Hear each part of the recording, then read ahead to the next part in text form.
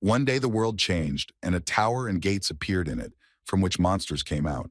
These monsters mercilessly destroyed everything in their path, thereby creating chaos in this world. But with the appearance of these monsters, there were those who could stop them. These people had superpowers. They became a reliable protection for humanity. In the modern world, they were called players, who were a symbol of wealth and an example of envy for ordinary people who had no abilities. There was also a guy without abilities named Kim Gi-kyu, who worked as a food delivery boy in the office where all the chosen ones came to study. Returning from work, he immediately ran to check the mailbox and hoped that there was a letter for him. Looking through each letter, he wanted to see a letter inviting him to become a player, but unfortunately, it was not there. The guy came home and was met at the door by his sister. She told him how their mother was doing and explained to her brother why he wasn't sleeping so late. GQ decided to go check on his mother himself to make sure she was okay, and he felt relieved that his mother was sleeping better. When he turned to his sister, he saw that she was holding a cake in honor of his birthday. GQ was very surprised and couldn't understand where she got the money for this. The sister began to joke and then handed him the cake. The brother was very happy and happily thanked her for the pleasant surprise. But before he started eating the cake, the sister wanted her brother to read the letter, and he immediately began to open it without suspecting anything.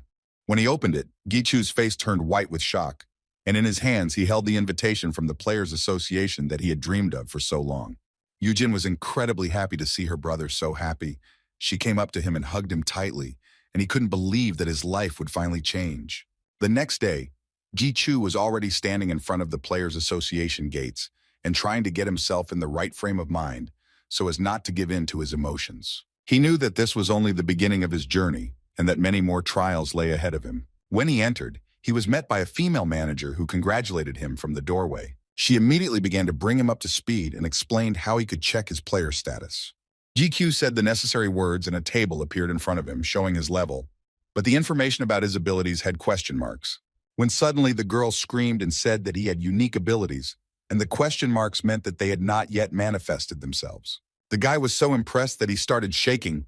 The girl calmed him down and said that the trainer would come soon and explain everything in detail. Suddenly, a guy intervened in their conversation. Turning around, they saw that it was Seok Woo, one of the best players, who decided to hold Gi-kyu himself.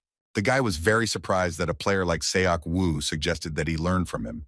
The manager didn't want to let them go at first because it was against the rules, but then she decided that she could resolve the issue and let them go. They approached the portal that leads to the tower, and the guy could not believe his eyes that all this was actually happening. When they both entered the portal, they found themselves on the first floor of the tower, where they discovered a lot of orcs. A slightly frightened Gi-chu asked the coach why there were so many orcs and how they would deal with them.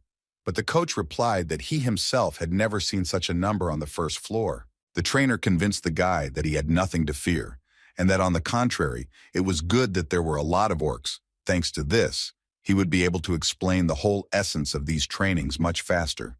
Seok Woo asked Gi-kyu if he knew about the 100 Goblin test, and the boy replied that he knew about it, but the test was banned due to its danger. He skillfully destroyed one after another, while simultaneously telling about the test with goblins, which was invented to reveal the hidden abilities of the player.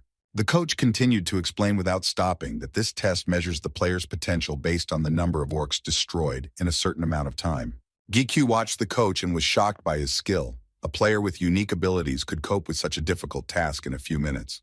Seok Woo made him understand that with such abilities, he should be able to complete the task very quickly, while ordinary players take years to achieve success. These players have such a fast rate of growth, and their potential is beyond imagination. The coach then said that he wanted to create a guild that would surpass even the most legendary guild, Angela. For this, he needed capable players, and especially those with unique abilities like Gi-chu. He hoped that the guy would repeatedly go beyond his capabilities, and someday they would meet again in the tower. But first, the player needs to try to start his first hunt, and Seok Woo unfroze one orc that he left especially for the guy. Gi-chu took a stance and listened attentively to the instructions of the trainer, and thus began his first battle with the orc. Several years passed since that day, and Gi-chu continued to fight the goblins on the first level. But all this also took a lot of his strength, and he had to take a long time to recover from hunting one orc. At this time, the players were watching him. They felt uneasy because Gi-chu was so tired, and they were worried that it would be just as difficult for them to hunt. Meanwhile, the guy opened the information window and saw that his level was still first, which made him very angry. He began to hit the ground with his fists and scream at himself in anger. The players did not understand why he was so angry and were very worried about it. Gichu's abilities did not manifest, and this made him even more angry, because in order to destroy even one orc, he spent an entire hour. Another training session with the newbies ended, and he praised them for a good hunt. They were all able to raise their level and were very happy about it, as they felt it was much easier than they thought. Gichu let the players rest and said that tomorrow they would be going through the second floor of the tower. He went about his business, and at that time the players began to discuss among themselves who he really was. They discussed the rumors that were going around about Gichu and his unique abilities, but they were just rumors. After all, if his abilities had manifested themselves, he would hardly have been a conductor. There were also rumors about his failures in battles, and that he was the only player who could not level up. Gichu heard their discussion, but he didn't care. He was sure that his abilities would soon manifest. When his work as a guide is over, the guy comes to his secret place on the first floor, knowing for sure that no one will disturb him here. Every day, one goblin appears in this place which the guy hunts.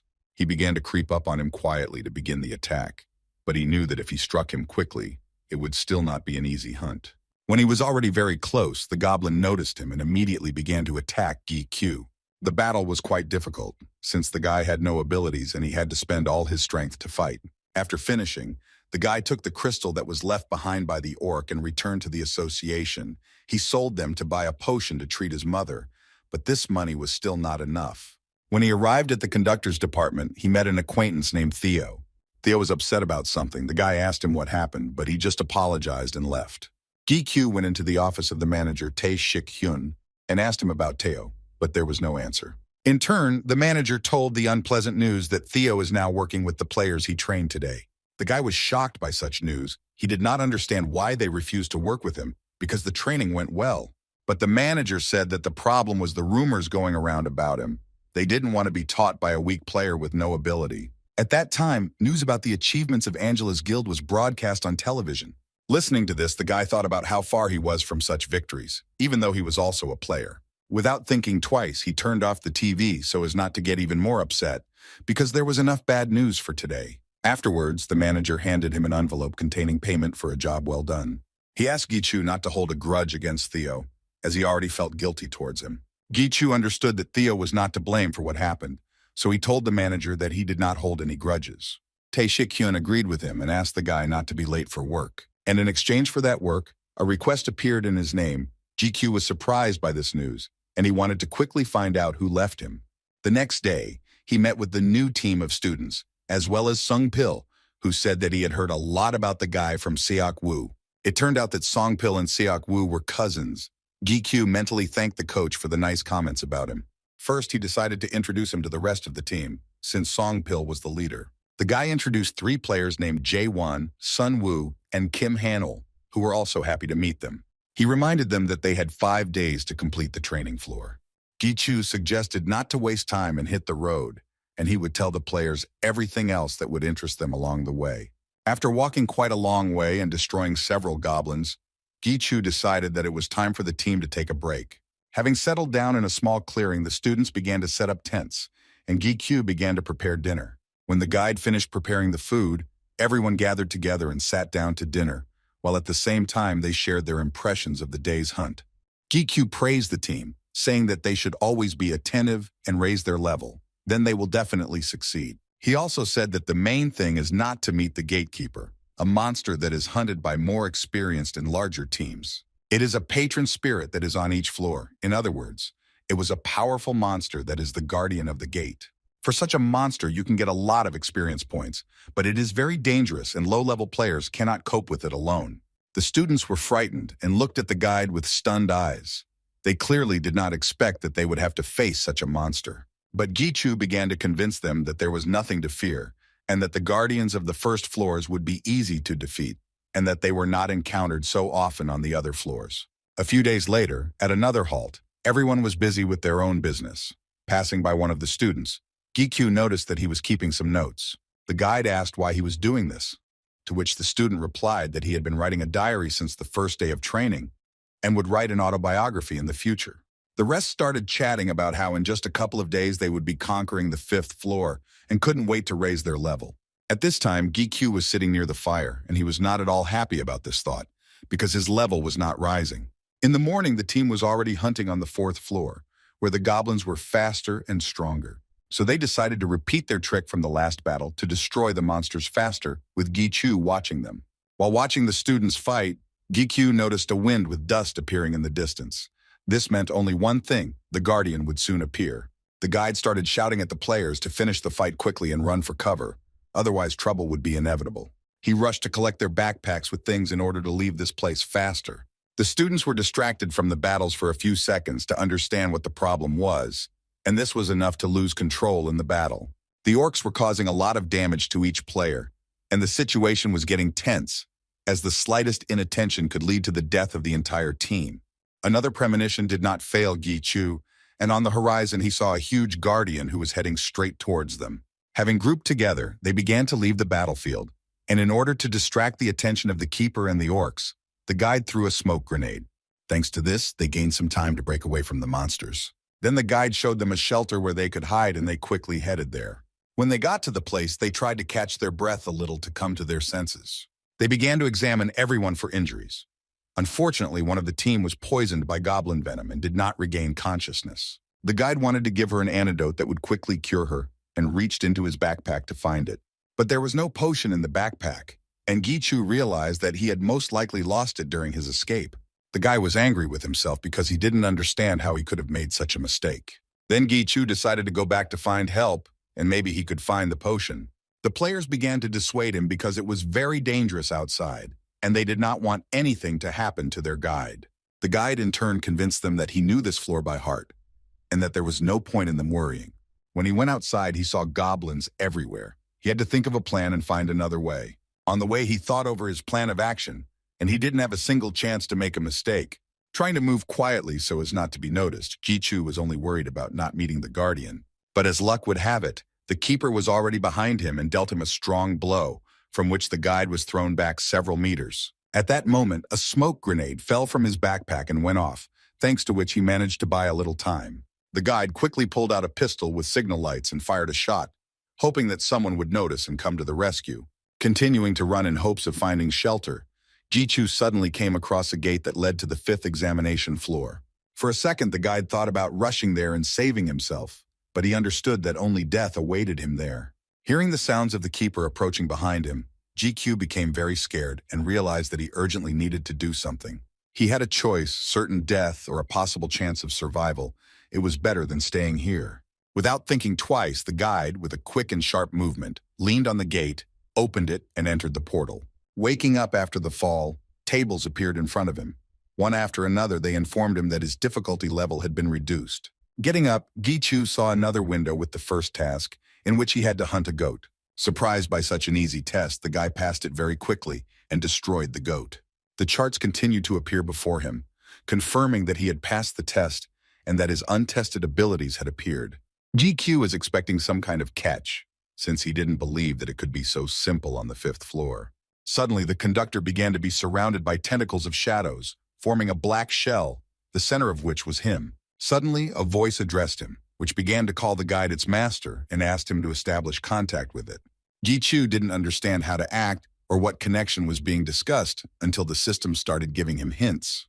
The system alerted him that the ego had requested a connection with him, which he had to confirm, and that was the last thing he heard. Opening his eyes, Gichu saw his sister and the manager, who were very happy that he had finally come to his senses. Later, the manager said that the guy was found unconscious on the 5th floor a couple of weeks ago.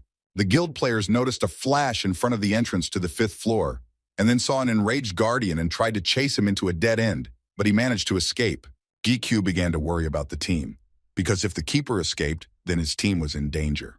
But when they came to visit him, he sighed with relief, glad that they were alive and no longer in danger. After everyone left and the boy was left alone, he decided to take a walk around the hospital and talk to his mother so that she wouldn't worry. Walking along the corridor, he wondered why. After passing the 5th floor, his level did not increase. However, something changed that day. He started to pass the tower again. And when he returned from clearing the gates, the other players looked at him with surprise and interest. Now there were different rumors about GQ, which made him popular among other players, who gave him the nickname, the Tutorial Killer. Fighting orcs and goblins was much easier for him because he had abilities. Gichu fought well, and with his new sword, it was even easier and faster. He did establish a connection with the ego, and that was his unique ability. The boy gave him the name Lu, and now he could use his power and improve his skills. Now he could easily destroy goblins, and it took much less time than before, which he was certainly happy about. It all happened so quickly it seemed like yesterday the guide was trembling at the sight of the orcs, and now his bag is full of earned crystals. But a month ago, he didn't even understand how to use this ability and what it was. Glad that it wasn't a dream after all, and he now had an ego partner, Ji-Chu immediately headed to the tower. For the first time in several years, he felt changes, and he could not sit still but wanted to immediately try out his new abilities. The only thing that was not clear to him was how to establish a connection with the ego so that it would manifest itself. Trying to focus on his thoughts, the boy remembered the conversation with ego and how he gave him the name Lu. Suddenly, a ball appeared above him, and the system informed him that he had successfully summoned Lu's ego. Lu doesn't have a physical form yet because the player doesn't have enough skills, so his form will be randomly generated. To create it, the ego absorbed materials in a disorderly manner, attracting everything and even the things that were on Gikyu. When the ego stopped absorbing, its transformation into form began, after which a huge explosion occurred. GQ lay on the ground the whole time, covering his face with his hand from the bright light, trying to see what was happening. In front of him, he saw a sword hanging in the air. This was the embodiment of the ego. GQ picked up the sword and began to talk to it, trying to understand what it really was. The boy asked Lu if he could move on his own, but he replied that he couldn't move without his owner. He also said that he cannot change the owner and break the connection with him either, since only his owner has a choice.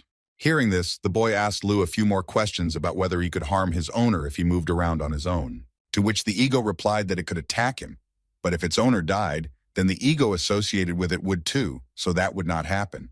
He also said that he feels pain and has emotions if you turn them on. Hearing this, GQ smiled sarcastically. Without thinking twice, the guy took the stone and turned on the pain sensations of the ego. He threw a stone at ego with all his might to teach him manners, since he was speaking to him disrespectfully. It later turned out that Lu absorbs the blood of orcs, and this increases his level and experience points, as well as his stats. Now Gichu's battles have become much easier, thanks to his ability to connect with the ego that had been wandering alone for so long. Having successfully completed another hunt, the boy decided that they could now go beyond the gate to earn even more crystals. When he returned to the office, he was met by the manager, who insistently asked him not to go outside the gates yet. He said that recently several players died there because they got into the wrong gate and he didn't want anything to happen to the guy. Shik Hyun was worried about him. He hoped that the guy would listen to his words and not do something stupid. The manager praised him for his work and sent him home. Gikyu nodded approvingly in response and left the office. As he walked out of the building, he thought about Shik Hyun's words, realizing that it was dangerous to go beyond the gate, but he had no other choice. He knew that he would earn more money outside the gates than in the tower, and that was his main goal. The guy took out his phone and started looking at the ads that other players had posted, who were also going to go beyond the gate and were looking for company. While he was looking through them, he mentally convinced himself that nothing would happen to him. Choosing one of the ads, he called and arranged a meeting. In the morning, Gikyu met with the team leader, whose name was Sung-Soo, and they began to discuss their future work. Song-Soo gave the guy a contract that specified the nuances and privileges of the job. He made an appointment with him in a few days to go hunting. There were two types of gates. The first were one-time ones, which disappeared after they were cleared, and continuous ones, which were the ones in which you could hunt endlessly. But unlike one-time gates, continuous ones have a small reward, but the advantage is that there are fewer risks. So many people go there. The day of the hunt arrived, and as Gi-Chu walked slowly through the tunnel, he watched the other players on the team. The guy noticed that the players in front of him looked awkward, and perhaps they had also come in response to the ad. Suddenly, Song-Soo ordered them to stop and wait. From the other end of the tunnel, they heard monsters approaching. A crowd of monsters was rushing straight at them. There were a lot of them, but the team was ready to fight. The first of them to attack was a player nicknamed Tank, who could hold back their advance with his shield. The leader shouted commands to each of the players, and everyone began to fight off the attack, trying to inflict as much damage on the orcs as possible. Gi-Q, in one fell swoop, dealt with this crowd of monsters in a few seconds, destroying them one by one without exception. When the leader and other team members saw this, they were slightly shocked at how quickly the guy dealt with the monsters alone. After completing the journey, they decided to make a stop to rest and gain strength for the next battle. GQ was sitting to the side. Two of the team approached him. They began to thank him for his help, admiring his skill in battle. Hearing this, the guy laughed and said that he was just lucky, but the players continued to praise him. At this moment, Gi-chu looked at the leader. Such talk was unacceptable in his presence, although there was no reaction from him. Suddenly, the leader intervened in their conversation. He informed them that it was time to end their rest and move out. Hearing the leader's order, everyone began to gather. Gi-chu asked Ego if he was ready to fight and said that he would soon get something better than zombie blood. When they reached the wall of iron bars behind which the monster boss was located, Gi-chu was surprised at how huge they were. In turn, the team leader decided to discuss a plan to attack the gatekeeper, who was called Talon. Suddenly, one of the players began to interrupt the leader, citing the fact that they already knew everything and there was no point in wasting time on pointless conversations. The leader reminded the player that he better listen to him again, because behind the gates, one mistake would put the entire team in danger. His partner saw how the player grimaced in displeasure at Song-soo's words, and she was very angry at such disrespect. The leader noticed this and looked at her sternly. She felt his gaze even without turning around and immediately pulled herself together. Gi-chu had been watching them the whole time and thought it was very strange, but the leader continued to tell them the strategy plan. The team began to act according to his plan. Melting the grate, they went to the boss. They needed to climb on his back to destroy him. Song-soo shot a deadly arrow at Talon, thus angering him. The Guardian was furious and began swinging his fists, fighting off attacks and attacking the players at the same time. Byung-hun, nicknamed Tank, had to block his attack so that other players could get closer to the monster. At this point, the near and far shooters tried to inflict as much damage as possible to weaken him further. But the most important thing was that Talon, having cowered, could change tactics. Because of this, his defensive powers increased, so it was impossible to let him do this. As he bent over, GQ delivered a powerful blow that should have caused him a lot of damage and made the fight easier. Before approaching the monster, the system informed him that his fusion with Lu had increased, and he could use his power more effectively. When he struck the Guardian, he immediately destroyed it with his strong attack. The team, seeing this, could not believe their eyes. They were shocked, because it was very difficult to defeat such a monster alone. Signs began to appear before Gi-chu's eyes, indicating that he had acquired a new skill, cannibalism, which restored physical strength by eating monsters. When it was all over, the same players ran up to the guy and started asking him for his phone number, thus showing that he was a worthy leader. Sun Yamu interrupted them and pointed out that they had won a paralyzing dagger for the boss, which according to the contract had to be played out by throwing lots. But the tank began to persuade Gi-chu to take this dagger, and they would help him with this. Gi-chu was not surprised by his proposal since, over the years of working as a guide, he had learned to see people, but he did not think that they would behave like this. Everyone sat in a circle to begin the drawing of lots, and Gi-chu continued to watch Song-soo and the girl whose name he didn't know. But he knew that there was something else hidden behind her calmness. Just as the leader began to take out the bones, Gi-chu saw Byung-hun and Dae-oh look at each other with a mischievous smile on their faces. Abruptly jumping up, Byung-hun began to attack the leader, pointing the dagger straight at him. When he approached Song-soo, he didn't move from his place, as if that was how it should be. Right in front of his face, the tank's strike was intercepted by Gi-chu, sending him flying several meters away from Song-soo. Lying on the ground, Byung-hun began to call for help from Dae-oh, since they were going to do this together. But he was very frightened and trembled all over with fear, so he did not do anything. Having neutralized it, Gi-chu thought that if he had just a little more time, the tank would have been destroyed, because the girl was ready to repel his attack. He looked at her and saw how her eyes changed color, and in her hands she held a dagger, which he did not even notice at first. At the same time, he was very surprised by how indifferently and calmly Song-soo sat when a knife was pointed at him. Gi-chu continued to hold Byung-hun while wondering what the leader would do with him. Behind him, he heard Dae-oh begin to defend himself by saying that he didn't know what the tank wanted to do. Song-soo was surprised why he was asking him this, to which the boy replied that the leader was an interested party. Lost in thought, Song-soo turned to the girl and called her by name, Ha-rim, thereby giving her the command to act. Her eyes glowed red again and black energy formed around her. She moved so fast that in a few seconds she was already behind Dae-oh. The girl dealt him a short but powerful blow, from which he immediately fell unconscious. Gi-chu watched what was happening and only confirmed his suspicions that Ha-rim was very dangerous. Having finished with the first, she did the same with the second player, who also lay there without showing any signs of life. When she finished and returned to her seat, Gi-chu picked up the dagger, saying that he would keep it for himself. He explained this decision by saying that he deserved this dagger because he saved the leader's life. But Song-Soo disagreed with him and considered it an exaggeration. But Gi-Chu continued to insist on his own, hinting to the leader that he could do without the dagger. Song-Soo asked if the guy knew who he really was, since he thought that the dagger would not be useful to him. Gi-Chu knew that he was no ordinary player since he had such a guard, but he didn't care about it. Pointing to the two players who had been lying motionless the entire time, he told them to decide what to do with them, and he needed to go hunt. He left silently, and on the way Lu approached him, saying that he was surprised that the guy didn't run away, and even dared to tell them what to do, taking the dagger. Gi-Chu decided that it was time to go out because there were no more zombies, and he had absorbed enough of their physical strength, increasing his stats. Finally, before leaving, they decided to go into the reward room, where they had previously destroyed the gatekeeper. Gi-Chu noticed that something was wrong. He looked at the wall through which a bright light was shining and confirmed with Lu that he was also seeing this for the first time. After knocking on the wall, he realized that it was empty and decided to break it to find out what was hidden behind it. When the wall was broken, a lot of dust rose up, making it impossible to see anything. But Lu could sense that there was an ego somewhere there and told the guy about it, who was very surprised by it.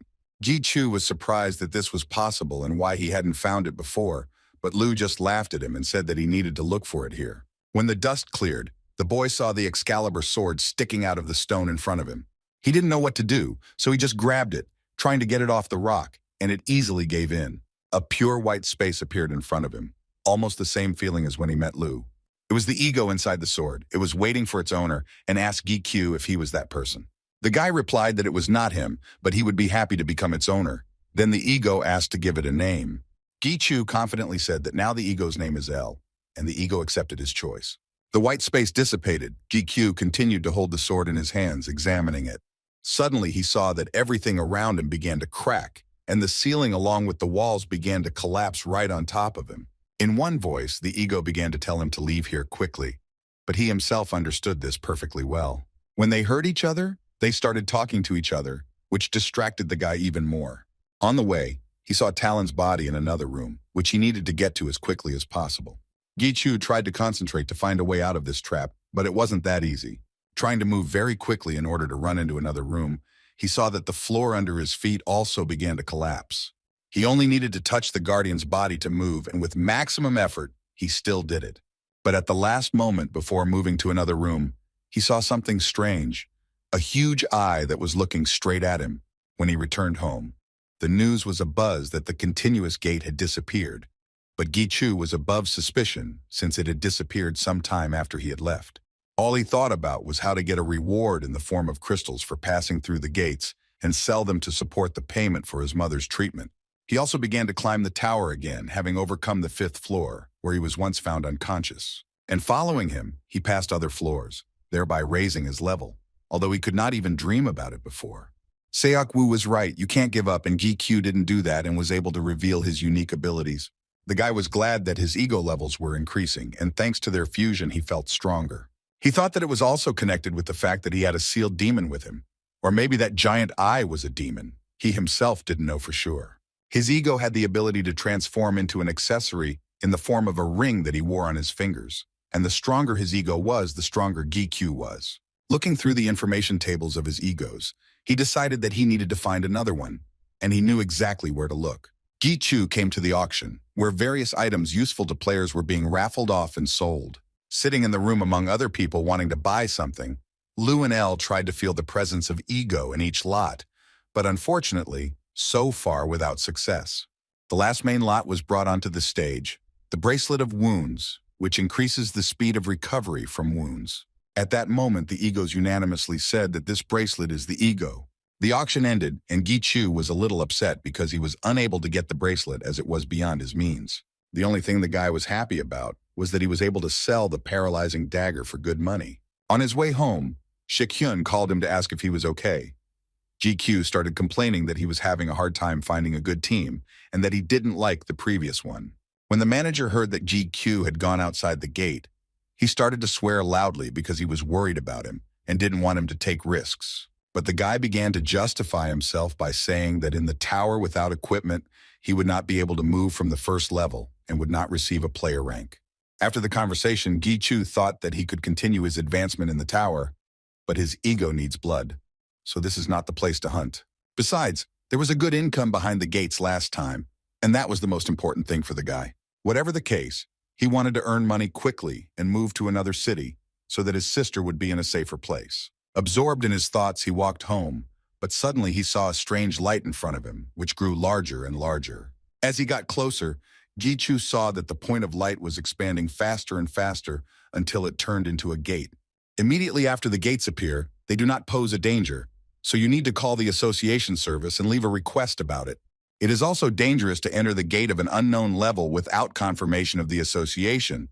The player can even be sentenced to imprisonment for breaking the rules. The first person to witness their appearance receives priority to attack the gates for 5 days. At that time, Shik-hyun saw the announcement of the gate's appearance, that it had appeared near Gi-kyu's house. When the manager saw that the applicant was the guy himself, he was very shocked by this coincidence. A few minutes later, there were already a bunch of experts from Shik-hyung's administration at the gate, who had to verify the accuracy of the information and find out what level they were. After completing the inspection, one of the experts warned Gi-kyu that if he did not enter the gate within 5 days, the priority right could go to auction. After which the manager called the guy to talk to him about this matter in private. They went into a nearby cafe. Shik-hyun ordered a cocktail and drank it down right away.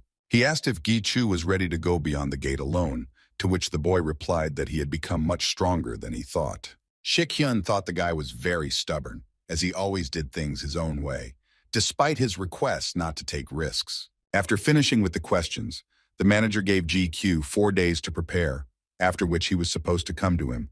But the guy did not understand why this was necessary, to which the manager replied that if he was poorly prepared, he would not let him go anywhere. 4 days later, Shik-hyun brought the boy to the training hall. It was in the basement of the association, a wide space that had a protective layer on the walls. While the guy was looking around the room, Shik-hyun asked him if he liked the idea of joining the association, but not as an employee now. Gi-kyu thanked him for the offer, but he did not want to commit himself, as he had other goals. The guy also asked about Theo, because when Hen became the boss, the conductor department was removed and he was wondering where he was now. Shik-hyun said that Theo joined the Carbon Guild, and after that it was as if he became a different person. Gi-kyu was happy for him and decided to call him later. Gi-kyu was surprised that Shik-hyun didn't bring a weapon with him, since he said he wanted to practice with it. But he in turn said that the guy was seriously underestimating him if he thought that he couldn't cope without it.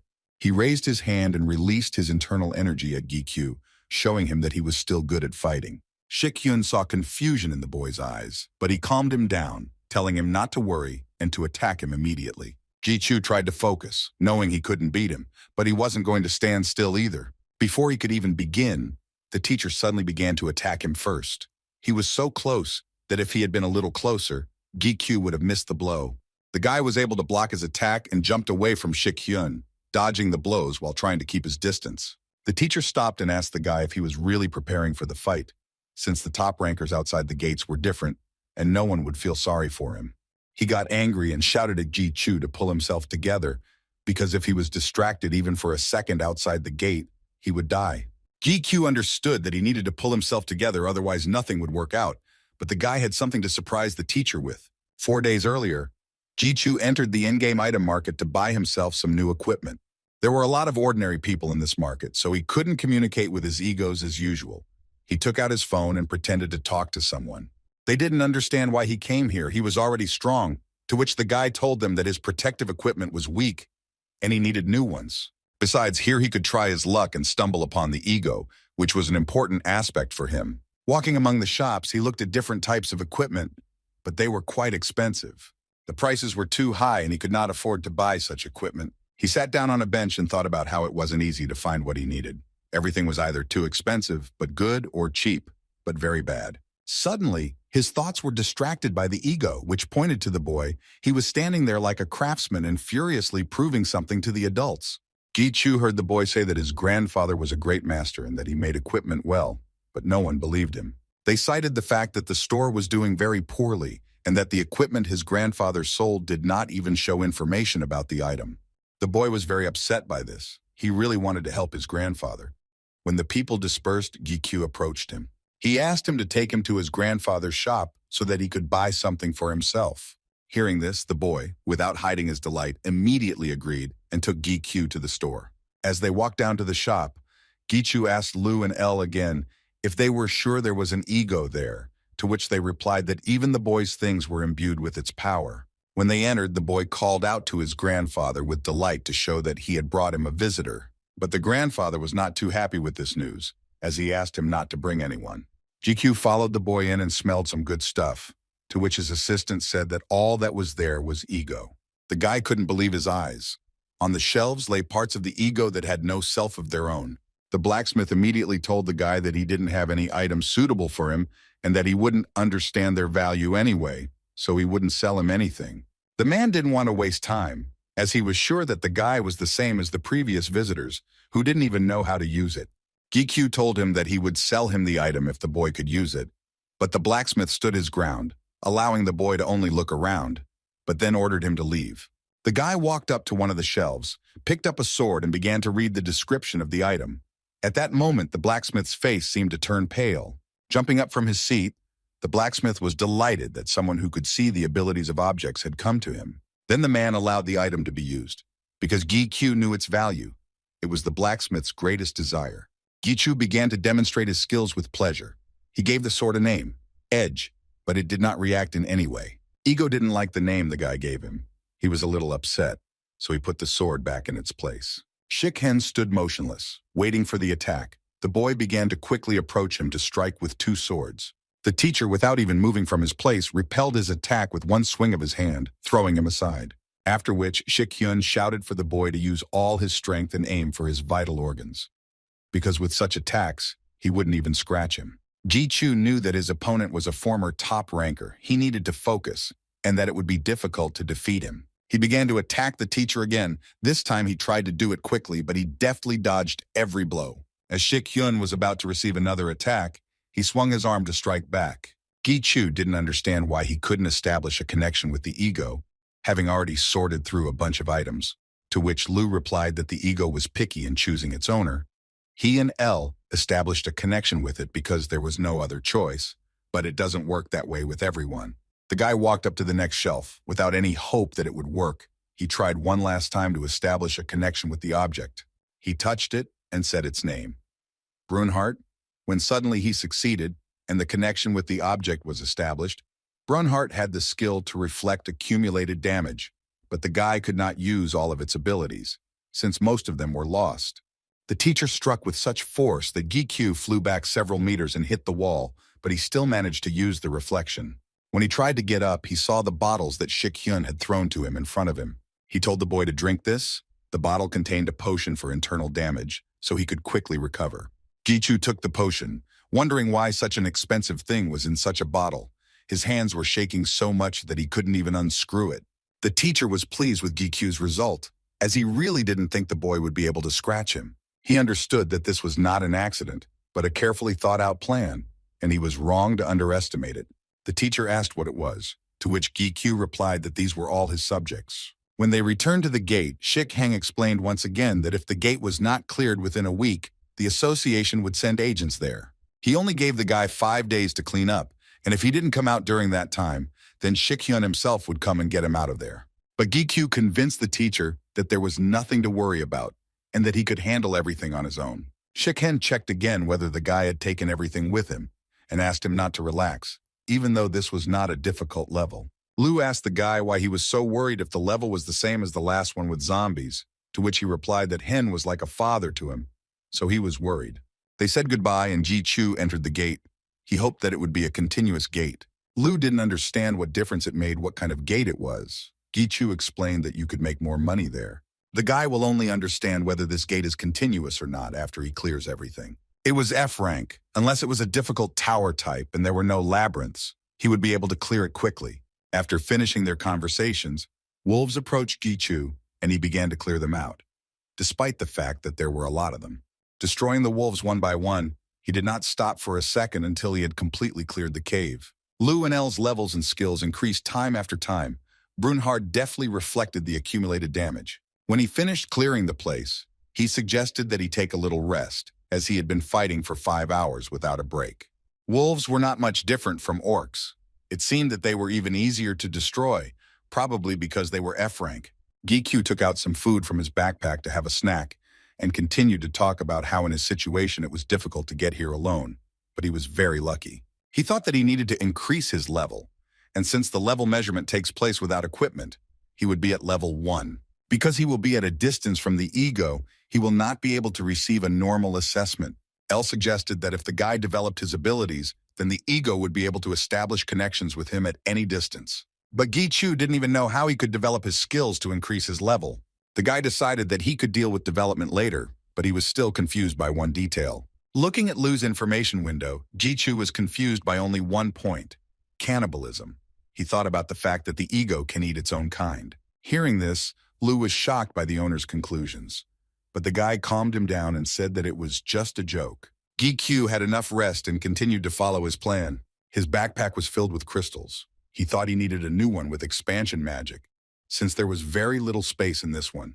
The guy started looking for a way to free up some space in his backpack, and his attention was drawn to the enhancement potion. Walking a little further, his ego felt a strong energy ahead, which meant that the gatekeeper was already close. The guy took out a potion of enhancement and drank it, due to which his stats increased and gave him more strength. He continued walking, but there was still nothing ahead and the potion was about to wear off. But the ego convinced him that they were very close. The boy saw a light ahead, which meant that Lu was right and the keeper would appear soon. When he came out of the cave, he saw the guardian. The guy realized that he was different from the boss he attacked earlier. The guardian noticed Gi-Q and stood up and was ready to attack. He seemed much stronger and impressive in size. The guy also noted that the pressure that came from this boss was different from what Talon exerted. This one was a real monster boss.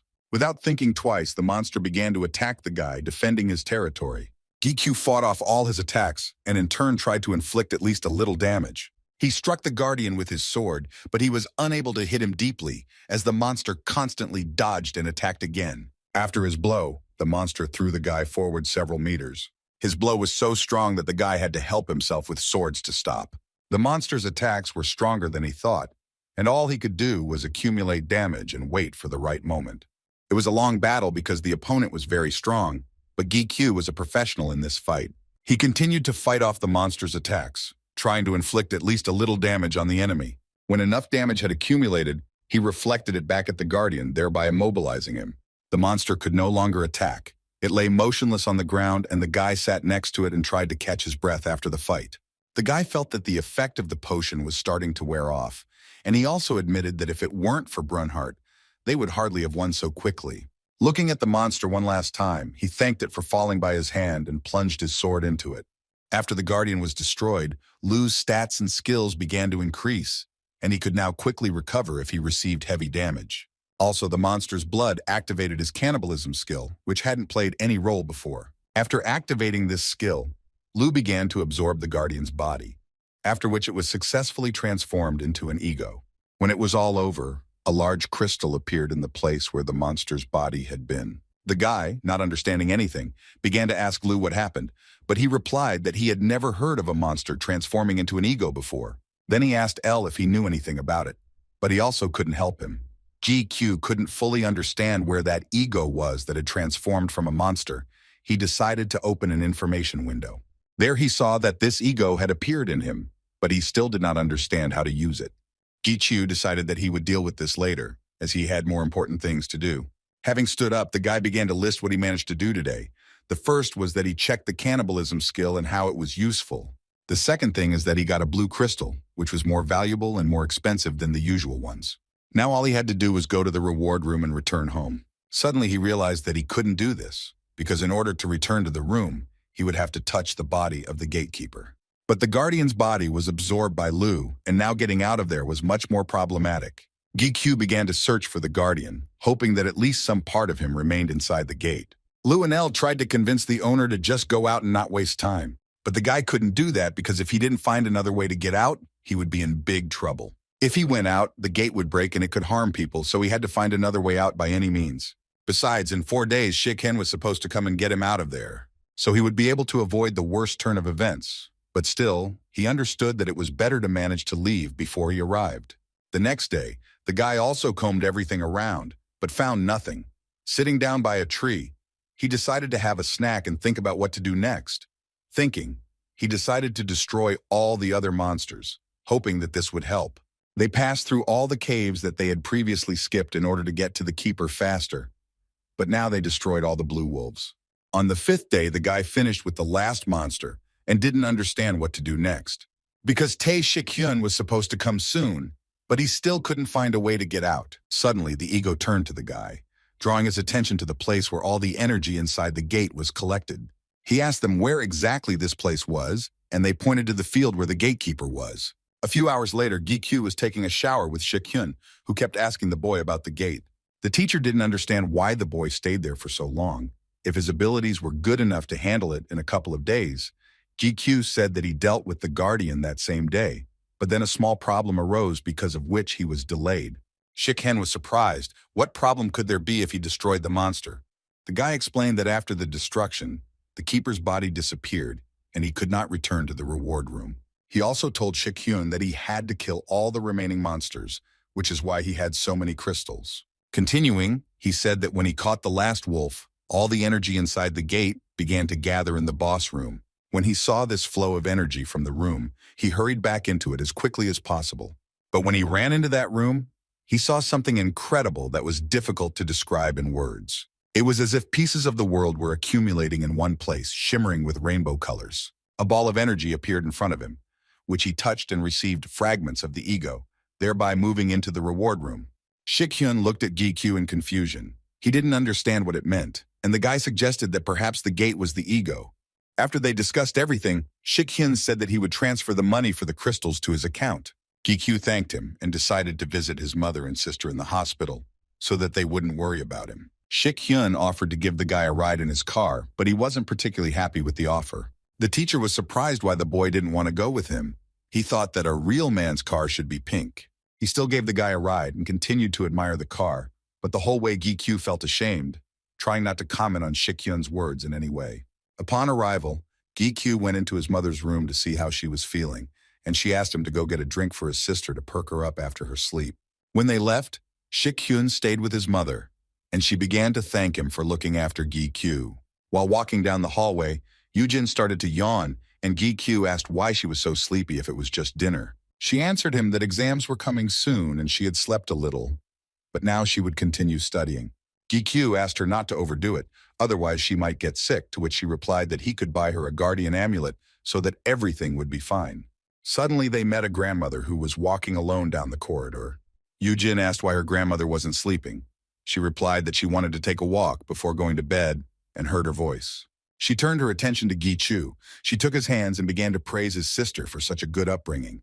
When she held his hands, she said that he had a very good aura. The guy was grateful to her for the nice words. Granny apologized for distracting them from their walk and said goodbye to them. When they had moved a little away from her, she suddenly called Gi-kyu to her. She warned him to be careful. Several different energies were colliding within him, and because of this, he could lose himself. Gi-kyu looked at her in surprise, not understanding what she was talking about or how she could know such a thing. As she left, she wished him to overcome all the difficulties that lay ahead for him in the future. The guy wondered why she suddenly decided to warn him and whether she could really know something about him. The next day, Gi-kyu felt much better as he finally got to sleep in normal conditions. When he left the room, the doctor who treated his mother approached him. Gi-kyu was a little nervous, as he did not understand why he was called. The doctor asked to give him some time to discuss the patient's condition. The players happily discussed the end of the hunt and planned their further rest, standing near the gate. Suddenly, they saw a guy arriving who was planning to enter the gate. The players recognized him as the same tutorial killer, Gi-kyu. They were delighted by the unexpected meeting and wanted to approach him to greet him. But suddenly they stopped, seeing his expression, which was distorted with hatred, and there were very good reasons for this. His mother's condition was critical, although it was not noticeable externally, but her muscles were badly damaged. She also developed serious complications, although Gi-kyu took very good care of her, but there was another unknown reason that was having a bad effect on her health, but the doctors could not determine what it could be.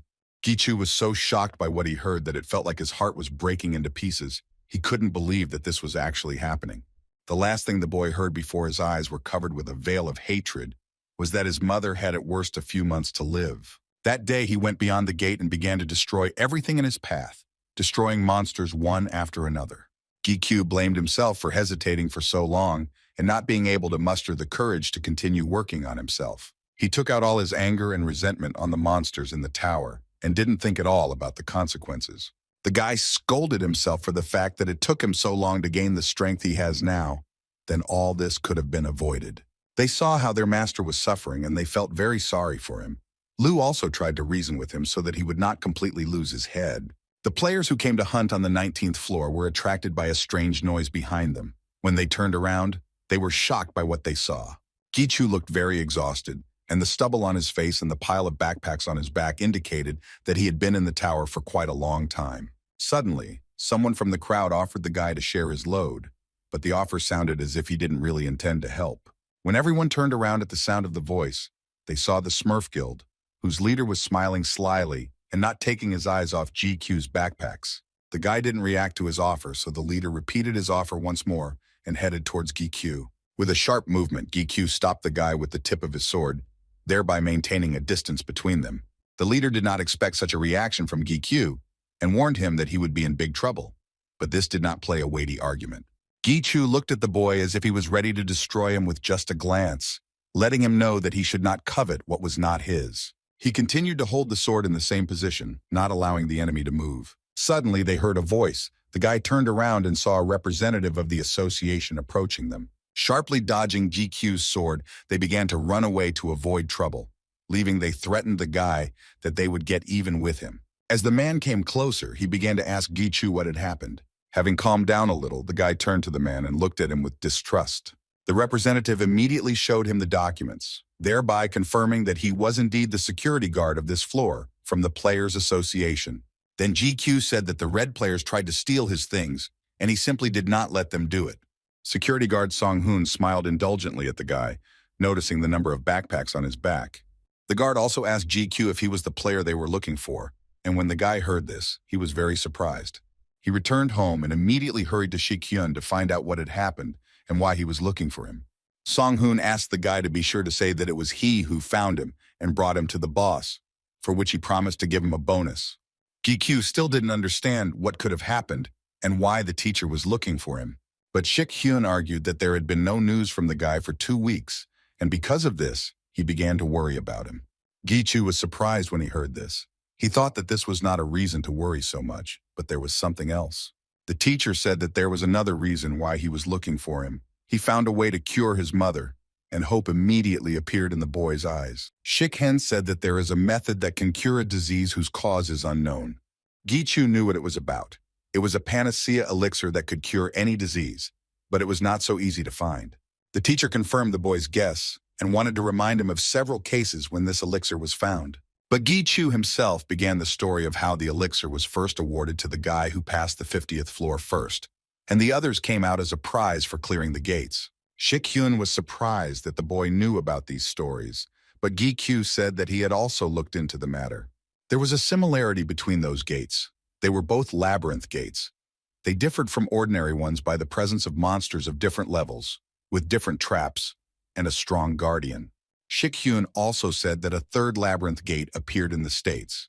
They were considered as gates beyond the level, so everyone could try themselves there. The teacher sent the boy home to get himself in order and pack his things for the trip.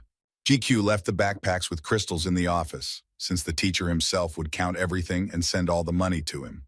The next day, GQ met with the guard Sung-hoon, who would be escorting him to the gate. Sung-hoon warned the boy that his boss had taken care of the arrangements for his stay in the States and had prepared everything necessary for him. When they had discussed everything, the guard suggested that the guy not delay and quickly set off on his way. But suddenly GQ stopped him and asked him to wait a little, as he had some unfinished business. Gichu passed the 20th floor of the tower and increased his ego fusion skill. In the information window, he saw that he could only use less than half of his skills. The guy was approached by Song-hoon, who had been waiting for him to finish the exam the whole time, saying that it usually takes about an hour to complete a floor. Gichu agreed with him, but did not understand why he suddenly asked about this, to which the guard enthusiastically replied that only a few minutes had passed. He stopped short and suggested getting back to business, but Gichu suddenly began to worry that they were late for the plane. Sung-hoon calmed him down, saying that this was not their transport. They went to the 5th floor where there was a giant tower of incredible size. Because the zones are separated, it is rare to meet players from other countries, but the tower is connected to all parts of the planet. They arrived at the tower and headed towards the elevator. Riding it up, GQ was surprised how it worked without light. Song-hoon explained that he works on crystals and that it is a large artifact like the tower itself. For a second, the guy imagined how expensive it is. When they reached the right floor, Gi-chu was shocked by what he saw. It was the control center of the transition portal between countries. Passing by various portals, Gi-chu never thought that he would ever use one of them. Having reached the necessary portal, the guard offered the guy a ride on the fastest transport in his life. He laughed and they entered the portal. In Los Angeles, they got into the car and headed to the labyrinth. On the way, GQ read the news about who else would be in the gate clearing. 3 top rankers, who were much stronger than the guy, expressed a desire to participate in capturing the gate. Because of this, he began to doubt his abilities. The car stopped, which meant that they had arrived at the 3rd gate, called the Labyrinth of the Gerryond. The gates were securely fenced and surrounded on all sides by military personnel with their equipment. Not far from the gates, other players noticed the new arrivals and tried to figure out who these people were. One of the players, using his ability, tried to see the level and skills of Ji-Chu. But suddenly he was surprised. His level was 1st, his stats were also 0, and his unique abilities were not visible at all. At this time, Gi-Q and Sung-hoon were already standing next to the representative of the American Association. It was difficult for the guy to talk to him, since he did not know the language. Players wondered how Gi-Chu got here with the 1st level. One of the girls' players was watching the guy because she liked him right away, and decided that the most interesting things were yet to come. As soon as they entered the labyrinth, battles with monsters began almost immediately. Sung-hoon was the guy's partner, and they fought together against huge monsters. They formed tactics to quickly and efficiently destroy monsters and move on. After finishing with another huge spider monster, they exhaled and decided to take a little rest. Gi-Q was glad that he got such a partner, but Sung-hoon should have already returned back. The guard confirmed that he had been there long enough, and that it would take him quite some time to get home. Gi-Q thanked him for his help and for helping him quickly get used to the labyrinth. Song-hoon, in turn, was glad that he was able to help the guy, and they agreed to meet after the completion of clearing the gate. Saying goodbye, they parted. As he walked forward through the labyrinth, Gi-Q drew crosses on the walls to mark the way so as not to get lost. A week after Sung-hoon left, Gi-Q could destroy giant spiders without any problem. But the only thing that alarmed him was that the monsters were the same, which meant that he was moving too slowly. The closer he got to the keeper's room, the stronger the monsters that would appear on his way. Gi-Q remembered the ball of thread that Song-su had given him before leaving. He explained that it was the Arachne's thread, which would help transport one to the entrance of the gate, a gift from Shik Hen in case the monsters were too strong. Gi-Chu had no intention of using it until he found the elixir for his mother. Suddenly he heard someone scream. The guy immediately took out his swords and took a fighting stance. Turning to the ego, he asked if they had heard what he had heard, like the voice of a little girl. But the ego considered it strange and did not want to check who was there. But Gi-Chu was determined, even if it was a trap, it had to be checked, because ignoring it would be no less dangerous. They agreed to this arrangement, and the guy headed towards where the terrible screams were coming from. It seemed they could be heard throughout the entire labyrinth. When he came closer, he saw a little girl who was tied to a tree and calling for help. When Gi-Chu saw her, he found it very suspicious that such a young girl could be on the territory of the gate. Watching her closely, the guy saw that she was Korean, who looked very much like his sister. He continued to watch her, trying to understand whether he was imagining things or not. In the end, Gi-Chu decided to pretend that he hadn't seen her, since there were too many strange things, and it made him wary. As he turned to leave, he suddenly heard the voice of a girl who began to ask her mother for forgiveness for not being able to find money for her treatment. Having hooked Gi-Q with these words, she continued to cry and repeat the same thing, gritting her teeth. The guy could no longer control himself. The ego also tried to reason with its owner not to fall for this trap, but his feelings were stronger than his mind. He quickly moved from his place and with sharp movements of his swords, freed the little girl, lowering her to the ground. Having calmed down a little from what had happened, Ji-Chu began to ask the girl how she had ended up there, to which she replied that she had mistakenly separated from her team. The girl's name was Jung. She also said that her unique ability is to enhance skills. Gi-Chu thought that anyone, even a child, could become a player, since she had a rather rare ability. All this seemed to be true. The guy handed her a set for installing a security zone that worked for no more than a day. The guy was sure that during this time, someone would find her and help her. But suddenly the girl jumped up from her seat and began to beg Gi-Q to take her with him. But Gi-Chu flatly refused this offer. Beyond the gates, the players had to be responsible for their own lives. The girl immediately grabbed Gi-Q's hand and began to pitifully ask again, citing the fact that she would be useful and could help him. She continued to persuade him and press on his pity, repeating the same thing over and over again so that the guy would take her with him. In turn, the guy said that his goal was to clear the gates and he did not plan to go back. He warned her that what was to come could be very dangerous and that they would split the reward for completing the labyrinth in half, but he would take the elixir for himself. Soo-young was glad that he was taking her with him, but the guy immediately added, saying that if she got in his way, he would give her to another team along the way. Ji-Chu thought that hunting would be much easier with an assistant, although she could become a burden for him. They continued hunting now together, and along the way they began to encounter new types of monsters, which meant that they were on the right track. Working in pairs where Soo-jung on the command of Gi-Q enhanced his skills, and he destroyed the enemy many times faster than usual. Dealing with the monsters very quickly accelerated their progress through the labyrinth, which could not but please. By killing poisonous monsters, Ego absorbed their blood and his ability to resist that poison increased significantly. After 2 weeks of hunting in the labyrinth with a new partner, GQ immediately felt that the passage was much easier. They took a break, discussing how quickly Soo-jung's levels were increasing, which the guy was genuinely happy about. With delight, Soo-jung egged the guy on that very soon she would catch up with him and be as strong as he was. Suddenly, GQ felt movement nearby. He asked Soo-jung to be quiet, and he went to check who was there. He looked out and saw an Iron Guild approaching him, led by an American top-ranker nicknamed Iron Shield. Gi-chu immediately hid and began to worry that the top ranker must have sensed his presence and that he would be in trouble. They might think that Gi-chu was watching them, and then the guild would start attacking him, so he needed to get out of there quickly. Suddenly, the wall behind which Gi-chu was hiding collapsed right on him, and in front of him he saw the Iron Shield sword. His team was surprised why the guildmaster suddenly sent a Kalion there, and he in turn did not look away, trying to understand whether there was someone there or not. When he saw that it was empty, and the sword was just sticking out of the ground, he reassured his partners that he had simply imagined someone's presence. GQ and Soo-jung stopped in a cave a little away from the guild and tried to come to their senses and catch their breath. Soo-young didn't understand why they ran away if they hadn't done anything wrong, but the guy explained to her that under other circumstances, nothing would have happened, but not now. In this situation, they looked like spies, and that a sudden attack could happen, so it was better to stay away from them. He continued to say that such attacks happen rarely. Even with large guilds like this one, there are many enemies and they could mistake us for such. GQ decided to follow their tracks and keep a small distance between them to avoid unnecessary trouble. He added that it was good that their paths crossed with a strong team. It meant that they were on the right track. After some time, they continued on their way. On the walls, GQ saw marks that the guild had left and was glad about it, since there were no traps and monsters too, thanks to them. He turned to look at Soo-jung, but she was nowhere to be found, and he was at a loss as to where she could have gone. Here they began to furiously shout at the owner to run away faster, but it was too late. Behind Gi-chu stood that same Iron Shield. Before he could say anything, the guildmaster's strong hand grabbed him by the back of the head, and he flew face down into the ground and lost consciousness. Gi-q came to his senses from the blows to the face that the master was furiously inflicting on him, not giving him a break. He grabbed the guy by the hair and repeated the same thing over and over, trying to find out who sent him to spy on them.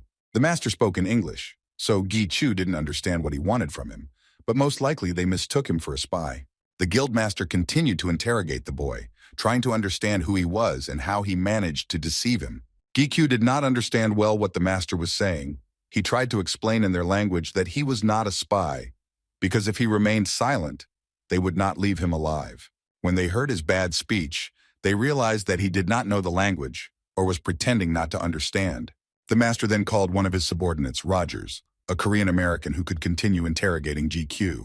Rogers approached the guy and started asking if he knew him, since he was quite famous in Korea, but GQ silently listened and watched him.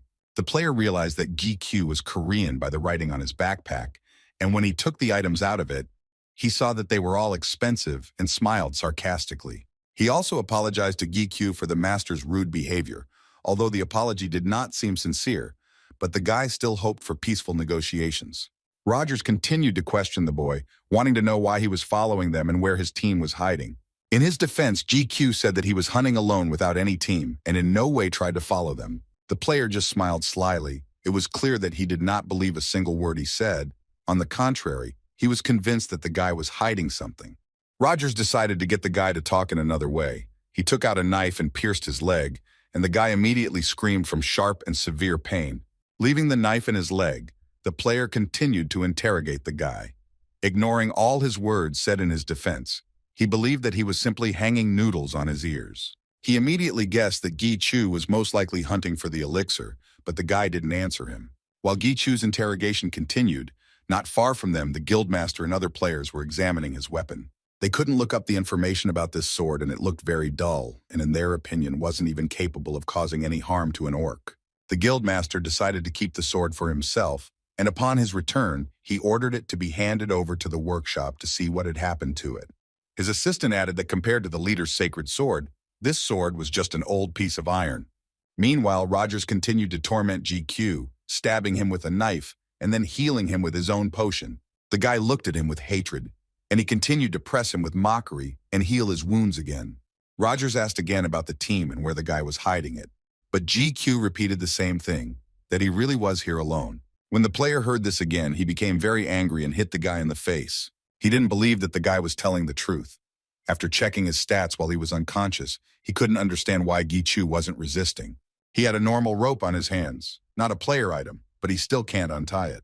Rogers started yelling at the guy, not understanding how this could be, that he couldn't do anything, and at the same time said that he ended up here on his own without anyone's help. Suddenly, the guildmaster approached the player, calling him to have a snack and rest a little from the interrogation. As he was leaving, he hit Gi Chu again, warning him to think about his behavior and tell them the truth. As he doubled over in pain, Gi Chu remembered that he never wanted to boast about his strength, as his imperfections were very painful to him. Going through a labyrinth with zero chance of winning, but deep down, he hoped that he would succeed. All he believed in was borrowed power. Now that his weapon had been taken away, he was completely helpless. Not far from where Gi Chu was being held, another guild appeared and was advancing in their direction. The leader of this guild was a woman in a mask. Her team noticed that something was happening in the distance. After looking around, the subordinate asked the leader whether they would take any action or move on. From the moment the guild captured Gi Chu, they had abused him profusely, amputating his limbs and inflicting numerous piercing and stab wounds on him. At first, he tried to count the number of injuries, but then he didn't have the strength for that either, but he still tried to hold on until the very end. The whole team surrounded Gi Chu. Some admired how resilient he was, while others simply laughed at him. The guildmaster looked at the guy and was also amazed by his courage. He asked to give him one of the guy's swords. At first, he wanted to melt him, but he decided to show respect to Gi Chu for his courage and kill him with his own sword. He also said that he would bury him at the entrance to the gate, which would go down in history. He believed that this was a worthy death for the player. The guildmaster took the sword and brought it to the boy's stomach to deliver the final devastating blow. But when he touched Gi Chu with his sword, his connection with his ego was restored and his powers returned. The boy quickly reacted and took his sword from him. He pointed it straight at the master to start the attack, but he in turn managed to prevent the attack and stop the sword in front of his face. While still holding the sword, the master felt the energy of the Demon King, which definitely piqued his interest. Gi Chu did not let go of the sword, trying with all his might to stay on his feet, but it was very difficult for him, since his body was very exhausted. The master still could not understand how he managed to deceive him and hide his power. No one had succeeded in doing this before. Suddenly, the guildmaster felt someone approaching, and before he could understand anything, he was attacked. The hand he was holding the GQ sword with was struck by an arrow that pierced right through it. Looking closely, he saw that it was Artemis's arrow, which meant that it was none other than Athena who had attacked him. He spoke her name out loud, and she immediately responded, smiling as she greeted her sworn enemy of the Iron Shield. The master broke the arrow and pulled it out of his palm. He turned to the warrior, asking if this attack could be perceived as a declaration of war. Hearing this, she laughed and reminded him that the war between them was not ending, while at the same time preparing to attack him. Having finished with the pleasantries, the enraged Athena went into a state of aggression and made a powerful dash to attack. With absolute composure, the guildmaster drew his sword for the upcoming battle. He slammed it into the ground, and a sword-shaped energy shield immediately appeared in front of him, completely protecting him and the entire guild.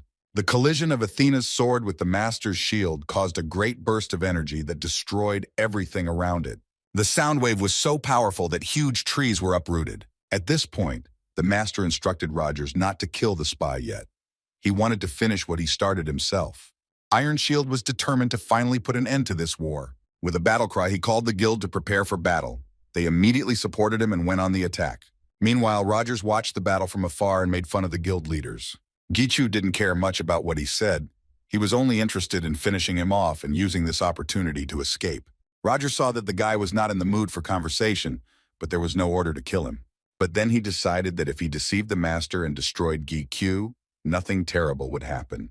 He jumped up, quickly finding himself behind Gichu, and swung his sword to deliver a killing blow.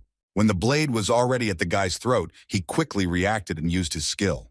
He reflected the accumulated damage that Rogers had previously inflicted on him, thereby saving his own life. The reflection was so powerful that Rogers was thrown several meters away from Gichu.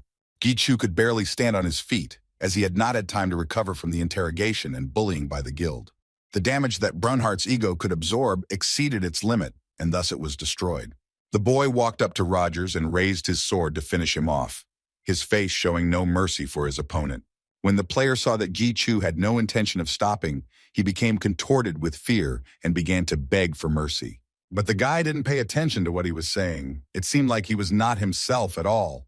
He swung and thrust the sword into his chest with all his might. When Rogers stopped making any sounds, Gichu slowly began to descend to the ground. This battle took a lot of his strength.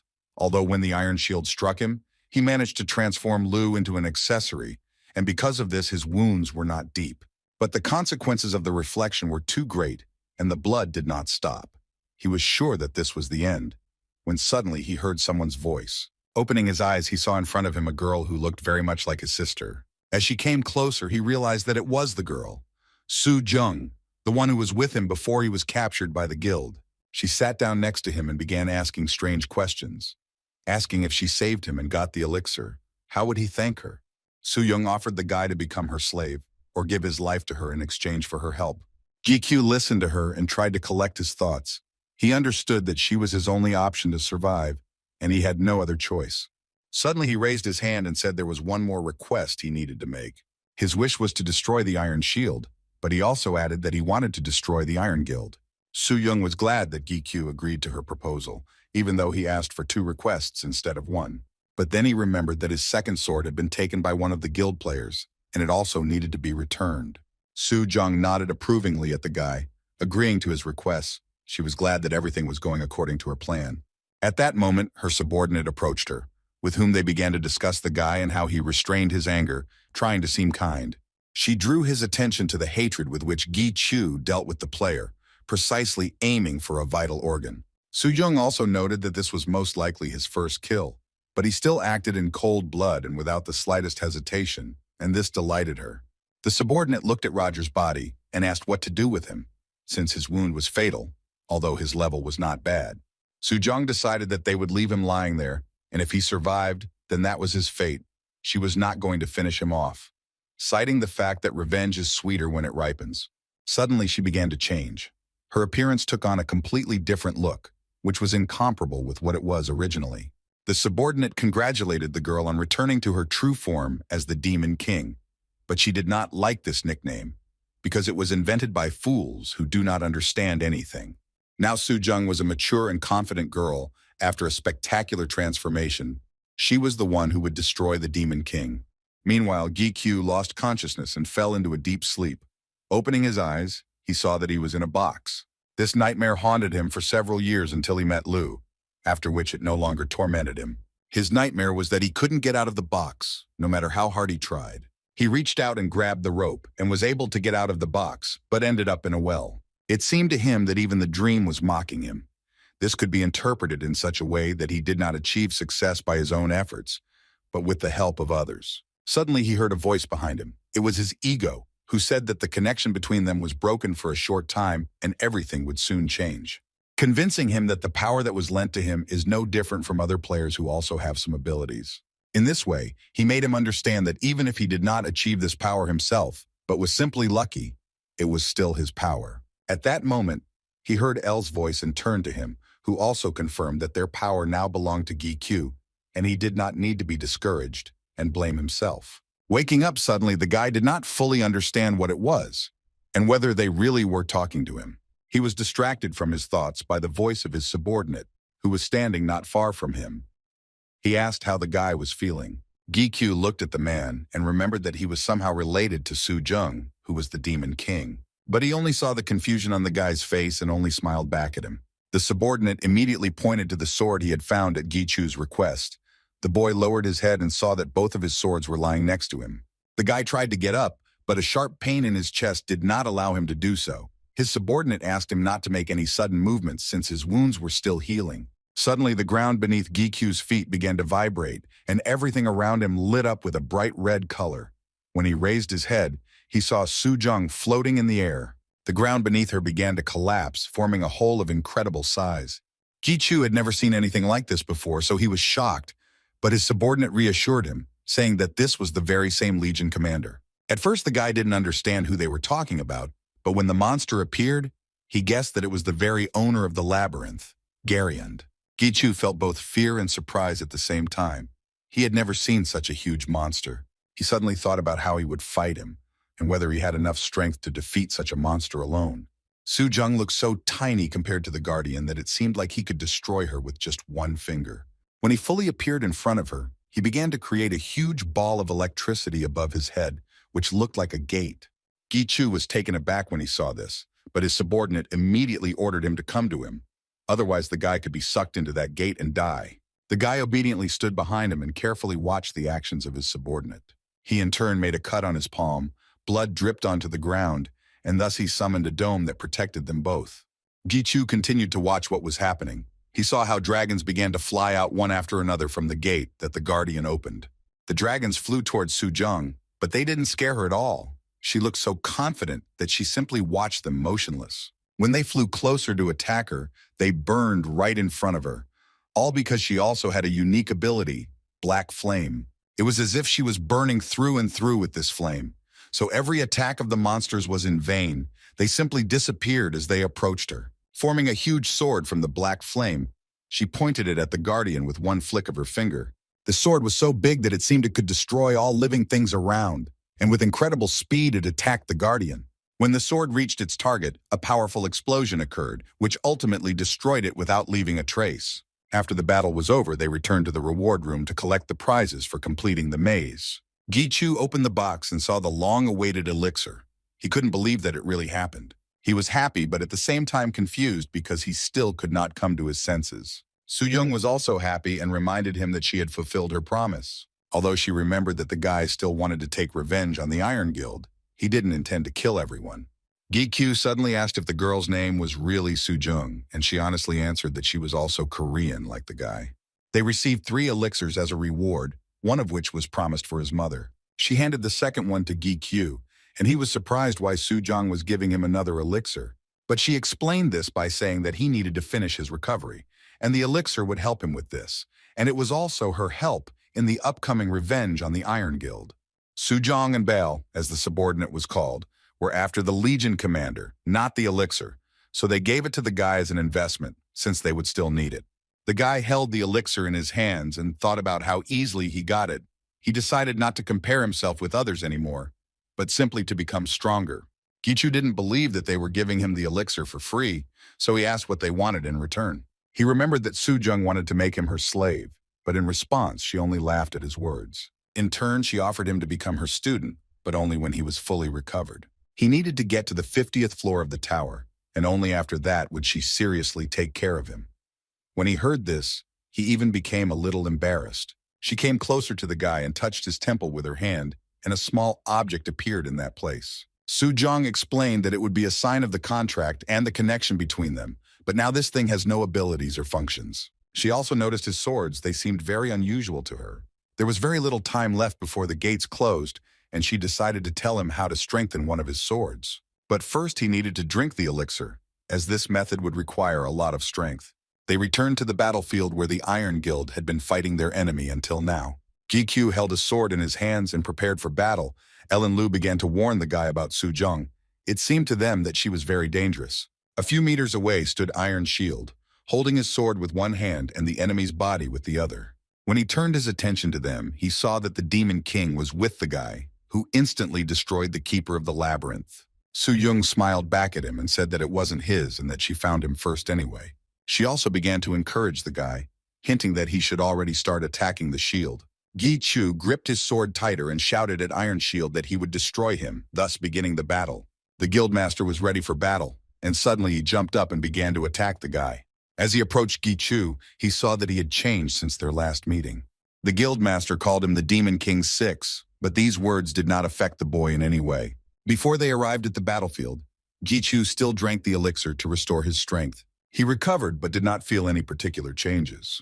Jung explained that this was how it should be, and that the changes were only in capabilities and potential, and that the physical changes after the elixir would be minor, but he will only be able to notice this difference in capabilities in battle. Now he can only look and react, not like before. In other words, his sensory abilities have become much better, and this will greatly help him in battle. Gichu dodged the Iron Shield's first attack. Although his movements had seemed elusive before, he could now clearly discern them and quickly react to avoid injury, just as the Demon King had said. However, Gichu was still not on the same level as the Iron Shield because he was just starting out and could not be compared to a great warrior. But the fact that he managed to dodge one blow does not give him victory. He had to act wisely. Iron Shield was quite relaxed because he was confident in his abilities. Most likely, he already guessed that the guy had changed thanks to the elixir. If he understood everything, then his next attack will be stronger and more powerful than the previous one. And so it happened. He activated the power of his sword and began to attack even more furiously. GQ at this moment tried to hold the blow. He blocked his attack with his sword. When the blade of his sword touched the sacred sword Kallion, El immediately awakened his abilities and began to absorb the opponent's skills. Iron Shield was confused. He didn't understand why his sword started to lose its power. El was only able to absorb some of the sword's power due to Gichu's low level, but it was enough to leave him without an advantage. The guy was glad that he was able to prevent and block the attack that he couldn't even dodge before. As El finished absorbing him, GQ quickly increased the distance between them. After that, he immediately took out the thread that Song-hoon had given him as a parting gift. He unwound it, and it began to act. When the Iron Shield saw that Gichu wanted to escape, it immediately began to attack him. He was furious and wanted revenge on the guy for what he did to his sword. Gichu saw how angry Iron Shield was, and it made him laugh a lot. He managed to show him an obscene gesture as he said goodbye. The guildmaster ran towards the guy with all his might to prevent him from leaving, but all his attempts were in vain. He disappeared in a matter of seconds. When the guildmaster realized that he had lost him, he became even more angry. Stopping, he tried to come to his senses. At this time, Jung was watching him, who just like GQ was gloating over his defeat. Jung called out to Iron Shield, thereby drawing attention to herself. She wanted to continue the battle that GQ had started. In turn, the shield was very tense, as he knew that the fight would be very difficult, because she was much stronger than him. Archon's thread carried Gichu to the exit of the gate, where he calmly waited for the association representative to return him home. After some time, Sung-hoon came for him. When he saw Gichu, he was very glad that he was okay. The guy was also glad to see him, as he couldn't wait to get home and finally do what he had planned. Upon arriving home, GQ picked up his mother from the hospital so that she could get the elixir, and Shikyun also called him to find out if everything was okay with him. With all the worries upon arrival in Korea, the guy was helped by Song-hoon, and for this he was very grateful to him. Mama GQ was very weak and unwell. When she opened her eyes, she could not immediately see where she was and who was next to her. When she heard her son's voice, she was very happy, as she had always been very worried about him. Through tears, she told GQ that she really wanted to see him before she died and thanked him for the opportunity. GQ took his mother's hand and began to ask her not to worry and that everything would be fine now.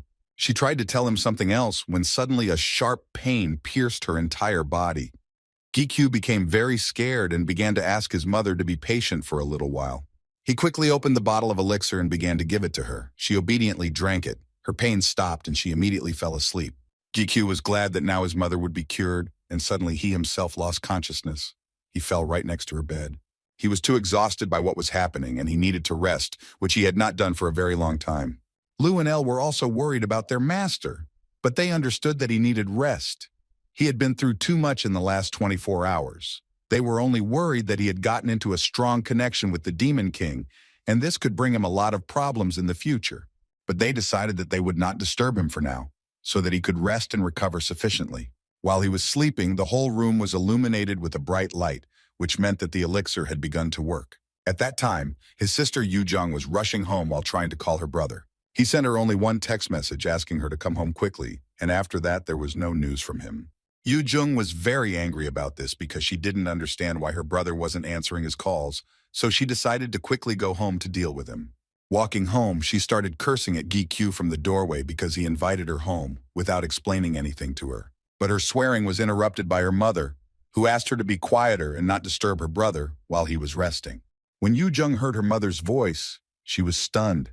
She didn't expect to see her at all. Jung couldn't hold back her tears of joy as she looked at her mother and was happy that she was finally healthy.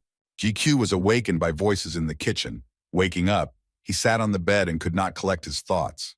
All he had to do was leave the room to finally see his mother healthy, something he had dreamed of for a long time and risked his life for. He tried to control himself so as not to cry with joy when he saw her. Opening the door, he smiled as hard as he could and greeted his mother, but was suddenly taken aback when he saw her. His mother looked completely different from before, but much younger. She smiled at him and invited him to join them. GQ stood and looked at her, not understanding how this could happen, but having calmed down, he accepted her offer and sat down at the table.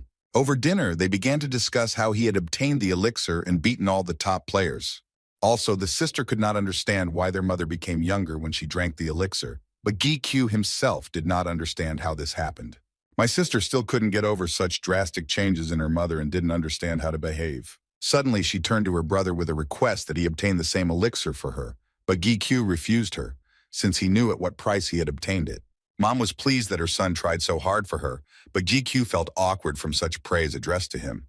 The next morning, Shik-hyun came to visit them to see and talk with GQ. The boy's mother strongly insisted that the teacher join them for breakfast, but he refused, citing work. As a present, Shik-hyun gave GQ's mother beef, which was considered the most expensive and delicious in Korea, and promised to definitely come next time. To talk in private, they went to a nearby cafe. Shik-hyun ordered food for them and alcohol for himself. GQ was surprised that the teacher drank during the day, but he explained it by saying that he couldn't resist when such a snack was in front of him.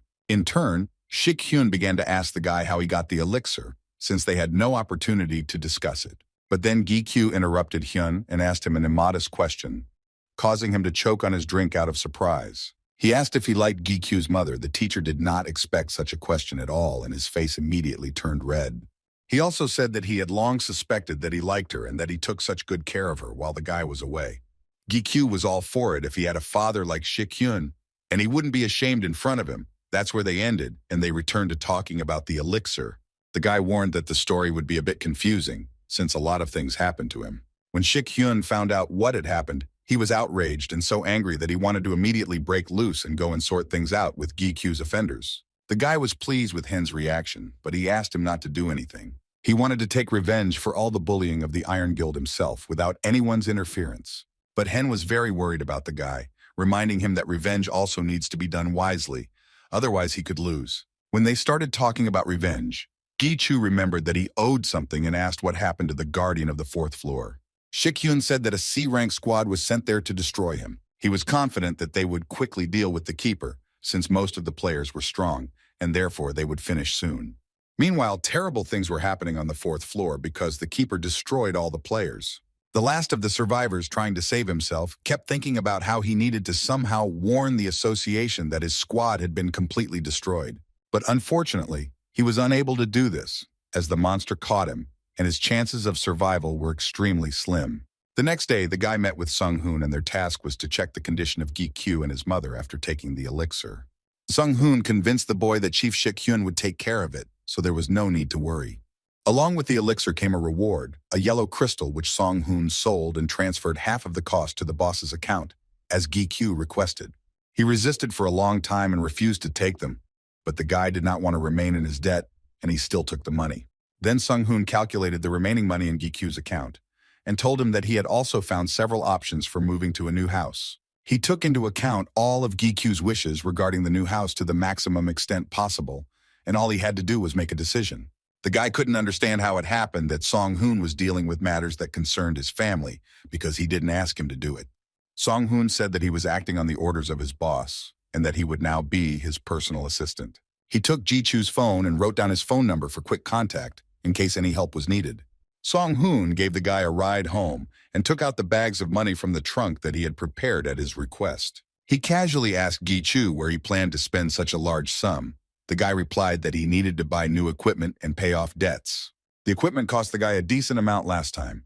When Sung-hoon found out how much it cost, he was shocked. Gi-kyu remembered his grandfather. from whom he bought equipment last time, and how lucky he was that he understood his situation. Song-hoon gave the guy a lift to that very shop, where the owner's grandson met him and led him into the office. The guy's assistant helped him carry all the suitcases with money, and he himself remained upstairs to wait for him. When the grandfather saw who came to him, he was very happy about this meeting. He also noticed how much the guy had changed in the few months of his absence. GQ was also no less pleased with this meeting. He immediately asked his grandfather about his affairs and progress in business. Grandfather said that he was doing well because he had received payment from GQ for the equipment, although it was not the full amount. And when he read the letter that the guy would return the rest of the money later, he thought that this might not happen. Knowing that not everyone returns from the gate alive, he was even going to forgive GQ the debt, since he did not expect a different outcome of events. But the guy still returned to pay the debt, and the grandfather accepted him with gratitude. He also asked about the item with which GQ had previously established a connection. His grandfather was interested in how his fate had turned out. The boy told that Brunard saved his life and died, but the grandfather reacted to this news normally, since he understood that this is what he was born for. Despite the sad fate of all weapons, grandfather asked Gi-chu to tell him about his last moments, and he told him everything without further questions. Returning home, GQ and his mother had to go to the hospital for an examination in the morning. Their preparations woke up their sister. She left the room to ask where they were going, and her attention was drawn to GQ. He looked much bigger, as if he had grown overnight. This surprised her greatly. She decided not to dwell on it and simply wished him luck before they left. GQ was the first to undergo the examination and went to the locker room to change and freshen up while waiting for the results. Song-hoon saw the guy from behind and was amazed by her appearance and immediately complimented him, which greatly embarrassed him. The assistant was delighted with how the guy had grown so much in one day, and even his muscle mass had increased several times. He suddenly wanted to become the same, and he jokingly asked Gi-chu to get him another elixir. In response, the guy only laughed and remembered that his sister had recently said the same thing. Gi-chu thought about how he used to have to train a lot to become stronger. When he drank the elixir, his cup was restored, but he did not know that it meant restoring his physical strength. While he was changing clothes, Sung-hoon had already received the results of the examination, which showed that with Gi-chu's physical strength, he could become the winner of all Olympic Games. The assistant also said that the guy has so much strength that he can be considered to be at level 10. And the last indicators that determined the level of magical power and working capacity were SSS-Rank, which means that Gi-chu has the potential of a top ranker. Gi-chu, in turn, was not at all surprised by such results, since the Demon King had already told him about this. At that moment, Shik-hyun came to them to talk to the guy about the examination and other things. He reported the results of the examination of Gi-chu's mother. Her physical condition was at the level of an adult man and she was completely healthy. But the most interesting thing was that she could now use items thanks to the elixir, which the guy was very surprised about. Shik-hyun promised to tell all the details later, since there was still very important news. Having learned that the boy was currently taking a break from hunting, since El was still absorbing Kalion's power, the teacher became thoughtful. Gi-chu planned to return to hunting after the weekend, but the teacher asked him to free up that time for him. Shik-hyun reported that the C-rank squad that was supposed to catch and destroy the Guardian was not responding. He is currently assembling a new B-rank squad, which he will send out to search next week. This meant that the Guardian of the 4th floor was still at large and needed to be caught quickly. But the worst thing was that this monster hunted players and gained strength at their expense. The B-rank squad itself consisted of a minimum number of participants, 30 people, and with them was the player Gi-chu, who despite drinking the elixir, was at level 1. Shik-hyun called the boy into his office to discuss the details of the squad's assembly, and he suggested that he go through the official commission again to determine his level. Because of the elixir he drank, the boy's strength was much higher, so the teacher believed that he could easily obtain B-rank. Gi-chu remembered the table that determined his level depending on his rank, and disagreed with the teacher, since potential and achievements influenced the increase in level. But Shik-hyun started comparing other players who had abilities, but they were just as strong and powerful, and the level wasn't that important for that. He believed that the main thing was hanging the player's characteristics, and not his level, especially since due to the protection of personal information, the level could not be checked. Gi-chu was worried about how the other raid members would react to him being a level 1, but Shik-hyun also couldn't stop rumors about the birth of a new top tanker. The guy didn't want much attention to himself since the Iron Guild was watching him, and he didn't want to get caught by them. In his opinion, this was excessive caution, but for the sake of Gi-Q, he agreed to supervise everything. Shik-hyun couldn't give the boy the required level on his own. It was beyond his power. But Gi-Q hoped that the teacher would come up with something. Unfortunately, the level affects the attitude towards the player, but since the guy will not pass the test, he will not be able to become a full-fledged participant in the raid. Gi-Chu really wanted to get into the B-rank team to hunt the Guardian. He was very upset and didn't know what to do. Suddenly, the teacher called him and showed him a list of guild members who were going on the expedition. He offered Gi-Chu to temporarily join the guild and sign up for a raid, but the guy doubted that they would take a guy from the outside, and the teacher promised that he would help him with this. When the guy carefully looked at the list of all the participants, he suddenly saw a team called Morning Star, whose leader was the player Song Pil. Gi-Chu had finally signed up for the guild and was already standing in the tower with other players. They were listening to one of the representatives who was their leader in this raid. When Donnie checked all the participants, they immediately went in search of the keeper. There the guy met his old acquaintances, for whom he had once been a guide. It was thanks to them that he was accepted into the guild, as they players believed that they owed him their lives for the fact that he once saved them. Gi-Q was very grateful for their help. Even though Song Pil said that their guild's reserve power was only C rank, it didn't bother him. The guy was glad that he didn't have to be a porter, and if the opportunity arose, he could even take part in the battle and prove himself. But Song Pil doubted that this was possible, as there were quite a few high-ranking players who would hardly need help. One of these important players was their leader Don Hae. He was soon to receive A rank, and from this rank a player is considered a top ranker. Gi-Chu thought for a moment why it was so important what rank a player had when compared to the Demon King or the Iron Guild, who were simply strong enough. Hanul distracted him from his thoughts, noting that the guy had become quite handsome since their last meeting, and the other players also began to confirm this. Gi-Chu was surprised by their observation, as he didn't think he had changed that much, but Lu explained to him that he was now impressive, which is why the atmosphere around him had changed. The guy began to deny it, citing the fact that he had simply acquired a skill, the influence of which had such an effect on him. The players were delighted with Gi-Chu's words. They believed him unquestioningly and wanted the same ability for themselves. When they reached the 4th floor, the leader gave the order to the search party to look for the keeper and allowed everyone else to rest. The Gi-Chu guild found a nice place to rest. They settled down and watched the other players. The guy looked at the players and tried to remember what abilities they had, starting to name them out loud. He also asked why their guild was called Morning Star. What was the reason for that? Everyone except Song Pil started laughing. Player Xiang Wu began to explain that Song Pil came up with this name because Gi-Q, when he left the cave to look for help for them, a light emanated from him. Laughing again, he couldn't finish the story, and then began to tell Song Pil that the light was coming from the Morning Star, which is what inspired him to give it the title. Gi-Q did not continue the conversation about this, since he saw that the guy was uncomfortable. In turn, he suggested addressing him informally, since he was no longer their guide, but a member of the team. Hearing this, they happily agreed and began to discuss something again, but suddenly their idyll was broken by someone's dissatisfied voice. Looking up, they saw players who looked much bigger than them and who clearly wanted something. Gi-Q quietly asked Song Pil who they were, and he began to explain that they were B-rank players from another guild. According to him, these players were quite famous. They lived by the principle of natural selection and valued only strength, hierarchy, and loyalty. In other words, they were boomers. Namyoung Seok, the leader of this team, continued to tease the guys, mockingly making fun of them. All of this was closely watched by Gi-Q. One of the boys, named Chae-Wan, was about to respond to their ridicule, but Hanul stopped him in time, asking him to be patient.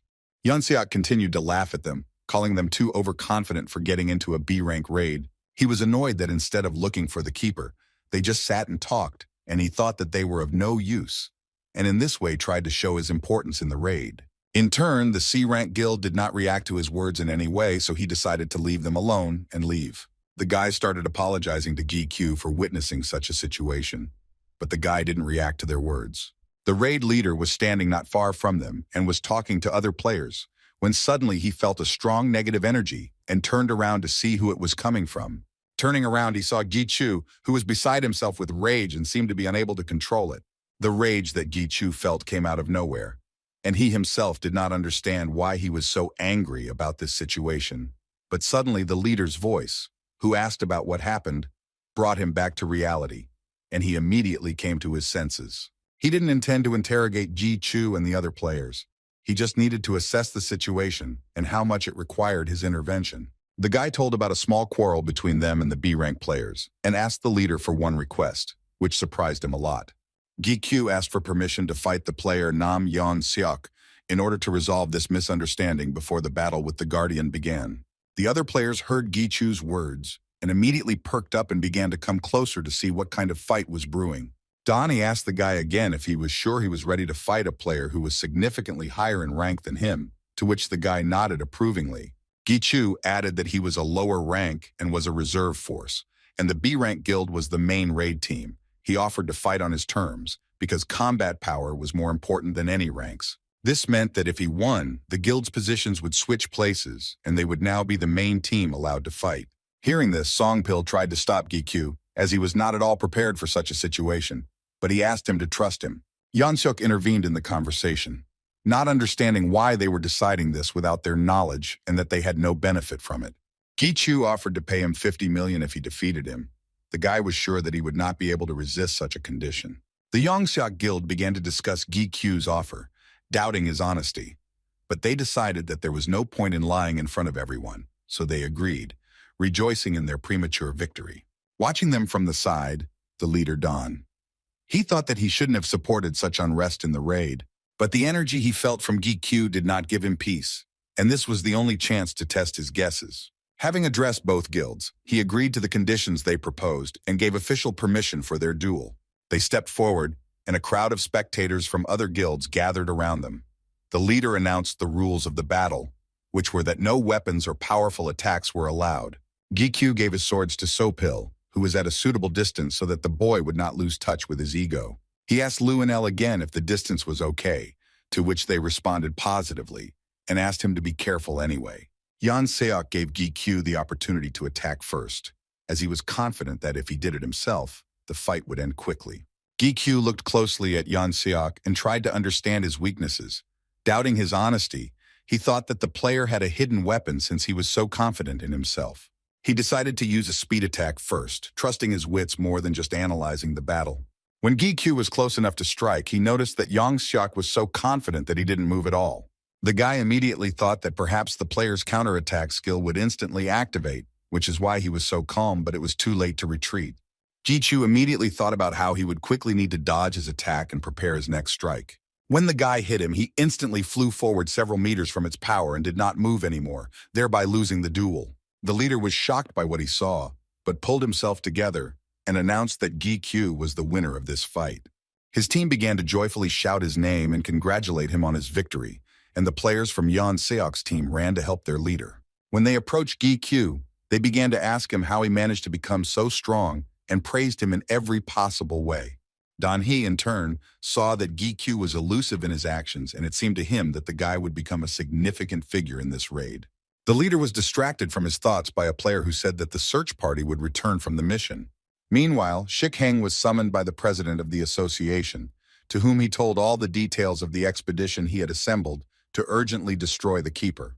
The president looked through the list of players who were involved in this raid and saw Gi there. He began to list all the assistants from the association to this player, who is not even a member of it, and asked Shik-hyun to explain the reason for this assistance. The player's profession was in first place in terms of mortality rate. You need to get used to it, even if you don't want to. But when you are surrounded by nothing but predators, in their eyes you are just prey, and it was harder to get used to that. As the raiders got closer to the keeper, their leader, Don-hee, was the first to attack him. Taking advantage of the fact that the monster was busy destroying the bodies of other players, he attacked it from behind, thereby inflicting a small amount of damage on it, which made it very angry. The leader, in turn, gave the order to all the participants of the raid, who were already ready, to enter the battle. The leader's preemptive attack served as a sign of the beginning of the operation. Dealing damage with his strongest skill, he attracted the attention of the Guardian. When he starts to attack back, tanks enter the battle, putting up their shields for defense. By using defensive skills simultaneously, they successfully repel the monster's attack. At this point, the porters had to throw the explosive devices they had brought with them over the fence. They were assisted in this by long-range fighters with their firearm skills, who were able to hit the target accurately and quickly. When they did everything according to the strategy, many explosions occurred at the place of the monster. Everyone watched what was happening, hoping that their tactics had worked 100%. Ji-Chu turned to his guild leader and asked him not to do anything for now, but to observe the situation. Song-pil didn't understand why, if they had already determined the positions of the main forces, and each guild was carrying out its own assignment. Suddenly they heard a noise from the side where they were attacking a monster that was destroying everything in its path as it approached the players. This tactic had a significant drawback. If it didn't work the first time, the monster would get even more angry, and a chaotic fight would begin. The Guardian began to attack players who were too close, but they in turn tried to take the hit to avoid a large number of casualties.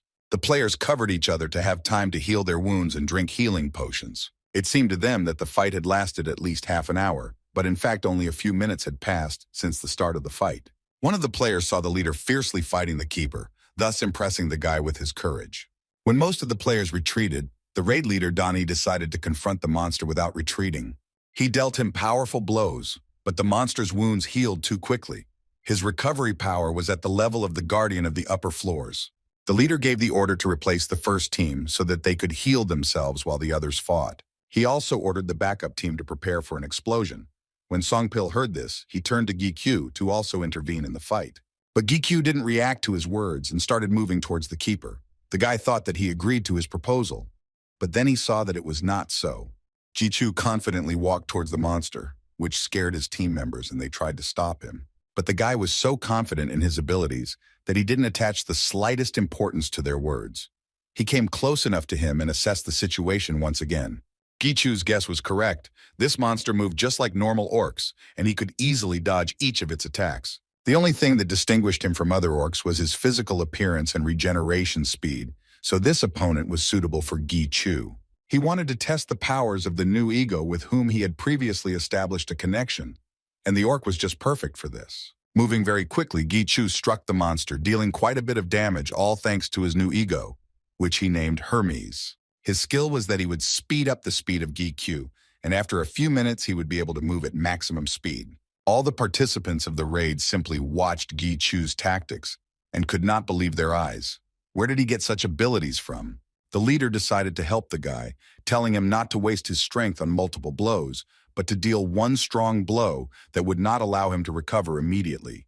Continuing to give advice, he suddenly fell silent when he saw that the monster's regeneration had stopped.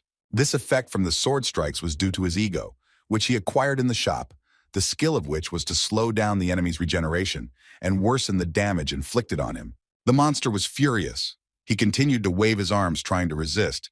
This is how all the orcs behaved when they were driven into a corner. Gi-Q also foresaw all this and did not wait, but sped up and began to inflict many blows on him, not giving him a chance to recover. Not stopping there, he continued to attack the monster, which could not catch a single movement of the guy. Gi-Chu made a final dash and rushed towards the monster at full speed to deliver the finishing blow. All he had to do was swing his sword wide and cut horizontally, a very small problem, and even raising his level wouldn't help him at all. In any case, he was an orc and Gi-Chu was not afraid of him, so he did as he planned. When he delivered his decisive blow, the orc immediately fell to the ground dead, showing no signs of life. Everyone around was amazed at how Gi-Chu destroyed the Guardians single-handedly. The system confirmed that the monster called demon fairies had been destroyed. At this moment, Lu's cannibalism skill activated and he began to consume the Guardian's corpse. The players did not understand why the monster's body suddenly began to disappear and were very scared. After completely absorbing the Guardian, he should have turned into an ego, but this did not happen due to the low level of Gi-Q. Therefore, only the particles of fairies that remained after the failed transformation penetrated into Lu. The raid leader was shocked, but he pulled himself together and began giving orders for those not participating in the battle to help the wounded and check the property of their unit. He also ordered the other players not to weaken their positions on the borders and to be ready for battle. Having finished giving orders, the leader turned to Gi-Chu and asked him to step aside so that he could speak with him alone. The guy began to worry about this conversation, thinking that the leader wanted to ask him about the missing corpse of the keeper, since it was very valuable. Moreover, it evaporated without leaving behind any crystals or objects, which was very suspicious. However, Gi-Chu knew that the leader would not jump to conclusions, since there was no evidence of his involvement. When they had moved a decent distance away so that no one could eavesdrop, the leader got straight to the point and invited the boy to join his guild called Child. Gi-Chu, in turn, thanked him for the offer, but declined, since he did not plan to join anywhere. and that he even joined this guild only to participate in the raid. He was a little upset by the guy's answer, but he would still be pleased if they remained on good terms. He also gave GQ his business card in case he changed his mind or needed help. The leader would not mind helping him. When they returned back from the gate, GQ thanked the team for the opportunity to hunt and turned to Songpil. GQ felt awkward asking him about it, but he still wondered why he didn't join the guild called Kane that Seok Woo created. He justified this question by saying that Songdust had enough skills and talents, and if he joined this guild, he would always be a winner there. Songpil told him that there was no point in joining. He didn't want other players to say that he was accepted there through connections, but wanted to achieve everything himself. The guy also asked GQ what he was doing, noting that with his abilities, Seok Woo probably had many offers of cooperation. While Gichu was thinking about how to answer this question, other players approached them and invited him to have dinner with them. The guy politely declined, citing the fact that he was moving soon and needed to leave already. They praised him again and said goodbye, and Gichu promised to invite them to the housewarming party, and so they parted ways. On the way, the guy remembered that his secretary asked him to call him after work, so he took out his phone and suddenly saw a text message. It was from Shik Hyun. He asked him to call after the raid so that the teacher wouldn't worry. GQ called him first.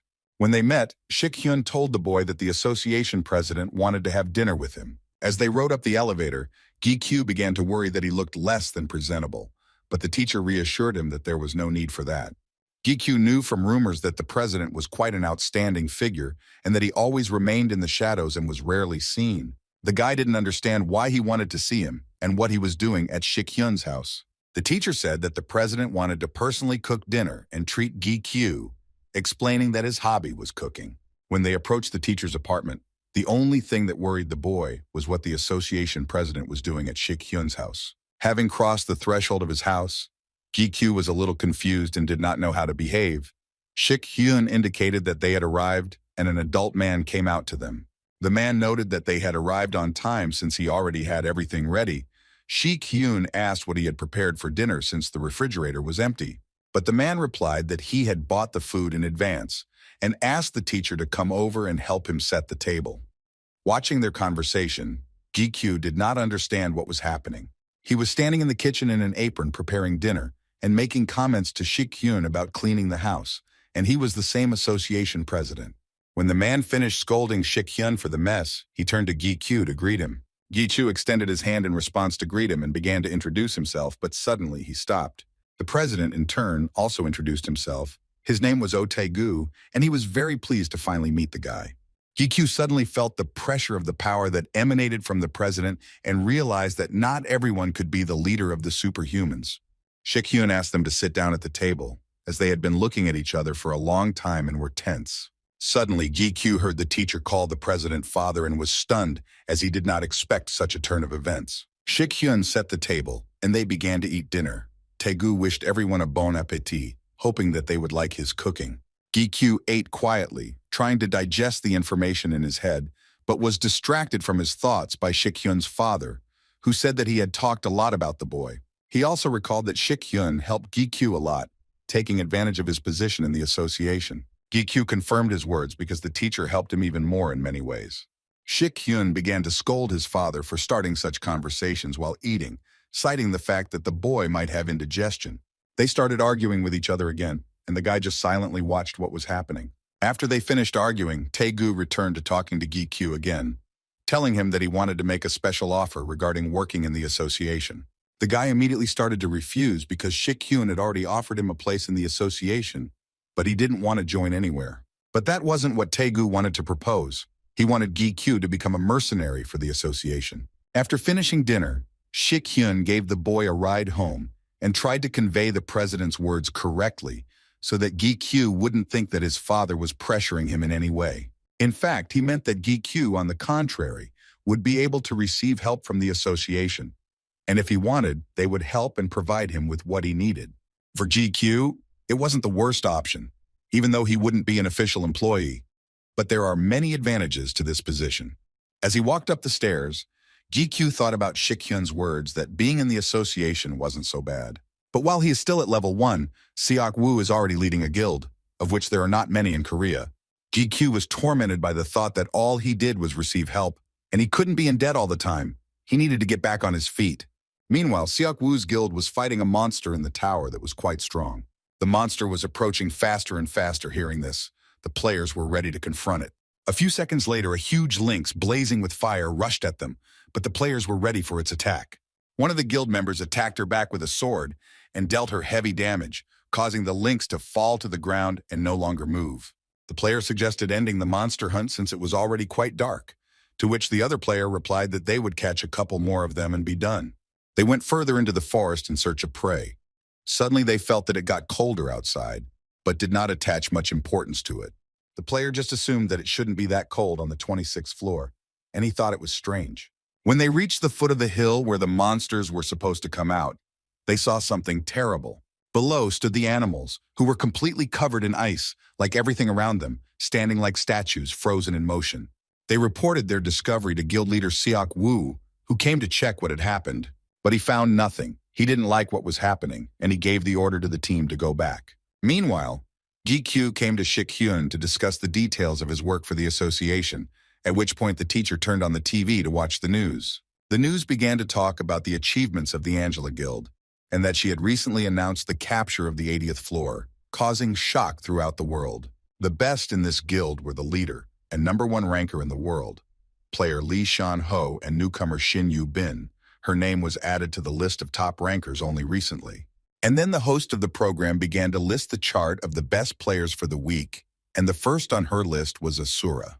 Asura was one of the top 5 rankers, but nothing was known about him. Even his gender was unknown. Hearing this, GQ thought about how Asura was one of the best rankers in the world, and was also the president of the Korean Players Association, and also Shik-hyun's father. The teacher confirmed everything the boy said, to which he replied that Hyun was very lucky to be born into such a family. But Shik-hyun in turn asked GQ not to tell anyone about this, since he did not need gossip. Then he reached into his jacket pocket and took out a box. Opening it, he handed the ring to the guy. GQ recoiled from him when he saw him. He thought that the teacher was making him a completely different offer. Shik-hyun explained that this ring was an identification card given to all mercenaries. With this ring, Gi-chu could use all the opportunities with the same rights as the director of the association. Hearing this, the guy was shocked. Also, Shik-hyun said that the guy will now be helped with other issues by his official secretary, Song-hoon. When capturing a gate, Gi-chu will be treated the same as a top ranker. After completing tasks, the fee will be sent to his card, and he will be able to sell those items to the association without commission.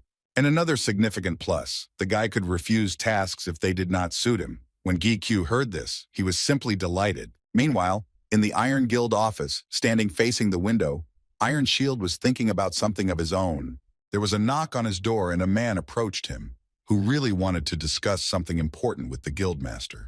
The same player, a member of his guild named Rogers, whom the Demon King had left alive, entered the office. The guildmaster asked him why he was so furiously rushing into his office. Rogers, with all the hatred in his eyes, began to ask the master for permission to send him to Korea so that he could take revenge on Gi-chu. Iron Shield, without thinking twice, agreed to his request, which he did not expect at all, and seemed to lose the power of speech for a second. His plans were to open a branch in Korea, with Rogers as the head, and he didn't care what he did with the guy. The master also promised him that he would give him the sacred sword Nain. Rogers was overjoyed and began to bow and thank him. Now the Iron Shield had a trump card with which he would take revenge on Gi-chu for the stolen power of his sword. His plans also included revenge on the Demon King, because of whom, at their last meeting, the shield lost his leg and now has a prosthesis. Gi-chu himself was already traveling with Song-hoon on his first mission, thinking along the way about where to get the sacred sword, since after absorbing Kalion, his powers had increased significantly. He asked his egos if they knew anything about it, but Elle didn't remember everything after awakening her abilities, so she apologized to the guy that she couldn't help. He then turned to Lu and remembered that after he had taken out Chang'en's ego, he still didn't know how to use its fragments. And Lu, recently absorbed parts of Ferris and GQ, became curious if the ego felt any changes after the absorption. Suddenly, Sung-hoon turned to the guy, thereby confusing him with his thoughts. He began to ask about the changes in his hairstyle, to which GQ replied that he simply wanted to look neater. Returning to his thoughts, the guy asked Lu again about the fragments, but he didn't really answer him, because he didn't feel any changes yet. GQ decided to take a break and started asking the secretary what the name of the place they were going to was. Sung-hoon said that this place is called the Yesu Special Gate, and its difficulty level according to the evaluation results is between F and C rank. Gi-chu just needed to complete the mission, but because it was his first time as a mercenary, he was a little worried. Sung-hoon reminded the boy that his first goal was reconnaissance, so there was nothing to worry about and he would go with him. The secretary also asked if the guy knew that all mercenaries were given code names to make it harder to track them down. At the morning meeting, it was decided what name to give Gi-kyu, but the guy was surprised that he could not choose his own name. Sung-hoon announced that Gi-kyu's code name would now be Morning Star. Hearing this, the guy blushed a little and remembered the team that had the same name. Gi-chu turned to the secretary, who was barely holding back his laughter, which really infuriated the guy since he didn't think it was funny. When they arrived at their destination, a group of people from the association were waiting for them there, guarding the gate. The head of the Players Association of this city greeted Gi-chu upon his arrival under his new code name and said that he was very glad to finally meet him in person and bowed to him. Gi-kyu became embarrassed and asked them not to do that again and to address him by name, while the secretary stood behind him and began to laugh again. These gates were discovered a few days ago, and it was only recently that they were discovered to be special, so no one has entered them yet. Sung-hoon was right about the intelligence. Since no one knows what awaits them inside, he asked about additional help from the military. Chief and Chul could provide a B-rank squad if help was needed, the secretary agreed. He was sure that it was enough. He added that the necessary equipment for reconnaissance is already ready, so once they are ready, we can begin. While they were discussing all the details, Gi-chu, meanwhile, headed towards the gate. When they saw what he was doing, they began to try to stop him. Because it was a special gate, it was dangerous to get close to it, but Gi-chu had no intention of stopping. Luanel felt that this gate was the ego, or it was inside the gate. Gi-chu decided to touch the gate to check. When he touched them with his hand, the gates burst, which greatly frightened his secretary and the head of the association. They started calling the main office in a panic to have reinforcements sent from one of the nearby guilds. Gi-kyu saw an information window in front of him, which contained an inscription about connecting to the gate, which was the ego. While everyone around was running and trying to call for help, the guy stood at the gate as if under their hypnosis. This gate felt very similar to the one he saw during the battle with Chang'an. The guy knew that he would encounter such a gate again. While he was still standing near the gate, someone's hand pulled him from behind and he began to move away from them. Sun-hoon took him because he understood that it was very dangerous and did not want anything to happen to the guy. After this, the necessary services arrived, and the gates were quickly fenced off so that no one could enter them unnoticed. A temporary office was assigned to Gi-kyu and his secretary, where they awaited the commission's decision regarding the gate. Sung-hoon started to tease the guy, saying that wherever he was, something strange always happened, as if he was doing it on purpose. Gi-chu felt a little ashamed of these words, justifying himself by saying that he himself did not know that this would happen, and he was interested in what actually happened there. The secretary said that miraculously, the gates returned to their previous state, although by all indications it was a gate rupture. Gi-chu guessed that it might be due to his unique abilities. He still hadn't figured it out himself. The secretary did not ask about his abilities, as he felt uncomfortable in front of him. In response, he only handed him a mask. Seeing it, the guy's face showed incomprehension.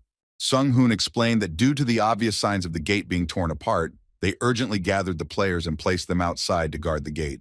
In addition, reporters were also supposed to arrive soon, since many people knew about this situation. The secretary didn't want Gi-kyu to become a news hero, so he asked him to wear a mask in public so as not to attract too much attention. Gi-kyu thanked the secretary. He didn't really like the mask, but he had no choice and took it. After several hours of meetings of all the experts, it was decided that Gi-kyu would enter the gate alone. Although not all of them agreed with this decision, most likely the association decided to help and supported it. While seeing the boy off, Sung-hoon was a little worried about him, but Gi-kyu reassured him. Since the gate was clearly connected to his ability, he had nothing to worry about. The guy finished being polite to the secretary and headed towards the gate, and after a few seconds, he entered it. When he found himself behind the gate, he immediately headed forward. And at that moment, the system gave a voice that the ego was checking his right. The guy could not understand what this could mean. In the case of Lu and El, he just had to give them names. But with the gates, it was probably different.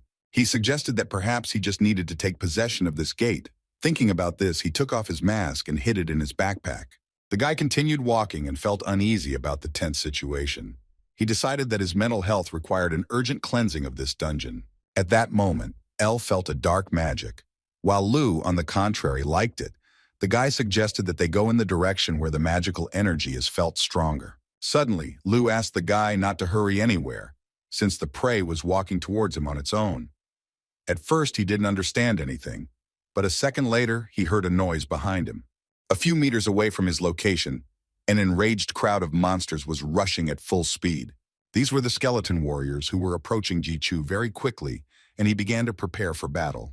Among them, the guy noticed an intermediate keeper named Dullahan, whom he definitely did not expect to see so soon. It was the first time he saw him in person, and he found it too suspicious that this boss had appeared so quickly.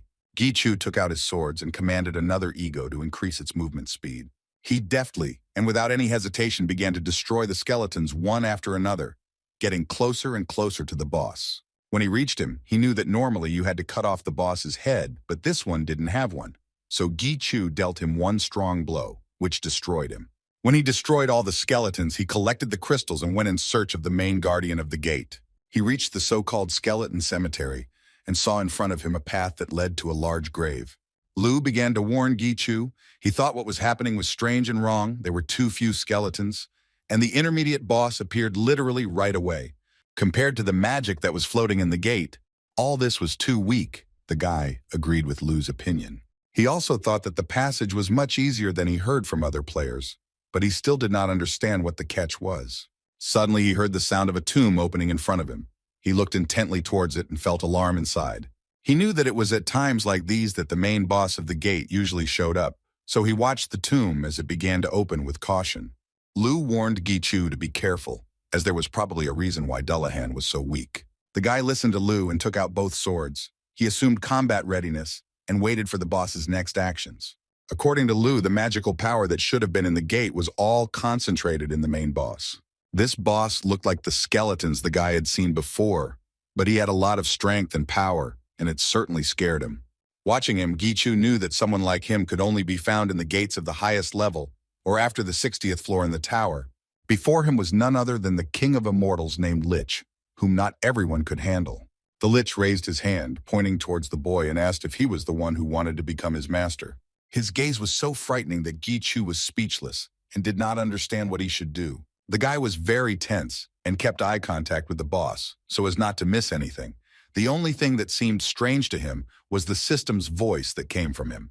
Not receiving an answer from the guy, the boss repeated his question again, looking at him with a threatening gaze. Ji-Chu pulled himself together and shouted back at Lich, confirming that it was he who wanted to become the master of this gate. When he said this, he immediately asked the boss a question in return. He was interested in whether the Lich was that very gate. Hearing a human voice, Ji-Chu was surprised. The boss standing in front of him explained to the guy that he was the gate. Ji-Chu's gaze was focused on the boss's hands, in which he noticed the appearance of a weapon. Realizing that action was needed immediately, Ji-Chu told his egos to prepare for a powerful attack. The gate boss accepted the boy's challenge to show how worthy he was to become its master. He swung his staff and released a powerful stream of energy at Ji-Chu, thus beginning their battle. At that moment, the guy was approaching the boss at full speed, and when he saw his attack, it was too late to retreat. The guy took the blow on himself, and a second later, there was an explosion that was impossible to avoid. As the smoke began to clear, Ji-Chu tried to recover as quickly as possible to continue the fight. He did not expect such a strong attack at all. Lu started to urge the guy on so that he wouldn't relax because the boss had launched a new attack that couldn't be missed. In turn, the Lich fired arrows, of which there were so many that it seemed impossible to hide from them. He began to doubt the guy's strength since he did not repel his attacks in any way, despite the fact that the boss had not yet shown everything he was capable of. But Ji-Chu activated his speed skill and began to deftly dodge the arrows, trying to get closer to the boss. The Lich was sure that the guy was trying to dodge in vain, since the speed and number of arrows were much greater and seemed insignificant to the boss. Arrows flew at Ji-Chu in a swarm, and it seemed like there were more and more of them. He tried his best to concentrate so as not to lose control of the fight. Having gained enough speed, the guy came up with a plan and asked Lu not to worry and to trust him.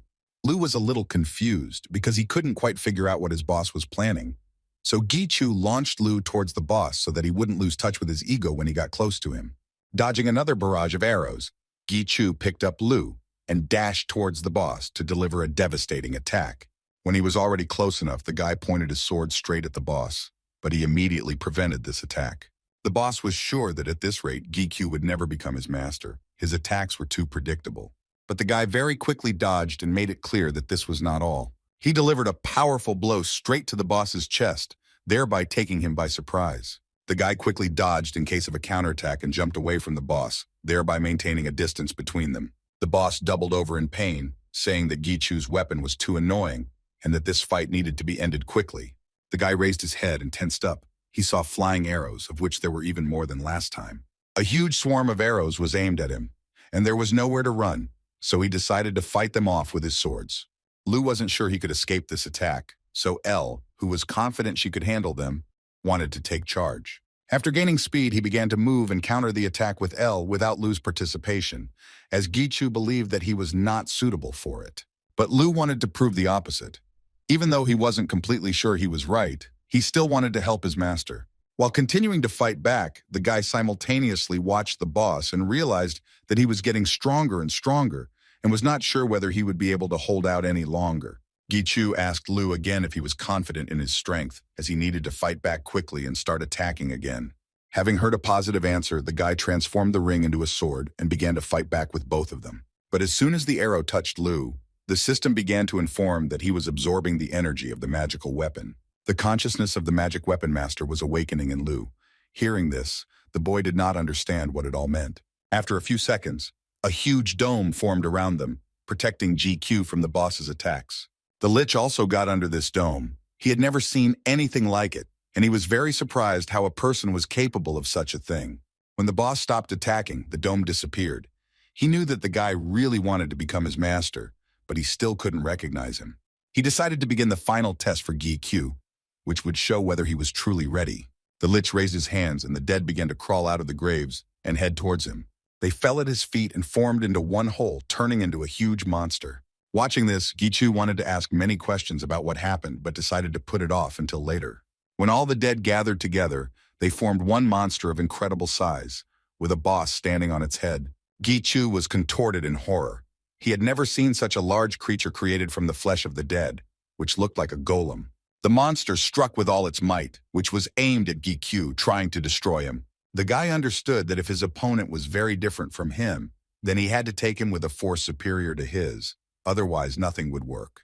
While the monster continued to punch the ground, thinking that his opponent was there, Gichu, having gained enough speed, began his attack. He made another dash and jumped, leaving the monster behind and pointing his sword straight at the boss. When he was close enough, he shouted to him that he had now proven himself worthy of being his master. Gichu launched a powerful attack, and in one fell swoop destroyed the boss, who uttered his last words, recognizing the boy as his master. The system began to notify Gichu that the gate had accepted a connection with him and that he needed to come up with a name. As he descended to the ground, the boy thought about a new name for the gate, but suddenly he noticed Lu. The sword began to glow all over, and Gichu couldn't understand what it was connected with, since he had never noticed anything like that before.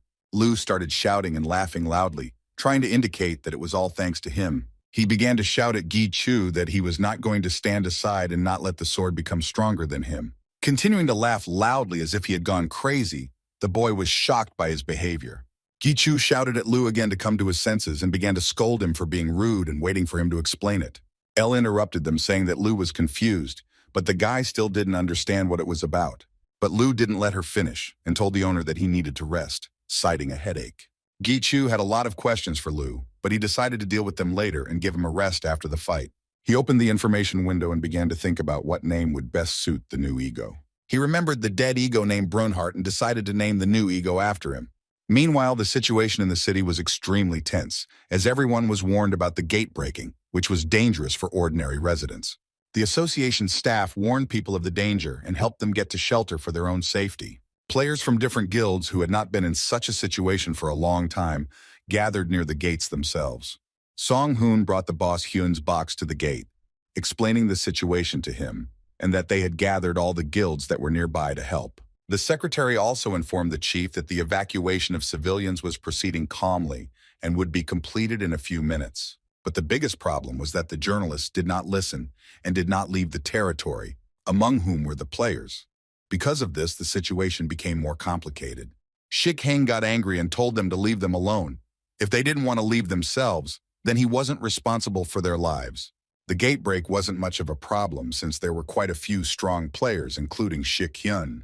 But the only thing that worried the chief was that if there was a gap in the gate, it meant that something had happened to Gi-kyu. Suddenly, the gates began to glow bright red, which meant they were breaking and everyone needed to prepare for battle. Shik-hyun couldn't stand by and began preparing to enter the gate, hoping to somehow help Gi-kyu. He was so angry and broken that he could not control himself and ran towards the gate at full speed. Shik-hyun mentally promised Gi-kyu to take revenge on all his enemies and made a dash. Not noticing anything in front of him, he shouted his name out loud. As he approached the gate, he was suddenly stunned by surprise, and in front of him stood Gi-kyu in all his glory. Upon seeing him, Shik-hyun fell to the ground with a bang, and Gi-kyu didn't understand what was going on. The boy asked the teacher what was going on and why so many people had gathered near the gate. Suddenly, reporters pounced on Gi-kyu and started taking pictures of him and asking who he was and how he managed to get out of the gate. The guy started covering his face with his hands. Fortunately, he had a mask, and the reporters kept repeating their questions, trying to find out at least something. When they left that place, Shik-hyun brought the boy to his house to find out the details and discuss them with the association president. Gi-kyu told him what happened behind the gate. Shik-hyun and his father listened to him attentively, and now they understood why he became strong so quickly. Secretary Gi-kyu also went with them, and he was also interested in listening, although he was worried about whether he had the right to be with them, but his boss trusted him, so he took him with him. Shik-hyun continued asking questions. He wanted to understand what happened after the boy connected with the gate. But the guy himself did not understand, since this happened to him for the first time, and at the moment, the information window of this ego showed that he had stabilized, and he did not respond to his calls. Then Shik-hyun asked about Lu's ego, how he was feeling, and whether he was responding to the guy after what happened. But the guy's Lu was silent, but he could still use his skills, so he hoped that there was no problem with him. The president, in turn, was delighted that Gi-kyu could possess the gate. He was only troubled by the fact that if this were found out, the world would be turned upside down. But he convinced the guy not to worry about the press and that his interviews and photos would not be made public. Gi-kyu was grateful to the president for his assistance. He did not want to show himself because he had enough ill wishers. Suddenly, the guy's phone rang. He apologized and got up to go out and answer the call. His younger sister Jung called him, and in order to quickly get back to the important conversation, he told her that he had no time and would call her later. But she didn't let him finish, telling him that she had seen him on TV and immediately realized from his jewelry that it was him. The guy was a little shocked by the news, and in the meantime, Shik-hyun and his father received text messages on their phones. Jung continued to say that the news was talking about an unknown masked hero who prevented the gate from exploding. His sister wanted to brag to her friends, but she knew she couldn't do it, so as not to reveal Gi-kyu, who was no longer listening to her. When he turned to Shik-hyun and his father, he saw their worried faces and realized that they already knew everything. The SMS that came to them simultaneously was the very news that all of Korea was now buzzing about. The Demon King also learned about this news, carefully reading the article. She was delighted by it. Her assistant also noticed her joy. He asked her what was making her so happy, but she replied that she was just happy for her student. He was really good. Paparazzi mainly follow those players who have already retired and collect information related to the tower, gates, and other players. Shik-hyun apologized to the guy for not being able to control the information leak, but Gi-kyu already knew that he had nothing to do with it. The teacher suggested that when the paparazzi were looking for information about the guy, one very annoying reporter got involved. This reporter used to be a famous ranker named Ko-hyun-chul, and among the rankers, he was one of the best. Shik-hyun asked Gi-kyu to be careful and not get involved with this reporter in order to avoid unnecessary trouble. Gi-kyu thanked the teacher for the warning and went to his grandfather's shop to buy a new item.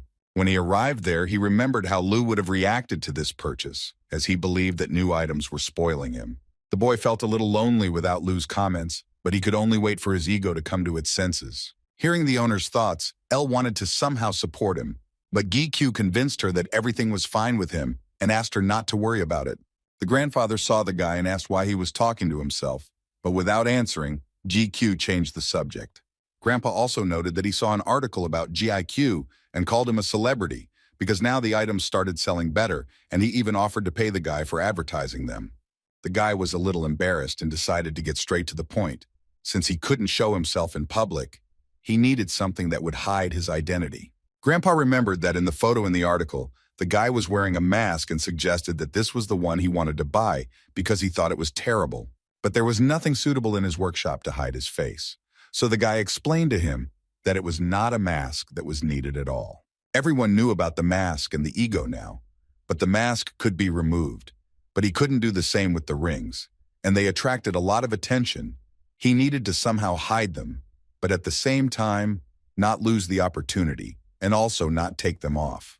Grandfather pointed him to a shelf where there were several types of mittens, warning him that there was not much choice there. The guy thought about the fact that he hadn't been able to establish a connection with the ego named Brunard right away, but with others, it was much easier. Elle explained to him that the connection had become easier to establish because the boy's cup had become larger, as he had become much stronger. Previously, he was inferior due to lack of skills and strength, and the names he came up with for previous egos did not suit them. Looking at the gloves, they all seemed too bright to him, which could have the opposite effect, so he could not decide which ones to take. Suddenly he saw some black, unremarkable gloves and chose them. The grandfather watched the boy and praised him that the gloves he chose were not a bad option at all. Gichu spoke the key words and gave the item a name, Oberon, after which their connection was instantly restored. The system confirmed the connection with Oberon, which made GQ very happy, although his feelings were strange. Opening Oberon's information window, he saw his power skills that temporarily increased strength, an option that suited these gloves well. But the guy was interested in something else. Would he be able to summon Lu and Elle in these gloves, since regular gloves would tear during this? He called upon his egos, and in the same second, the places appeared in his hands, and the gloves remained unharmed. Having made sure that the seals were intact, he had to check whether the ego could return, taking the form of rings, without removing the gloves. He said a phrase after which Lu and Elle took the form of rings, and nothing happened to the gloves. They were still intact. GQ was happy with this find, since now he would not have problems with rings in everyday life. He asked his grandfather the price of these gloves in order to buy them, but he told him in response that he did not have to pay for them. In return, he asked GQ for one request, saying that when he needed him, the boy should help him. The boy agreed to his grandfather's conditions. He took the gloves and went to the association. When he entered the first floor with his secretary, he saw a crowd of journalists who were asking everyone in a row to find out at least some information. The secretary explained to the guy that these people started coming to the association after that sensational article about the rancor in the mask. Now GQ couldn't get into the tower because of the reporters, so he asked Sung Hoon to find out if a gate had appeared somewhere so he could hunt. But the secretary didn't see the need for this, since the reporters thought that GQ was a rancor, so they were trying to get to the higher floors. The guy in turn was on the first floors, so they could easily enter the tower, but Song Hoon's words made him a little angry. When he entered the tower, he began his passage from the first floor, where there were weak orcs, so Gi Chu destroyed them without straining himself at all. On the way, he remembered Grandpa Huang's request. He knew that he would never put a price on his item from the ceiling because he was very proud of his products. This only meant that most likely his request would be very serious, and he was obliged to help him. Suddenly he heard someone's voice calling him master. When the guy turned around, he saw no one. Gi Chu asked Elle if she heard something, but she did not understand what he was talking about. Then the guy explained that he heard a voice that called him the master. After walking a little more, the guy again heard a voice that asked to call him by name. The guy stopped and again began to ask Elle if she heard the same thing. Elle thought that maybe it was Lu talking to him, but the voice was different. Then he thought that maybe it was Brunhardt's ego and said his name. An energy ball appeared above the guy's head, which reminded him of a very similar situation. Before connecting with Lu, he absorbed all the objects around Ji Chu and even his clothes. Remembering this, the guy was a little scared. He squatted down, hugged his clothes with his hands, and closing his eyes, waited for the ego to begin to absorb everything around him. But when he opened his eyes, he realized that nothing like that was happening. In front of him, he saw only a system notification. He looked at the ball and did not understand how he was supposed to determine its shape, since with Lu, everything was completely different. GQ asked Elle if she knew what to do in such a situation, and she told him. He had to touch the ball and imagine the image he needed, and that would be enough. The guy walked up to it and touched it with his hand, trying to come up with an image of it. He closed his eyes to concentrate. Gi Chu remembered Brunhardt and how little time they had been able to spend together, but he had helped him a lot. The guy was grateful to him for protecting his master until his death, and he would not have minded if Brunhardt could protect him this time too. He thought about how good it would be if Brunhardt never left him and always protected him. After these thoughts, his image began to form. The ball of gravity seeped into Gi Chu's chest, simulating the protective layer he would have, and thus Brunhardt would protect him. The guy was holding his chest, feeling a little discomfort. At that moment, Brunhard turned to him, happy that they met again. GQ was very surprised by Ego's words, as he did not understand how he could appear to him again. Opening the information window, Gichu saw that this Ego could take over memory, and most likely he did so. Brunhard couldn't be happier that they finally met the owner. The guy was also very happy about their meeting. The image of the Ego was a little different from what he had imagined, but despite this, it would be very useful to him. Gichu said the phrase that made the Ego become an accessory and continued to examine his skills. With the help of the name, Ego took over the memories and also gained the ability to reflect, which Brunhard had before. The boy realized that new opportunities had appeared thanks to the gate skills, and at the same moment, he praised Brunhard. He decided that there was no point in wasting time, and that he needed to test new possibilities and open the gates. Over the course of a week, the boy climbed the tower and looked at the state of the Ego, starting with Brunhard. At first, he acquired new skills to open and close the gates, but the guy himself could not enter them, just as the monsters that came out of the gates did not obey his orders, and he had to destroy them. But this skill was still very useful, because the guy could cause the gate to break. He thought that if he could control the gate, his power would go beyond human capabilities. Brunhard's next skills were acquisition and management, which were linked to his growth. The Ego could absorb gates and grow at their expense, and the same with lower-ranked gates, but this only applied to those gates that GQ possessed. He wanted to test his newly acquired skills in action, but he had to put this activity aside for a while. First, he had to catch the guardian of the 28th floor, the giant Smilodon. During the week of passing the tower, the guy only encountered weak monsters, so he wanted to stretch his body well by hunting this monster. He activated his strength skill and rushed towards the monster with great speed. The guy delivered several powerful blows and cut the monster's huge paw, not giving it a chance to recover. The giant Smilodon let out a loud roar of pain and began to attack Gichu in response, trying to destroy him. But the guy was so fast that he dodged every attack and at the same time inflicted even more damage on the beast. Having collected enough damage, he reflected it back at the monster as soon as it approached him. The damage reflection was so strong that it did not give the keeper a single chance and destroyed him in a few seconds. All the guardians were similar in build, so Gichu was used to fighting with them. It seemed even more convenient to him. And thanks to the enhanced reflection skill, the guy dealt with the monster much faster than usual. Gichu praised Brunhard and said that he would soon thank him for his help. When Ego heard this, you were delighted. He dealt the final blow to the guardian and destroyed him, and Lu in turn absorbed the blood of the giant Smilodon. Of the trophies, Gichu only got a green crystal. Unfortunately, there wasn't even a single item of equipment. The guy knew that he could get some kind of reward for the keeper's flesh. But first he wanted to fulfill the promise he made to Brunhard. He opened the gate and threw the crystal in there. This is one of the abilities of this Ego that he learned about recently. The gates gain experience points and the monsters inside the gates become stronger. Thanks to the crystals, monsters can grow. And the guy also tested all the skills and adapted to Brunhard's strength and speed. Even if Lu didn't wake up, the guy could still use his skills. And there was no problem with L's skill upgrade either. He decided to go to the next floor, although he didn't think he would see anything worthwhile there, but he didn't want to jump straight to the 30th. On the 29th floor, the guy heard noise and unpleasant squabbles. The Red Players Guild was arguing with the Cane Guild. They exchanged a few words and began to fight, trying to prove what their guild was capable of. Hearing the sounds of blows and weapons, the guy stopped and tried to understand why the players were fighting among themselves. Brunhard suggested that the owner go on reconnaissance and see who was fighting there, but the guy decided that he shouldn't get involved in such a showdown. Meanwhile, on the battlefield, a life-and-death battle was taking place between the guilds. The injured guild player Kane couldn't understand how the red players dared to touch them, to which the leader of the Smurfs replied that they were just losers, and he wanted to fight their leader. The leader of the Kane Guild was Seok Woo, and the player was eager to fight him. While he was speaking, GQ suddenly appeared and grabbed him by the head with all his might and slammed him to the ground. The guy was furious when he heard how Seok Woo was spoken about by a player who, in his opinion, was insignificant. There had never been so much rage and fury in the guy's eyes, except perhaps the last time it was before the battle in the raid. Gichu saw what he had done to the player whose face seemed familiar to him and tried to calm down and come to his senses. He turned to the rest of the members of this guild and couldn't understand why they allowed themselves to do this to the Kane Guild. One of the red players decided to take revenge on GQ for his partner and began to persuade another to attack with him. He ordered the team to attack, and they started attacking the guy, thinking that the advantage of strength was on their side. Gichu quickly reacted and began to dodge and repel their attacks one after another. As he did so, he thought about how it was his first time killing a man and he didn't hesitate at all when he swung his sword.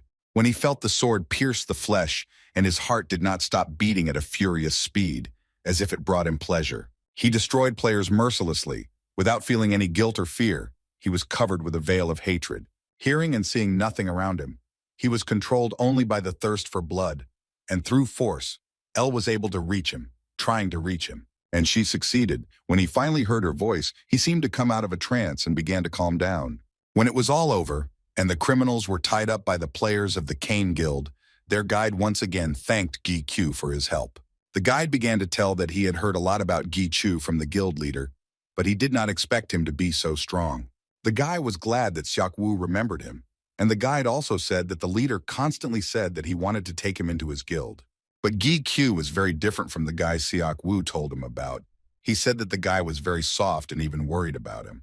Gi Chu's main sword strikes, and the strength that the guide saw during his fight with the red players, were not inferior to the leader at all. Tearing him away from his thoughts, Gi Chu was curious about what happened to the Smurf Guild and why they suddenly started hunting Seok Wu. The guide only said that the Smurf Guild does not make enemies easily, and that they plan to clarify at least something during the interrogation.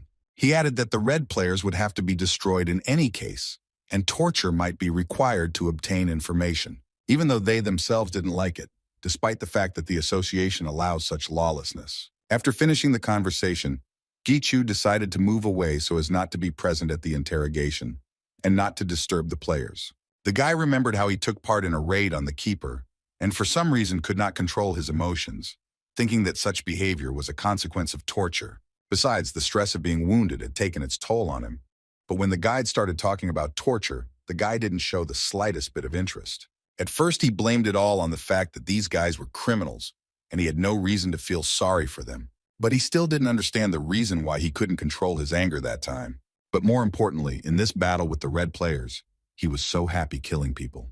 The guy was approached by the ego, and he immediately asked them for forgiveness for making them worry, telling them that they don't have to worry about it anymore, as he has an idea why this is happening to him.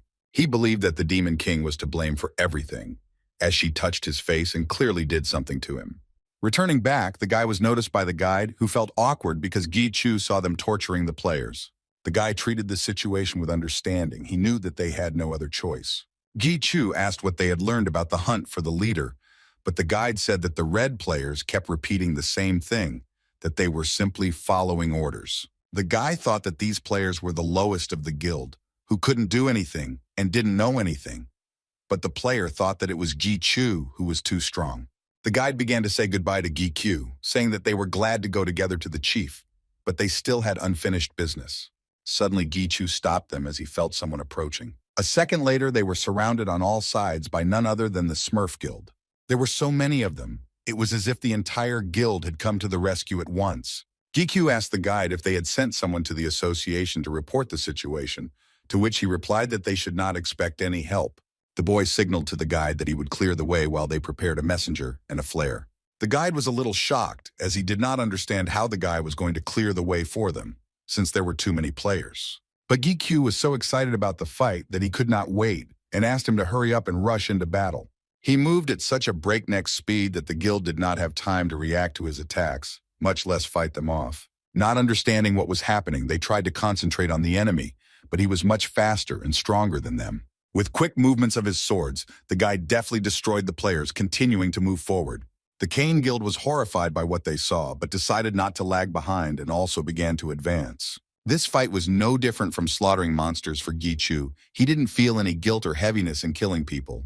On the contrary, it seemed to him that this process brought him only pleasure, and this made it even more frightening. Suddenly, balls of fire started flying at the guy out of nowhere, which he quickly dodged. When the fire attack stopped, Gi Chu saw the guy who was controlling it and became a little tense. He praised Gi Chu for being good at dodging attacks, even though the item he used to inflict it was quite expensive. The guide recognized the guy. It was a fallen ranker and leader of the red players named Che-Min Seok. Mir Seok turned to Gi Q again and told him that he was very similar to them, the same ruthless killer. He offered him to join their guild and take a high position, while looking at him with wild eyes that were terrifying. Those who committed crimes in the tower were called red players and were almost impossible to track. All the association could do was monitor the entrance to the tower, which was a portal, and block escape attempts.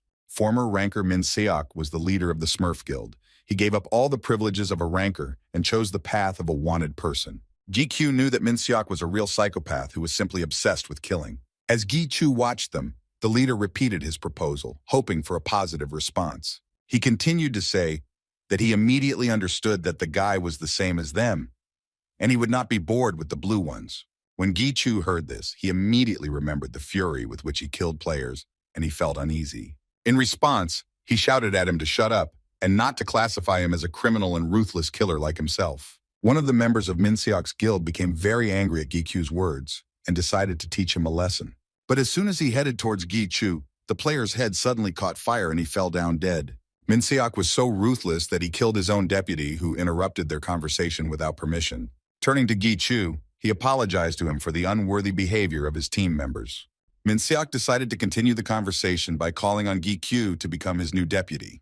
Gi ignored his questions and asked his own, trying to understand the reason why they were hunting the Cane Guild. Seok was unhappy that the guy needed an answer, but he decided to tell him the reason for their hunt. The Smurf Guild was about to go outside the tower because they were tired of hiding. Hearing this, the guide couldn't understand why they needed the Cane Guild unless they wanted to take hostages. Seok just smiled in response, and Gi immediately understood why they were doing this. The only thing he was interested in was how he knew about Seok Wu's special skill, which was that he could turn everything he touched into ice, but not everyone knew about it. When Seok realized that the guy also knew what they were talking about, he was very surprised. But Gi did not let him finish speaking. He immediately rushed into the attack, wanting to get answers to his questions. The leader was delighted with Gi reaction. He watched with pleasure the gleam in his eyes and began to repel his attacks. Attacking him back, he continued to tell the guy that he was exactly like them. Not paying any attention to his words, Gi noticed that he had two weapons and began to speed up his movements to avoid getting hurt. Wanting to show who was boss, Seok struck him with all his might, but Gi managed to dodge it. When he had run a long distance, he tried to figure out the leader's tactics, as he felt the presence of something else. Gi had met many people who had high experience points, but this guy scared him because he was a pro at killing. Meanwhile, Seok began to attack again, not giving the guy a chance to rest. Gi was lagging behind in speed because she needed time to reload. Even though he was superior in strength due to the enhancement, it was still not enough. When he was slightly distracted from the fight, he did not notice how the leader got too close to him and thus missed his blow. Unable to dodge the attack, he flew back several meters but tried to stay on his feet with the help of his swords. Gi noticed that the leader's movement suddenly became faster, which meant that he also had some kind of speed skill. But L disagreed with the owner, saying that the enemy's speed had not changed at all. Seok was pleased that the boy was trying to resist his firepower, even though it wasn't his only weapon. He added that during a clash, the enemy accumulates, and as soon as the battle drags on, the winner is immediately determined. The leader believed that Gi had no chance of winning, and if he gave up, he would be accepted into the guild. Gi remembered Brunard and that he could also accumulate damage. He quickly got his bearings and began to attack the leader. He was approaching Seok very quickly, thanks to the acceleration that had been restored. Seok, in turn, seemed to be glad that Gi had something else hidden away. He released hellfire and decided to fight the guy with full force. The fire was everywhere, and the heat was burning Gi skin. But thanks to this, he knew for sure that he could defeat him. The guy got too close to the leader and swung his sword, and he caught the blow. Then the guy used the reflection skill, and Brunard reflected the accumulated damage. Seok didn't understand what was happening, because he was sure that victory was already in his hands. This time the reflection was so strong that it caused a powerful explosion, and the leader was thrown back several meters. His team members watched what was happening with fear and were horrified when they saw something fly past them at great speed. The leader was destroyed because he himself revealed his weaknesses to Gi and made his job easier. When the guy approached and touched Seok with the sword, Lu's ego's cannibalism skill activated. He began to absorb the player's body, after which the process of his transformation into an ego began. Gi was shocked by this. He did not know that Lu could absorb the bodies of not only monsters, but also people. The guy's legs were exhausted. Even though he had defeated the ranker, it was still difficult and dangerous. But he couldn't show weakness, since there were other members of the Smurf Guild left. Although the guy hoped that after he destroyed their leader, they would retreat. Turning around, he heard the guild players start discussing what was happening and watched their actions. They had no leader or deputy left. All high positions were vacant. One of the players came to the conclusion that the one who destroyed their leader is now their new boss. Gichu was at a loss as the guild members' thoughts were diverging, and it would most likely not end well. A riot began. The players were divided in their opinions. Some said that he should be killed, and others that he could become their new leader. Elle and Brunhart were very worried about the owner and tried to persuade him to escape, since he had not yet recovered, and the chances of winning were extremely small. Reflection does not guarantee damage without any risk to the player. In order to accumulate enough damage, it must first be received. The higher the damage output, the greater the recoil, as was the case in the labyrinth of Geryon. Now the guy's body was broken. He needed at least a few minutes to recover a little. The guild players watched Gichu, and some even admired his strength. Gichu's dark aura attracted them very much. Even though he was not a red player, he looked just as ruthless. But having let go of these thoughts, they were ready for the fight, confident that after a couple of blows from Gichu, it would be the end. Citing numerical superiority, they began to attack the guy in order to finish him off and avenge their leader. The guy got into a fighting stance and waited for a battle that could lead to the worst outcome, because he had no other choice. But suddenly, he noticed something strange. When he looked up, he recognized a familiar skill and smiled, knowing that he was saved. In a second, the entire Smurf guild turned into ice cubes. The boy breathed a sigh of relief and saw his friend Seok Woo, glad that he made it on time. Seok Woo also did not hide the joy of their meeting, because even though they had not seen each other for a long time, they never forgot about each other. The leader was happy to talk to the guy, but he needed to deal with the remaining red players first. He turned towards the enemy and used his snowstorm skill, which once again covered several players in blocks of ice. After that, he started counting how many players were left and realized that there were still a lot of them, so he needed to join the battle. He shouted to Gichu to wait a few minutes, and then they would discuss everything. Seok Woo sped up and began attacking the red players, his attacks leaving behind chunks of ice that pierced through the opponent's body. Gichu watched him from the side and noticed that he had become much faster and stronger than he was. He decided to keep up with his friend and drank a potion to speed up his recovery. Having joined him, he began to destroy the enemies at great speed, not giving them a single chance to dodge. It took them less than 3 minutes to deal with all the guild members. When they were finished, the remaining players were tied up for further investigation. Seok Woo approached the guy and noticed that he had changed a lot and was now unrecognizable. He also asked what was wrong with his eyes, but the guy didn't understand what he was talking about. Then Seok Woo explained to him that his left eye had turned purple. Hearing this, Gichu became really tense. As he guessed, all his changes were the work of the Demon King. Gichu joked that it was because of his skills so that Seok Woo wouldn't continue talking about it. The head, in turn, saw that the guy had not only changed in appearance, but also, according to the stories, had become much stronger. But he didn't think that much. Song Dol told him about it, but Seok Woo couldn't even imagine that the masked ranker in the article was Gichu. At first, the guy didn't understand how Songpil knew it was him, but then Seok Woo explained that his brother recognized him from one photo. Gichu sighed as the reporters were giving him a lot of trouble. The guy was curious how Seok Woo endured all this fame, since he was constantly on everyone's lips, but he replied that it was because of the difference in their personalities. Gichu thought that the reporters still couldn't leave him alone, but Seok Woo reassured him by saying that they had moved on to another story. The guy was so busy climbing the tower that he wasn't interested in the latest news at all. Seok Woo was surprised by this and said that now everyone is talking about the chairman of the Players Association, who showed his face for the first time. Gichu immediately guessed that Taegu did this in order to divert attention from him. Seok Woo, getting ready to leave, thanked the guy for the pleasant and long-awaited conversation. He wanted to go to dinner with Gichu and talk in a normal setting, but unfortunately, he was too busy dealing with the Smurf Guild. But he suggested at least having coffee together, since they had something else to discuss, and waved his hand casually. When Gichu saw the mercenary ring on his hand, he was shocked. He didn't think that Seok Woo also worked for the association. Seok Woo warned the boy to show his ring less in public, since even among the mercenaries not all are friendly, and he did not want the boy to get into trouble. That's why everyone uses either skills or items to hide its presence.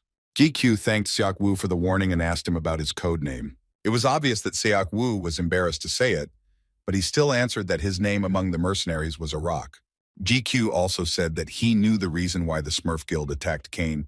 He was curious about how he was able to escape from them. Seok Woo decided to tell Gichu about his other unique ability that saved him. It was the ability to create portals that was independent of the tower. Such a unique skill previously unknown to anyone could raise the ears of many countries. Therefore, Seok Woo took care to hide this ability for his own safety. But Gichu didn't understand how the Smurf Guild could know about this ability, because even his guild didn't know about it. The story was very long, so they decided to change the place to talk until his guild finished work. Gikyu thought that the leader should put everything in order himself.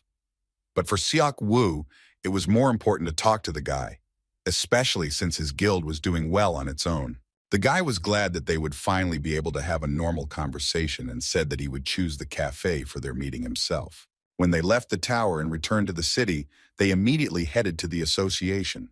Sitting in the office of the general manager, Shik-hyun was unhappy that Gi-kyu had not warned him. Gi-kyu explained that his office was the only place where he could use soundproofing for free, but Shik-hyun said that he would charge him crystals for it to teach him a lesson.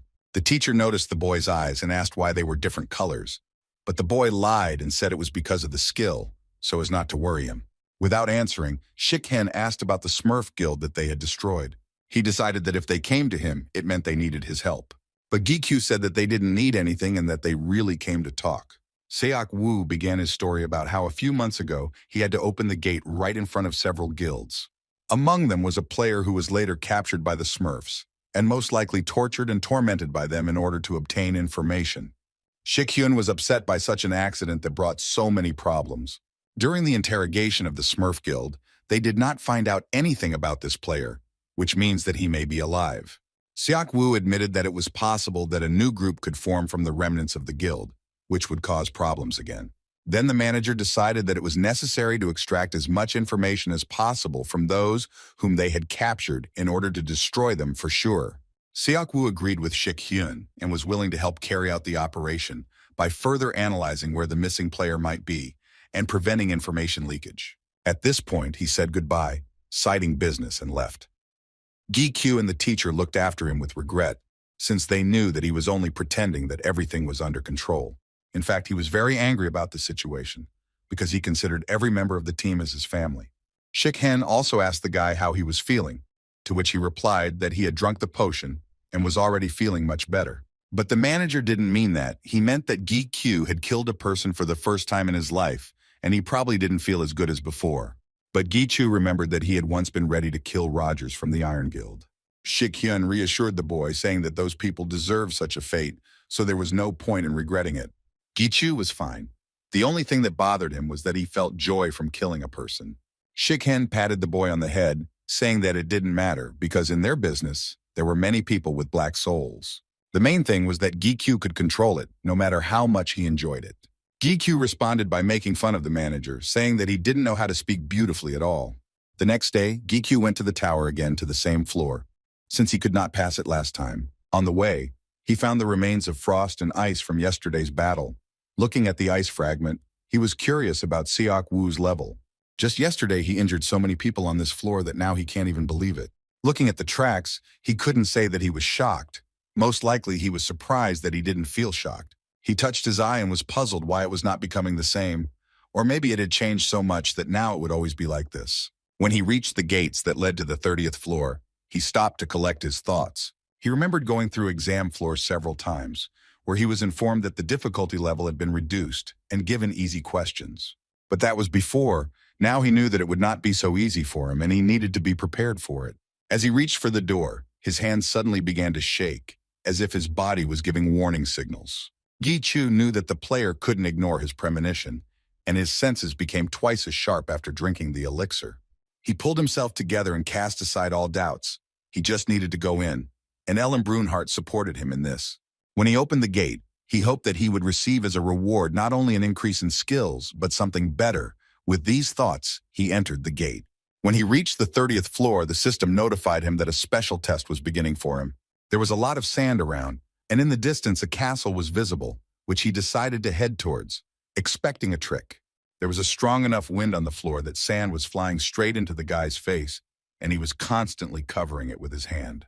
Suddenly the sand began to move too suspiciously, and a second later Gi-kyu stood surrounded by giant scorpions. The guy quickly took out his swords and got ready for the fight, as he expected something like this. Activating his speed skill, he suddenly got stuck in the sand and couldn't keep his balance. The sand prevented him from gaining speed, so he activated his strength skill and began the battle. Meanwhile, the scorpion got so close that it almost grabbed him with its claws, but the guy managed to stop it. Having jumped up quite strongly, he raised his swords behind his back and decided to attack the scorpion from behind. Landing on him, he quickly dealt with him, giving him 2 deep blows to the back.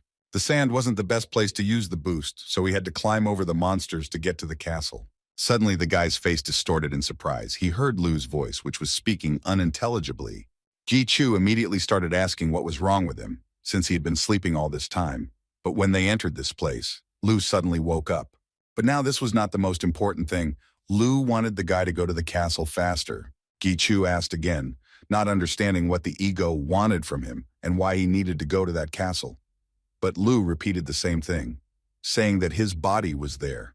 The guy could not figure out how Lu's flesh could be in the castle. But he had no time to listen to the details, as he was attacked by scorpions. Dodging the tail strike, Ji-Chu placed Lu's sword under his feet. Lu didn't understand why the owner was doing this, but Ji-Chu said with a grin that since he had been gone for a long time, he should be a footstool for a while and help him out. Ji-Chu didn't have time to take into account every feature of this area, especially since there could be an enemy in the castle. Therefore, he needs to get to it as quickly as possible, and the sword will serve as a basis for one jump, during which he must reach the castle. Jumping up, he sped up as much as he could and warned Brunard that he wouldn't be able to get him the crystals. But he wasn't the least bit upset. Lu heard Brunhardt's voice and asked who he was. Guy Q explained to him that he was the ego of the gate with Brunhardt's memories. Lu didn't like it, but Brunhardt in turn greeted him and showed him respect, since Lu was the first one to appear at the boys. He answered him lazily, not wanting to continue the dialogue, but GQ immediately understood that he liked Brunhardt's way of addressing him. The guy finally landed at the castle gate, with a crowd of monsters heading towards him behind him, and he quickly went inside. When he entered the castle, he saw another door, on either side of which stood 2 huge iron statues. Everything looked the same as always. A large room and high walls. Everything indicated that this was the keeper's room. Lu pointed to the door for the owner and confirmed that it was behind it that his flesh was located. GQ understood this because he clearly felt that there was something behind that door. Suddenly, the statues that had been standing motionless all this time began to move and attack GQ from both sides. They simultaneously dealt a strong blow to the place where the guy was standing, but he managed to dodge the attack by jumping up. These statues looked like golems, huge guards who guarded the entrance. The guy even found it funny. He ran to the other side to be closer to the entrance and noticed that the guards were stronger than they looked. Gi-Chu thought about entering without fighting them, but he immediately discarded the thought. He didn't know what was inside the gate, so he couldn't leave the enemy behind, and no matter how strong they were, they still had weak points. The guy decided to start attacking them first in the head to find these places faster. Having gained enough speed, he jumped towards the golem's head and struck it several times with his swords, but there was no effect. Enraged, he quickly jumped back to avoid being hit by a counterattack. But a second later, a huge axe was flying towards him. The berries didn't hit it, but the blast wave threw the guy up quite a bit. Having run a short distance, Gi-Chu was amazed by the power of these monsters. He put his whole body into the attack, but his blow was very weak. The guy's skill to aggravate wounds didn't work on these blocks, and the weight categories were too different. He needed to come up with something urgently. While he was thinking, the golems were approaching him again, ready to continue attacking him. Lu suddenly gave the guy a hint to use their power against them. Gi-Chu activated the enhancement in speed skill and began to attack first. When he flew closer to him, he immediately reflected the damage and then began to attack, moving too quickly, which greatly confused them. The golems couldn't keep up with Gi-Chu's movements and made a mistake, thereby attacking each other. From a strong jump to the side, the guy fell to the ground. When he got up, he saw that the golems had destroyed each other. Gi-Chu stood up and walked towards the gate, while asking Lu what exactly he meant when he said that his flesh was behind the door. Lu began to explain to the guy that what was behind the door was his flesh, which he had during his life. He also hinted to the guy that he used to be very strong, and he would never have defeated him even in his dreams. But Gi-Chu was amazed by his shamelessness. Gi-Chu believed that Lu was not as strong as before if his body was there, but Lu disagreed. Behind the door there was only his shell, which was held together only by the memories of the body, and it was not quite complete. Gi-Chu had recovered his strength with the potion, so his buff was at its maximum. With such preparation, he should be able to handle it quickly. When he went inside, he saw a silhouette in the distance, who was unhappy that the guy woke him up. The guy tensed up because the aura of the shell was so powerful that it could be felt even at a great distance. Gi-Chu didn't understand where the shell had such strong energy from and whether it was really Lu. The flesh began to slowly walk towards the guy, saying that Lu was not his name. The guy became even more wary, but the flesh continued to say that he was the master of all demonic objects and swords. Chu was shocked by his words, as he did not expect such an outcome at all. Coming closer to the guy, the flesh called itself the Demon King and said its name. He was the king of that very demon he had first seen when he met El, the master of that huge eye. But the guy couldn't get his head around the idea that Lu could really be the king of these very demons. When the flesh said its name, Chu for some reason did not hear it, as if something prevented him from doing so. The guy thought about how much new he had learned about Lu lately, and it always happened during battles. Chu asked Lu if he would be okay if he destroyed his flesh. Lu was sure of it because it was just his shell. He encouraged the guy to destroy it faster, and no one would dare to mock his body anymore. Chu decided not to waste time and began to attack the demon. He activated the skill of speed and strength to deliver an effective blow. When he approached him, he began to strike, which the demon quickly blocked, not allowing himself to be hit. The demon activated his abilities and began to attack him in response, but he did not move from his place. The guy didn't achieve any results with his attacks, so he ran back a little. At that moment, a swarm of swords flew at him, which the demon controlled with his eyes. Having dodged them, he flew back several meters, so he was able to avoid colliding with them. Chu was very tense because he didn't think the demon would be so strong. A bunch of swords pierced the place where the guy had stood before. The demon even praised him for his good abilities. But he was sure that with such skills, the guy still wouldn't be able to leave even a scratch on his body. Chu didn't like the demon's words, but he still knew that he was right. The wall of swords that kept appearing made it impossible to get closer to him, and this really irritated the guy. With a smirk on his face, the demon decided to make his move and directed a huge number of swords towards Chu again.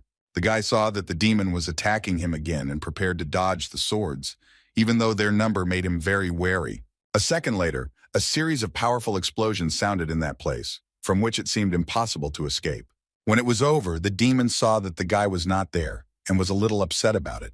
Meanwhile, Chu was already behind him and swung his sword to deliver a powerful blow, but the demon immediately noticed him. He changed the course of the swords and they flew at the guy with all their might, which he was definitely not prepared for. Some of the swords hit him as there were more of them and he did not have time to fight them off. He stepped back, trying to keep more distance, but the swords continued to rush towards their target. Landing on the floor, he tried to catch his breath and gather himself, as he had another Taka ahead of him. Lu tried to encourage him to react faster as the demon continued to attack him. Chu quickly stood up and began to defend himself, repelling the enemy's attack. The guy sped up and tried to concentrate on the number of swords to avoid getting injured. This was not just an offensive action, but a very annoying attack from the demon. Chu felt like he was fighting 1,000 swordsmen at once, and so it was very difficult for him. Continuing to fight back, the guy turned to Lu to find out if these swords were also demonic, and he confirmed his suspicions. He remembered how El had absorbed Kalion's sacred sword and thought that Lu could do the same with these swords. As they spoke, the swords flying towards Chu increased in number. Unfortunately, Lu couldn't help the guy because the place was run by a demon. Hearing this, Chu was upset and didn't know what to do if these attacks didn't stop. However, Lu offered the guy another option to help. He could give the guy his power since this place was special. Lu asked the guy to stall for a little while so that he could accumulate enough of this power. The guy tried his best to stay on his feet and didn't know if he could hold on any longer because it wasn't that easy. Chu swung his swords, and with the help of the power-up and a large amount of energy, he made a small wall through which the demon's attack wave was reduced. The demon was very surprised by Chu's skills and did not expect this from him, so he decided to change tactics. Now the swords flew even faster, and from the other side, going around his wall, Chu sped up and dodged the blows as much as he could, even though he knew he was already at his limit. He shouted at Lu to hurry up and help him, otherwise the boy wouldn't be able to hold out much longer. Flying almost right up to the swords, he activated the skill and reflected the accumulated damage. This stopped the demon's attack a little, and he himself flew back to the wall and held onto the sword so as not to fall down. But the demon was not frightened by his actions. He turned to Chu and launched swords straight at him. The boy couldn't hold on any longer and asked Lu to finally help, or they would die. Suddenly, the system began to notify the guy that his magical sensitivity was increasing, and his assimilation had reached C-rank. Chu smiled, realizing that Lu had saved him in time. Now he could use his abilities even more effectively. The swords that flew at the guy did not touch him in any way, but an incredibly powerful energy began to gather around him. When the demon saw this, he was amazed and could not figure out where the guy got such strength from. The system informed Chu that Lu had taught him the death skill and now he could use it. An incredibly powerful energy was gathering around the guy, which served as a shield, and attacks had absolutely no effect on him. The demon was overcome with horror. He believed that a human could not control such power. Having descended to the ground, Gichu watched the reaction of the Demon King. Now he was full of strength to continue the battle. The demon continued to repeat the same thing. He could not believe what he was seeing. He was so furious that he screamed with an inhuman cry, indicating that this was only his power. He gathered all his energy and directed it at the guy with full force and hatred to tear him to shreds. It seemed like a million swords were flying towards Gichu. His attack was so powerful that there was no escape from it. The guy calmly watched him and prepared for a counterattack. He raised his sword in front of him and dealt him a direct blow. The death blow was so powerful that it repelled the demon's attack in a matter of seconds and killed the demon. When the smoke cleared, the boy saw that the demon was standing on his feet and was unharmed, only slightly scratched. The Demon King raised his sword to attack Gichu again, putting all of his fury into this attack. His face twisted with hatred, and his anger was so strong that it was terrifying. The demon struck the ground with his sword, destroying everything in front of him. But the guy managed to dodge and flew back, hitting the wall without any injury. The power had eaten away at so many demonic swords, but even after a direct blow from death, the demon stood firmly on its feet and could attack even more powerfully. Gichu didn't expect that the demon would still have the strength to fight after this. But Lu explained that even though it was a shell, it was originally very powerful. The guy asked Ego to repeat this death blow trick to finish off the demon. Lu began to dissuade him because the guy's body might not be able to withstand it a second time, but the guy was confident in his abilities. The boy once again created a wall of energy to prevent the sword attack. In turn, the demon swung a huge sword at Gichu and said that the guy was repeating his mistakes again, since he thought he could stop him with this. He hit the guy with all his might, hoping that he would get caught in his attack. But then he saw that the guy held back his blow with his sword, not giving him the opportunity to attack himself. The demon considered him an insignificant enemy and that he had no chance of winning. He looked at him with a grin and wild eyes, thinking that the guy could not do anything more. But suddenly the smile disappeared from his face when he saw that the guy was holding off the blow with only one sword. Before he could figure out how he could miss such a trick, Lu's second ego sword appeared behind him. At that very moment, Gichu activated his newly acquired skill for the second time and repeated the death blow. The demon did not have time to react to the attack and screamed in pain and fear, realizing that this was the end. He couldn't accept the fact that someone could defeat him because for him it was impossible. His face twisted in pain and disappointment as death consumed him completely. When he disappeared, GQ was unable to stay on his feet and fell to the ground completely exhausted. His ego began to call out to its master, thinking that he had died, but it was simply fatigue because he controlled enormous power and the recoil was too great. He took out a potion and drank it to restore his strength after a difficult battle. The floor system began to notify that the guy had passed a special exam and was receiving a reward for it. The system also rated Gichu's battles as ideal clearing and gave an additional reward. Opening his eyes, he didn't realize at first where he was until he saw a table with rewards in front of him. The system continued to send notifications to the guy about his skill level increasing and receiving several more additional skills. He opened the information window and was surprised by such a quantity of everything. Now he could connect and appropriate the ego, which he was very surprised about. Gichu thought that he could connect his egos with each other, but when they heard his thoughts, they were not at all happy with this arrangement. But the guy calmed them down, saying that it was just a joke. First, this skill needed to be tested in practice to understand how it works. He decided that now was not the time anyway, since there were two boxes in front of him, one of which was gold and the other diamond. Gichu began to choose which of the boxes to open first, since they were both not bad, and he got an elixir from the diamond one last time. Deciding to leave it for later, he first opened the golden box, eager to find out what was inside.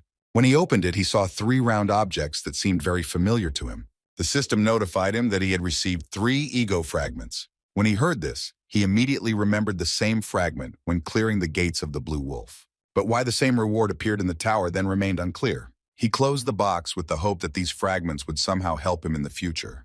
Then he approached the diamond box, anticipating something interesting and perhaps another elixir. When he opened it, he was puzzled as to why there were someone's bones in the box. Suddenly, Lu came to life and Gichu couldn't understand why he was acting so strangely. Then the ego plucked up courage and said that these bones were part of his real flesh. The guy took the awards and left the tower. He decided to go to the association cafe where he wanted to discuss what was happening with Lu. He placed the sword on the table and sat down opposite him, willing to listen to Lu, as they had much to discuss. The guy started asking Lu who he really was and why he still hadn't told him anything about it. Lu began his story by saying that the bones are his flesh, because in the past he was the demon king. Gichu wondered if one of the floor guards was just a low-level demon, then what level could the one who sealed El be? The boy then asked Lu why he had turned from the demon king into an ordinary sword. Lu continued to ask if the guy knew what needed to be done to ensure that the creature did not lose itself and existed for eternity, as he did. But the guy thought about it because he didn't know the answer to this. Then Ego gave him a hint, saying that for this he needed oblivion. To survive for so long, he had to forget everything, even his name. Otherwise, his essence could disappear along with the passing of time.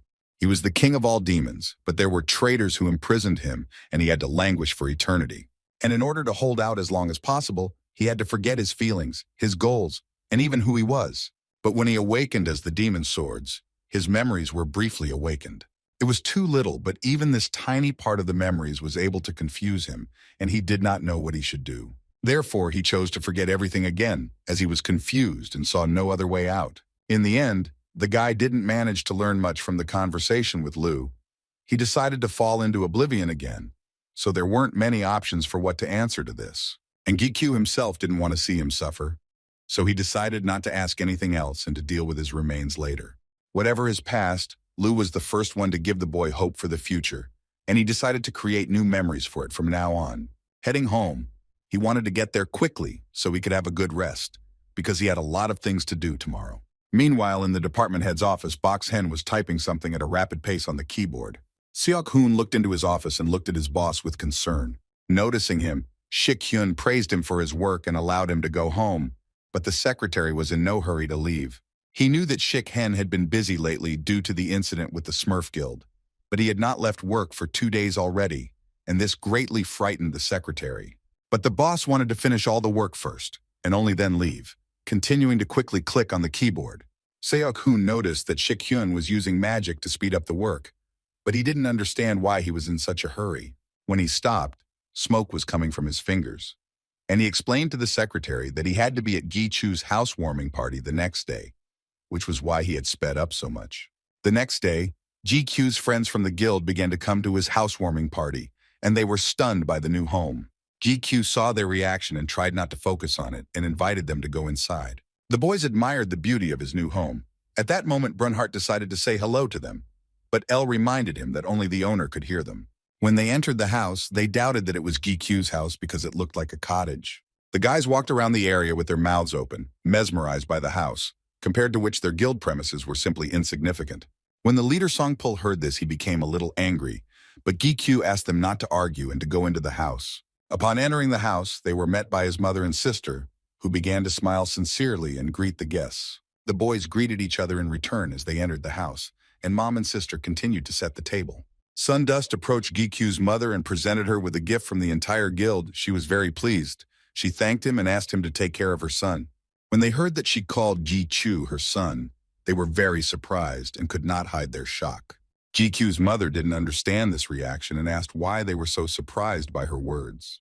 They pulled themselves together, saying that she just looked very young, and they thought she was his sister.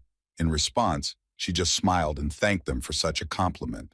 Mom invited them to the table and went to make dinner, while Su Jung asked her brother where his friend Seok Woo was. He made fun of her by saying that she missed him, which made Su Young blush and reply that she just wanted to get his autograph for her friend. Kikyu explained that Seok Woo was too busy lately, so he didn't come and promised to get the autograph for her.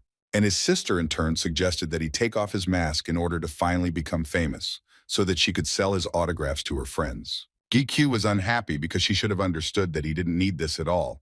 He asked his sister to help his mother while he met the rest of the guests. When he came out, Shik-hyun and his secretary Seok-hoon were already standing at the threshold and began to greet him. He was surprised that they arrived so quickly, but the teacher explained that it was because the work had finished faster than he expected. The secretary immediately apologized to the guy for not preparing the gift as he was very busy. But Gikyu reassured him, saying that he had already done a lot for them and even found this beautiful house. Shik-hyun also asked if he could give nothing, and the boy agreed, since the teacher bought all the furniture at his own expense. Although the old furniture was still in good condition, he didn't need to buy new one. Gikyu suddenly asked Shik-hyun if he had bought this furniture with the hope of moving in with them, and looked closely at his reaction. The teacher did not expect this and blushed, not knowing what to answer, and even began to stutter. Shik-hyun, upon entering the house, immediately went up to Gi-kyu's mother and gave her a housewarming gift, which greatly embarrassed her. When they finished dinner, everyone in chorus thanked him for his hospitality and praised the host. The boys started to help Gi-kyu clear the table, but he flatly refused to help, wanting to do everything properly himself. The teacher approached the boy and said that they needed to talk urgently and it couldn't wait. Gi-kyu wondered what could be so urgent that they needed privacy for this. He warned everyone that he would be back soon and asked his mother not to do anything herself, but to go and rest. When they left the house, Shik-hyun said that this information would be announced officially soon, but he thought it would be better for the guy to know it in advance. He informed him that the Iron Guild had decided to open a branch in Korea, and Gi-kyu's face immediately changed, shocked by these words. Shik-hyun continued to say that the association opposed this statement, but the Angela Guild intervened, with whom they apparently had some kind of agreement. At that moment, Ji-chu was suddenly overcome with memories of the Iron Guild's torture of him, but the teacher could do nothing, since Angela could not be ignored. So in order to divert the reporter's attention from Gi-chu, they had to reveal the identity of the association's head. He glanced at Gi-chu and wanted to help him somehow, but decided to just leave him alone to think it over. Gi-kyu was seething with anger and fury, just like that time when he couldn't control himself, and in such a state, he couldn't appear in front of his family. Meanwhile, in England, Rogers was waiting in the wings, who was supposed to arrive in 3 months to head that very branch. Photo of Ji-kyu from the news. Paddle on his board, and he was looking forward to paying him back. He didn't care how strong the guy had become, because Rogers also had a pretty good advantage. He had the sacred sword that the guild leader gave him, and he was confident that with it, he would definitely quickly defeat Ji-chu. The guy, in turn, had already escorted the guests to the exit, wishing them a good journey, and at that point they parted ways. Having finished cleaning, the guy went to his basement with thoughts about the new branch of the Iron Guild. He saw on the news who the director of this very branch was and realized that the chance for revenge was running out faster than he expected. When he entered the basement, it was completely empty, which upset Brunard a little. But Gi-kyu had planned it that way, since he wanted to use it for training. The guy was going to test the opening of the gate because he couldn't allow monsters to get into his house if something went wrong. He mentally thanked his secretary for such a suitable home for his training. The guy sat down and began to think over a plan of action, admitting that even though this was a branch, they were still strong enough, and he only had 3 months to prepare. To do this, he needed to know everything about his new power. First, he decided to figure out the skills he received on the 30th floor. He opened the information window and started to study it. When he selected the fusion skill, the system offered him to choose its main one. Gi-chu guessed that this meant that he needed to choose an ego to merge with, and wanted to choose Lu. He imagined how the system confirmed his choice of the main ego to merge with the Changyong ego. In front of him appeared a blue wolf, Changyong, who was connected with Lu's energy. He had 3 eyes and his name changed to Fen Lilu. Lu was amazed by the owner's imagination and really thought that something like this was possible. Gi-chu started laughing, saying that he was just joking, but Lu was not laughing at all. The guy hadn't fully understood this power yet, so he couldn't rush. First, he needed to think everything through carefully. The fusion of his 3 egos, which had consciousness, was too dangerous because he did not know the consequences. He could not unite the other 3 egos either because they were an integral part and his main help in battles. Then he decided to try using parts of Seok and Changkyung. Suddenly, Brunard spoke up, saying that he also wanted to become stronger and would be happy to try merging. Gi-chu asked Ego if he was sure he wanted to try, since they didn't know what the result would be. In the worst case, Brunard would not be able to maintain his consciousness or change at all, but the ego refuted these guesses, saying that he felt that everything would be fine. Gi-kyu thanked him for his generosity and trust. He began to act. He selected Brunhardt's fusion with the ego fragment from the table and waited for the result. Suddenly, Gi-kyu's entire body began to glow, as if the fragment was inside him. Brunhardt also felt the changes and started calling for the owner. The guy got scared and decided to stop the merger. At this moment, the system notified him that a transition to the gate was being carried out. When he crossed into the gate, he realized that he was in the same place where he had established contact with them. The system again gave an alert that the fusion of Brunhardt and the ego fragment was complete, and the ego could now influence the gate. Gi-chu wondered how exactly the fragment could have affected Brunhardt. Lu suggested to the guy that perhaps he would find the answer to his question ahead. The guy looked forward and saw the same coffin from which the lich had emerged last time. The coffin was glowing inside and out. The guy came up to take a closer look at it, but did not dare to touch it. The gate had no manager, so the guy had to create a new one using a composite ego fragment and appoint someone to take his place. Gi-Chu began to think about who to choose for the position of manager. Only monsters came to mind. He remembered the various zombie goblins and skeletons, but most of them were just undead, which would surely reflect the nature of the gate. Then he started looking through higher-class monsters, and suddenly it dawned on him that the lich was the best fit for this job.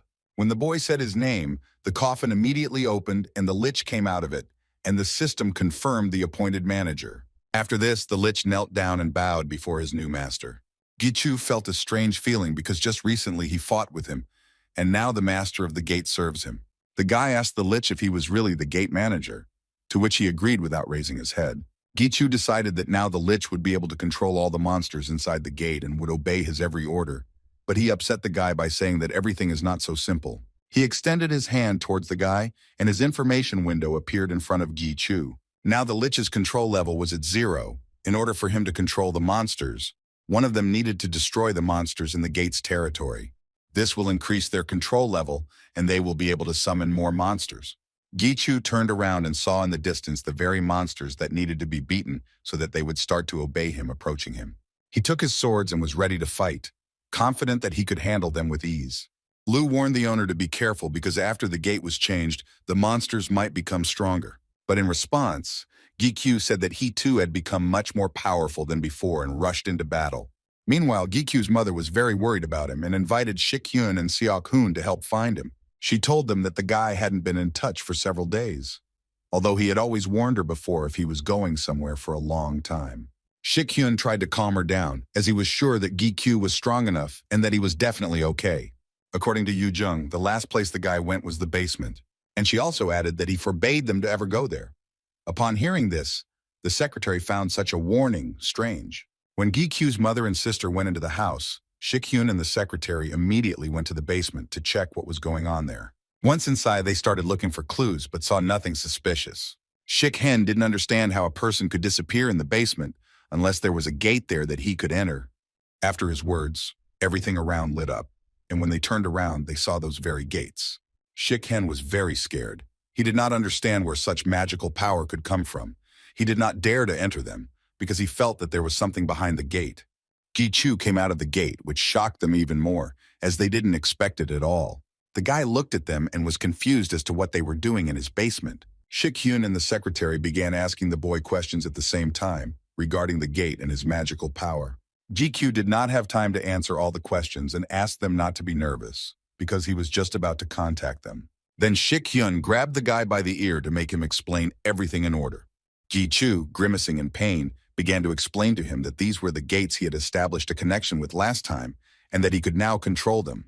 They were shocked by his words because even a ranker like Shik-Hyun didn't have such strength. He was so stunned that Gi-Chu could control monsters, open and close gates at will. It was the same as if he could stop a natural disaster.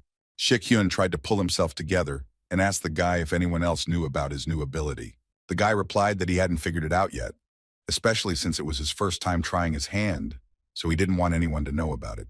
The teacher agreed with the boy and asked him what he wanted to ask him when he came out of the gate. The boy said that he wanted to test the power he had recently gained, but there was no suitable opponent, so he asked Shik-Hyun to fight him. Shik-Hyun didn't agree at first, but then the boy said that he would arrange dinner for him with his mother, and the teacher quickly perked up. When they finished, Shik-Hyun reminded the boy to go see his family, who had been very worried about him all these days. After he seemed like a family, he began to think about the work he had done, namely that it had taken him 3 days to level up to 100. Because of the crystal, the gate became stronger. It took longer to clear than he expected, but when he thought that all this would become his power, it became easy for him again. He named the manager of Lich after Brunard, Hart, although he initially wanted to give him the name Bruno, but his ego was against it. The next day, the boy met with Shik-Hyun in the association's training basement. Before the fight, Shik-Hyun told the boy to start releasing his magical power and completely let go of all thoughts and worries. This meant releasing all the magical power without a trace, with the increase in level. Not only the volume of magic increases, but also the art of hiding it. So when a strong player unleashes his magic, the pent-up magical power simply begins to cascade. When the teacher saw that the boy listened to him and fully released his power, he decided to fight properly too.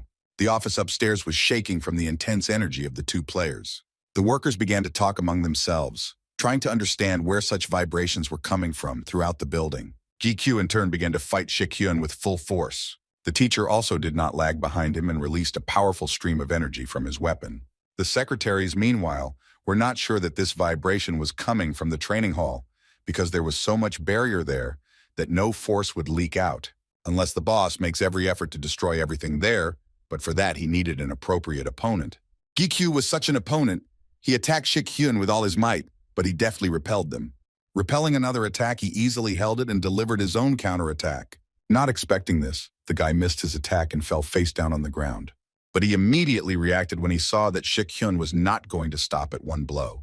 When the teacher stood right above him and aimed at the boy, GQ immediately reflected the accumulated damage and thus dodged another blow. Some players who were near the association also felt the vibration. This vibration seemed to them not just an ordinary shaking, but a collision of great magical forces. They began to speculate what it could be, since the source was blocked, but it was not far away, perhaps even closer than they thought. One of the players allowed the thought that these were players at least of the top rank level, and they were definitely fighting face to face. They continued to fight. No matter how many times GQ attacked, the teacher easily repelled all of his attacks. After another blow, the guy flew back to the wall and was a little unhappy with his work.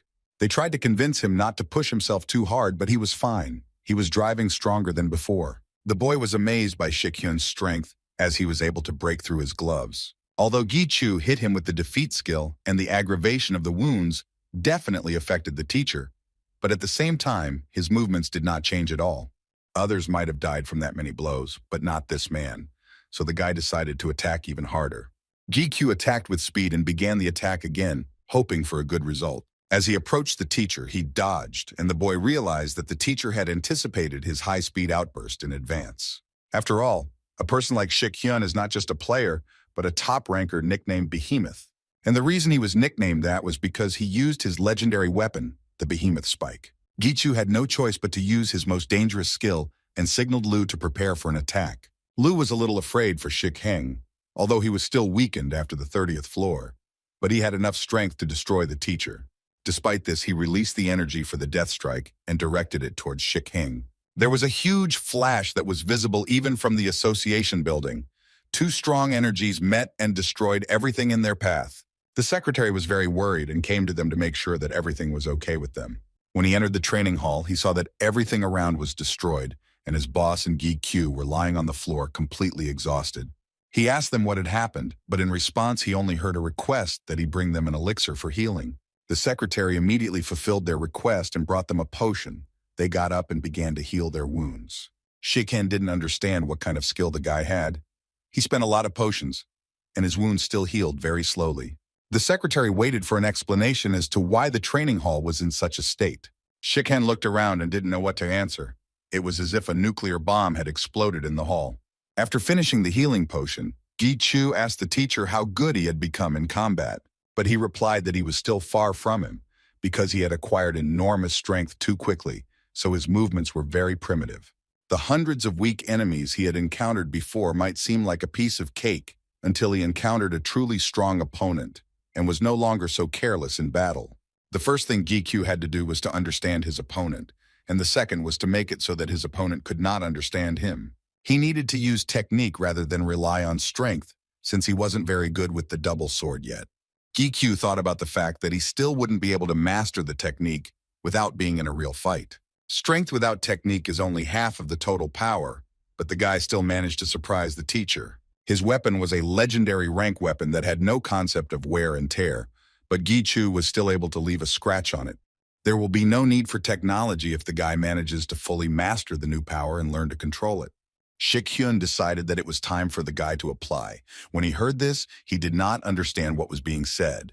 The teacher explained to him that they would be applying for the rank of ranker. But if he gets this title, everyone will know him by sight, and he didn't want any publicity. Shik-hyun confirmed his suspicions and said that he didn't have to worry about his identity being revealed. He added that he was a mercenary guy, first and foremost, and a personal defense first and foremost. But GQ still had doubts. The teacher admitted that there might be a similar situation as with the masked ranker, but he had nothing to worry about since he had been quite good in battle today. Shik-hyun meant that even if the Iron Guild was watching him, he was still able to protect himself since he had reached a high level in this regard. When the boy heard these words from the teacher, he was a little embarrassed. Even his ego was caught by this. The boy was pleased to hear praise. For GQ, the rank was not important because he wanted to reduce the risks and work as a mercenary was enough for him. But Shik-hyun pretended not to hear and said that he was very tired and that his secretary would tell the guy all the details. After they parted ways, Sung-hoon took the boy home and began to tell him about the benefits of being a ranker. And the first of them is that his influence on the association will increase and access to information will also expand. His powers, which he exercised through his chief and secretary, will become his directly. But the guy didn't understand what would change, because he, as a mercenary, knows some information. But Song-hoon explained that it was not only work, but also administrative matters. But there was something else equally important, and that was that the mercenaries had influence within the country, and the rankers had power that was recognized throughout the country. GQ began to doubt such a large reach, but the secretary was sure that the guy deserved more. The guy became shy again and turned away from the secretary. His ego also began to praise him, which made him blush even more. But since everyone was so confident in him, he decided not to miss such an opportunity and try himself in this, because he was just some ranker. He said it in such a dismissive tone that the secretary was a little offended, because he considered rankers special. When GQ saw his reaction, he said that he didn't mean it that way at all, and Sung-hoon accepted his apology. The secretary also added that in any case the guy has nothing to lose, and there will be no losses or unpleasant situations, except perhaps one. Gi-chu will have to participate in a closed ranker battle once, but the title can only be obtained through an official duel, because the guy applied to participate in an unofficial battle, and even if the association accepts it, many rockets may be against it. The guy needed to fight a ranker.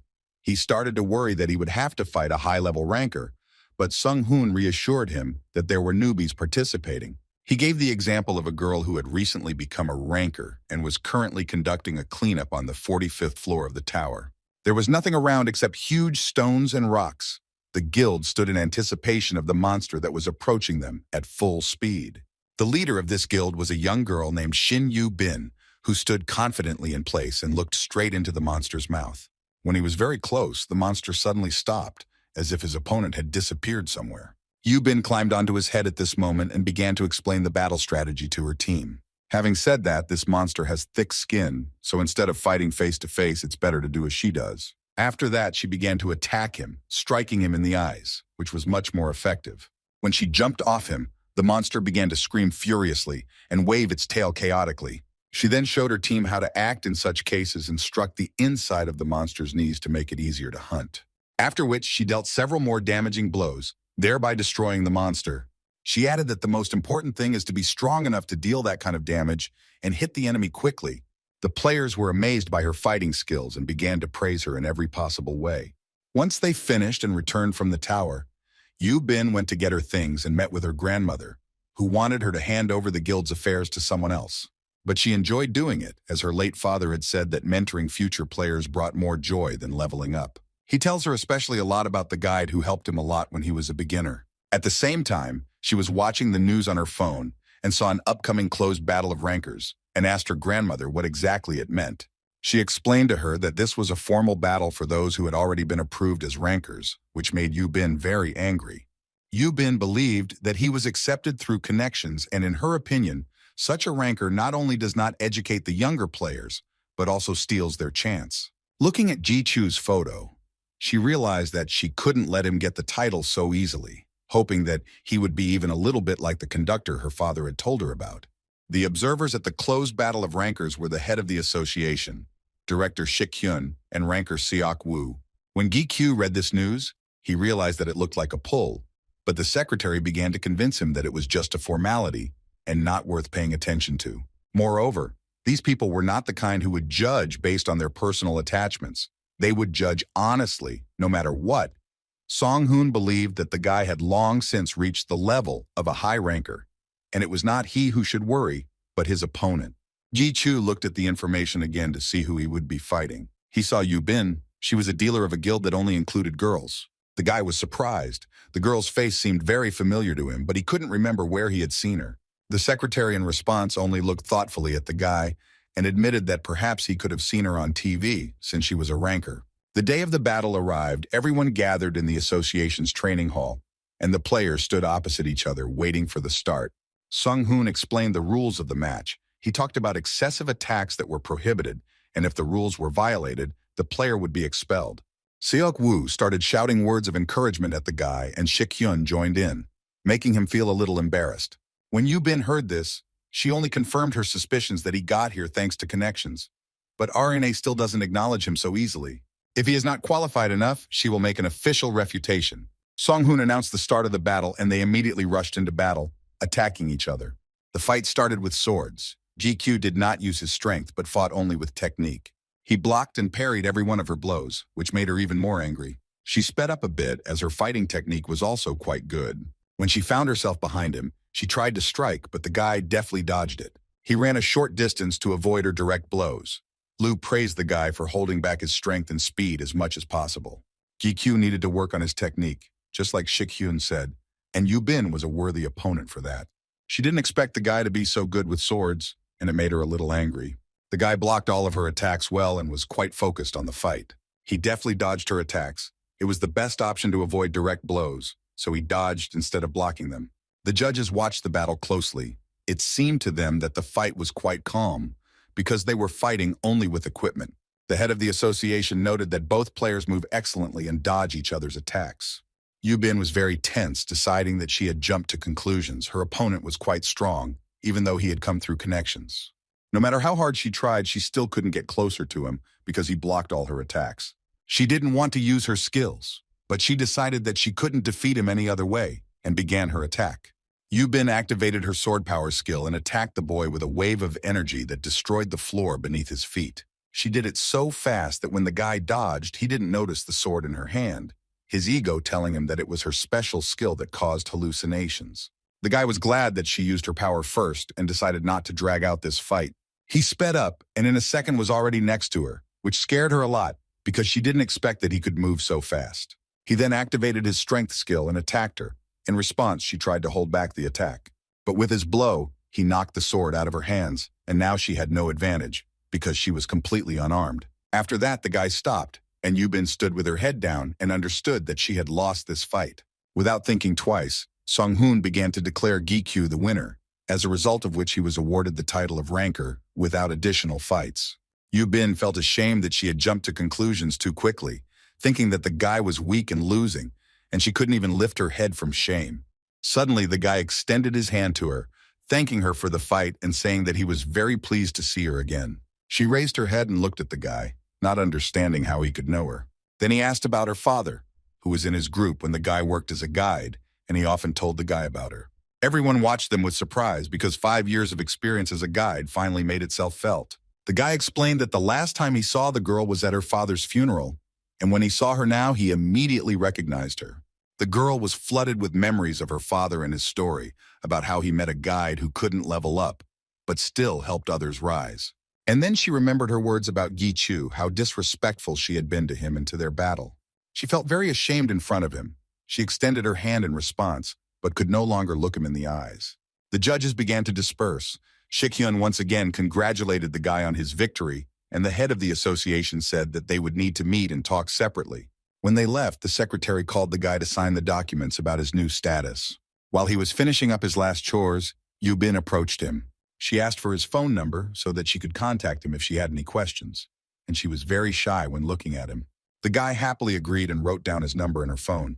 The secretary glanced at Gi-chu and began to smile, which he didn't like very much, because he really felt awkward in front of the girl.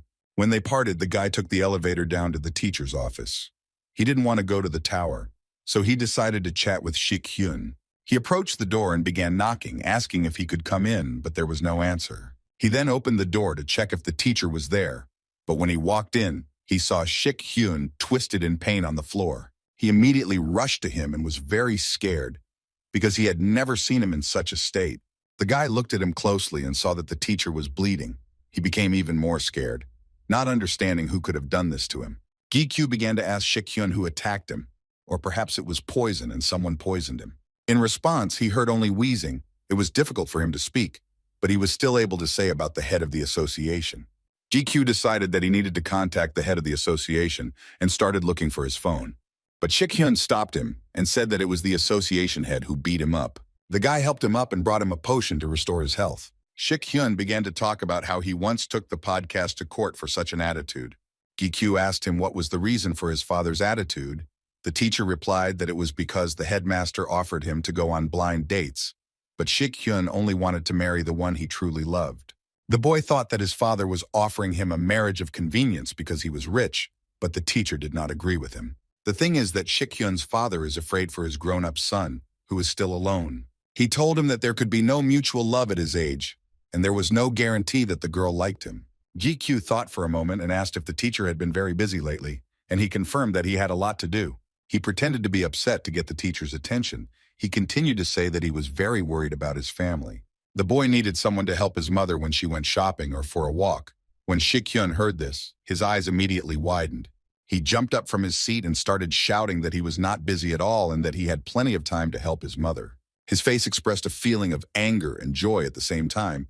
He added that he would take a day off at any cost for this. This is exactly what Gi-kyu wanted. He asked Shik-hyun to take care of his mother. When the teacher calmed down a bit, the boy started asking him if there was any new information about the Iron Guild branch in Korea. Shik-hyun confirmed that there will be an official announcement soon, as all the formalities are almost completed, and even a building for the branch has been chosen. The guy realized that there was no way back, and he was interested in how the International Association reacted to this. But they no longer had the right to interfere in the affairs of other associations, unless some kind of conflict broke out. The only problem was the Unzera Guild, which without any reason began to support the opening of a branch of the Iron Guild. At the moment, it was only possible to find out that they only took part in the establishment and immediately withdrew from business. But Shik-hyun was more concerned about what kind of conversation could take place between guilds that did not communicate, and moreover, they were at odds with each other. Iron Shield and Lee Seon-ho are guild leaders. There is speculation that there was some kind of conflict between them. Gi-kyu wondered why such a deal had been made between the two major guilds. Shik-hyun asked the boy if he would take revenge now, since this was the best time for revenge. But he couldn't advise anything because there were too many risks. The guy wondered why they wanted to open a branch in Korea, and Rogers Khan in particular. It was definitely not without reason. Gi-kyu was sure that they were hunting him and he could not avoid this confrontation. There were 3 months left before the branch opened, and the guy was determined to eliminate all the risks one by one in order to take full revenge on him. In the following days, Gi-kyu reviewed the news, where everyone was excited about the news of the Iron Guild branch. There were people who were happy about their appearance because it significantly reduced the risk of a gate rupture, and, on the contrary, some were against letting foreigners into their territory. The secretary approached the guy and asked him what he was looking at on his phone for so long. He replied that he was just watching the news, hiding his indignation. They arrived at the destroyed city after the gates were torn apart, where the guy had arranged a meeting.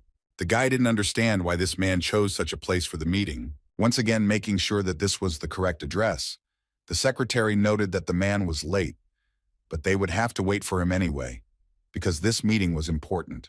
Gi-kyu felt someone's presence. He turned around and immediately realized that it was that very person who had arrived.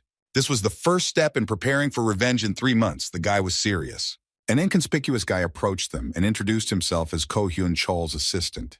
Hyun-chol himself didn't make a good impression on Gi-kyu, but all that mattered to him was his ability to obtain information. Hearing the assistant's words, Gi-kyu asked him to arrange a personal meeting with Hyun-chol, but the assistant refused to do this, saying that his boss was conducting negotiations through him.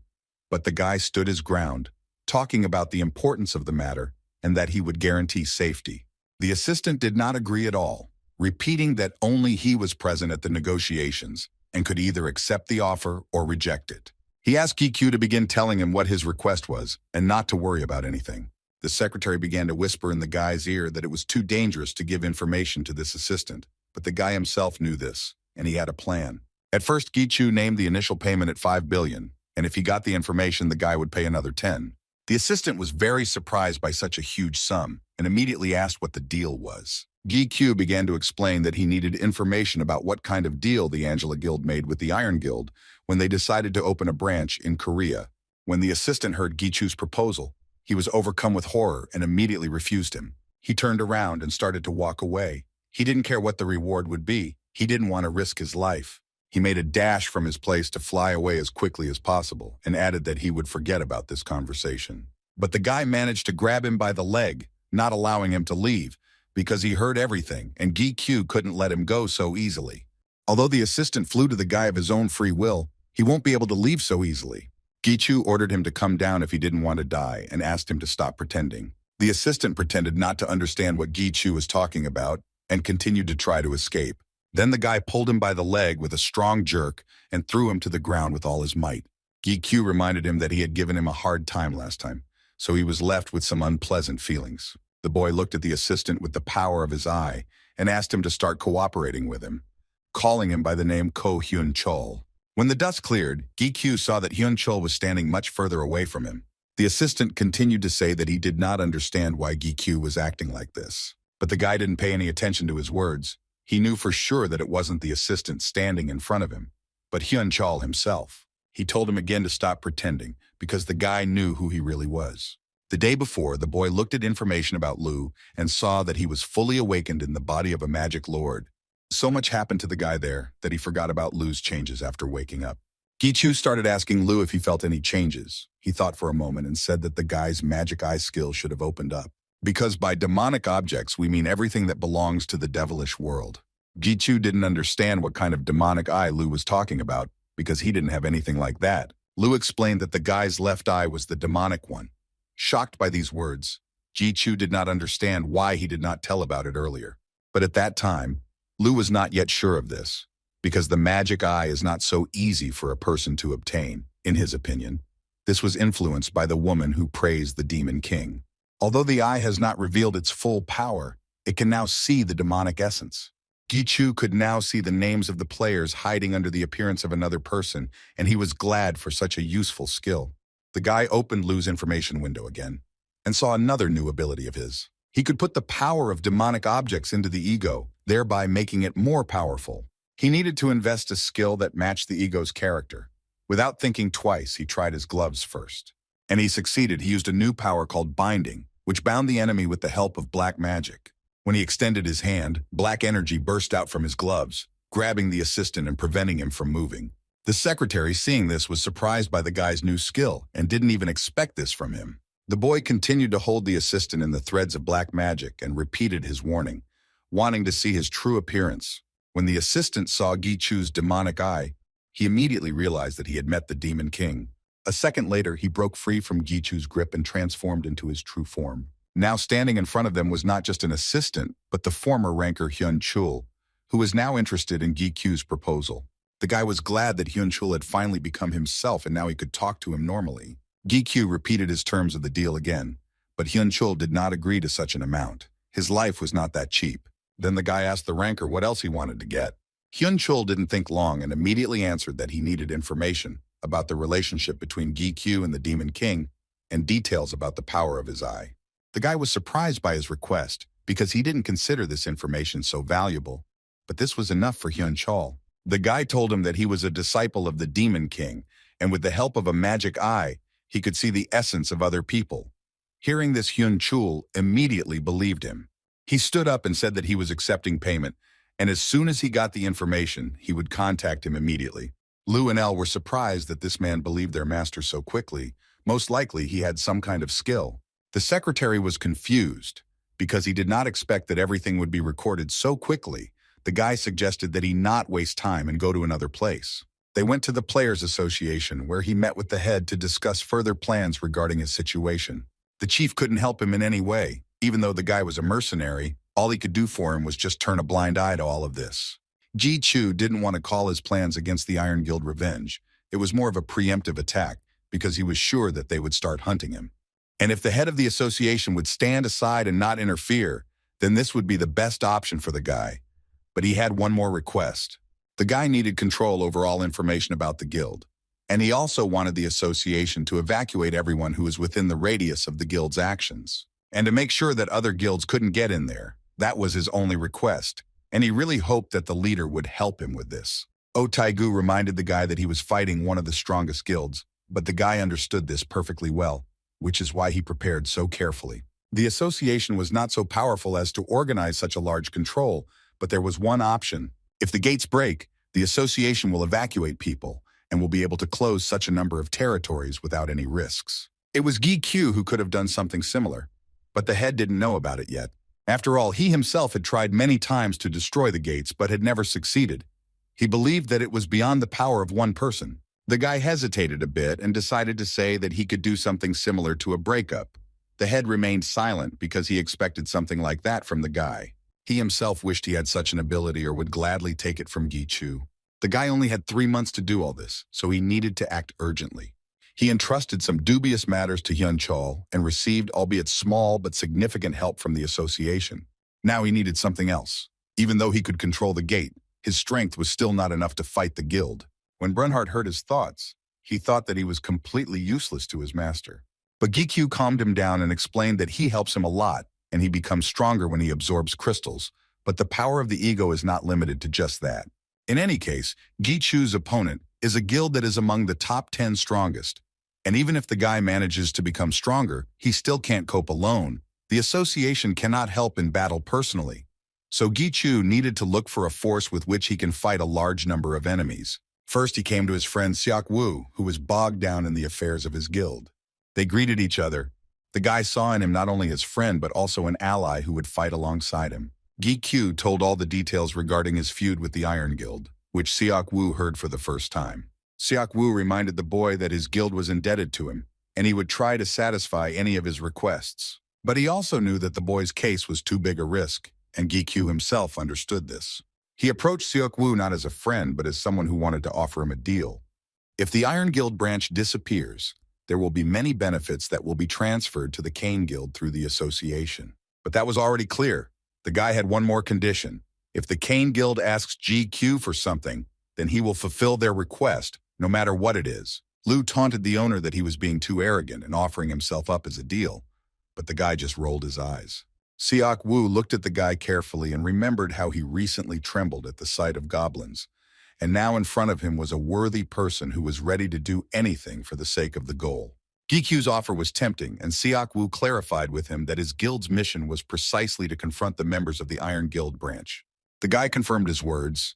Then Seok Woo stood up and said that he would try to persuade his guild because he couldn't decide everything alone. He extended his hand to Gichu, and they confirmed their future cooperation with a firm handshake.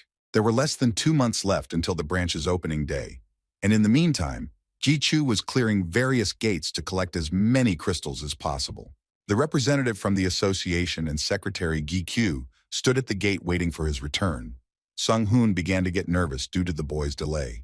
The representative did not understand his worries since very little time had passed since he entered there. But suddenly he saw Gi come out of the gate and was amazed because he didn't expect the guy to clear them out so quickly. When the guy came out, he looked a little scruffy, but he still quickly completed the cleanup. The representative, in turn, did not understand how one player could clear a B-rank gate in such a short time, since even a guild needs several days to do this. The secretary praised Gi and asked if he would sell the crystals, but the guy didn't plan to do that, and even the reward for clearing it he was going to spend on the gate. The guy warmed up a bit and asked the secretary where the next gate was, so as not to waste time and immediately go to clean up. The secretary, with a satisfied face, announced to the guy that he had cleared all the gates that existed in the association. The guy was surprised by this turn of events, and Brunhart was even upset when he realized that he would no longer be able to eat crystals. Then Gi decided to go home to get himself together, and after that, he invited Sung-hoon to have a glass of beer and rest a bit. When he had finished his business, they took drinks and settled down on the bench. Sung-hoon began asking the guy what his plans were for the next 2 months, and he began to think that he didn't want to go abroad to mine crystals. He thought about going to the tower and getting the most out of them there. Besides, he hadn't yet fully mastered the powers he had acquired, and he needed training. While he would be busy with various similar matters, 2 months would fly by. The secretary agreed with his words and supported the guy. Sung-hoon suddenly remembered the person who was getting information for Gi and with whom he had an appointment that day. The guy admitted that he had suddenly appeared behind their backs again, just as he had done the last 3 times.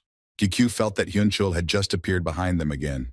And so it happened. He figured him out again. Hyun-chul was very surprised how the guy managed to do it. The guy only responded by saying that he had a very strange accent when he appeared, which wasn't that hard to predict. But what was more important for Hyun-chul was that even high rankers couldn't predict his appearance. But the guy sensed him right away. But Gi thought that this was nothing and immediately asked what interesting thing he had found out this time. since the previous times had not been particularly successful. But Hyun-chul didn't think that the news that Iron Shield's leg was cut off was bad news, and the Blue Boy agreed. This matter involved two of the largest guilds, and Hyun-chul felt like the guy wasn't taking it that seriously. Before reporting what Hyun-chul had learned, he warned the boy that this was their last meeting, and that he was leaving the case. First, he reminded him of the rumors that Lee Seon-ho had been injured while clearing the tower. He didn't know what kind of injury it was, but rumors said the situation was quite critical, and that's why Lee Seong-hui needed the elixir. After they finished talking, Gi-chu went to his basement and began to think things over. The last place where the elixir could be obtained was the Gariand Labyrinth, and if no one knows what happened there, then it looks like the elixir is in the Iron Guild. It turns out that the Shield wants to make a deal using an elixir that he doesn't have, but Gi-chu doubted that he could go through with such a deception. All three elixirs that were found earlier have already been used, meaning that the Demon Queen is involved in this deal. Gi-chu began to think about how badly injured Song-hu was that he needed an elixir when L's ego suddenly interfered with his thoughts. She admitted that perhaps Sun-hu's vessel was badly damaged, but at first the guy didn't understand what she meant. Then she reminded him how he also drank the elixir, and his vessel was restored. And if Song-hu needed this effect, then his vessel was also damaged.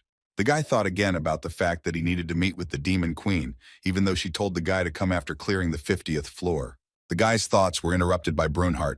At that moment, two skeletons were filling the gate with crystals. Ego could already absorb them and asked the guy to stop feeding him, otherwise he would become very ill. The boy then decided to deal with the Demon King issue later and move on to more important matters. He took off his accessory that B's ego was turning into and began merging it with another ego. That very day came, representatives of the Iron Guild arrived at the Korean airport. Most of the guild members walked behind, and at the head were the four main characters, the main one being Rogers Han. The airport was filled with paparazzi filming the momentous event and reporters asking a lot of questions about their plans. Rogers looked around and saw some of his fans holding up welcoming signs with his name on them. This really irritated him because he didn't consider himself the same as them, and it infuriated him that they were so happy to see him. When he turned around, he saw a little girl holding a wreath of flowers and coming closer to him to hand it to him. Rogers was twisted with anger and indignation. He hated everyone and even this child. When the girl saw his angry face, she became very scared and immediately fell silent. Suddenly, the head of the association, Oh Tae-gu, grabbed her from behind and placed her on his shoulders. The chief turned to Rogers, saying that he lacked the showmanship and that there was nothing wrong with accepting a wreath from a little girl. In turn, Rogers, without hiding his hostility, looked at the head and could not even communicate with him politely. He was angered by the fact that the leader was behaving so openly in front of ordinary people. For him, this was unacceptable. In response, the chief simply said that Rogers had no idea about the strength and capabilities of his interlocutor, that he was just a harmless child, and that he would not harm him. Rogers was even more angered by the chief's words, and he barely restrained himself from saying too much. He abruptly snatched the wreath from the girl and tried with all his might to squeeze out words of gratitude. Then the head suggested that Rogers drop in on an event that the association had prepared in honor of their arrival. As he turned and began to walk away, the reporters followed him as well, and Rogers threw the wreath on the floor and began to stomp on it with hatred. Once in the car, he sighed with relief and ordered the driver to go straight to the branch. The assistant asked him whether they would be going to the association, but Rogers immediately refused. He believed that he was not obliged to do what they told him and asked his assistant to tell them that it was more important for him to inspect the branch. On the way, he only thought about the fact that all the information about Gi-chu was hidden, but he remembered that the guy was connected to the Demon King, and that explained everything. It wasn't that important because he was able to find all the information about his family. He smiled wickedly and thought about how pleased he would be to look at Gi-chu's face when he found out that all his relatives had been destroyed. When they arrived at the location of their branch, Rogers was surprised that there was no one around, although the area was quite busy. But a moment later, the sirens began to transmit information that the gate had been breached, and the system began to call for everyone to evacuate the city. Meanwhile, in another area, the secretary informed GQ that the evacuation and cordoning off of the area was almost complete. He let them know that they could begin the operation little by little, saying that this was their last call. They could no longer talk on the phone because Song-hoon had activated the silencing barrier. Now Gi-kyu could not worry about witnesses and decided to proceed further. He opened the gates and his reinforcements began to emerge from them. An army of skeletons, of which there were many. The army's commander, the Lich, and the intermediate keeper Durakan followed the army. When they came closer to Gi-kyu, They immediately knelt down and greeted their master. The guy asked them if they knew about his plan, to which they nodded silently. Then he clarified for them that those who had a red bandage on their hand were their allies, and everyone else was their enemy, and they had to be killed immediately. They listened carefully to the guy and accepted his command for execution. Then the guy gave the order to the others to act according to his plan. Seok Woo watched the boy and was amazed by his well-coordinated work and incredible strength. Gi Chu was able to cause the gate to rupture and his skeletons looked quite powerful, while Lich and Durahan were around the level of rankers. Also watching from the side was the leader of the Child Guild, along with Sung Pil, who also became part of his team. It happened a month ago when they suggested that GQ meet at a cafe. They unanimously expressed their desire to join Kim Gi-Q, and upon hearing this, he was a little surprised by such a proposal. He wondered why they came to him together, since they were leaders of different guilds. Then the guys told that they became friends after the raid on the guard. They were united by conversations about Gi-Q, which he led to make a great contribution. But Gi-Chu still didn't understand why they wanted to unite with him. Then the leader of the Child Guild said that he had recently become their leader. Since the previous one left this post, and during the conversation with Songpil, the conversation turned to Gi-Q, and that if they unite, everyone will only benefit from it. The guy was pleased to hear that they had so much confidence in him, but he reminded them that he was not a member of any guild. But it didn't matter to them. The leader of the Child Guild told how he saw GQ in a mask on the news and realized that a good relationship with him would not hurt him. Then the guy decided to be the first to make a request as a new ally. He said that exactly 1 month later, they would have to show up with all the fighting force they had at the place and time they had appointed. For their safety, he could not give all the details, but added that they would be fighting a very powerful enemy. GQ understood that this was quite a weighty request, but he was ready to immediately enter into an alliance with them after the ethno. The guild leaders thought about it, because a lot depended on their decision, but Don. He was convinced of the guy's strength when he saw how he controlled the gate. They were both confident that Gi Chu could lead them to the highest level. When the guy gave everyone instructions, he began to prepare for battle himself. He called on his egos Lu and L, as well as B. When he said his name, a huge multicolored wolf immediately appeared next to the guy, which was connected with the ego Changan. Gathering his strength, Gi-Q was ready to begin implementing his plan for revenge. Meanwhile, on the roof of one of the buildings stood the head of the association and Shik-hyun, who were watching what was happening. The chief was amazed by the number of skeletons that the guy called for help, because it was almost an entire army. He asked Shik-hyun if he was sure that he wouldn't turn Gi-Q into a monster, but Shik-hyun replied that he had never thought of such a thing. He just wanted the boy to be happy. The head in turn warned his son that if the boy turned into a monster and interfered with his plans, he would have to take action. At that moment, a security guard approached them and informed them that he had done everything as he was told. Shik-hyun warned him once again that no matter who tried to enter, no one was to be let in, and the guards swore on the name of Gregory. At the same time, the Cain Guild was slowly approaching their enemy. Seok Woo ran ahead. He suddenly felt an aura that was different from that of a normal player. When he felt it, he immediately understood how they managed to control such a large territory. These were Grigori's guards.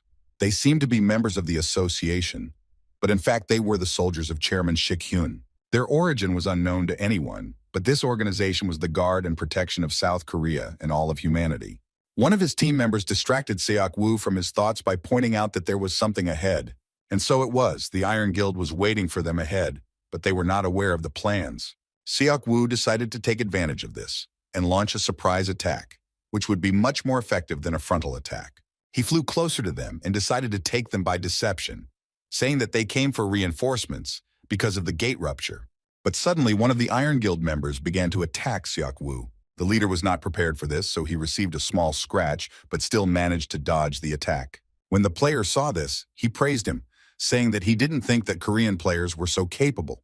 With a quick movement, he broke the ice chunks that Seok Woo had left behind. He also told Seok Woo that he was not interested in any reinforcements or breaking the gate.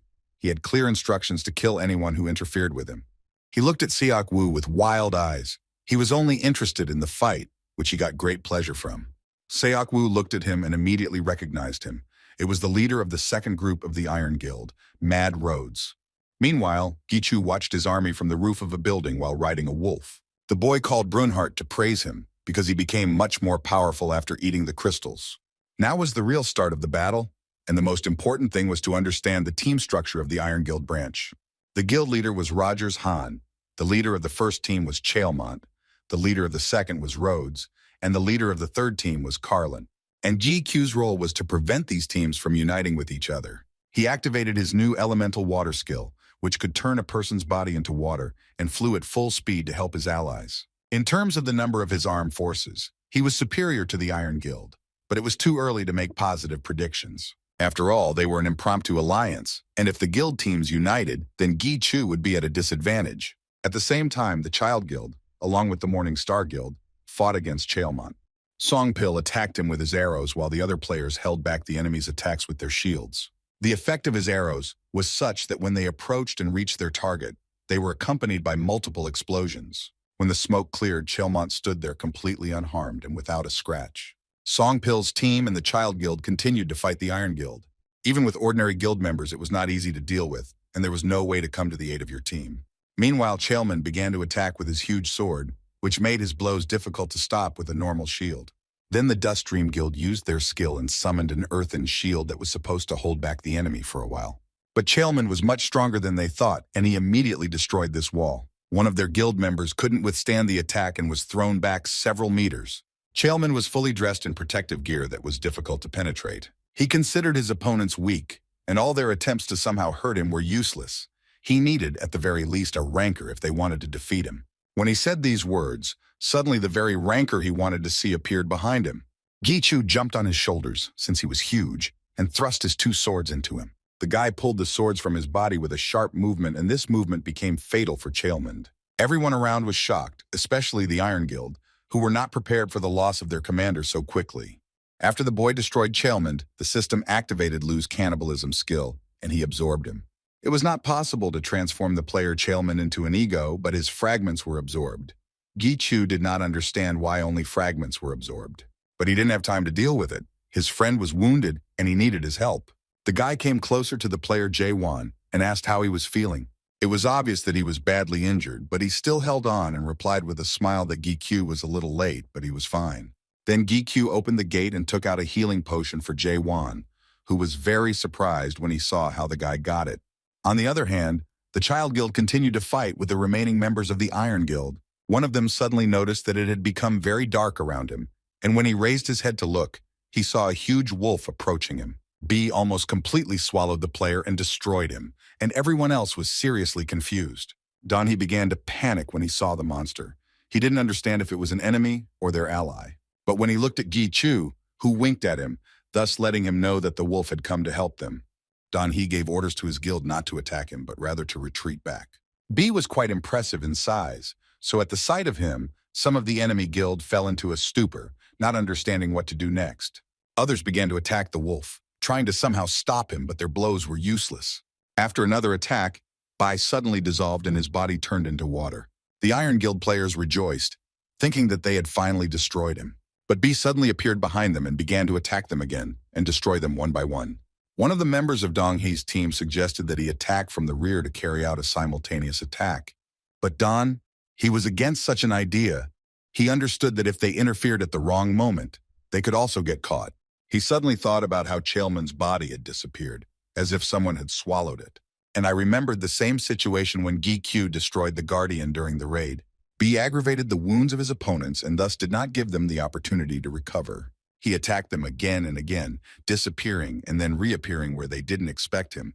The players were very scared and tried to somehow resist him. B circled around them and they attacked not only him, but also each other, not having time to catch the wolf's movements. At the same time, the skeleton army continued to attack Rogers and his team. She let out hysterical laughter, thinking that she was helping them cope with the gate ruptures. The army of skeletons was quite large, and they continued to advance without giving them time to rest. The gate manager, Lich, watched the battle from above. He needed to tie up the crowd as ordered by his master. He watched Rogers carefully, whose strength did not frighten the Lich, but the sword he fought with was too dangerous for everyone. The Lich decided not to waste time and start implementing the plan. He released a huge number of arrows from his staff, which were aimed at the enemy. When Rogers noticed Lich, he decided to show him what his sword was capable of. With one swing, he released an energy dome that quickly gained speed and reached right at the Lich. In turn, Lich managed to protect himself from the attack, but he was still slightly affected by this attack. Rogers was furious. He was pissed at himself that his sword power was being so underestimated. He gave orders to Carlin to go and help the other team. But she didn't listen to him right away, saying that they could handle it themselves, but that her help was clearly needed here.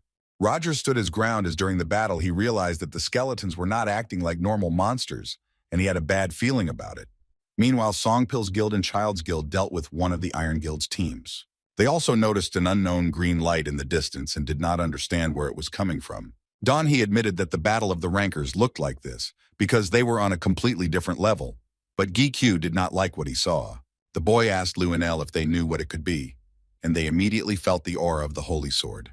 Brunard approached GQ and told him that the entire skeleton army had been destroyed.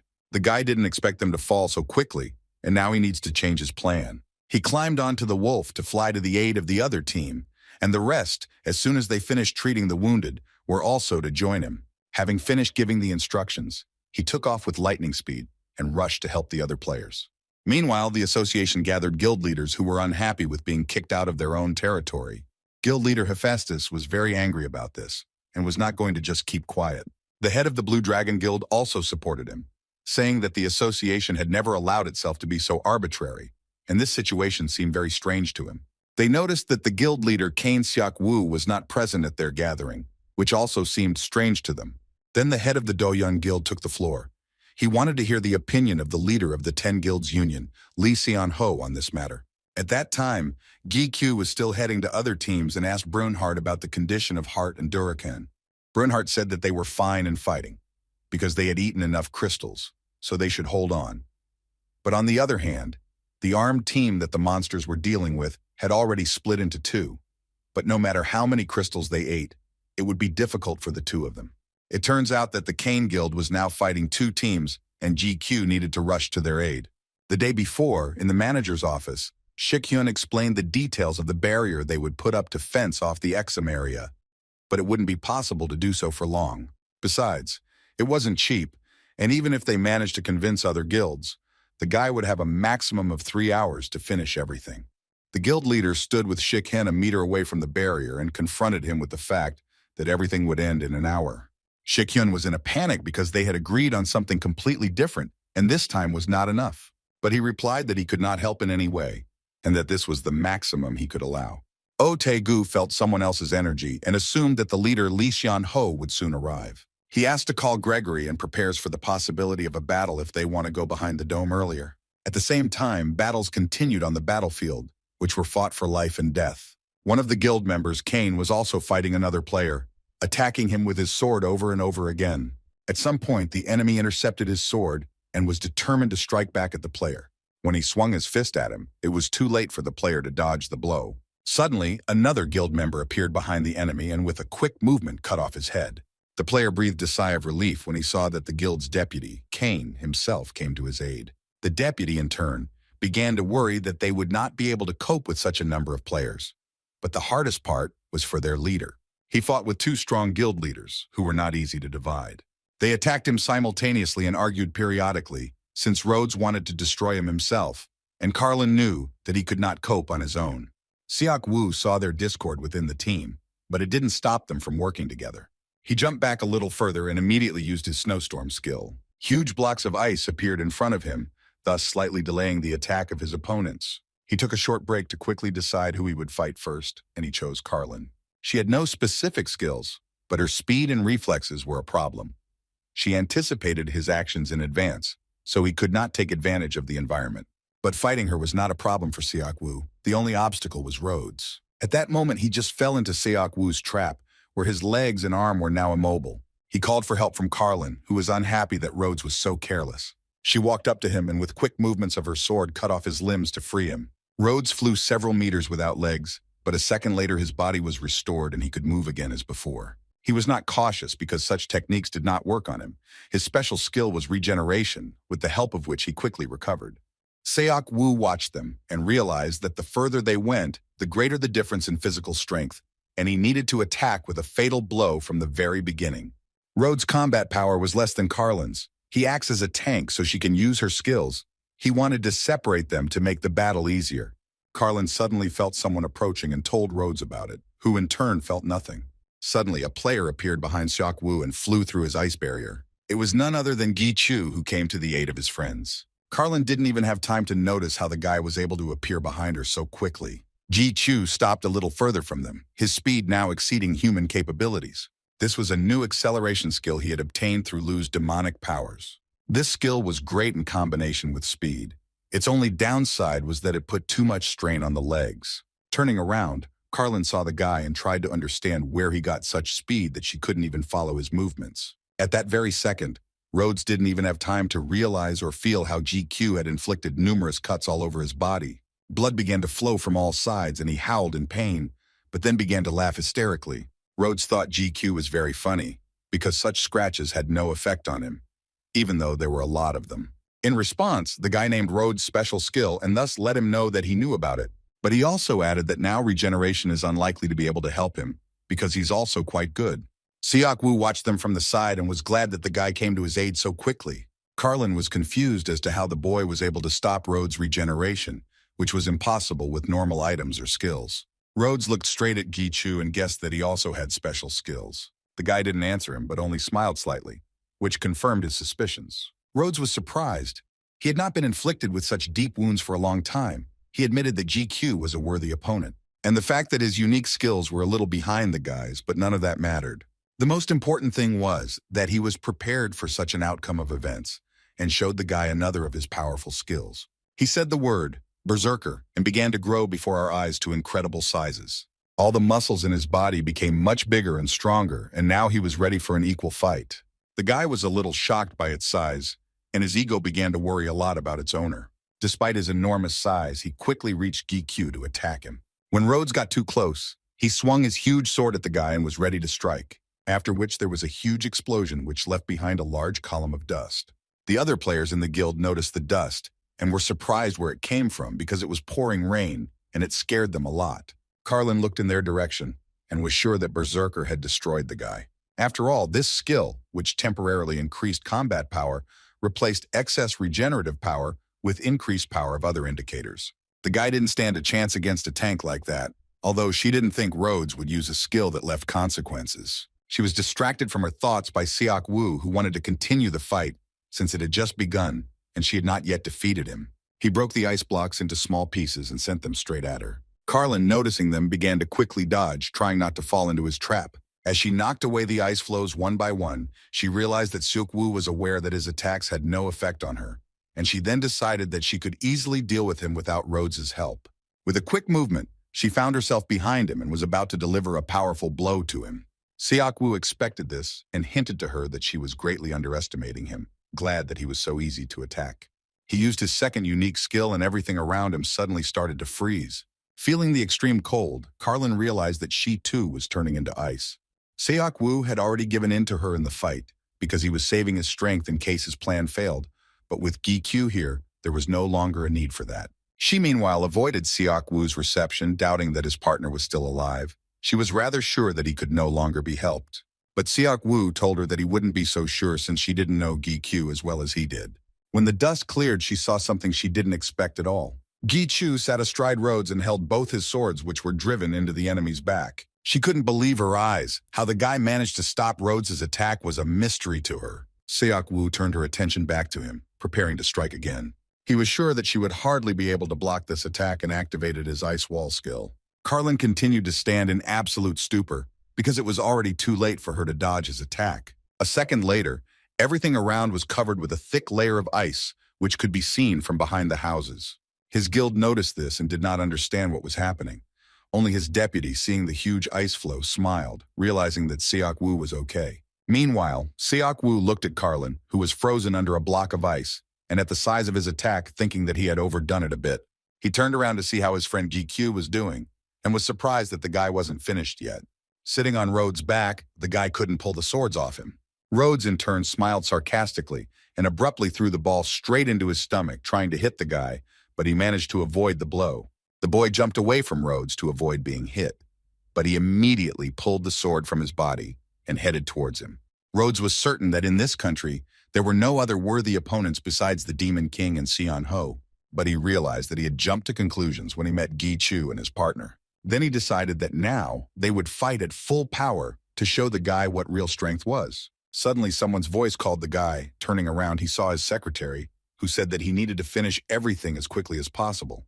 After all, Ranker Xian Ho is already on his way, and they might get into big trouble because of this. At the same time, outside the dome, the head of the association and Shik Hyun had already met the unexpected guest. He expected the chief to explain why they weren't letting them in and what was going on there. When the guy heard the secretary's words, he tensed up because everything was not going according to plan. Rhodes was very angry that outsiders were interfering in their fight, so he decided to teach him a lesson and started attacking Songhu. Gi Chu managed to react to his attack and used his communication skill to restrain Rhodes. Tentacles of darkness grabbed him and did not allow him to move from the spot. Rhodes was furious and tried to quickly get out of his technique. GQ shouted at Songhu to leave quickly while he still had the chance, and promised that he would try to finish everything quickly. Songhu understood that the association shouldn't have interfered in the battle, but he couldn't stand aside. He decided to help the Cain Guild in the battle. Since he was already here anyway, he decided to speed up the process. Rhodes, meanwhile, was burning with anger and hatred, and using all his strength, he tore apart the threads of darkness that held him back. Realizing that no one was stopping them anymore, he began to attack the guy again with all his might. He struck at the place where GQ stood, hoping that his attack would definitely hit him now. But when he saw that the guy was not there, he became even more angry. Ji Chu deftly dodged his attack and was already behind him. He mockingly turned to Rhodes, saying that he did not want to interrupt him at the hottest moment. But he didn't have time to wait, because he had to finish everything as quickly as possible. After these words, the guy activated the elemental darkness. Outside the gate, negotiations were still ongoing with the guild leaders, led by Lee Seon Ho. Sun Ho was surprised at how firmly the guards, Grigori, blocked everything. It looked like the two of them were ready to fight them. The head of the association refuted Sun Ho's guesses, saying that everyone present had agreed to this barrier, and there was no point in him hiding anything from him. But Sun Ho did not agree with him, since for the leader of the Hephaestus Guild, whose tower walked inside the dome, this was tantamount to demanding that he move to another place, adding that they had only come to block the gate's rupture, and he did not understand what reason there could be to prevent him from doing so. He admitted that perhaps there was something going on inside the barrier that he shouldn't know about, but the chief replied to him that this was an unfounded proposal, and the barrier was only there to avoid unnecessary damage. Moreover, he did not want to interfere with those fighting inside with useless reinforcements and risk his life. Hearing the chief call him a useless reinforcement, he barely restrained himself from exploding. Having calmed down, he assumed that if they broke through the barrier by force, the leader would not be against engaging in a fight with them, to which he confidently agreed. And everyone around was outraged by such behavior, because no one planned to fight with him. After the association leader's words, Shik Heng demonstratively activated his unique skill and summoned his weapon. The guild leaders saw Shik Heng's famous weapon, Behemoth, in his hands, and realized that they were absolutely serious. Someone from the crowd was even ready to compare their strengths, but Seon Ho had another proposal for the chief. He suggested to him that he would go behind the barrier alone and that no one else would be with him. With his skill, he transmitted the thoughts to the leader so that no one else could hear. Sun Ho promised him that he would not tell anyone what was inside, but would instead be on his side. Meanwhile, Gi Chu activated his skill, Elemental Darkness, which turned his body into darkness.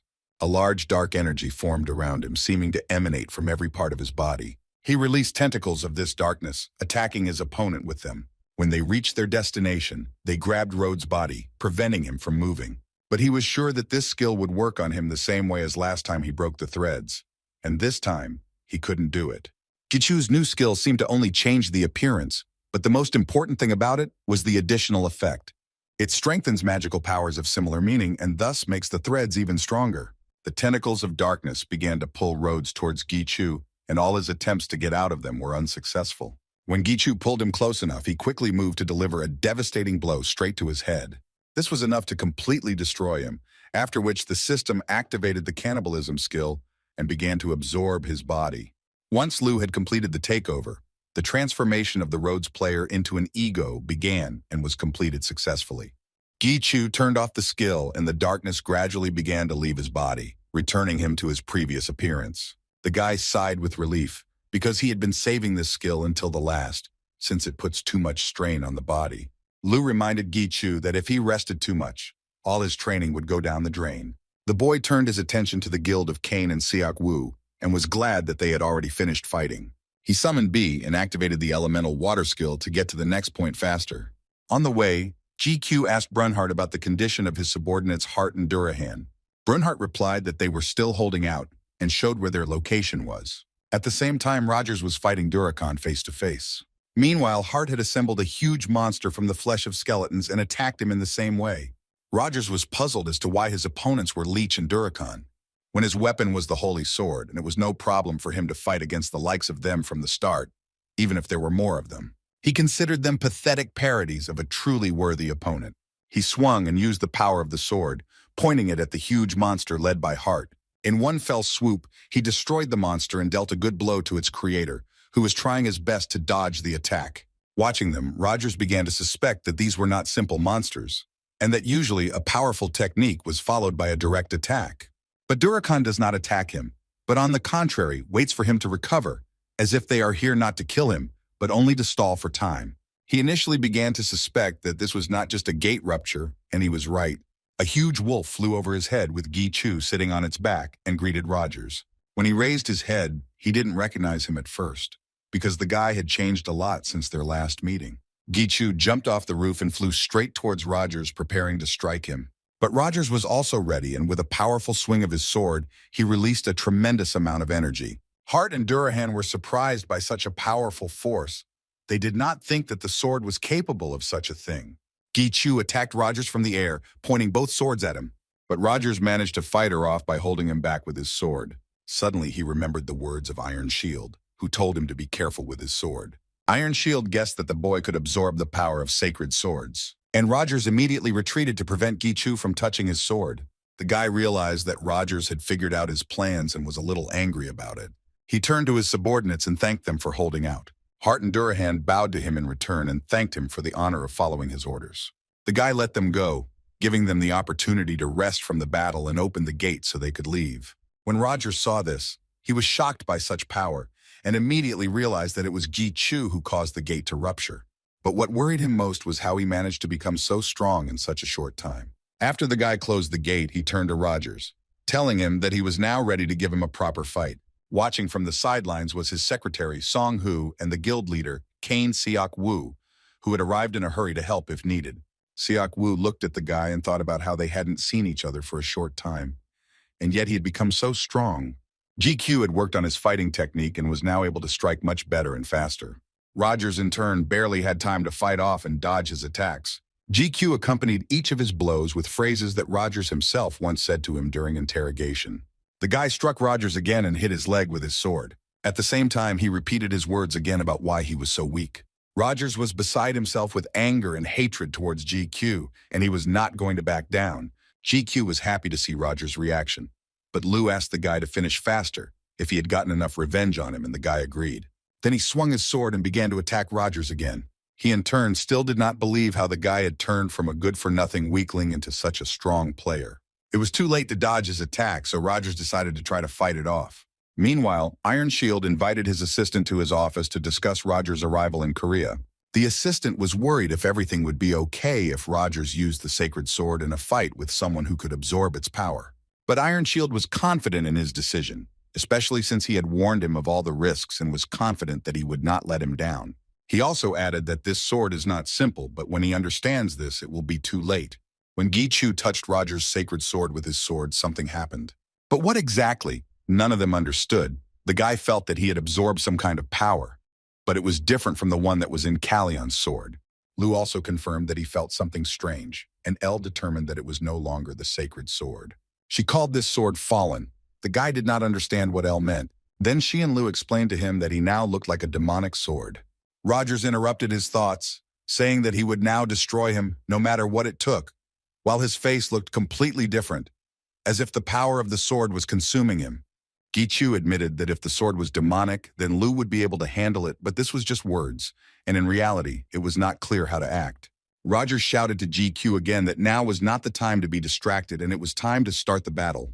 He ran with all his might and pointed his sword straight at the guy, hoping to destroy him. His face was distorted with rage and madness, as if the demon himself had possessed him. Meanwhile, in the Iron Shield office, he continued to say that his sacred sword was not simple. When Rogers approached Gi-Chu, he attacked him with his sword, but the guy was able to dodge, although it was really difficult.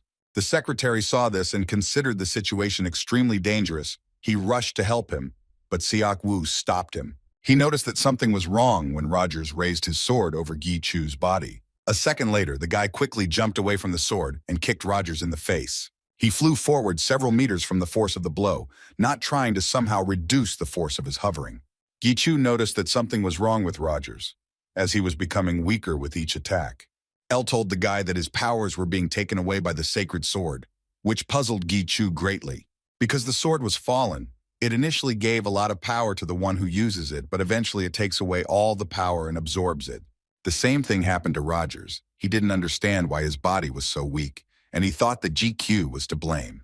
But Iron Shield knew the consequences of using a sword that takes all his powers and gives them to the true owner. The aide asked if there would be a problem in securing their position in Korea if Rogers weakened early, and it all led to failure.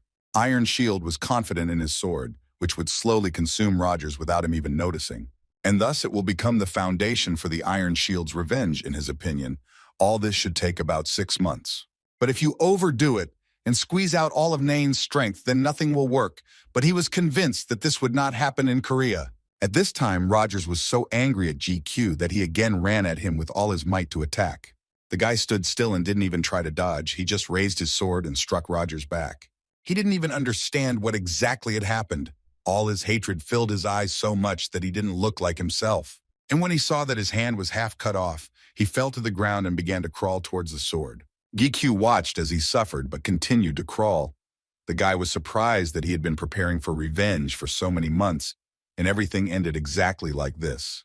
The egos began to tell him in unison that this was the most appropriate punishment for his enemy, and that he needed to finish with him quickly. Then Gi Chu decided to help Rogers. He took out a healing potion and began to pour it on his hand to at least somehow dull his pain. Rogers looked at this and began to laugh loudly. He decided that victory was his, since the guy was treating him. But Gi Chu did not understand his joy because Rogers was not in the best position, and he told him to check his status window before he got so happy. When Rogers opened his window, he saw that his stats were all at 0, and his level had dropped to 1. He started screaming in fear that he was now a worthless player with level 1. Rogers had never felt so worthless because the first level was useless to him. Listening to him wail, Gi Chu couldn't stand it any longer and slapped him in the face to finally shut him up. The guy found it unbearable to listen to this, because he is also a first level, but he does not consider himself insignificant. Gi Chu was so angry that he kept yelling at Rogers, saying that even the highest ranks were first at level 1. The secretary and Seok watched him from the side and found the situation a little funny. Suddenly, they noticed that the barrier had opened and they had to finish immediately. The secretary warned the guy about this, and he immediately stopped hitting Rogers, saying that he was lucky this time. GQ opened the gate and threw him through it and ordered Hart that he had cured Rogers. He also asked him to take his sacred sword with him. Hearing this, Hart obediently fulfilled his request and the gate closed. Turning around, Gi Chu sensed a huge magical power from afar. Sun Ho descended to the ground and began to approach them. He felt that something was wrong, and it could no longer be perceived as a simple gate rupture. Lee Sung-Hoo walked closer to them and addressed GQ. The boy was surprised that the leader knew who he was, to which he replied that GQ is on the list of the Angela Guild, although he is not proud of it. However, he didn't know anything about what was happening here, so he waited for Gi Chu to fill him in on all the details. Without giving the guy a chance to answer, Song-Hoon got ahead of him, introduced himself to the leader, and began to explain the situation.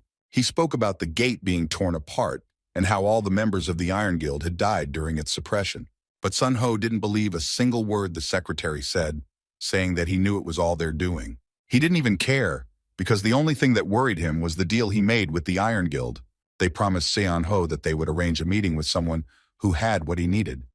GQ immediately realized that they were talking about the elixir. After that, he turned to the Void, saying that if they didn't want their successor to be torn apart, they'd better show their true faces.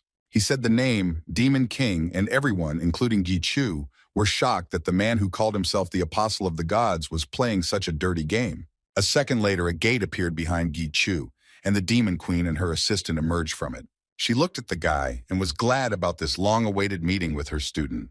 The secretary and Seok were very surprised when they saw her. They couldn't believe their eyes. It was really the Demon King standing in front of them.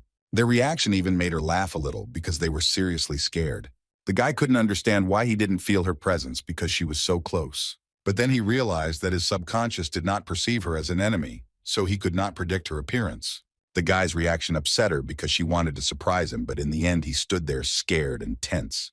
But she decided to deal with it later and turned her attention to Lee Seon-ho. She looked at him and confirmed that his bowl was indeed very dirty. However, she didn't understand why Seon-ho decided that they were in such a close relationship that she could give him the elixir. He then offered her a deal, but the Demon Queen immediately refused it and said that the elixir would not be able to cleanse his cup. It would only slow down the process, and she felt sorry to use such a valuable thing for that. Hearing this, Sun-ho changed his appearance and stood at the front, armed and ready to fight. GQ noticed a snow-white sword in Lee Seon-ho's hands, which seemed familiar to him. Then El confirmed his suspicions, saying that this was also a sacred sword, but it was now much stronger than her. The Demon Queen approached Sun-ho and asked him if he was sure he could handle her, since as long as Baal was with her, things would be tough for him. If they started fighting, everything around would turn into a sea of fire, and as she knew, Song-hu didn't like to kill. After these words, she evaporated and stood next to her partner Baal. He took out the elixir from his pocket and handed it to her. Seok-woo and Sung-hoon were shocked by what they saw, because they knew that the elixir was almost impossible to get. The Demon Queen held the elixir in her hands and was ready to listen to the terms of the deal that Seon-ho wanted to offer her. Then he said that he would save everyone who was in this place and also help Gi-kyu, but she didn't like these conditions. To her, it sounded more like a threat. Then she added to this that Seon-ho would not touch Gi-kyu for a year. Sun-ho confirmed her words and said that he would fulfill his promise. Then she gave him the elixir. He returned to his original form and turned to leave, but she stopped him and asked him to swear by his divine name. Seon-ho stopped and recited an oath to show the Demon Queen that he was more than serious about the deal. When he left, the secretary fell to the ground and tried to catch his breath. Because of the pressure, he couldn't even breathe normally. Suddenly, the Demon Queen approached him and Seok-woo, asking them to finish cleaning themselves, as she wanted to take her student away. Having hugged the guy around the neck, they immediately disappeared. And his secretary, along with Seok-woo, continued to stand there, shocked by what was happening.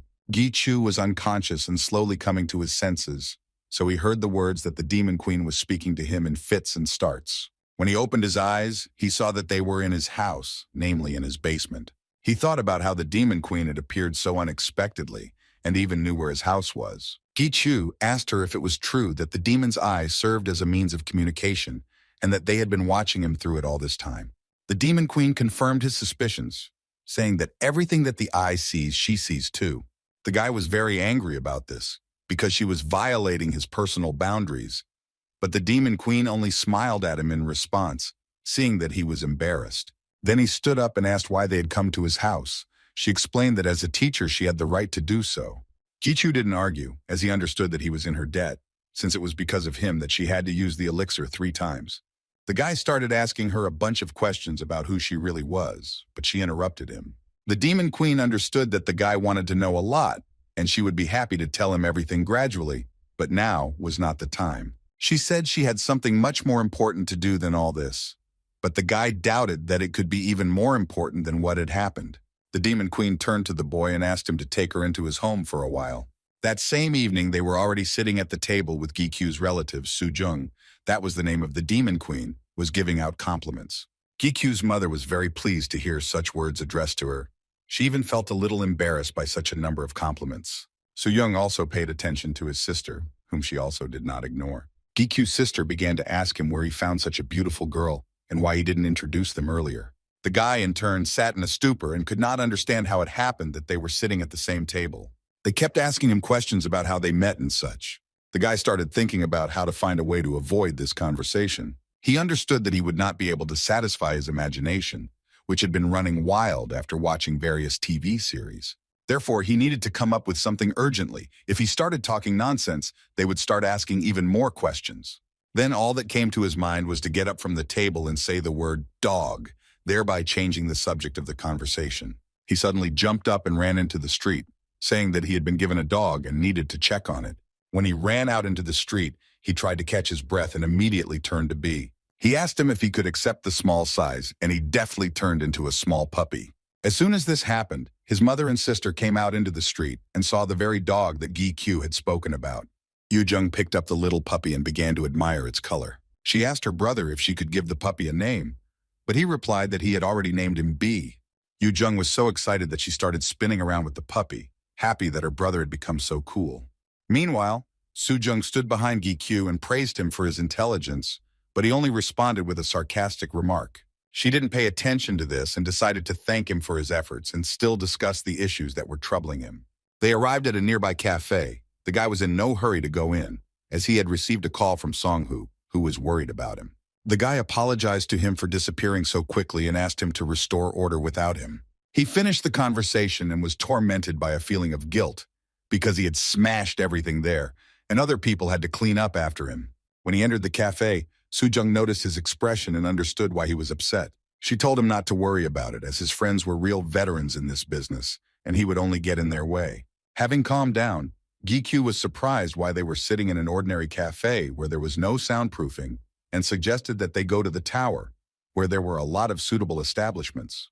But Jung asked him not to worry about such things, since Baal's barrier was much more effective than any plugs. People not only don't hear them, but they don't even see them. And Ella was surprised by this, because not everyone can establish such barriers. Jung decided to return to the topic of their conversation, because it was time to answer his questions, and she was waiting for him to start. The guy wanted to ask about a lot of things, but from the moment they met, he was haunted by a feeling of discomfort. In the situation where Jung warned Xian Ho about fighting her and Baal, he didn't pay attention to it. But now he asked him who he really was, since the guy was trying to convince me that he was even human. Jung was not at all surprised by how Gi started his questions. She was once again convinced that he had excellent instincts. But she answered him that he should ask this question not to them, but to his sword. And Lu began to explain that he had not said anything before because he could remember her. But now he knew that Baal was a demon, and was the most cruel of all demons. Unexpectedly for Gi, Baal began to kneel down and greeted the one who is the master of the great king of all demons. The guy was speechless and didn't know how to react to this, while Lu simply chuckled at Baal's bow. Jung started laughing really loudly when she heard Ego's reaction, but Gi didn't understand what was going on at all. She turned to Ego and clarified that his name was now Lu, and he confirmed her suspicions. Gi jumped up from the table in shock and was amazed that she could hear the voices of his ego. She calmly answered him that she really heard all of his ego, including the one driven into his heart. Lu told the guy that there was nothing strange about it because he even shared the review with her. Gi was sure that she could read his thoughts, but it was not that simple. She could only hear his thoughts if he allowed her to. But when the guy's in a calm state, she's unable to read his thoughts. Gi grabbed his head. It was very difficult for him to take in too much information at once. Jung didn't expect that her disciple would be a little stupid. After hearing this, Ellen Brunhart didn't think so, and started to defend their master. Then she decided to explain everything again as there was some misunderstanding. First of all, she explained that Baal had shown respect not to Lu, but to Gi. The guy was surprised by this, but Lu said that Baal was one of those who betrayed him once. And Jung confirmed it. Baal led the rebellion to imprison the demon king. To him, Lu was just the one who was once his king, so he showed respect to the one who became the king's master. After finishing her explanation, Jung wanted to return to another question that interested her very much, namely, the demon's eye. She understood that the guy probably had a lot of questions about this, because the eye had recently been reborn, and Lu didn't know everything about it. However, she was also interested in how the guy managed to revive the demonic eye, because it is the sign of the demon. Gi was surprised by her question, because until the very end, he thought that it was she who gave him those eyes. Then he wondered if he could accept such power. Most likely the power that this girl put into him worked as a catalyst. But his manifestation was the merit of Gi. Jung could not imagine that he was capable of awakening such power. Lu admitted that perhaps the guy was a descendant of a demon, but the guy refuted his guesses because his mother was an ordinary person. Then Lu asked about his father. The guy suddenly thought about it, but couldn't remember anything since he knew him very poorly. Jung reassured the boy, saying that it was nothing special, since almost all high-level demons had a demon eye. However, among them there are special eyes, and his purple eye was one of them. The color of the eye determines the level of the demon, where green is for the lowest level, red is for the middle level, and purple is for royal demons. Demons who possessed such an eye were considered to be at the highest level. It was the last one. There was no one better than them. Jung could use any of the demon's eyes, but Lu doubted her words, because even he didn't remember using all of his eyes. But Lu was a real demon who could only fully control one eye, and she was in a completely different situation. Then Gi asked her if she was really human. If she could use demonic eyes, then she was also a demon. But she said that she had a special case, which could easily be GQ. She decided to show him what was special about her and started lifting her t-shirt. GQ got scared and started covering his eyes with his hands, turning red all over trying to stop her. But Lu was very surprised by what he saw and asked Gi-Chu to stop panicking and take a look too. When she lifted her t-shirt, the guy saw a small stone in the shape of a cat's head underneath. Jung explained that a demon had been transplanted into her. It was another face of Baal. Therefore, she is half human, half demon, that is, stuck on the border between them. Baal's cat had the same predatory power as Lu, although there are side effects, but it is still able to absorb demons. Although she didn't expect the guy to be able to revive the demon's eye, he turned out to be a special student, and now he will help her fulfill her dream. Gi-Q asked what exactly she meant, to which Jung replied that the reason she was called the Demon King was because she wanted to kill the real one. In the following days, members of the Korean Association erected a memorial to the Iron Guild players who died on the day their branch was founded. Thanks to the well-coordinated work of the association, there was no information leak, but the public erupted in violent reactions to this incredible event. Lee Seon-ho volunteered to calm the press and the public, since the #1 player's statement had power. On the other hand, Iron Shield was surprisingly calm, despite all his guesses.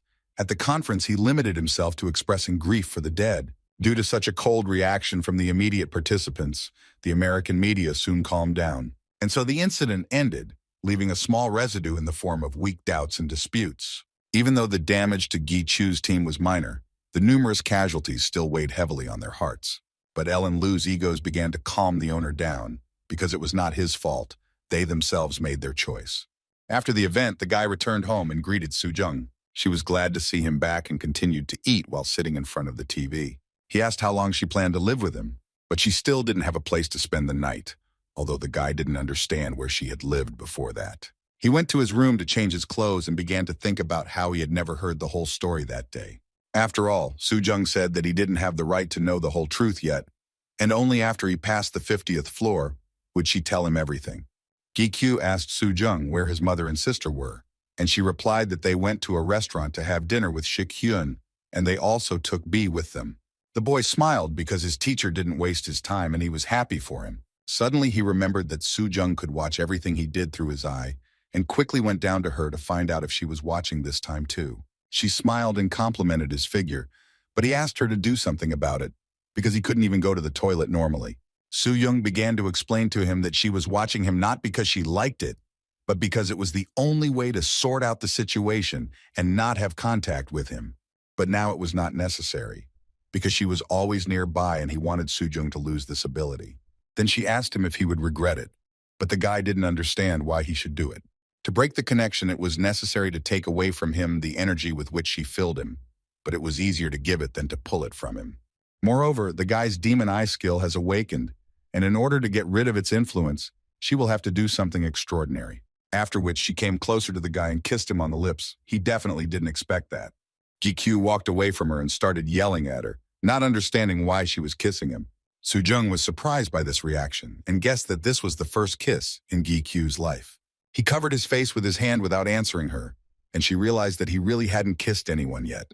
With a kiss, she canceled the transmission of the vision, and soon the boy's pupils would become as before, explaining to him that he had not lost the demon's eye because of this, but he had simply returned to his previous state.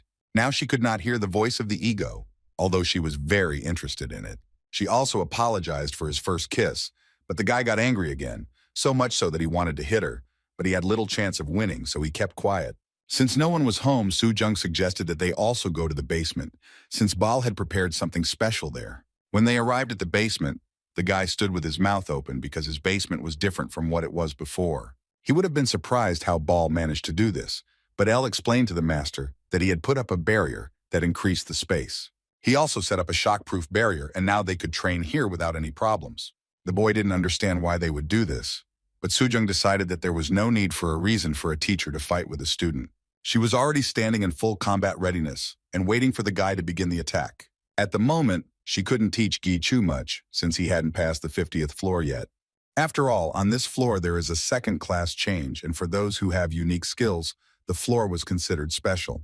There, all the players' unique skills are enhanced, or a new unique skill can be obtained. She gave the example of his friend Seok Woo, who also acquired a new unique skill. But first, she suggested that he attack her first, and then it would become clearer to him. The guy activated his skills and gained enough speed to attack.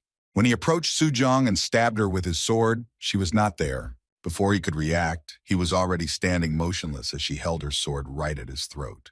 Ji-Chu quickly dodged it and flew back a short distance. Elle noted that Jung's fighting skills were top-notch. Young asked the guy if he understood what her fighting technique and experience was, because now she planned to use all of it on him. And she quickly began to approach him, but he did not have time to look back, as she was already behind him. She began to attack him with her swords, but the guy managed to dodge her blows, even though the technique was lightning fast. Continuing her attacks, she began to talk about how she and Sun Ho had a mutual dislike that did not allow them to exist. If they collide, neither of them will remain intact. They maintain a balance of power. But the existence of Gi-Chu and the intervention of the Iron Shield had upset this balance. And the boy, continuing to block her attacks, could not understand why she was talking about this now. Then she decided to say directly that the guy needs to become much stronger than he is now. After all, if within the year that she agreed on with Deseon Ho, the guy does not become as strong as the Iron Shield, then he will die. After these words, Jung activated her unique skill, Ink Flame, and began to attack the guy with all her might. Then in response, he activated his death skill and prepared for her strike. When they collided, both energies created a powerful explosion that was hard to escape. But Baal didn't even move from his place, but simply watched them. When the dust and smoke cleared, Gi-Chu was lying on the floor completely exhausted. Young walked up to him and praised him as his last attack was quite harsh. She also added that he could address her informally, since they were the same age. Meanwhile, at the gate, Rogers was hauling huge boulders with a single rope. Hart stopped him to give him some food. He threw a loaf of bread at his feet, and he stopped. When he saw the bread, he immediately pounced and began to eat it bloodthirstily. Hart looked at him and was surprised that the man who deserved to have all his limbs torn off seemed to want to live too. He reminded him not to forget that all this was the grace of the great master, and it was out of his kindness that he had glued his hand back on. Claiming that he understood everything, Hart pulled out a huge whip and struck Rogers on the back, ordering him to continue working. The powerful blow knocked Rogers off his feet and he fell to the ground. When he tried to get up, his eyes were burning with revenge, but now not towards Gi-Chu, but towards the Iron Shield. Hart watched as he resumed working and was struck by the fact that his anger was now directed in a different direction. Instead of finally ending his revenge, he uses it for his next one. Everything was as Gi-Chu had told him, who had forced Rogers to build the huge structure. Hart thought that this business had great meaning, and that this structure would be useful to him in some way. But in reality, Gi-Chu made Rogers do this just so he could suffer. Gi-Chu addressed Baal as you, but Baal asked him to address him simply by his first name, since he had every right to do so. Then he addressed him again, but by name, and asked how his work was progressing. Before they entered the gate, Baal asked Gi-Chu for permission to do so, as he wanted to conduct research there. And Jung confirmed that Baal knows a lot about the demon world, and he will definitely be useful to him. Even though she said so, the guy thought that Baal was quite unpleasant, although very capable. Baal answered Gi-Chu's question, and said that he had everything ready, but all the guy saw in front of him was some kind of seal. Then he explained that his gates were using too much power, or in other words, they were getting very hot. So Baal collected the remaining magical power and made crystals out of them. This meant that all the crystals that Brunard had swallowed would come back, but he had no use for them, even if they could be sold. But Baal explained that if they only extracted the crystals, it would mean a slight improvement in the gate's efficiency, and that's all. But his goal was different. He created something special that distinguished him from other crystals. The crystal itself is a material for various magical items and fuel, and depending on its magical power, its color and appearance can change. Gi-Chu picked up the crystal and began to examine it. He understood that it was a special item, but he did not understand where to use it. Ego L also said that she does not feel any presence of magical power in this crystal at all. Baal called this crystal very rare, and that was its value, but people still line up at the auction. Gi-Chu still didn't understand why he needed to sell the crystal, but Baal said that when the guy learned its true value, even $1 billion wouldn't be enough for him. The guy was even more confused, but Baal was not going to tell him anything further, because he had to find out everything himself. Baal was mostly silent, although he called Gi-Chu a great master, but at the same time he was not particularly friendly and said nothing if he himself did not want it. However, the experiment to extract the crystal was successful, and most likely that is why he seemed happy and talked a lot lately. He said that the gate was an abandoned kingdom. Then Gi-Chu admitted that there was someone who ruled this kingdom, and most likely it was a demon. But he gave an ambiguous answer, saying that not only demons can take over the kingdom, Then Gi began to ask Baal even more questions, because there were many things that he did not understand, and they had a very long conversation ahead of them. He said that no one left this territory of their own free will. They simply had no other choice. Although at that moment it was impossible not to stop this territory, he did not continue his story. First, the guy had to go up to the tower and get to the 50th floor, and only then would they be able to return to this conversation. The next day, Gi fought again in the basement with his teacher. He dodged her blows and constantly tried to avoid her direct attacks. She didn't understand why, when a girl like her stepped on him, he still continued to run away. The guy thought that she meant something else by this expression. He also believed that in a battle with the Demon King there was nothing left but to escape. When she heard this, she immediately rushed straight at him in an attempt to strike again. Jung got too close to him. He also used his sense of smell and distracted her so he could escape. Having flown away a short distance, she continued to attack him. Although death was a strong skill, it was not considered to be anything special. It is not a fact that the guy will be able to immediately defeat the enemy after using this skill, and if this happens, then he will have no chance of winning. She attacked GQ with all her might, using her most powerful skill, and the energies collided again and the guy managed to avoid her powerful blow. But the recoil was so strong that he couldn't stay on his feet. Jung kept telling him not to always rely on his strength when attacking. After all, nothing good will come of this, and such a technique definitely won't work with the Iron Shield. Gi heard her words and quickly stood up and began to pick up speed to launch a counterattack. When he had released enough energy, the system informed him that the assimilation level had increased. The huge ball of death skill energy began to grow bigger and bigger. When Jung saw it, she was satisfied, because now the energy was in 2 rows. Gi expression changed slightly, but Lu began to explain to him that the greater the assimilation between them, the stronger the skill that controls death. But the guy didn't react to his words in any way. He seemed to be in a trance and was overcome by strange feelings. Jung saw what was happening to him and immediately understood what it was connected with. She flew up to him, grabbed him by the chest, and threw him to the ground with all her strength, telling him to pull himself together. Her blow was so powerful that Gi was knocked out for a moment, but came to his senses a few seconds later. When he woke up, he didn't understand what happened, but Jung explained to him, and he almost went crazy. She asked him how he felt after he was almost swallowed by the darkness. Gi didn't understand what she meant, because he was confident that he had everything under control. But she guessed that during the stupor, his body was filled with a feeling of complete satisfaction, which he could not refuse. This was magic. Because at that moment she felt a huge power over everyone around her, which is why demons are so dependent on this magic. Then she told him to find a player who had 100 swords. She explained that this player had swords, and the sacred sword Kellyon Iron Sword, and the sword Nain that Rogers had were obtained from him. He needed to find the sacred sword and strengthen L's powers, as his demonic power had grown so much that it was beginning to upset the balance. Gichu's peculiarity reached the middle, and he could not replenish his strength from only one side. She suddenly grabbed him by the neck and asked why he still addressed her as you, if they were the same age, because by earthly standards, this was indeed the case. Jung decided to go inside to have a snack because she was very hungry after training. She asked the guy if his relatives had returned home yet, and he decided to call them to find out about it. He opened the gate where he hid his phone to see if there was any news from them. When he picked up the phone, his face immediately changed. He had a missed call from Grandpa Ji Chul from the bench. The guy immediately tensed up because his grandfather called him for the first time in all this time, and this meant that he needed help. When he called him back, the voice on the other end of the line was intermittent, and Gi couldn't make out a single word. And then the voice died down completely. The guy couldn't understand why his grandfather was silent, and L admitted that most likely the connection was interrupted because of the barrier. But Gi was sure that this was not so because Baal said that he left it open. The guy continued calling the girl, hoping that she would answer him. And finally I heard his voice. He was talking about the guy coming to the workshop as soon as possible. He said that he had very little time left and something about his grandson, Min-Soo, but the connection was lost again. When the guy heard his words, he was seriously scared, realizing that something bad had happened. Meanwhile, Secretary Song-Hu was having dinner at the association's cafe, but he was interrupted from his meal by GQ's insistent call. He picked up the phone, and the guy immediately asked him what would happen if a player ran around the streets without permission, and whether it was considered a violation of the law. Song-Hu confirmed his words because it was indeed dangerous, but he didn't understand why the guy was asking him about it. The guy explained that he urgently needed to go to one place, and if there were any privileges for mercenaries, he would be very happy about it.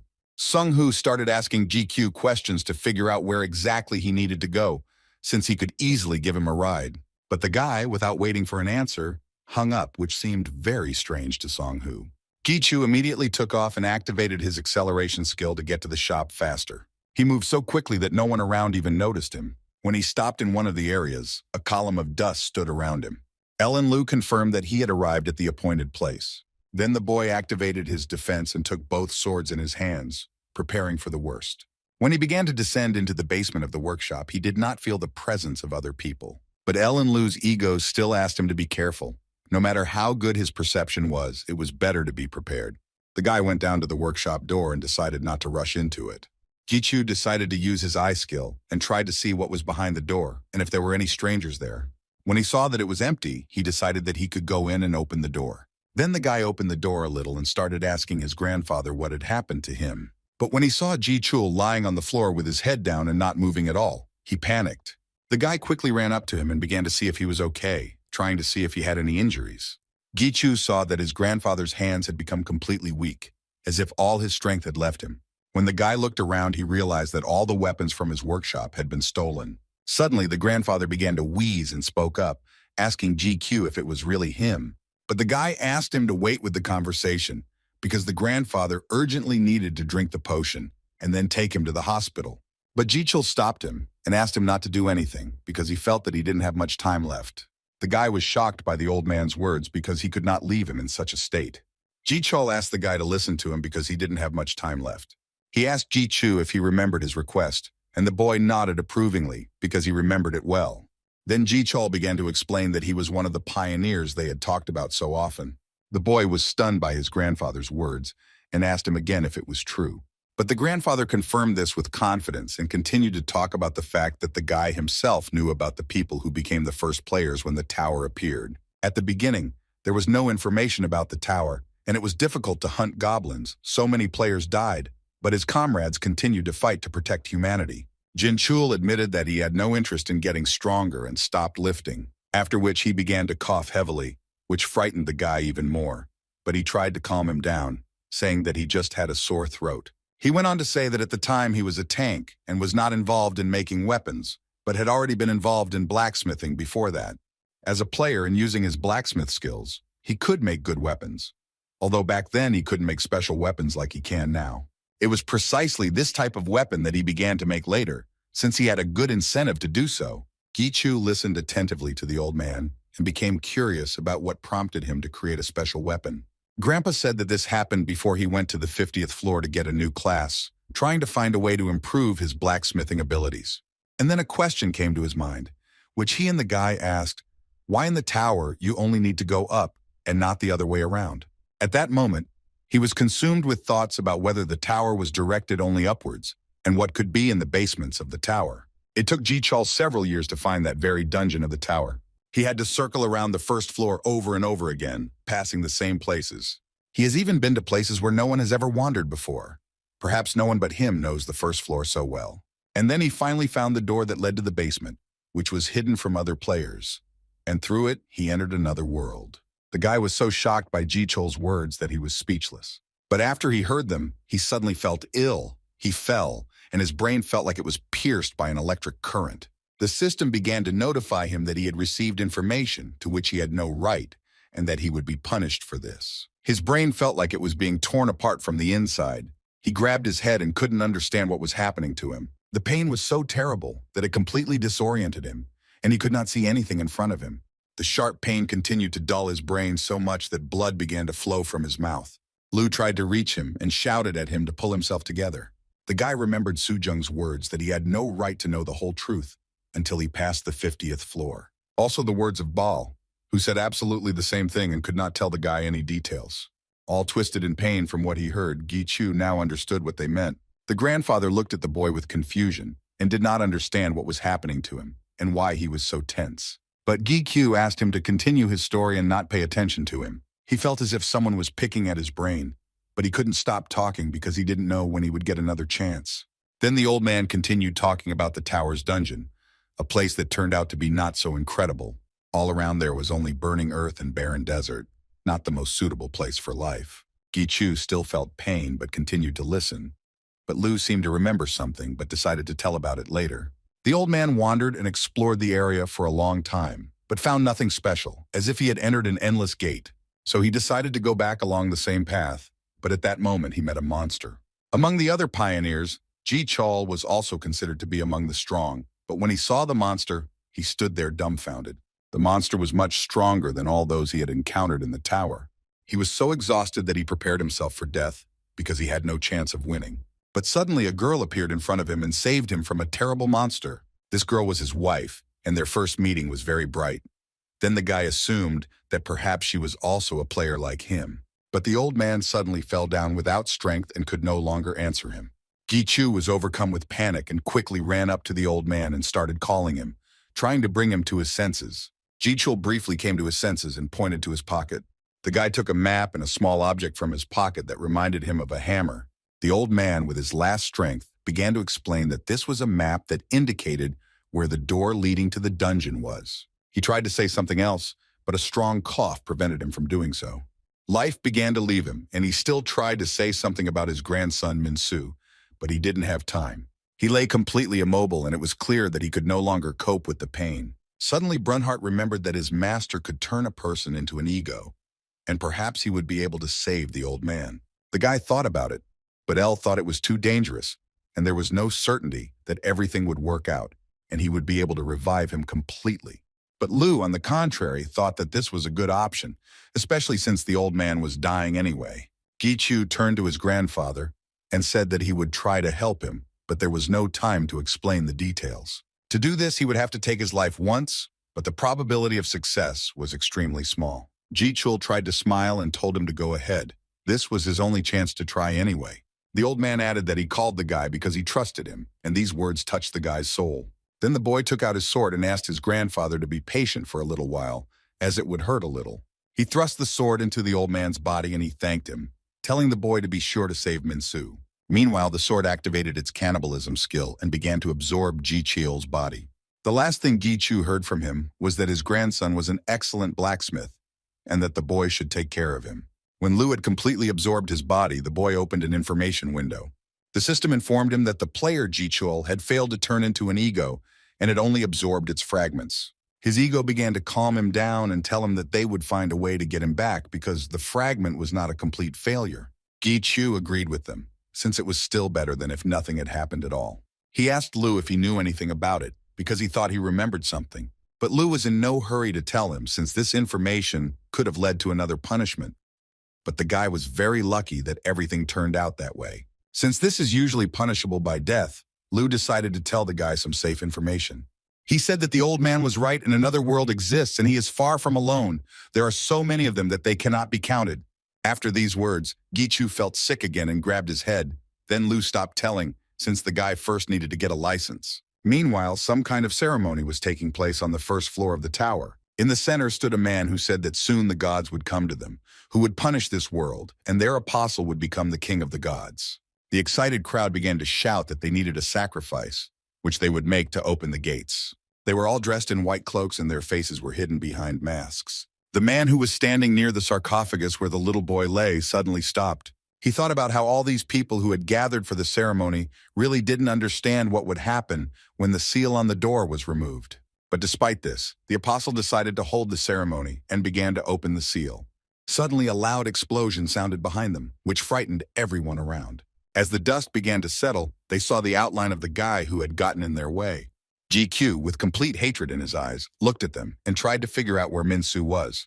Sometime before this, the guy left the shop and headed at full speed to the first floor of the tower. Lu asked him if he was sure that they were heading to the exact place marked on the old man's map, and the boy confidently confirmed this. He couldn't forget that place, because before meeting El and Lu, he had often been there. Even when he was still a guide, after work, he would come there, to the farthest corner of the first floor, where the players couldn't reach. He wandered around the lower floors more than others, so this was his secret place. And every time in that place, only one goblin appeared on which he trained. When the boy entered the tower and went up to the first floor, he found the place, but he couldn't get to it. I placed a barrier on this place, restricting the entrance, and another barrier, creating interference for recognition. The guy began to think about how to open the barrier, because if he just hit it, it was not a fact that it would open.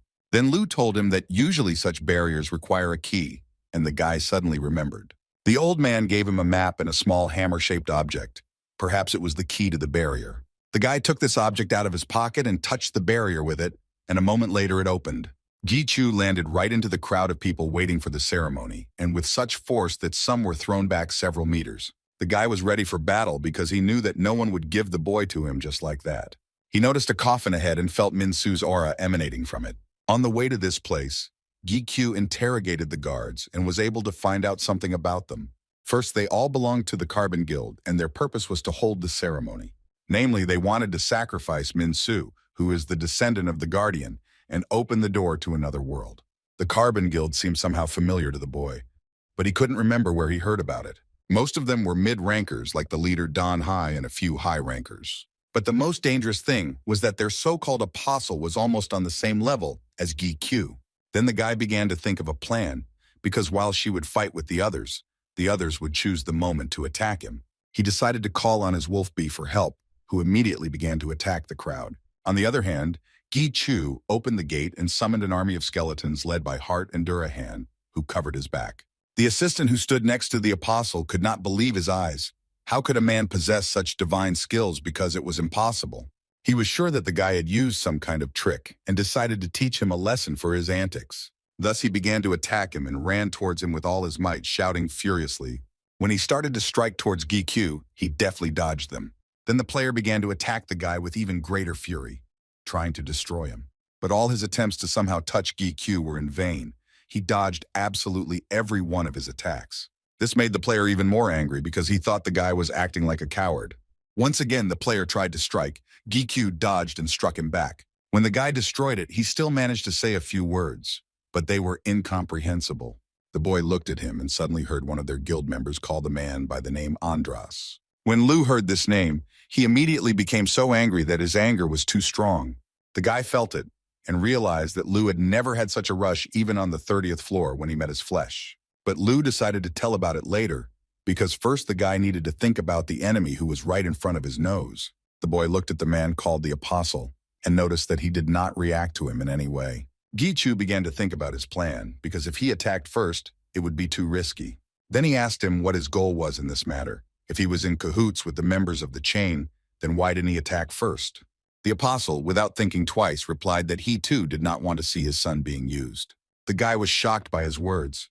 It turns out that this man was Min-su's father and the old man's son. The Apostle was surprised that under such circumstances, Gi-chu was trying to conduct an analysis of the family. He realized that judging by the fact that the boy was able to pass through his barrier, the old man had sent him. The Apostle confirmed that it was he who had wounded his father and stolen his son. But he did it, not because he wanted to, but because it was a forced choice, even though it sounded like an excuse. Lu felt that this man looked very old, but this was impossible, because the tower had only been built 23 years ago. Gi-chu told Apostle that his age was not quite true because Grandpa Huang said that he met his wife when he was still a player. And if we take into account that the tower appeared quite recently, then the Apostle should have been about the same age as Gi-chu. But Min-su's age and the Apostle's appearance did not match at all, and this seemed even more strange to him. After Gi-chu's words, the Apostle only smiled and asked if the boy knew about creatures from another world. He explained to Gi-chu that the flow of time in other worlds is different from that on Earth. The guy suddenly remembered Su-jung's words about Tony being the same age as her, but only by earthly standards, and he understood what she meant. Meanwhile, the Apostle continued his story, saying that his father and Min-su were born on Earth, but he was born and raised in another world. His belonging to another world entailed great punishment, so he began to think. He couldn't decide whether to go back or what he needed to do to go back. After these words, the guy noticed that a crack appeared on the Apostle's face, which made him very wary. The Apostle covered his face with his hand and continued to say that his father was against him remaining in this world and breaking off relations with it. The boy decided that the Apostle meant that after sealing the door that led to another world, he was torn away from his son. He felt bad about it, but he endured it all just for the sake of his son. However, in order for him to live for himself, he needed to become the king of that other world. But the boy did not understand who Andras was, about whom the Apostle's minions spoke. Then he said that Andras was the leader of those who were now fighting the warriors of Gi-chu. After these words, he tried to say something else, but suddenly began to stutter and could not speak normally. The guy noticed that something was wrong with him, and Lu explained that it was Andras' psychic attack. The apostle held out until the very end due to his high resistance, but this turned into poison for him.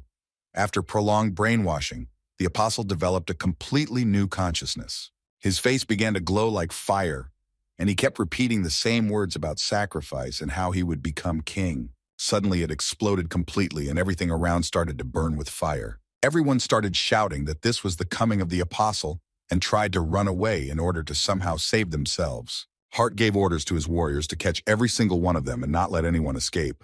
All the guild members began to run in different directions and tried to open the barrier. But B and the warriors led by Hart did not give them a single chance of salvation. At this moment, the apostle no longer looked like himself. Now in front of Gi Chu stood a huge stone monster that was burning with fire from within. The guy covered himself with his hand, but it was too hot, and then he called B for help. But the monster began to attack the guy with his fire to kill. It seemed that this was the end for him. After the attack, the guy still stood in place and his body was swallowed by water. He survived thanks to the elemental water, but the monster's flames were too strong, and the mastery of Gi Chu's skills was not enough to withstand it. The monster began to attack the guy again and tried to grab him with its fiery hands. But Gi Chu managed to dodge him and quickly ran behind him. The guy tried to catch his breath, since using elemental skills took too much of his strength, although it was already working out better. Then the guy thought that B could attack the monster himself, since elemental skills don't affect him as much. But Lu disagreed with Gi Chu because the basic defense power was completely different, and it would be very difficult to damage him. While they were thinking about their plan, the monster attacked them again with a huge fireball that it released straight from its mouth. Gi Chu waited until the ball was very close, and with a quick movement bounced away from it to the side. But suddenly he noticed that the ball of fire flew straight into the sarcophagus where Min Su lay. There was a loud explosion, and the guy was overcome with fear for the boy he could not help. Gi Chu was beside himself with fear and anger, but Lu calmed him down, saying that the boy would be fine.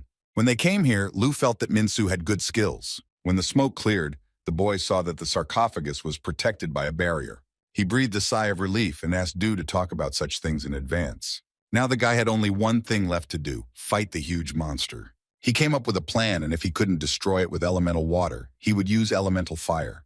Gi Chu activated his elemental fire skill and began to burn all over.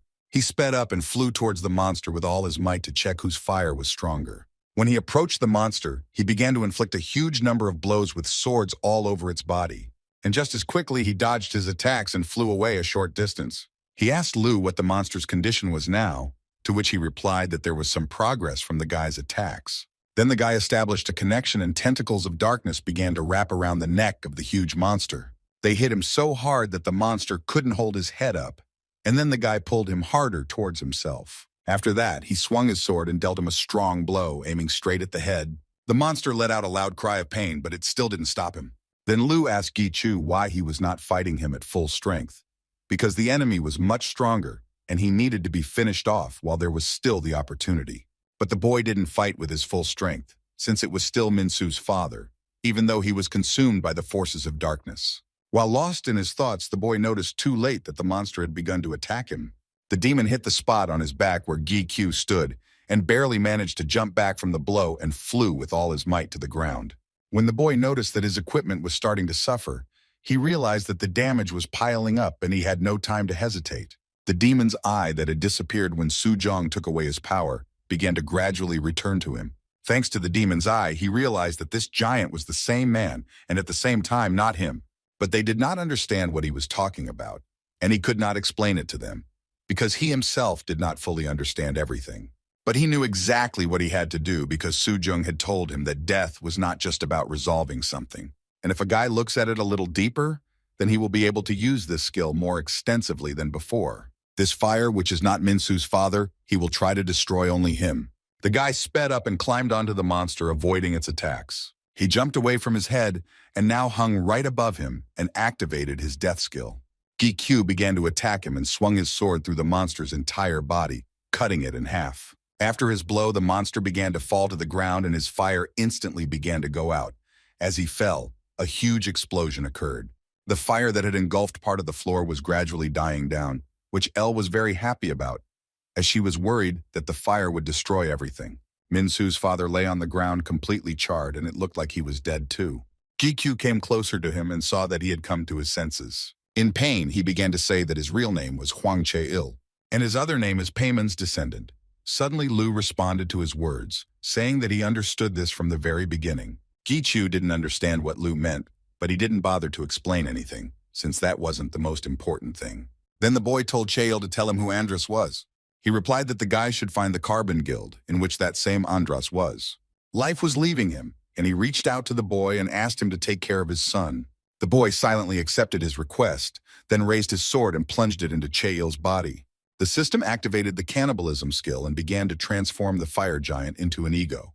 After the giant's transformation was successful, the body evaporated. It so happened that the guy killed both the father and the son with his own hands, but he had no other way. Now he had to think about how to get the boy out of the sarcophagus, which he wanted to try to open with a hammer. But Lu refuted his guess because this barrier had a completely different mechanism. At this point, Hart turned to GQ, saying that they had dealt with all the participants of the ceremony. When he turned to them, every single one of them bowed before him. He ordered them to do everything else and return back to the gate, and they obediently began to take with them all the bodies of the guild members. The guy also ordered the rest of the warriors to take the sarcophagus and carefully carry it. When they finished and completely left the place, the guy suddenly heard a noise and turned around. In front of him stood an orc, the same one that kept appearing in the same place. When he saw him, the guy was even a little happy because he hadn't seen him for a very long time. But the orc suddenly screamed and began to quickly run away towards the forest, and the guy did not understand what had happened to him. Lu admitted that perhaps the orc instinctively felt that he could not win and decided to run away. The guy smiled, picked up a small stone from the ground, and shot it at the orc. The stone hit him straight in the head and thus destroyed him. The guy's mood improved a little because he didn't think he was hitting the target. Suddenly, Elle and Brunhard started calling out to their master to get his attention because they felt the ego. Turning around, the guy also felt this aura, which suddenly appeared out of nowhere. GQ walked towards the direction from which he felt this aura and saw a cave on the way. The guy remembered that he had seen this cave before, but when he entered it, he did not feel the presence of the ego. Elle admitted that this cave might have been the entrance to the basement that the old man had spoken of. He found it strange because he had just clearly felt the ego's aura and it suddenly disappeared somewhere. Lu thought he was unlikely to find anything in such a narrow place, and Elle didn't see any changes. The guy agreed with them, but decided to sit down and talk to Lu before returning home. At the same time, he decided to wait until the cooldown of the elemental skill passed. He opened the gate and took out some water to refresh himself a little, waiting for Lu to tell him something. But he was annoyed that Gi Chu was constantly demanding something from him. The guy explained that Lu himself always pretends to know something and has a feeling that he remembers everything but does not talk about it. But Lu said he just had fragments of memories when there was a special occasion. Gi Chu wanted Lu to explain to him who Andras was and who was Paimon's descendant. Then Lu revealed that Andras and Paimon were the demons that occupied the 72nd position. By position, he meant the Demon King class, but not like Jung, but the Great Demon class that occupied the position right after the real king. There were a total of 72 positions, in which Baal occupied the first place. Andras was in the last position, but he was called a terrible demon, not because he was strong, but because he had a bestial character. Paimon held a high position and was one of the 2 guardians of hell, and he was also the great blacksmith of hell. The boy remembered that Huang was a descendant of Paimon, and that was why his weapon was so special. Lu suddenly became silent, and Gi Chu ordered him to continue speaking. But Lu replied that he had told everything, and that he did not remember anything else. The guy was a little upset. He had expected a little more information. When he returned home, he was caught off guard by Jung, who wanted to go on a date with him. But he politely turned her down, saying that they had not agreed on a date, but were simply planning to have dinner together. Moreover, Gi Q did not have time for this since he had urgent matters. Jung asked what kind of business the guy might have had, and Gi Q decided that it was worth knowing about it. Their conversation was quite long, but after he told her everything, she looked very serious. Jung was curious about what was going on with that boy, and the boy said that he had given the sarcophagus to Baal, and that he was now trying to remove the barrier. She thought for a bit, but then confidently said that the guy needed to go with her and meet someone. When they arrived at the association's office, they met with the head of the association, Oh Tae-gu and Shik-hyun. The boy felt awkward, because he didn't think that the Demon King could calmly sit at the same table with the head of the association. The guy looked at Jung, and she asked why he was so surprised that they knew each other. Then Chief Oh Tae-gu said that they don't have such a bad relationship with the Demon King, although he doesn't know what he thinks of him. Moreover, Jung was also a mercenary of the association and showed the guy her ring. The head of the association was obsessed with increasing power, and they helped each other when the situation required it. They had roughly the same relationship as Q had with the association, which also met some of his needs. The only thing Q didn't understand was that although Jung was cooperating with the boss, the guy didn't consider her manner of speaking and pointing her finger to be a normal attitude towards an elderly person. But suddenly it dawned on the guy. He remembered that in another world time flows differently than on Earth, and it is possible that in fact she is the same age as the chairman. Jung heard his words and tried to stop his crazy stream of thoughts, explaining that it was not about that at all. She couldn't stand it any longer and started yelling at Chu, saying that she simply didn't like the head of the association, which is why she was speaking to him so brazenly. Jung got so angry at the guy that she started to beat him up because she didn't understand why she had to explain everything to him all the time. In turn, Q was very ashamed in front of her. He apologized and said nothing more.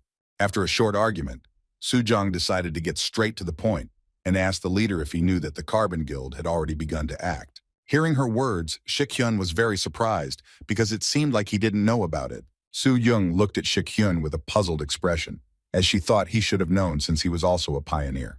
Then the head replied that his son did not know much about the other world, but he was already trying to find out everything little by little. Shik-hyun thought that he couldn't stay downstairs all the time, since his disciple was growing bigger every day. The name of the guild seemed very familiar to him, and Chu noticed that he was also trying to remember where he had heard about it before. They suddenly started remembering their conversation before training when one of Q's teammates left the association to join it. When they both realized that they were talking about the guild that Theo had joined, they jumped up from their seats in shock. Jung and Chief Taegu were confused as to why they had such a reaction. Lu asked the guy who this Theo was, and the guy explained to him that they worked together when the guy was still a guide. Chu couldn't understand if his close colleague was among the Carbon Guild members he had destroyed, since he had checked all the bodies. From Q's reaction, Jung realized that he had acquaintances in this guild. But the guy was interested in what exactly the head knew about this guild and who they really were. The head of the association did not know where to begin his story, since he did not understand what exactly Chu knew about the tower.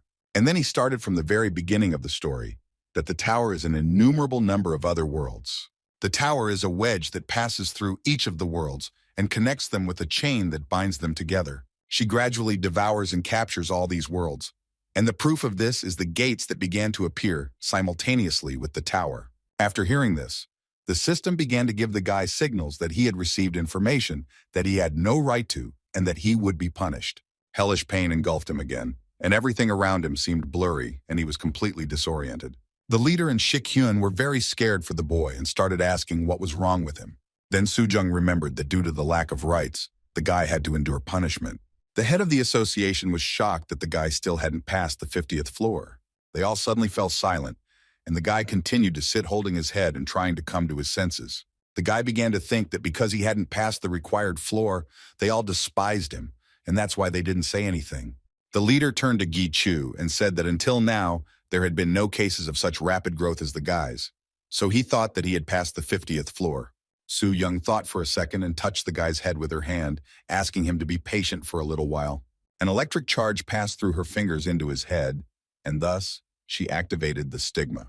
Q opened the information window to see what had changed and saw that he was now temporarily subordinate to Jung. He became very angry because he didn't want her to control him in any way. Jung explained to the guy that it wasn't what he thought, and that she simply used her second unique skill on him. It's called submission, but in reality she'll just share his punishment, since he's not the type she could subjugate with the stigma. Lu confirmed Jung's words that it was just a kind of contract, and the conditions on the contrary were rather unfavorable for her, and he would not suffer in any way. The guy breathed a sigh of relief, and Jung asked him not to worry about the stigma, as she would remove it as soon as they finished talking. When he heard this, he remembered how she had taken away her power and blushed all over. The head continued the story about how on the upper floors there are the rulers of the tower, those who created it and are the master, as well as those who at one time ruled other worlds. Earth has not yet been fully captured, so they cannot use their power here, but inside the tower that connects the worlds, it is quite possible. So there was a reason why Q was in no hurry to conquer the upper floors. Jung's head also hurt like the guy's, but this pain was much more bearable. Chu thought that the tower and the gate, although dangerous, were considered treasure troves of various resources. But the very existence of rulers posed a danger to humanity. Jung asked the guy not to worry about it because many of the ghosts were sealed and they were still very far from capturing the land.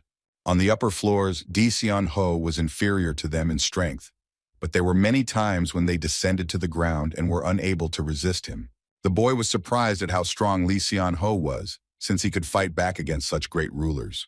Now his vessel was polluted and therefore he was weak, but during his peak he was very strong.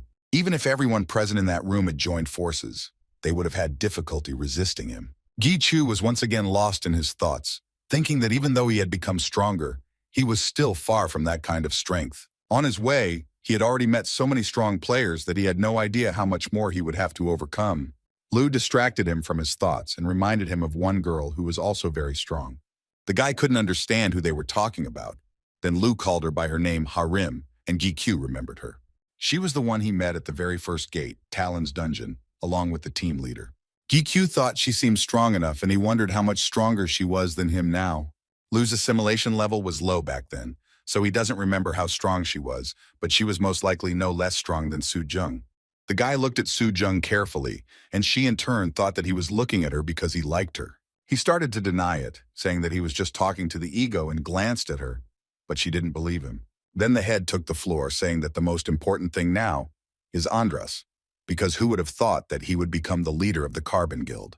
The guy looked at the chairman in surprise. He didn't expect that Taegu knew Andras, but he knew him well and guessed that this terrible demon probably wanted to remove the seal from the rulers of the tower in order to destroy the world. After they finished their meeting, Q called his secretary to take them home, but Jung did not go with him as she needed to talk to the head. On the way home, Q apologized to Sung-hoon for calling him late, but the secretary wasn't angry with him at all because he was paid for his evening overtime. The guy felt very tired, as he had learned quite a lot today, and Elle suggested that he rest upon arriving home. But the guy couldn't afford it yet, since he still had things to do at home. Upon arriving home, he entered the gate and saw that Baal had found a way to use his blood to open the sarcophagus. When the blood hit the seal, the sarcophagus began to glow, and the barrier gradually began to disappear. The guy was surprised by the strange method that Baal used, as he didn't think it could work. When the barrier completely disappeared, Chu walked up to the sarcophagus and opened it. Inside lay the boy Min-soo, but he was still unconscious. Baal looked through his vision skill and saw no damage or magical effects on the boy. He was completely fine. Then Lu suggested to the guy that he give the boy a healing potion that was supposed to help him. The guy immediately took out the potion and began to give it to Min-soo, and he miraculously woke up. The guy was glad that the potion worked. He turned to Min-soo and asked if he remembered him. The boy looked at Q with surprise and without thinking twice called him Dad. The guy took the boy to his home to feed him and decide what to do next. When they entered the house, they were seen by his sister and mother, who were shocked by this picture. In front of them stood Q, and the boy held onto his shirt and hid behind his back. His mother and sister were so shocked that they could not understand where he got the child from and how everything happened so quickly. But the guy started saying that it was not what they thought and was going to explain everything to them. Jung didn't listen to the guy and started jumping with delight that she now had a nephew. Q didn't like his sister's behavior, and he grabbed her by the ear to make her calm down a little and stop talking nonsense. The sister grabbed her ear, which was hurting badly, and moved away, while the mother stood still and waited for an explanation. The boy began to tell his mother that this child was the grandson of a man to whom the boy was greatly indebted. Leaning slightly towards her, he began to whisper, lying that the boy had lost his family in an accident, and because of the shock, he didn't remember anything. That's why he considers Q his father. After these words of the guy, his mother felt very sorry for the boy. She squatted down and began to talk to him, asking his name. The boy was very afraid, but still answered her that his name was Min-soo. Q's mother smiled at him and invited Min-soo to call her his grandmother. The boy returned to the gate again, but Lu didn't understand why he went home if he ran back anyway. But Q needed to at least feed the boy, because he had been unconscious for a very long time, and Q's mother looked at him as if he really was her grandson. The boy sat with Min-soo on a small stove and watched him eat, and he also noticed that the boy seemed to have become younger. Lu explained this by saying that the child saw his father try to kill his grandfather and then stole his own son. The guy assumed that the boy might have some trauma left after the events that had happened and was thinking about how to help him. And Elle decided that maybe he needed to see some things or places connected with his grandfather, and maybe then he would remember something. The guy immediately thought about the workshop, But it was a mistake to take him there, because that was where he got injured. Then he remembered the small hammer that Grandpa Min-soo had given him and decided to show it to him, hoping that it would work. When the boy took out the hammer and gave it to the boy, he was very surprised. The boy asked Min-soo if he knew what it was, but the boy only repeated that the hammer was very beautiful. He got off Gi-kyu's lap and started to twirl the hammer in his hands, continuing to examine it. The guy was glad that he liked it. Suddenly, the hammer lit up and became several times larger than it was. But the boy held it just as confidently. The boy was scared when he saw what happened to the hammer in Min-soo's hands. Lu confirmed that the boy is indeed a descendant of Payman and that he bestows a blessing on any weapon. Suddenly, the boy stopped spinning and began to walk towards the sarcophagus in which he lay. The guy looked at Min-soo and started calling him, but he seemed to be in a trance and did not react to Gi-kyu in any way. Min-soo raised the hammer above himself, and the boy became even more scared, not understanding what he was going to do. Then the boy swung the hammer with all his might and hit the sarcophagus. The impact was so strong that the sarcophagus shattered into piles of stones and everything around was covered in dust. The guy covered his eyes with his hands to keep the dust out. But suddenly he saw that Min-soo had split the sarcophagus in half, which frightened him greatly. Lu asked Gi-kyu to watch carefully what the boy was doing. Because this was the blood of Paimon's descendant, Min-soo continued to be a hammer on the sarcophagus and everything that was left after it. Gi-kyu saw that the boy had started to create a sculpture with one hammer and was even more shocked. But Lu told the boy to look deeper, because Paimon was on a completely different level compared to other blacksmiths. Gi-kyu felt like Lu was praising the demon, although it was not like him. But he explained it by saying that Paimon was one of the few who did not betray him. Meanwhile, the boy continued to knock some kind of sculpture out of the sarcophagus. When morning came, the boy was lying in Gi-kyu's arms, as he was too exhausted from the hammer, which was larger than him, and he had been making a sculpture for several hours without a break. Lu, in turn, was amazed by his strength, but judging by the fact that the potion affected him, he was not a descendant. But judging by the fact that he was able to enter the tower, it is immediately clear that this is not an ordinary kid, but be that as it may, he is a craftsman. Now it was clear why the old man had called him more outstanding than himself. Despite the fact that the boy did not remember anything, he managed to accurately reproduce the image of his grandfather in the sculpture. Lu asked the boy what he would do with the sculpture, leading him to believe that it was the bowl. The guy didn't even believe it at first, but now he could use this cup to save Grandpa Min-soo. He only needed to put Grandpa Huang's ego into this cup, but he didn't understand how to do it because he only had a fragment of ego left. El explained to Gi-kyu that Brunard had taken over the future's memories, and since he had not disappeared completely, a way could be found to bring him back to life. The boy touched the head of the sculpture and tried to create a connection with it, which he managed to establish. It was an ego without a personality, like all those the old man had created, but if he could put a whole ego into it, he might be able to revive it. However, Gi-kyu did not know if there was a way to restore the ego fragment. Baal suddenly approached him and replied that there was such a way. Then the guy took the boy into the house and put him to bed in his room, and he himself returned to sort things out. Baal looked at the sculpture and praised Paimon's heir for such a superb cup. The guy wanted to check with Baal whether the method really existed, but he replied that half of it existed, but he couldn't say for sure. After all, there have never been anyone like Gi-kyu before, and since there have been no similar cases, there can be no certainty. But Lu was sure that Baal had started this conversation for a reason, which meant that there was almost certainly a way. Baal said that the old man's ego needed to be restored first, and also noted that Gi-kyu had everything he needed to do this. The fragment of the ego and the piece of the ego that the guy has had to be connected, then it would be possible to restore the missing parts. Gi-kyu couldn't understand how Baal knew about the piece of ego and its connection. Baal replied that Jung told him about it because she was the demon queen, and then continued to explain the plan of action. If they restore the original form of the ego, then the basic essence cannot be restored, since the personality is not so easy to restore again. Therefore, for this they will need the sacred sword Nain and a transparent crystal. Baal began to explain to the guy why they needed these items, but the guy didn't understand anything from his story. He apologized for confusing the guy, but Lu understood everything he said, although that was exactly why he didn't like explorers. Lu decided to explain everything himself to Gi-kyu and told him to first pick up the Nine sword and the crystal. When the boy did as he was told, Lu noticed that the sword had become completely demonic and realized that it was most likely the work of Baal, but there were also advantages to this. Now it would be easier for Lu to deal with him, since Gi-kyu had established a connection with the owner of the demonic swords. The next step was to connect the fragment piece and put it into Nine, This sword is capable of absorption, so it will handle it itself. The boy raised his sword in front of him and spoke the words of connection, after which the system confirmed the connection of the fragment of the grandfather's ego and the second piece of the ego. Everything around was illuminated with light, and Lu confirmed that now all parts of the ego and the life force of the Sword 9 were mixed into one. Next, GQ had to take a transparent crystal and bring it to the sword. When he did this, he held the crystal near the sword and waited for further clues from Lu. Bao watched as the pieces mixed inside the sword naturally absorbed the crystal. After this, Nine begins to lose vital energy and ages rapidly.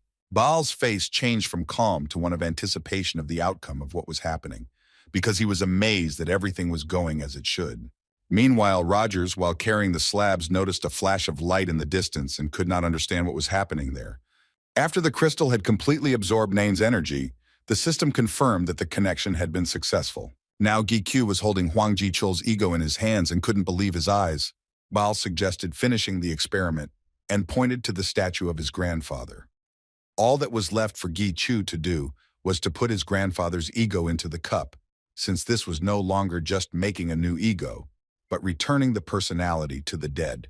The boy slowly approached the sculpture and was overcome with doubts about whether he would be able to bring his grandfather back. He placed his ego on the sculpture's head and it quickly absorbed it, spreading throughout its body. Baal was so happy with everything that was happening, because he was obsessed with research, and this brought him an incredible shock. The sculpture began to crack and crumble right before our eyes. A beam of energy emanating from the sculpture pierced the sky, and everything around lit up with a bright light. Gichu looked at all this and thought that there was no hope in his life before, but after meeting the ego, everything began to change. He cured his mother, became the Demon King's disciple, and even became the master of the gate, and the center of all these changes was ego. And now a completely new ego appeared before him. Perhaps such beings did not exist before. When the stones had completely crumbled and the light had stopped shining so brightly, a man-ego stood before Gichu. What the outcome of all this would be, even the guy couldn't know, and probably no one else could either, because this was the first time something like this had happened. Huang Jichul stood up and began to examine himself, and the system informed Gichu that the Guardian was fully formed. Meanwhile, in the Iron Guild office, their leader Iron Shield was talking about how an unusual gate would soon appear in Korea. Under the pretext of this, he wanted to go there again to catch the Demon King. The shadow behind him answered him that if everything turned out exactly like this, then it would be the best scenario for them. Then Iron Shield asked the man in the shadows to repeat his name. He began to emerge from the shadows, calling himself the leader of the Carbon Guild. When he fully revealed himself, it became clear that this man was Andras, but he suggested that Iron Shield simply call him Ras. In recent days, Gichu has been undergoing tests in the tower, climbing higher and higher through the floors. During the battle, he thought about the origin of the tower and the monsters that began to appear from there. A huge crowd of stone monsters attacked him at that moment, but he was well focused on the fight and had no problem dealing with them. He also remembered people who increased their levels inside the game. Fighting monsters, they gained more and more power. And among these people was GQ, who was treated as an unfinished player. Rising up and pointing his sword at the leader of Cruset, he destroyed his enemy with a death skill. Lu absorbed it and it successfully turned into an ego. After which, Gi Chu walked out of the gate and saw a surprised guard from the association, who was shocked by his speed of clearing.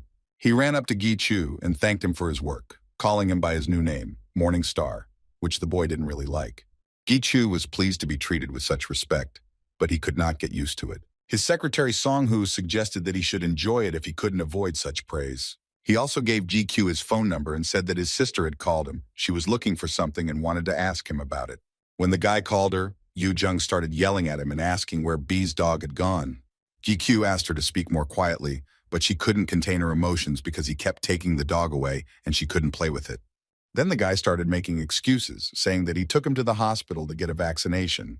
But Jung realized that he was lying, since he had already taken him for a vaccination last time. But Gi Chu had no more excuses, because he wasn't going to present him as a puppy and the situation was getting out of his control. He decided to tell her that he was very busy to avoid conflict and quickly hung up. The secretary approached the guy and asked where he needed to be taken. Gi Q asked Sung Hoon to drop him off not near his house, but in front of the neighboring house. Song Hu warned the boy that if there was a leak during the gate test, he would no longer be able to cover for him unless he bought that house for himself. He admitted that perhaps Gi Chu was going to start a joint household with the Demon King, but the guy immediately stopped him and asked him to stop talking nonsense. GQ explained to the secretary that he was staying there because a neighbor was moving in.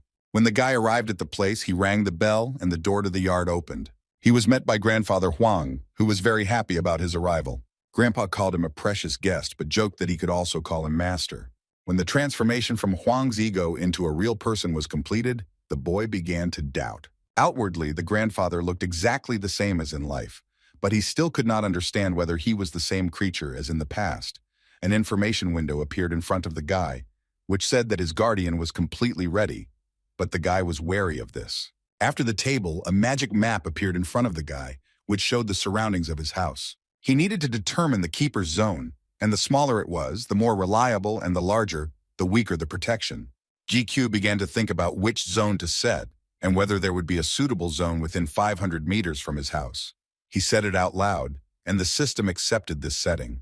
Suddenly, the boy heard Huang's voice, who couldn't believe that he was alive again. GQ ran up to him and was very glad that his grandfather was conscious. Huang, in turn, did not even think that the request he made to the guy could be realized.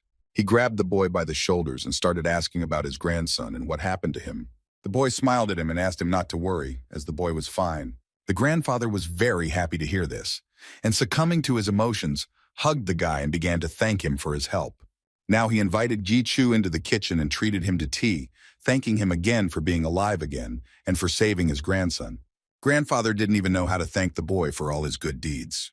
But GQ rocks that he has already thanked him, and this help is his payment for Oberon's ego. The guy asked how Min-Su was feeling, since he was completely invisible. Huang replied that the boy had been sleeping for a long time during the day lately, but the guy guessed that it was because he had been sculpting all night and had spent a lot of energy. Grandfather added that Min-Su's memory had almost completely returned, but he still didn't remember his father. He thought that there was nothing good in these memories. The boy wanted to explain to Huang that his son was not himself at the time, but his grandfather had heard about it, and that did not mean that his actions were not considered bad. He also added that everything that happened to his son was only because of his greed. Lu confirmed Huang's words, because even if his son had human blood, Paimon's heir would not be so easily defeated. Huang nodded approvingly at Lu's words. When the guy saw this, he was very surprised by this, but Lu explained that Huang was now also his ego, so he hears everything. Then Brunard responded, and he was very happy about this, because he really wanted to talk to Huang, whom he called father. Huang smiled at him. He never thought he would talk to the weapon he created himself. Grandfather asked Brunard to wait, as he still had an important conversation with Gi-Chu. He turned to GQ and told him that he could no longer create weapons, which greatly shocked the boy. Carbon's men were after one thing in his workshop, and that was Paimon's legacy, which he had been guarding as a custodian. Lu guessed that the old man originally had the skills of a guardian, which is why he reincarnated as him. Huang continued to say that he kept absolutely all of his legacy and even himself. When Lu heard that he had Paimon himself, he was in complete shock, because now such an important thing had fallen into the hands of the Carbon Guild. Grandfather reassured Gi-Chu that there would be no major problems in the near future, since most of what was stolen could only be used by him or his grandson. So he couldn't do anything more for the guy, but Gi-Chu didn't need anything, since he had repaid his kindness and all he could do was guard his house. But Huang suddenly remembered one thing that he could give him, and it would be the best value that even he would want to possess. When they finished talking, the guy returned home where Jung met him. They began to say goodbye to him, as they were going to leave together with Baal. The guy was surprised that they were leaving so quickly and asked why they were in such a hurry. Jung explained that now the circumstances had changed, and as long as Andras was acting so openly, they couldn't stay away. The guy expressed his regret about their imminent departure, holding his hand near his mouth. He also told them that over the past few days he had gotten used to them and that they were leaving so unexpectedly, which made him very sad. Jung looked closely at Gi-Q, and his face didn't seem entirely sad to her. In turn, the guy could barely hold back a smile but tried not to show it to Jung. When they left, Gi-Q went in search of the treasure that his grandfather had told him about and given him the key to the vault where it was located. The guy came to an abandoned building, which seemed to him not to be in a particularly good condition, and his ego did not feel any special aura at all. He could not understand what was special behind that door that his grandfather spoke about it in such a way. When he removed the lock from the doors and opened them, he was simply delighted with what he saw. In front of him stood a large number of cars and a pile of gold with crystals. But out of shock, for some reason, he called all of this civilian objects and was even surprised at how he came up with this. The next day, Gichu continued to climb the tower and was already on the 34th floor of the tower. He skillfully destroyed the monsters that were in his way, and Lu absorbed their blood and his resistance to mental attacks improved. When Gichu destroyed another evil eye, he laughed maliciously, which greatly frightened his egos. The guy kept thinking about Huang's gift, which contained 20 limited edition foreign cars and rare items that were not easy to get. Lu couldn't understand whether the guy liked some kind of means of transportation, but Gichu said that he couldn't understand a man's dream. But Lu kept telling him why he needed all this, since he already had enough money. The guy decided to explain to Lu why this was so important to him, saying that there are things in the world that cannot be bought for money, and this collection of cars is exactly that thing. Gichu suddenly became worried when he thought that a thief could break into this garage, and there were no security measures other than the lock. Lu asked him not to worry so much because this garage was guarded by his grandfather, which meant that a thief would not be able to break in. But for now, Lu said that he needed to focus on hunting first, and then he would move the warehouse to the gate for better security. He also reminded the guy that Andras's abilities are fire, sword, and summoning, and he needs to be especially careful with mental attacks. To prepare for the battle with him, he needs to absorb the blood of these monsters and increase his resistance to mental attacks. The monsters surrounded him on all sides, but he sped up and jumped straight towards them. He began to strike quickly and 4 times with his swords, dealing fatal damage to them. When he landed on the ground, all the monsters that surrounded him were destroyed. After them, only crystals remained, and information windows flew out one after another, saying that resistance had increased. The guy told Lu that he didn't feel like he was fighting, but the ego told him to take his time because he needed to score points first. But because of the 1-year limit that Sunho promised, the boy thought it was better to climb the tower quickly. Suddenly, the guy heard the grinding of teeth and turned around to see what it was. B came out to meet him, bringing him a monster in his teeth. He placed it in front of Gichu and bit it, causing it to instantly be destroyed and a crystal to appear in its place. B ate the crystal, which surprised the guy very much, since he didn't think that he could also absorb them and become stronger, although it wasn't very effective. B started jumping playfully. He apparently really enjoyed catching monsters. You could consider it his snack. Gichu approached B and asked him not to eat monsters anymore, but only to catch them and bring them to him.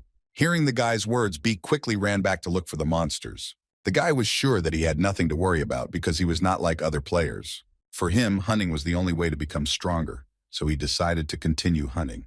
But suddenly, he felt a lot of alien energy and looked up to see who it could be. B was running towards him again, and a huge number of monsters were flying after him. When Gichu saw them, he was shocked that B brought so many monsters to him.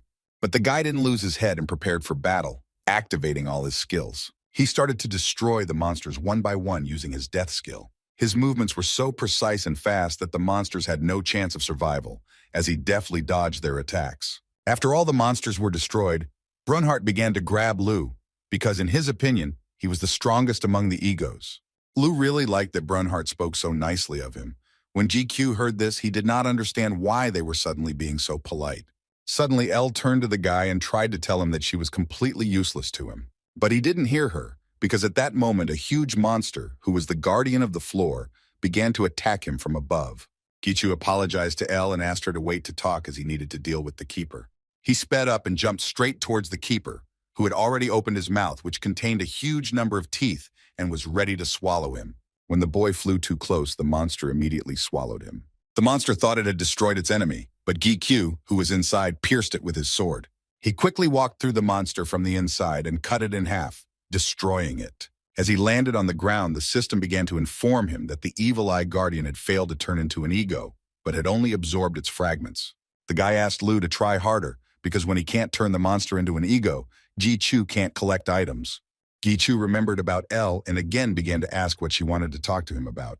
As she began to speak, she was suddenly interrupted by the system, which showed a window of Lu, who had reached level 100. Lu suddenly started acting strangely and started emitting electric shocks. The guy didn't understand what improvements in progress were being discussed, while Lu didn't understand what was wrong with his body, because it began to heat up. Then a new window of information about Lu's first change appeared in front of the guy. GQ guessed that the entire list in it were conditions for the progress of the ego, and they were all fulfilled. The first condition is a part of Lu's body, the remains that the guy found on the 30th floor. Gichu asked Elle if they might find her remains on the next floor, but she didn't know that, although she thought it was quite possible. Next on the list were the ego fragments. pieces that GQ had collected before the fight with the Iron Guild had happened. The souls that became egos were the Smurf Guild leader Chaemin Seok, and then there was Rhodes and Minsu's father Hwan Chae-il, and his new ego was the gatekeeper Crusette, whom he destroyed just recently.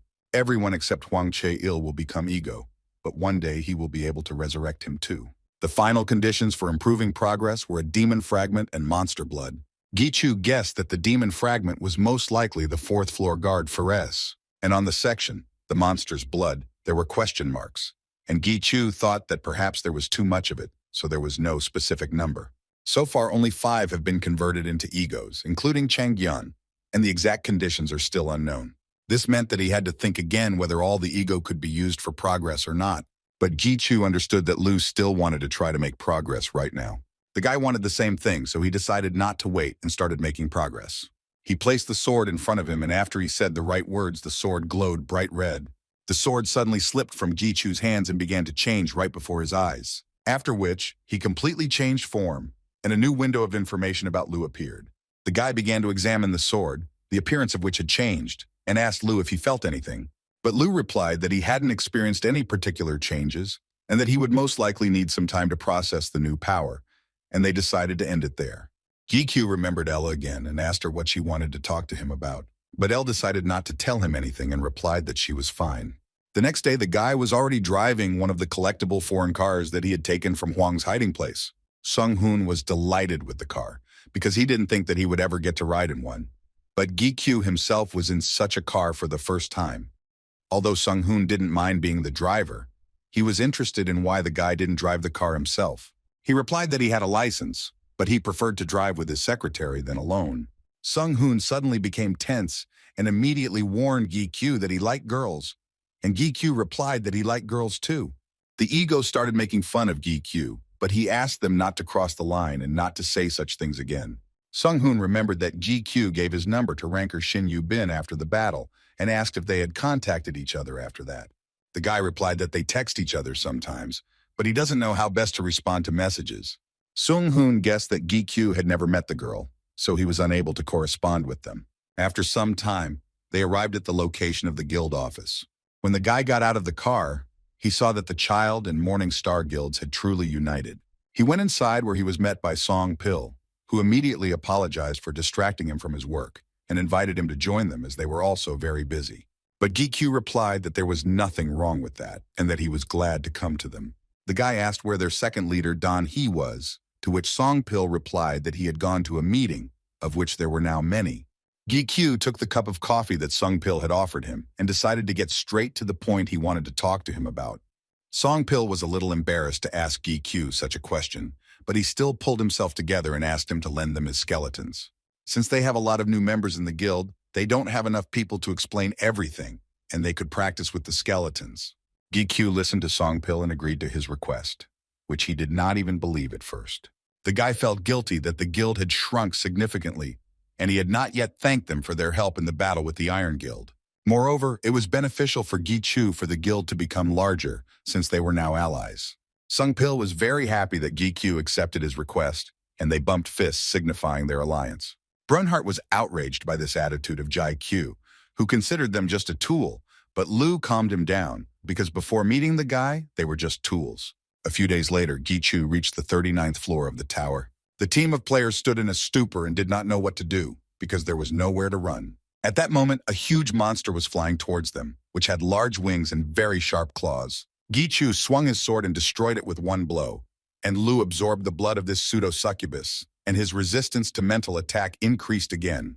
The players surrounding Gi-chu were shocked by his fighting technique and the power of his strikes. They began to discuss him among themselves, trying to understand who he was. As Gi-kyu left, he heard the players' words of admiration, and he was pleased that they spoke of him that way. On the way, he stopped to look at Elle's information window, whose level had also increased, and he was thinking about how to improve her as well. Lu suddenly asked the boy why he no longer wore a mask to hide his face. But Gi-kyu explained to him that the Iron Guild and Li Xian-ho already knew about him anyway, and now he had no reason to hide. Having reached the gate that led to the 40th floor, the guy was ready to begin the tests. As he reached his hand towards the door, he felt the same sense of unease that he had felt before entering the 30th floor. He turned to Elle and tried to cheer her up by saying that he would try to improve her once he got past this floor. L thanked the guy for his support, and he began to open the gate. As he began to enter them, L added, saying that everything would not be as simple as he thought. Meanwhile, in the Cane Guild office, Seok was busy with paperwork. He was distracted from his work by one of the guild members and asked to pay attention to the news. He showed him the phone and suggested that the news was talking about his friend who was with them in the Yoksam area. The leader looked closely at his phone and saw that there were players on the wall. They were discussing Gi-Chu and how well he fought. Seok was happy for the guy because he finally decided to reveal himself. The association office also saw this news, and the head was surprised that the guy decided to reveal his identity. Shik-hyun believed that Gi-Chu had been patient for so long, and now it was time to show everyone his strength. But his father disagreed. Even though he hadn't known the guy for as long as Shik-hyun, he didn't think that Gi-Chu was the type to want to gain power for satisfaction. The chief assumed that Gi-Chu most likely wanted to show something to his colleagues who were following his example. Namely, what kind of person is he? Because the guy achieved all his goals with great difficulty. At the same time, the guy entered the 5th examination floor and checked all his egos to see if they had changed. He called B. The system confirmed that all conditions had been met and gave the right to begin the special exam. The boy looked around and saw that there was absolutely nothing around him. Lu noticed this white space and found it a little unpleasant. Brunard asked Gi-Chu why he had not named him, but he had no need to do so, for the ego had already taken the form of the armor. But Ego believed that he could be useful to him. Since he could open the gates, the guy explained to him that this exam would be related to L, and the undead would not help in any way. He started walking forward and asked L on the way if she felt any changes after entering the floor. But L didn't answer him. He called her again, and in response there was only silence. He found it very strange. Suddenly he saw shadows in front of him that looked very much like swords. When he raised his head, he noticed that a huge number of swords were flying straight at him. The guy had seen such a primitive attack many times before, so he knew how to act. When he prepared to fight them off, he suddenly realized that they were not flying at him. He was surprised that all the swords landed off target. He couldn't figure out where they were aimed. Despite this, the situation reminded him of that battle where Lu's flesh controlled the magic swords, and he decided that somewhere there was L's body that controlled these swords. But Lu told the boy that this was not the case at all and asked him to prepare for battle. The swords sticking out of the ground began to glow with a bright yellow light. Gi-Chu covered his face with his hands to avoid being blinded as the light was incredibly bright. When it all stopped, he opened his eyes and saw that instead of swords, he was now surrounded by angels. The guy couldn't believe his eyes. He saw angels, and Lu confirmed his suspicions. Gi-Chu guessed that if there were demons, then there must be angels too. But the ones in front of him were different from what he imagined. Their faces were disfigured, and they looked just like zombies. Lu also didn't understand why they looked like that, but the guy had to fight with them. After a few seconds, the angels began to quickly fly towards Gi-Chu to attack him. At that time, Huang looked at Nine's fallen sword, trying to understand something. But there were limits to this, because he had little life force left, and he wanted to at least once look at the sacred sword. Suddenly, Nine's sword began to tremble right in his hands, as if he was afraid of something. In turn, Jung dealt with the Carbon Guild, destroying another enemy. When he stopped moving, she threw him back to the rest of the guild members who were also sharing the ground. She informed Baal that she was finished and ordered him to read the memories of one of them. But Baal did not react to her words in any way. He stood with his head thrown back and looked somewhere into the distance. Jung asked him what was wrong, and he pointed to the tower, saying that for some reason it was shaking. Meanwhile, in the tower, the training hall in the center of which stood Lee Seon-ho was completely destroyed. He looked completely calm when he heard a shaking sound, which was most likely due to someone waking up. Gi-Chu continued to watch the angels and tried to understand how strong they were, because judging by their appearance, they would not be able to show their full strength. Lu told the boy that dealing with angels would not be as easy as dealing with monsters. Then Gi-Chu asked what L.A. thought about it, and she also shared Lu's opinion. L usually spoke little, but the guy noticed that now she had become completely silent. Then he realized that it had happened from the very moment she tried to tell him something. The angels began to advance on Gi-Chu, who was prepared for this heated battle. The guy moved from his place and flew straight at them, attacking them in return. He flew up to one of the angels and began to strike with his swords. Gi-Chu was confident that they would not be able to repel this attack since he was moving quite quickly. But the angel blocked his blow, which surprised the guy greatly, so he called B for help. B flew up at a very fast speed and in a few seconds was already behind the angel. The angel didn't have time to react as he didn't expect an attack from behind, and B immediately grabbed him. B flew down and slammed the angel hard into the ground, destroying him. All that was left of him in B's teeth was the sword from which he appeared. But at that moment, other angels began to attack them again, and they immediately began to fight them off. GQ was very annoyed because there were too many angels, and he simply couldn't cope with them. Lu offered him to use his new power, but the boy began to doubt because he needed time to call upon it. But Lu convinced the guy that he could use all his power to its full potential. Then the guy began to remember what new skills the ego had acquired. But first, Gichu had to deal with the angels, of which there were too many. He ordered B to return back so that he would not be harmed during the fight. Angels began to flock to Gichu again, and he, with the help of Brunard, reflected the accumulated damage. Some angels were destroyed and others were wounded, and this at least somewhat reduced their influx. Gichu asked Lu which skill he should use first to make sure it worked.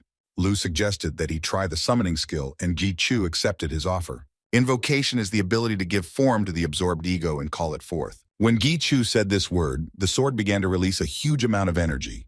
This energy turned into a monster of incredible size, which was directed at the crowd of angels. The monster had 4 arms with which he caught angels and crushed them. Despite his size, he moved quite quickly. The guy watched him from the side and realized that this monster was very similar to Crusetta. Brunhart pointed out to GQ that there were 2 more warriors ahead who could also fight the angels. They jumped up and flew to help Crusette to destroy the enemy. Angels were flying towards them, but they had no chance because these monsters were much stronger than them. While one was fighting, the other also attacked his opponent. He was very fast and easily dealt with the target. When one of the monsters approached the angel, he began to wave his sword. But Seok was already behind him. He grabbed the angel by the head and twisted it. Crusette, meanwhile, continued to catch and destroy angels because his size and strength were much more effective than their attacks. When GQ saw Seok and Rhodes again, you were stunned that Lu was able to summon the egos he had absorbed. The guy decided that he couldn't stay on the sidelines and rushed back into battle. She also began to attack the angels, helping her allies. Now they fought hand in hand, although recently they were sworn enemies. When it was all over and all the angels were destroyed, Gichu stood in the middle of everything and tried to catch his breath. The angels' bodies turned into swords again, and it seemed to the boy that they were originally sacred and swords. Gichu approached Elle and offered to talk to her to clarify the situation. Since she knew the owner of the sacred sword better, he wanted her to tell him more about it. And Elle said that these were the angels of Princedam, who were of the lowest level and were abandoned because they were useless, and they were the beginning. Then the guy admitted that perhaps Princedam himself was here, but that was not the case. Elle simply called the place a grave and thanked him for the opportunity to finally find peace. After all, now she remembered them and her duties in this place. The guy didn't understand what she was talking about, but after her words, she suddenly lit up with a bright light. GQ closed his eyes and began asking again what was happening to her and why she was speaking so strangely. When he opened his eyes and looked at Elle, she was no longer in his arms. He began to shout her name in fear, hoping that she would appear at any moment. Lu and Brunhart called for GQ to turn around. When he did, he saw Elle and began to scold himself for not being able to figure it out right away. In front of him was that same Elle, only now in the form of an angel, and GQ realized that since he had arrived on the floor, she had never once called him master. Meanwhile, Lee Xianho stood in the training hall, holding his 2 sacred swords in his hands. His sword suddenly began to tremble and rise up, and Xianho realized that they were greeting her. After all, now their queen has awakened, and that very same Elle was. Lee Xianho understood that changes had begun, but he could serve God alone. Gichu looked at Elle and couldn't believe that it was really her, because she looked completely different from usual. She told him that his special exam had begun, but Gichu didn't care because he wanted to talk to her first. Lu managed to tell Gichu to run away from her, and a second later a flash of energy flew into the place where he was standing. Gichu managed to jump back from Elle's attack, which was followed by a loud explosion. He didn't understand why she was doing this to him, but she replied that all angels had duties just like she did. Her duty was to destroy. She was preparing to attack the guy again. She released a huge wave of electrical energy at Gichu, which he barely dodged. After running a little, he sped up and tried to get closer to her. But she didn't let him do this, and began to attack him with her sword again.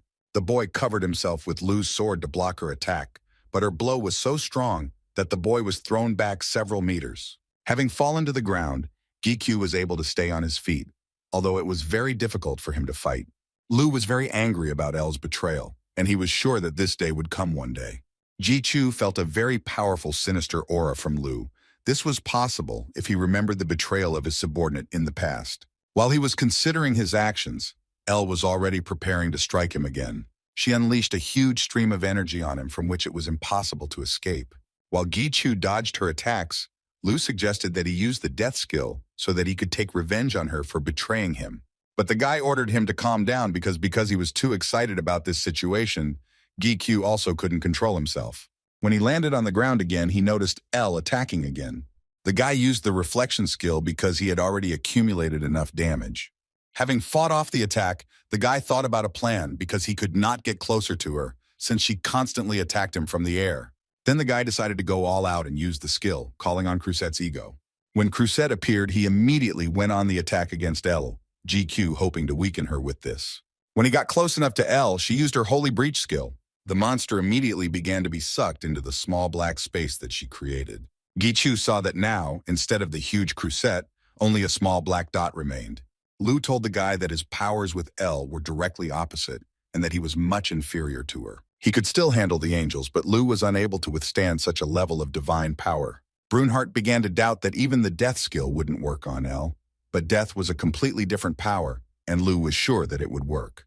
Gi-Chu in turn began to shout her name and hoped that she would come to her senses. But instead, Elle hit him again with an electric charge of energy that burned his body. Lu was shocked by Gi-Chu's actions, as hoping that she would come to her senses was a waste of time. If this problem could have been solved in this way, it would not have come to this. The guy became even more angry, because he did not understand what he had to do. And Lu told him that he had to kill Ella, because they simply had no other choice. When he heard this, he was very scared, but he himself understood this, because his opponent had a sacred sword that was not easy to defeat, and there was no other way to suppress her power while keeping her alive, because if he died, then his entire ego would die too. After some thought, he finally activated the death skill and prepared to attack. As he approached her, Gi-Chu also activated the rest of his skills and increased his strength and speed. He swung his sword at Elle, putting all his might and strength into it, and was about to deliver a crushing blow to her. But before the blow, he suddenly looked into her eyes and remembered what she was like before. His arms went limp and he couldn't attack her because she meant so much to him. But Elle didn't stop and struck him first, and his face suddenly lost all emotion. She stabbed him with her knife and hit his vital organs, thereby destroying him. At that moment, his guardian Huang clutched his heart and fell to his knees. He was torn apart by pain. He felt like the connection between him and his master was disappearing. Huang couldn't believe that this actually happened to Gi-Chu and fell unconscious to the floor. As Elle pulled the sword from his chest, Gi-Chu, his eyes completely empty, began to fall down like a stone. Lu and Brunhart began calling him, but he no longer responded to their voices. Suddenly, Elle came to her senses and saw what she had done. She was very scared and quickly began to fly towards him, hoping that she would be able to help him in time. Elle landed next to Gi-Chu's body and began calling out to him, louder and louder, to bring him to his senses. Lu was very angry with her and started saying nasty things to her because it was all her fault. Suddenly, all his egos began to lose touch with him, including Elle. In a state between life and death, Gi-Chu saw darkness and began to wonder what had happened to his ego. Memories of his family, whom he had not had time to say goodbye to, began to surface in his head because they were probably worried about him. Then he remembered Jung, declared him her heir, and he died like that, and didn't even have time to thank her for the elixir. He also wanted to help his friends Seok Woo, Sung Pil, and Dong Haye, who don't even know what happened to him. Images of the Iron Guild, whom he had not taken revenge on, and Lee Xian Ho, who might become his enemy in the future, appeared in his mind. Marcus of Discord Andras and the demon who sealed Elle, there were still many dangerous things that could threaten his family. He thought that all he had to do was cure his mother, but he still had so many things to do, and he couldn't disappear from this world. At that moment, he opened his eyes and did not understand what kind of place this was and why he was sitting on the throne. When he stood up and walked a little closer to the cliff, he saw a huge number of monsters around him. Dragons and creatures he had never seen before in his life filled the sky. There were many huge monsters and armed warriors around. On the other hand, there were angels opposing these monsters. He turned and looked at the throne in which he sat and lived. Everything seemed too real to him. Suddenly he heard Lu's voice, which brought him to his senses, and he opened his eyes. Gi-Chu was lying on Elle's lap, and when she saw that he had woken up, she was very happy. When he got up, he looked around, and it seemed to him that this place was very similar to paradise. Elle smiled and said that this was not heaven yet, but just an examination floor. The guy ducked his head and replied mockingly that he would never get to such a place because only hell awaited him. He suddenly began to think why he didn't die, and remembered Callion's ability that Ella had absorbed. This ability blocked the deadly attack, and thanks to Elle, he survived. although he almost died, since he also took honor. L looked at GQ kindly and suggested that they take a little walk and talk. On the way, L asked GQ why he didn't destroy her, because she was a traitor who dared to raise a sword against her master. The guy smiled and calmly answered her that he immediately understood that she had not acted of her own free will. She started to speak, but the guy interrupted her, saying that he also knew that she had foreseen the situation. He only wished that she had told him about it beforehand, but there was nothing he could do about it now. Elle admitted that she wanted to stop GQ and ask him not to go through this floor, being content with what he had, but she couldn't stop him because he had to climb the tower. GQ calmed her down and asked her not to blame herself, since everything had already been resolved. He asked where his other egos were. Elle explained to him that this was a completely different space, and they were now in a different place. Gichu was worried if Ellie's memory had returned, and she confirmed that she remembered almost everything, and said that she was created to follow the will of her master, and this left her confused. When she decided to serve Gichu, she cleared her mind of doubts, which is probably why her memories became clouded. She had one clear memory: the sacred swords that sacrificed their bodies to become tools in his hands. And the very first of them was El, so she is the master of the sacred sword, and the rest were created by her will. GQ wanted to answer her, but she interrupted him and said that her time had come. El began to thank the guy for giving her a second life, appreciating her and always being there. She wanted to talk more, but decided that they needed to end it there. Jichu looked at her and didn't understand what she was going to do. Suddenly the thought came into his head that she was going to leave him, but he did not want to accept it. El went on to tell him that he was much better than he thought, and that neither she nor Lu could ever measure how amazing he was at what he did. A bright light began to gather around her, and Jichu became even more tense, trying to stop her. She gave Gichu her final instructions to remove anyone who would hinder him from climbing the tower and create obstacles on his way. GQ started calling her again, shouting her name louder. Before disappearing completely, she wished him to become the master of the tower, because he was worthy of it. After these words, she disappeared, and GQ began to seem to fall into an abyss. Suddenly, he woke up in the same place where he had fought with El and was trying to catch his breath. His ego was glad that he was okay, and he in turn apologized for making them worry. Suddenly, he noticed a sword sticking out of the ground, which looked very old and had completely lost its powers. He recognized it as El. Meanwhile, at the Players Association, Yu Bin was saying goodbye to her team after finishing work. One of her guild members noticed that Yu Bin was heading towards the portal and asked why she wasn't going home. She told them that she was waiting for someone, and they suddenly started to quietly laugh, as they realized that she was waiting for a man, which made Yu Bin blush deeply. When they finally left, Yu Bin took out her phone and opened the correspondence with Giq, who wrote to her that he would not be staying in the tower for long. But she understood that he was unlikely to leave the tower today, and still decided to wait for him just in case. As her guild was leaving, they met Lee Xian-ho, whom they had never seen in person. At the same time, the system notified Gichu that he had successfully passed the exam and that he was receiving a reward for it. A box appeared in front of him, in which lay a feather. It was the sign of El. The guy looked at the box with fear and checked the connection with El, which was broken. He was so out of his mind with anger and resentment that he grabbed his head and started screaming very loudly. And then he started punching the ground with all his might. His ego couldn't understand why he was behaving like that. The boy was overcome with pain and disappointment. Despite the ego's request to stop, he continued to furiously hit the ground. GQ was devastated by what happened and blamed himself for everything. When she stopped, blood was flowing from his fists, but he didn't care about the pain because his heart hurt more. He fell to the ground again and began to cry because El meant a lot to him. Lu asked the boy to pull himself together and not get upset over a traitor like her, but Gichu yelled at him to shut up. But when he began to calm down a little, he apologized to him because he didn't want to be angry with Lu. He asked Lu to be silent for a bit so that the boy could calm down and think things over. At the base of the 40th floor of the tower, a gate appeared from which Gichu emerged. He was completely exhausted and broken. At this point, Lu warned him to be careful as he felt a barrier. The guy looked around and noticed that there was not a single soul at the base, and this seemed very strange to him. A few seconds later, Lee Xian-ho came out to Giq, saying that he came to check, but it was all in vain. He looked at the boy and realized that he looked like this because the master of the holy sword had left him. Giq, upon seeing Xian-ho, became very angry and immediately grabbed his sword. But Lee Xian-ho turned around and started to leave, saying that he had no intention of touching him, but just wanted to check. He also added that he was now convinced of the shame of Gichu, who was unable to keep just like some sword, and smiled maliciously. Giq became even more angry at his words, because he understood that Lee Xian-ho was making fun of him, and the guy did not intend to tolerate it.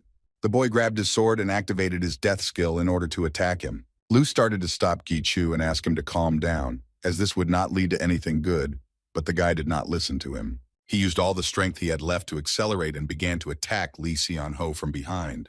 When Gi-chu was already very close and pointed his sword at the enemy, Lee Xian-ho blocked his attack with just 2 fingers holding his sword.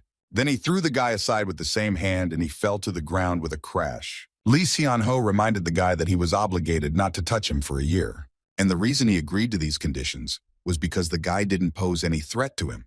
He looked at Gi-chu, who was both angry and broken at the same time, and didn't understand how the owner of El could be so pathetic. Finally, Lee Xian-ho told the guy that the tower doesn't do anything meaningless, and he left. At the same time, it started to rain on the association floor, which Yu Bin, who was still waiting for Gi-chu, was hiding from, not noticing how evening had come. She decided that the guy most likely had not yet had time to pass the exam and decided not to wait for him any longer, but to go have dinner herself. Suddenly, she heard voices passing by, which began to talk fearfully about something. As she got closer to the crowd, she heard that they were talking about some player and tried to see who he was. Gi-chu walked through the crowd of people. His things were covered in blood, so this caused indignation among the people passing by. When Yu Bin saw him, she immediately ran up to him and started asking what happened to him. The guy looked at her, but he no longer had the strength to say anything. From weakness and extreme fatigue, he began to fall and Yu Bin managed to catch him. He leaned against her, and she didn't understand what was happening to him and was very scared. When Gi-chu began to come to his senses, he felt how much his head hurt and tried to remember what happened to him when he left the tower. After he woke up, he felt like Yu Bin was sitting next to him. But it wasn't her, but his loyal secretary, Song-hoon, who was glad that the guy had finally come to his senses. Gi-chu looked around and tried to figure out where he was, but Song-hoon explained to him that they were at his house. The secretary began to tell the boy how he fell right into Yu Bin's arms, but since he was watching him, he was able to quickly find him. And after the doctors from the association provided him with assistance, Sun-hoon immediately brought him to his place, because it was impossible to take him home in such a condition.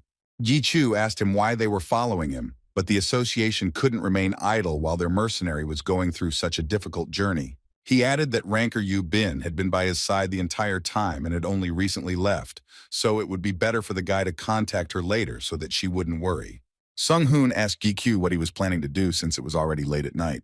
Gi-chu in turn asked the secretary if he had any drinks, and he nodded approvingly. After some time, they were already sitting at a table where they were surrounded by snacks and a pile of empty beer cans. The guy asked the secretary why he didn't ask how everything went and what happened to him during the exam.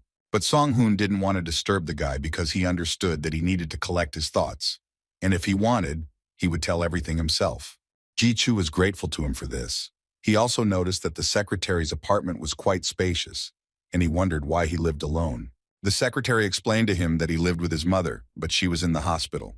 After a hard life, Sung-hoon was lucky enough to become a gambler and earn money, but it will no longer help cure the disease. His story was very similar to Gi-chu's story about his mother's illness that could not be cured.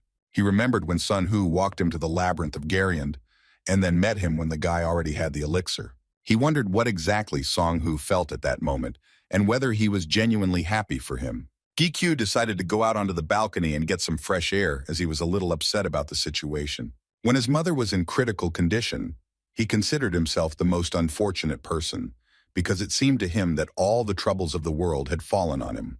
Now he felt about the same, because in the battle with the Iron Guild he lost many comrades and then he cried a lot. And since then he hasn't grown a bit, because it was painful for him to lose people close to him. Brunard wanted to support him, but Gi-chu was just trying to sort out his thoughts. He knew he could never get used to losing, which meant he had to become even stronger so he wouldn't lose anyone else.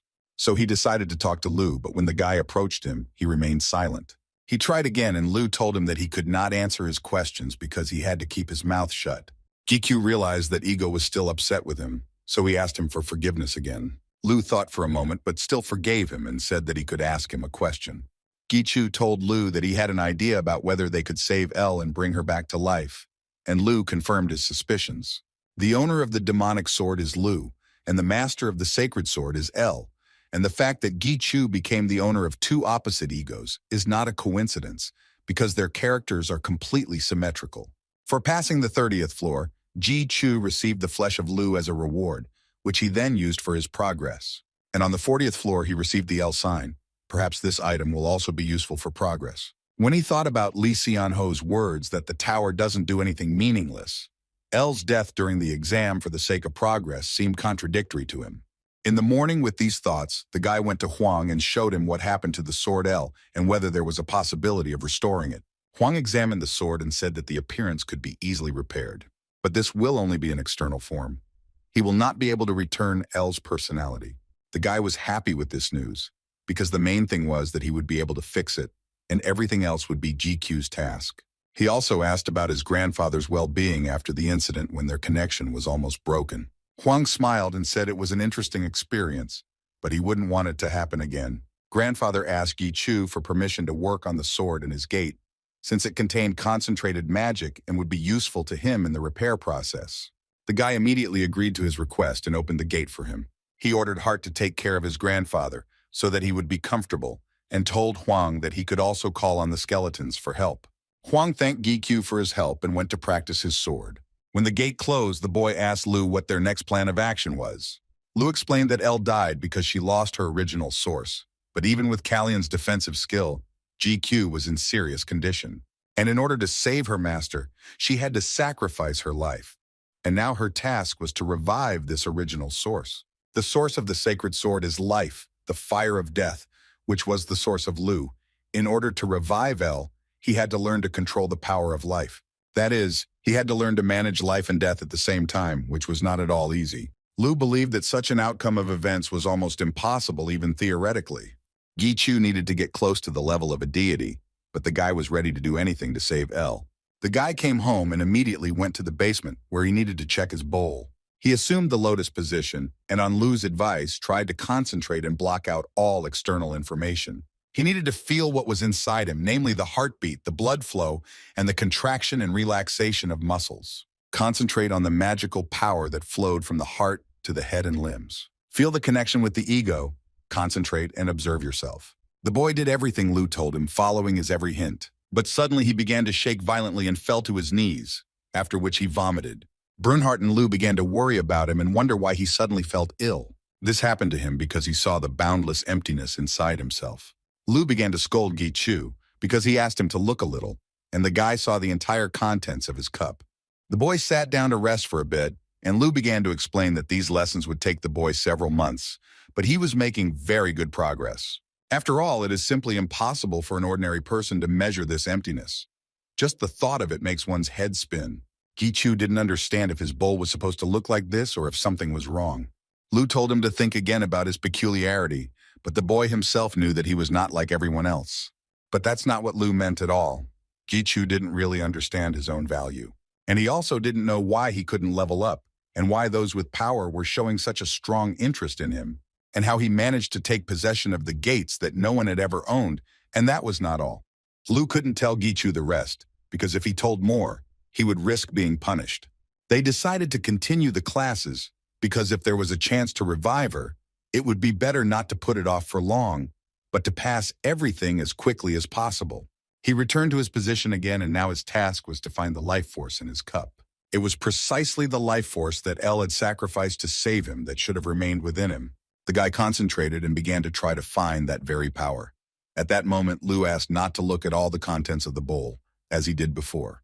He needs to look at a separate part and find those who are hiding in the dark. Yi Chu did as Lu said and plunged into the complete darkness of his bowl. He opened his eyes and saw a huge cloud of red energy in front of him. Looking closely, the guy realized that this energy was death. Suddenly, an eye inside the energy opened. It was Lu who confirmed his suspicions. Lu praised the guy for finding him so quickly, as it would now be easier for him to find the others. Giqiu began to turn his head in different directions trying to find the others, and he succeeded. At first, he saw in the distance a small lump waving its arms, and from its voice, he guessed that it was Brunard. The guy was surprised because he didn't know that this is the form in which egos exist. He continued searching and saw a similar lump on the other side, which was in the shape of a wolf, and realized that it was B. Looking a little further, he noticed two more formless creatures. They were Hermes and Oberon. Yi Chu began to look closely, but he could not find his grandfather's ego. But suddenly he heard strange sounds. When he turned around, he saw Grandpa Huang, who was busy making items. The guy started reaching out to him with his hands and wanted to touch him. But Lu shouted at him not to touch him under any circumstances, because it was a connection with the present, and if he touches it, it is unknown what it will lead to. Then Gi-Chu continued searching, but unfortunately, he did not see any life force and did not understand how to find it in such a huge space. Lu supported the guy and said that he could find this power. He just needed to feel it. After all, when he revived his grandfather's ego with the sword Nain, he already indirectly controlled life.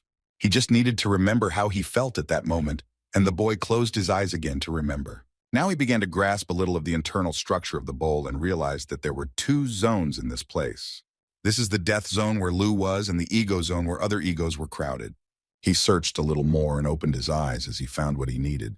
Lu was glad that Gi-Chu managed to complete the task so quickly and was no longer surprised by it. The death zone and the ego zone are the place where they form an equilateral triangle.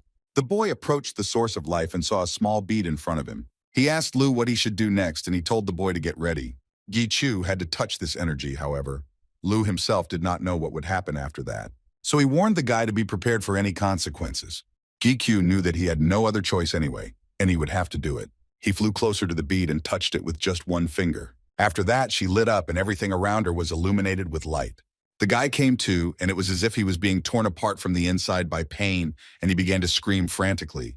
His pupils became smaller, and his evil eye began to bleed as if it was being torn apart from the middle.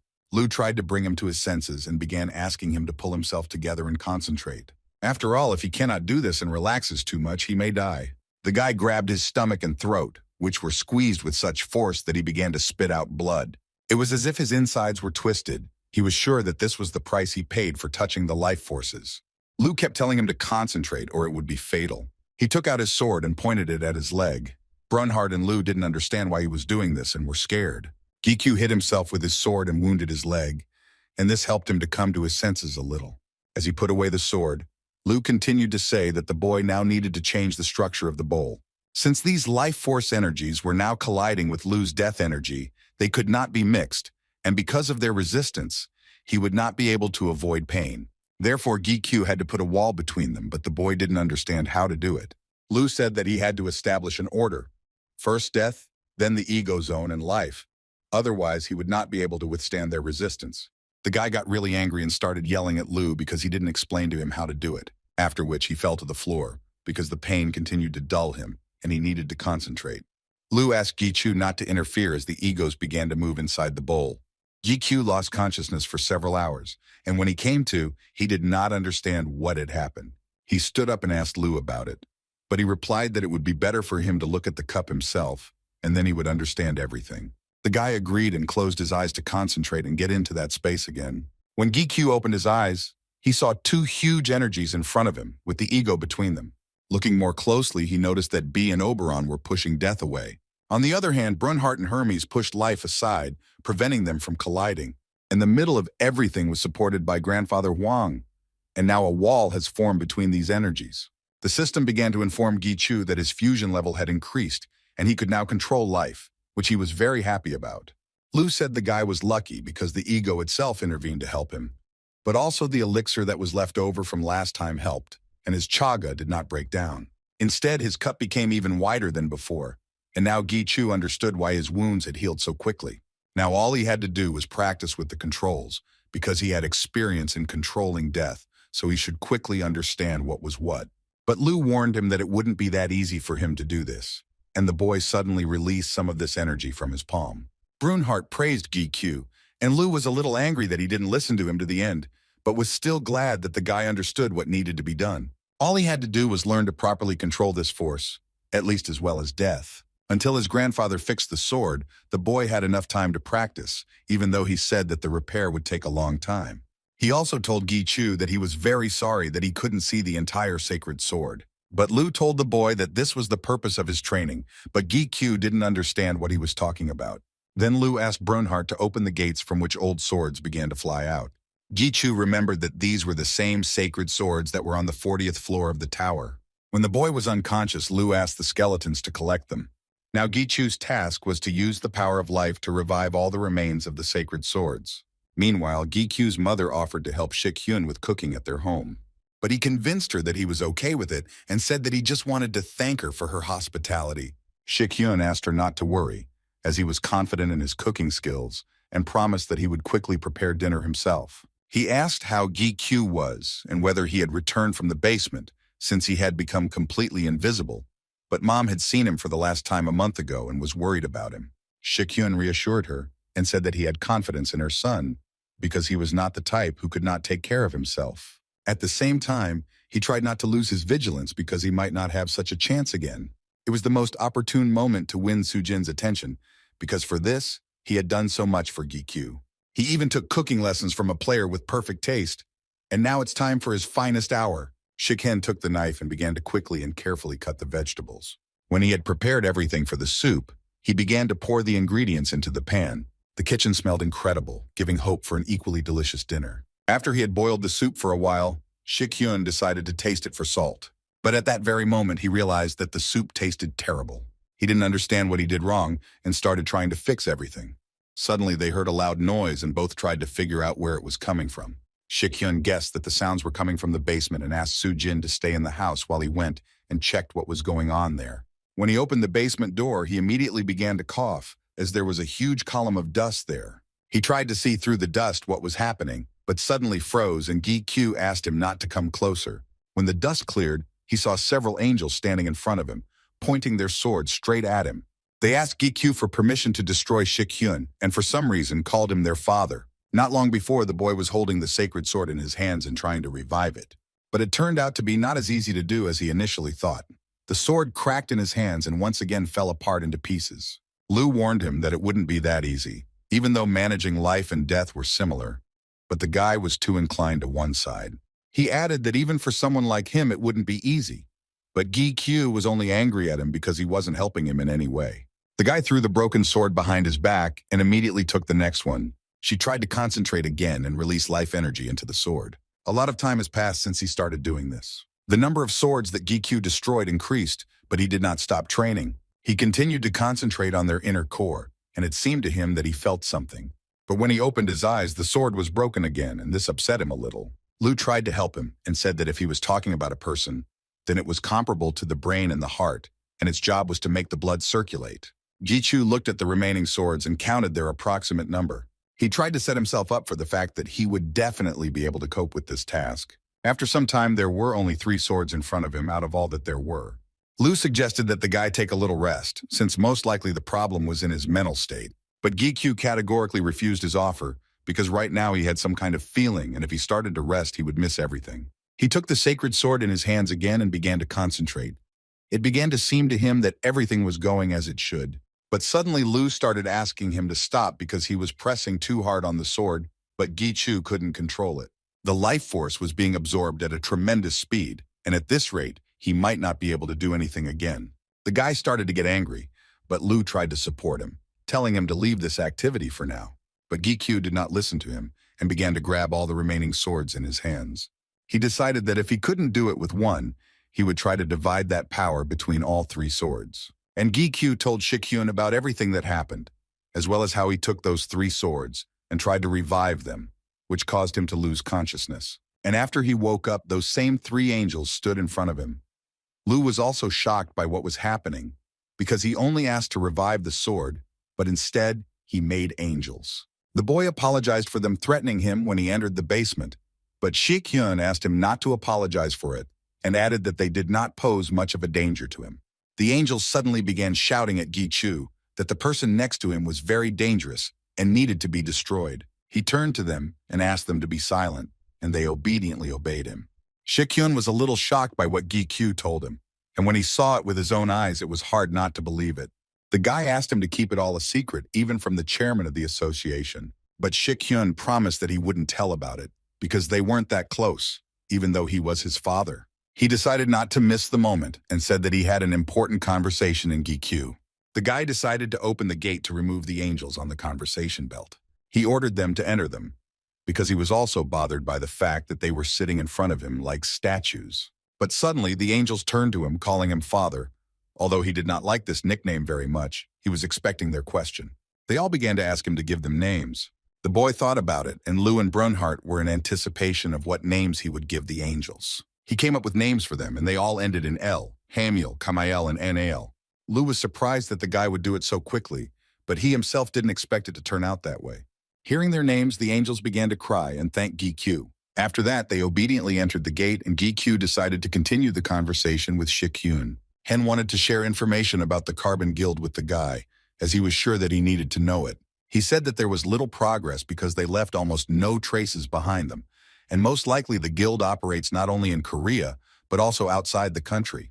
Therefore, they need the help of other countries where the Demon King is already operating. Unlike a useless specimen like Hen, her influence will pave the way everywhere. Gi-Q laughed at his expression because who would dare to call him that? But it was Jung who called him that. The guy asked if it was true that Hen had started climbing the tower again, and he said that he just couldn't sit back. After all, from the very beginning, he had always sat in the office to keep an eye on Gi-Q, but now there was no need for that. Shik-Heng also said that the gates have become more active recently, and there are even a few special gates that have appeared. The guy remembered that in the last special gate, his level increased and he became its master. Gi-Q asked Shik-Hyun if there were any guilds that had entered that gate before, as he wanted to take it for himself, and Hyun agreed to his request. After that, Shik-Hyun decided that it was time for him to go, and Gi-Q wished him a good time with his mother and made a strange face, which Hyun didn't particularly like. After he left, Gi-Chu began to think about a special gate, since Brunhardt's ability included the ability to absorb gates. If this happens, the situation inside the gate will most likely change, or there will be changes in the formation of monsters. Moreover, it seemed to him that everything inside the gate was dull, and he wanted to change everything there. Thinking about this, he entered the gate.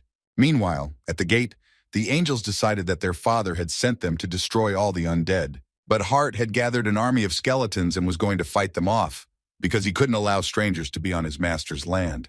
When Gi-Chu saw what was happening there, he was stunned with shock. The angels and the undead had started a whole war. After he calmed them down, Hart and the three angels knelt before Gi-Chu with their heads down. He turned to Hart and Hamiel and ordered them to explain what had happened between them. Hamiel was the first to explain that when they entered their father's territory, they saw the undead there and wanted to remove them, because the bad aura of the gate was also because of them.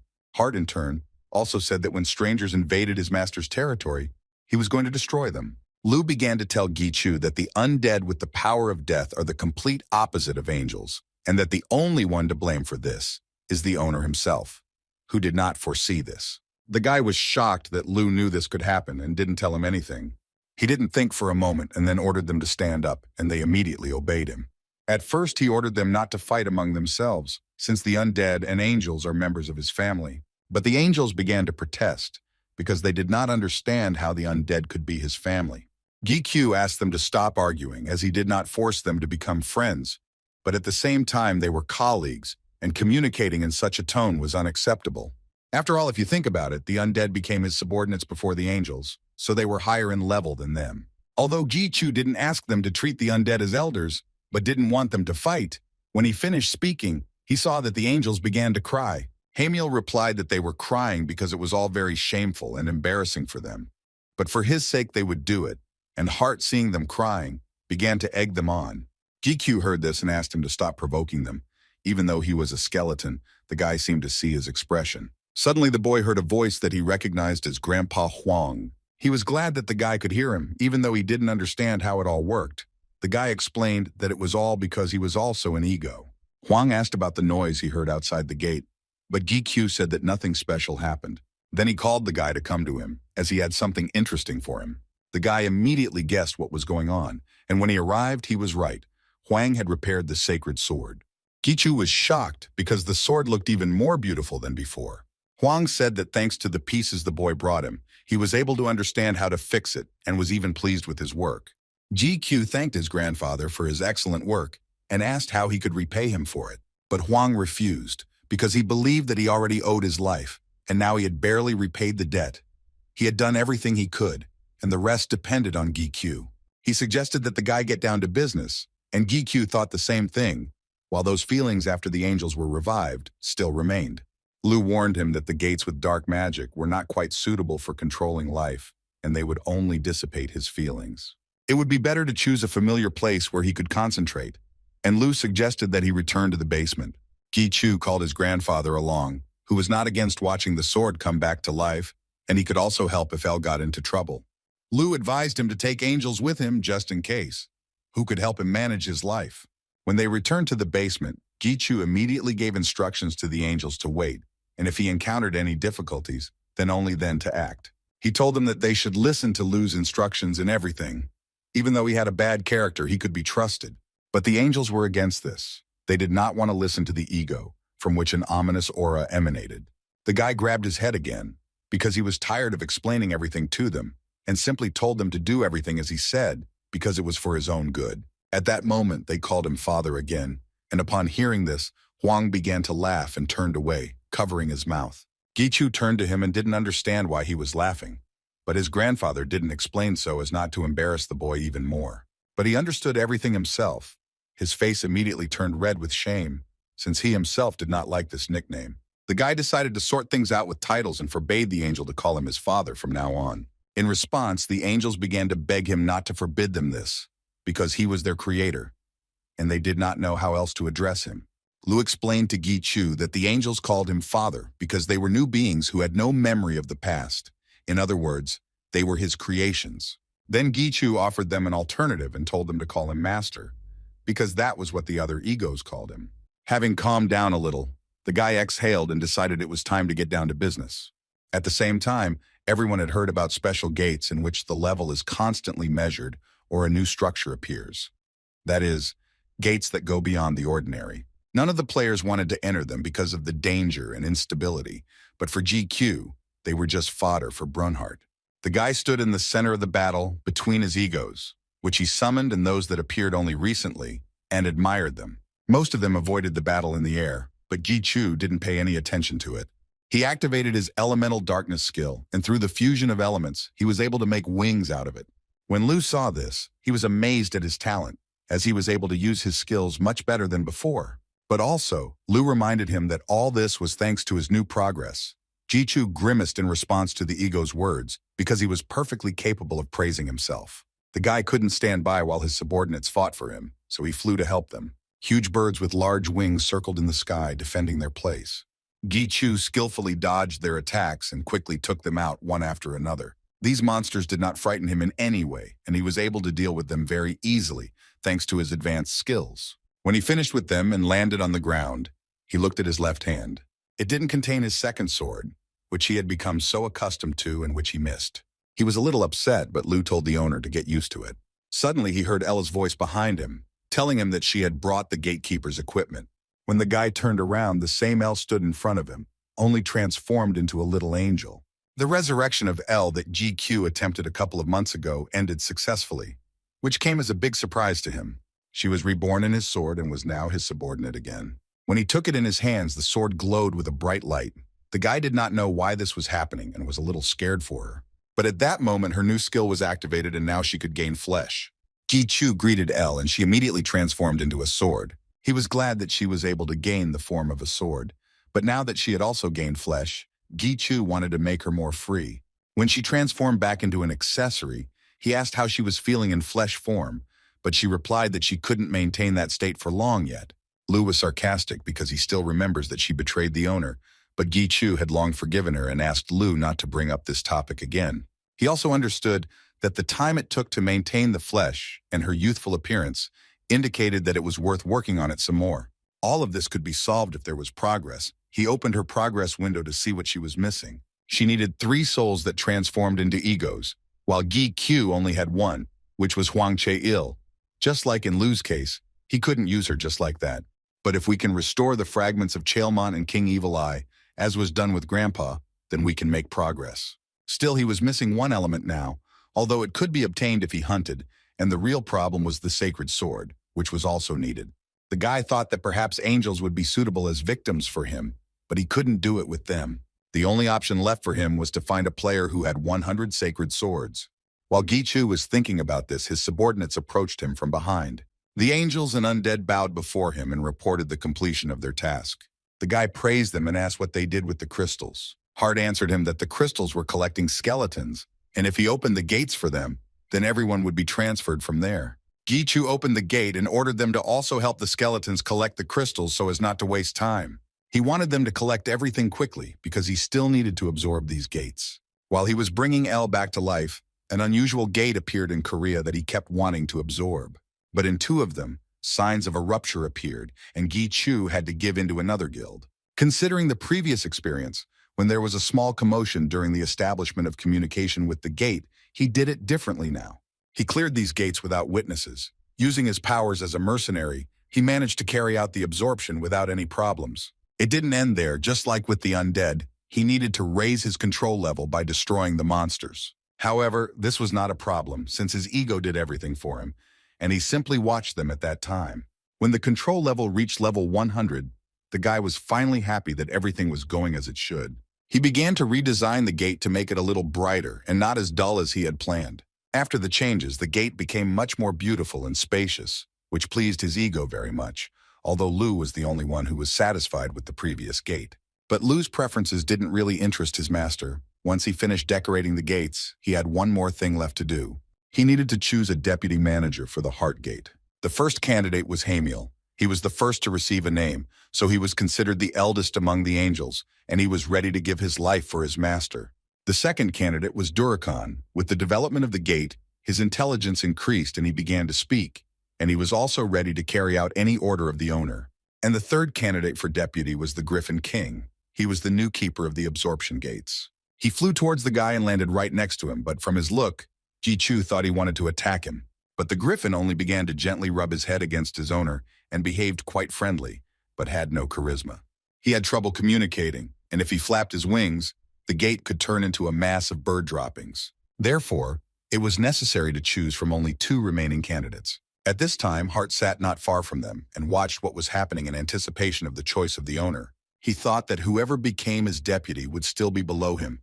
Since Durakan was already his subordinate, there was no better option. But even if the deputy becomes an angel, it will also look good, because any of the options will be beneficial to him. After some time, Hart was sitting on a small cliff and was very upset. Hamiel stood next to him and asked him not to be upset about the master's choice, because he was doing everything for their good. Hart looked at him. Even though he was a skeleton, his face expressed great sadness and disappointment. Hamiel was convinced that being a deputy like Hart was not a bad thing either.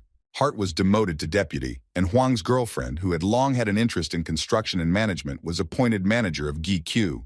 Meanwhile, in England, Iron Shield watched the news about the gate appearing in Korea and couldn't believe that it was possible to create a gate wherever one wanted. He looked at his interlocutor, who was Andras, and did not understand who he really was. But Andras had no intention of telling him who he was. It was enough for him that they understood each other. Iron Shield agreed with him, because the most important thing for him was that he could help him. Because for the sake of revenge, he was ready to make a pact even with the devil. Andras told the Shield not to be too surprised, because this was only an appetizer before the main course. He began to smile slyly and said that the most interesting part would begin very soon. And inside the gate, the skeletons, on Grandfather Huang's instructions, set up a temporary tent. Inside this tent stood Gi Chu with his grandfather, who opened the gate map in front of him.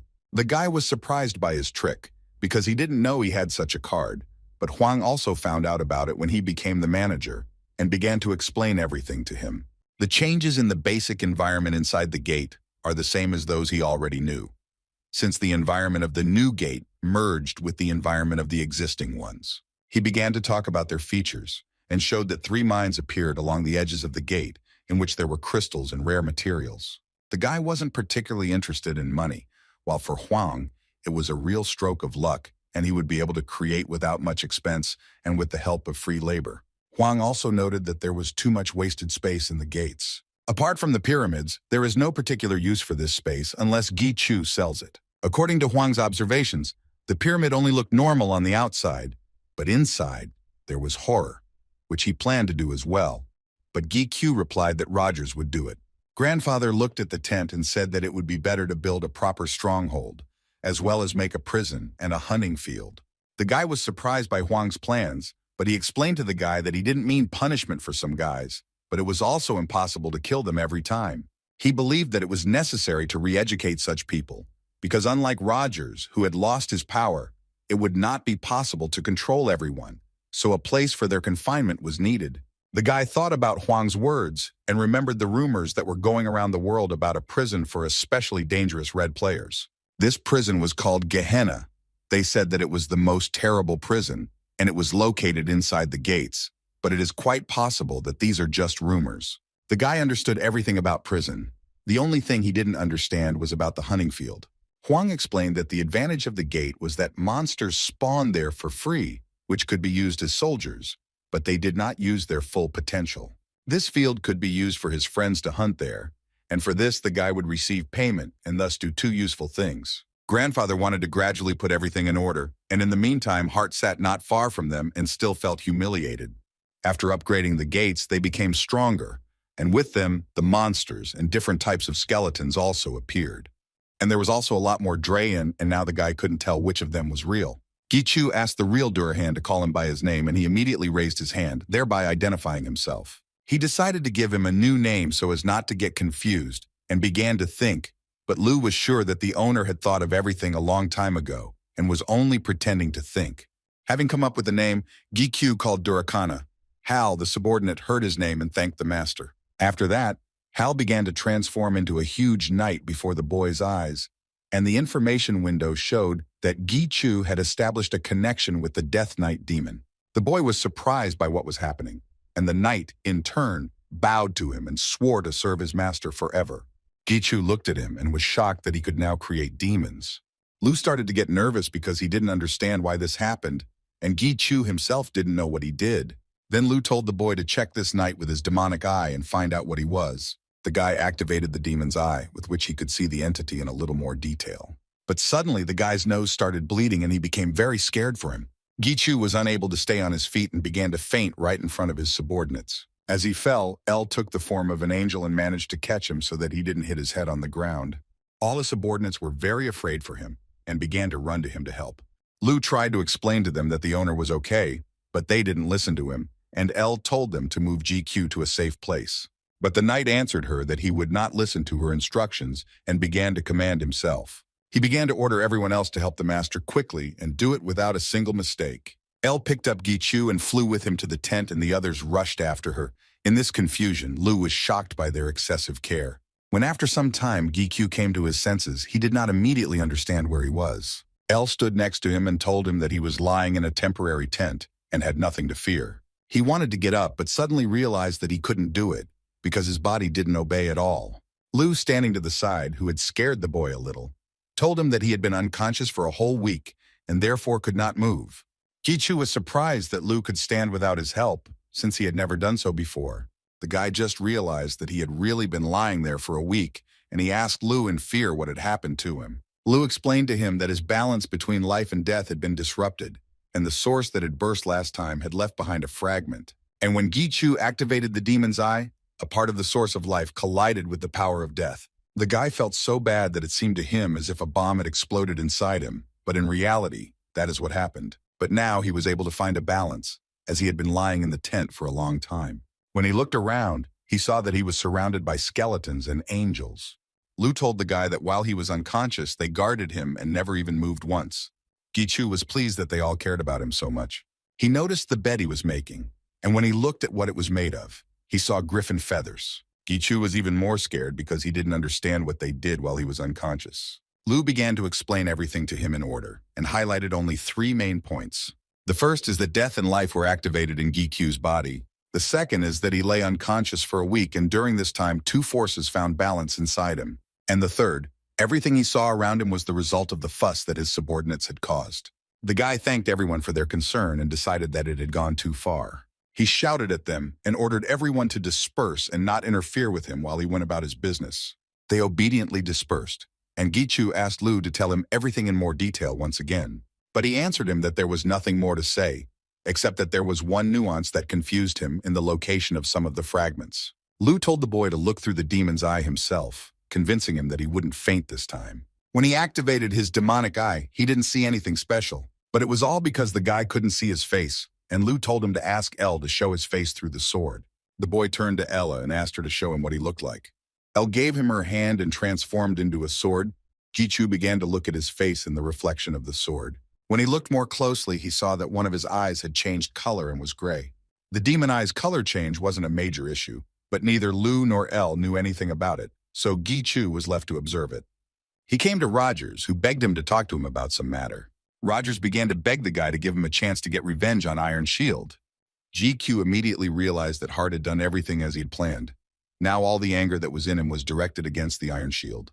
However, the boy did not understand what Rogers could do to the Iron Guild, and he started telling the guy that he urgently needed to improve his level. After all, he had already become stronger once, and it would be much easier for him to do it the second time. As he said this, his face twisted in anticipation of revenge.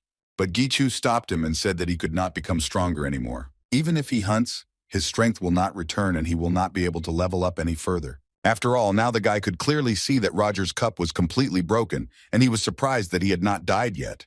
Then Rogers grabbed him and started talking about how he knew a lot of information about the dirty deeds of the Iron Shield, and that this would help GQ destroy it. The guy pushed him away and said that it was of some use, but he still couldn't trust him completely. Rogers was upset by this and didn't know what to say, but GQ suddenly said that he would give him a chance if he could do anything. Hearing his words, Rogers jumped up happily and said that he would carry out any of his orders. And at that moment, GQ took his life. He did it so quickly that Rogers didn't have time to think about anything, and Lou activated the cannibalism skill and absorbed his flesh. Lou asked why he didn't destroy him right away, but GQ wanted to make Rogers angry because when he listened to his orders, it would be more useful if he had his own goal. The guy wanted to leave the gate, but all his subordinates followed him, considering it their duty to accompany and protect their master. He was shocked by their behavior, but they continued to say that they could not leave him alone and must always be with him. GQ was very tired of them constantly following him and tried to think of something to stop them from following him around. And he had an idea. He said that they were so worried about him because they didn't trust Ella and Lou, and they suddenly became worried. And GQ continued to say why they neglected their strength because they also protected him. The knight began to explain himself to the guy, although he did not fully understand who Lou was, but for some reason he was afraid of him. The angels also asked for forgiveness.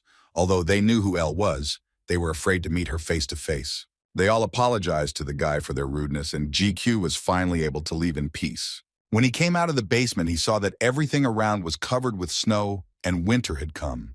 Recently, Gichu was stuck in the basement for a very long time, and he felt like the seasons were changing with a snap. It was still quite cool outside, and he decided to go back into the house. Suddenly, he heard the voice of his sister, who was glad to see him again. Yujin held B in her arms, who had become somewhat restless, and now she realized that it was because Gichu had come outside.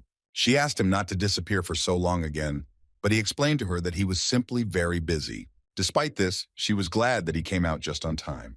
But GQ did not understand what his sister was talking about, and then she was surprised by such a coincidence. She said that it was Christmas, and she thought that was why her brother came out of the basement. Entering the house, the guy tidied himself up, and his sister began to ask him why he didn't have a girlfriend with whom he could go on a date.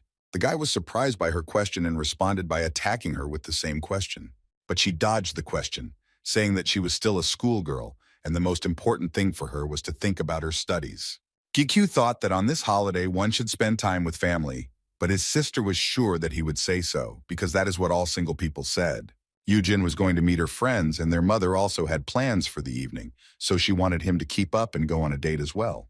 GQ told her that he has one friend with whom he corresponds, which surprised her very much, because she thought that he did not know how to do this. The guy decided that he would no longer explain himself to his sister and told her to mind her own business, and he would mind his own. When she left, he thought about the holiday, since he couldn't even remember the last time he celebrated it. GQ had arranged to meet with Yubin and was about to leave the house, but was suddenly stopped by his sister. She was unhappy that he was going to go on a date in such an inappropriate state and decided to help him change. They agreed to meet at the station, and GQ was already waiting for her there. The guy was worried that he might be late because of Jung, who couldn't find the right hairstyle for him for a long time. Suddenly, a girl called him. When he heard his name, he turned around at her voice. Yubin was delighted when she realized that it was indeed GQ standing there and greeted him. When GQ saw her, he was a little stunned by how dazzling she looked, his face instantly turning red. After he fainted in front of the association building, they met for the first time. So GQ thanked her again for her help and apologized. The guy wanted to buy gifts for his family, so Yubin suggested going to the mall to buy them. On the way, GQ apologized again for making Yubin waste her time on his business, but this did not bother her at all, because she understood that he was very busy. When they arrived at the mall, Yubin led the guy to the jewelry floor, which he didn't even know existed. She explained that this was a VIP area that could be used not only by special clients but also by rankers. The guy saw that there were items on the shelves. These items in the form of jewelry could be used by ordinary people. After Gi-chu's mother drank the elixir, she was able to use items, even though non-players are usually unable to do so. But as an exception, items have appeared that can be used by ordinary people, and if a guy gives such a thing to his mother, it will act as a protective talisman. Such an ornament was hard to get even at auction, so the price was not small. Yu Bin was worried that it was too expensive for Gi-chu. The guy told her that the price didn't bother him at all because he had asked her to recommend a gift for him and was very grateful for that. But there were so many items that it was difficult for him to choose, since he knew that his sister would not like the one with a high level of protection. Then Yu Bin asked him to pay attention to the jewelry brand Horsein, which was very famous in Korea. She said that the brand usually only produces a few items a year, but recently the number has increased dramatically. In terms of quality, they looked a little worse than other items, but the price was reasonable. Gi-chu decided to take a closer look at the jewelry. He was overcome by the feeling that he knew whose hands this work was, and his ego felt the same. Lu confirmed the guy's guess and said that all these were Grandpa Huang's products. Now Gi-chu understood where Huang got the money from, because he no longer made weapons. It turned out that he had a part-time job, since after fixing L, he was constantly busy with something. Yu Bin approached the guy to find out if he had chosen any jewelry, and he agreed, and also thanked her for her help and offered to treat her to dinner. They went to another floor and sat in a restaurant where Gi-chu ordered them food. Yu Bin was very impressed by the place and wondered how often he had been there. But Gi-chu was recommended this place by a friend, as he himself had very rarely visited something like this. They started eating dinner, and the guy really liked the taste of the dish. He decided that he would come here with his sister and mother next time. When they finished eating, Yu Bin began asking the guy about his hobbies. The guy was surprised because he had never even thought about it, so she decided to ask about his favorite movie. But he replied that he hadn't watched anything for a long time, and when she asked about his favorite music, the answer was approximately the same. The guy felt uncomfortable that he had rather boring answers to all the questions. But Yu Bin said that there was nothing wrong with that. She just felt like Gi-chu had no free time for himself. She suddenly began to scold herself, because it seemed to her that she was interfering in something that was none of her business, and she apologized to the guy. Lu began to tell the guy that the girl was very meticulous, but she was right in that Gi-chu did not live like a normal person. The guy didn't understand what ego meant, and then Lu explained that the guy didn't have his own time, or more precisely, he didn't have his own life. He began to give him examples and tell him that his revenge was just a release of energy, and that his becoming strong was only for the safety of his family. Gi-chu had never done anything for himself, and the boy suddenly understood what Lu was talking about. Back when he had to take care of his mother and sister alone, he must have had some desires, something he wanted to do. But he had to forget about all this because this was the only way he could survive. After meeting the ego, he gained strength and got out of poverty, and it seemed to him that he had solved many problems. But what you give up is not so easy to return. Yu Bin continued to apologize as she felt very ashamed of her words, but suddenly she heard the guy thank her. She looked at him in surprise, and he thanked her again for worrying about him. His words made Yu Bin very embarrassed, and she instantly blushed and covered her face. Then she decided to ask about going to the cinema together, if the guy would have time for it. Before they could respond, Gi-chu and Yu Bin heard cries for help coming from the street. When they ran to see what was happening, they saw that a special gate had opened in the very center of the city. The area was evacuated, and experts from the association, as well as players who were nearby, gathered at the gates. Yu Bin and Gi-chu were also there, watching the events closely.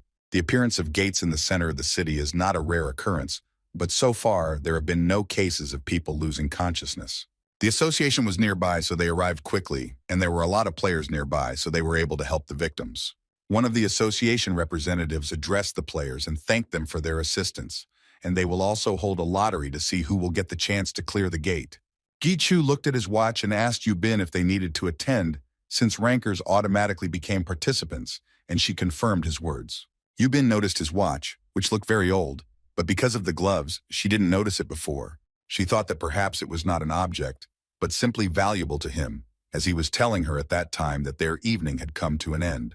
But Yu Bin didn't mind at all, because it was time for her to go home too. She kept thinking about how to ask him about the watch. When she finally decided to ask, she was interrupted by the shout of Secretary Gi-chu. Turning towards the voice, they saw Song-hoon in very strange clothes who waved his hand at them in greeting.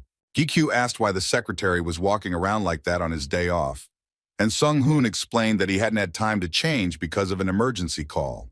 But now the situation is stabilized, so he will just see what is there and go home. Sung-hoon called the guy for a few words and said that he was very happy for him because he managed to get out on a date on such a day. Gi-kyu began to deny Sung-hoon's words because he did not consider their meeting a date, and the secretary did not continue this conversation and said that he was just joking.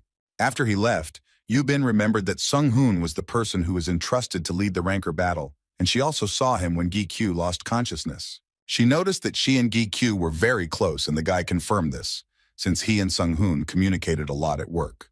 Yu-bin asked him if he was going home straight away, but he had to pick up the gifts he had left at the store first and buy a cake. She decided to recommend him a good store, and thought about asking about the watch next time. Suddenly, Gi-kyu was called again, and when they turned around, it was his secretary again.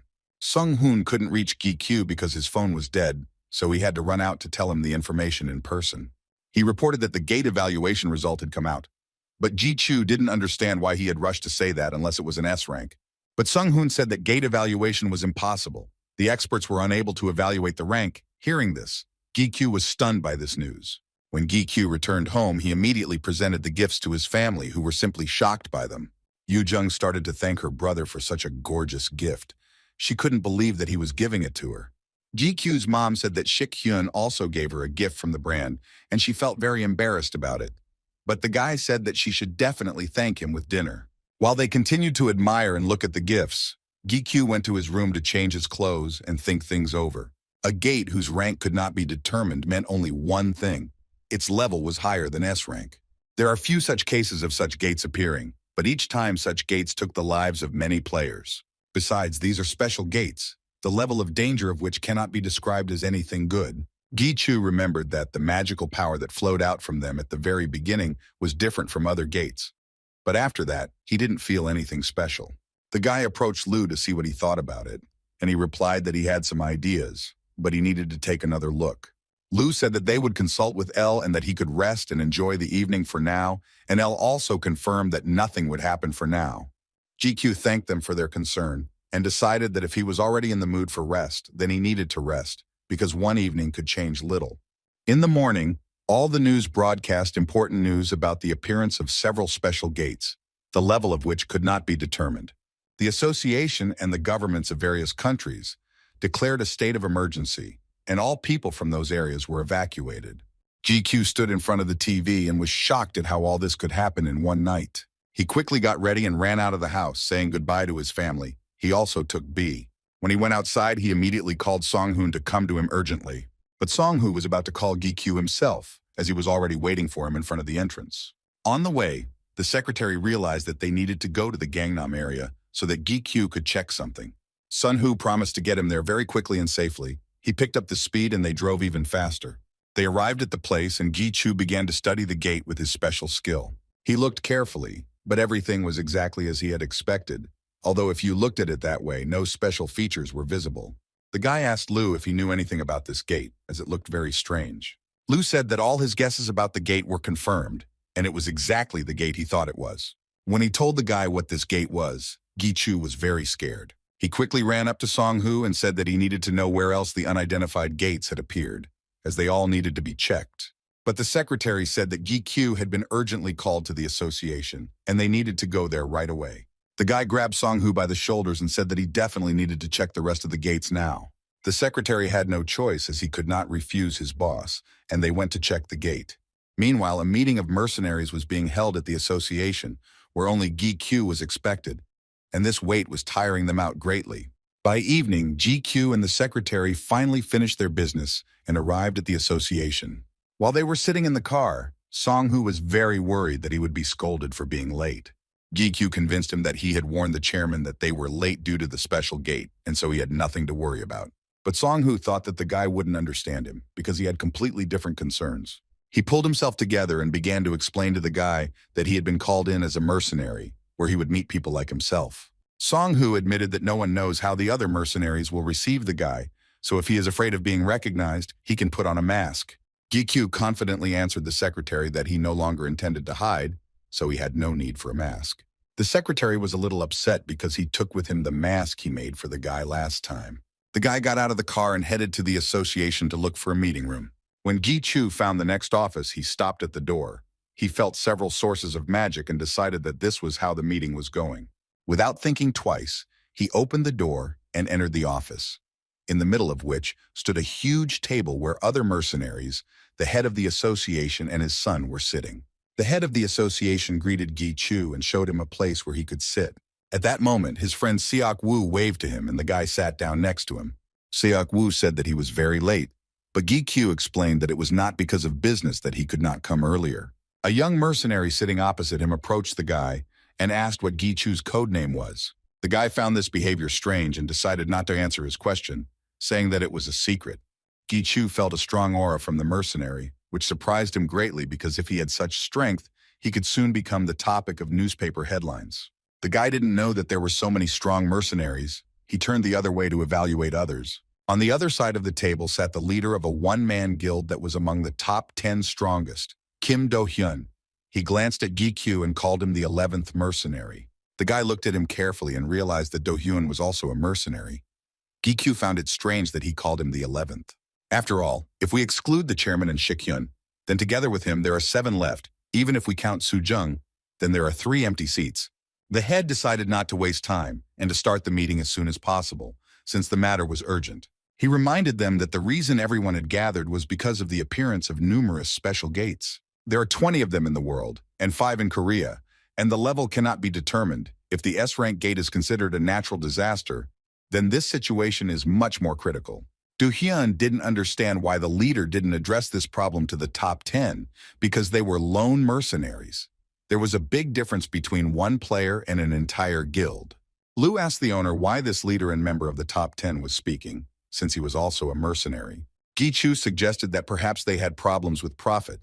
Such strong guilds are a single mechanism, and most likely, he does not want to share the profit with mercenaries. Seok Woo intervened in the conversation and said that the situation was not suitable for separating mercenaries from guilds, because if they were gathered here, it meant that everything was serious. The young mercenary also supported Seok Woo and said that they had better listen to the chairman to the end first. The leader thought that Do-hyun's statement was quite appropriate.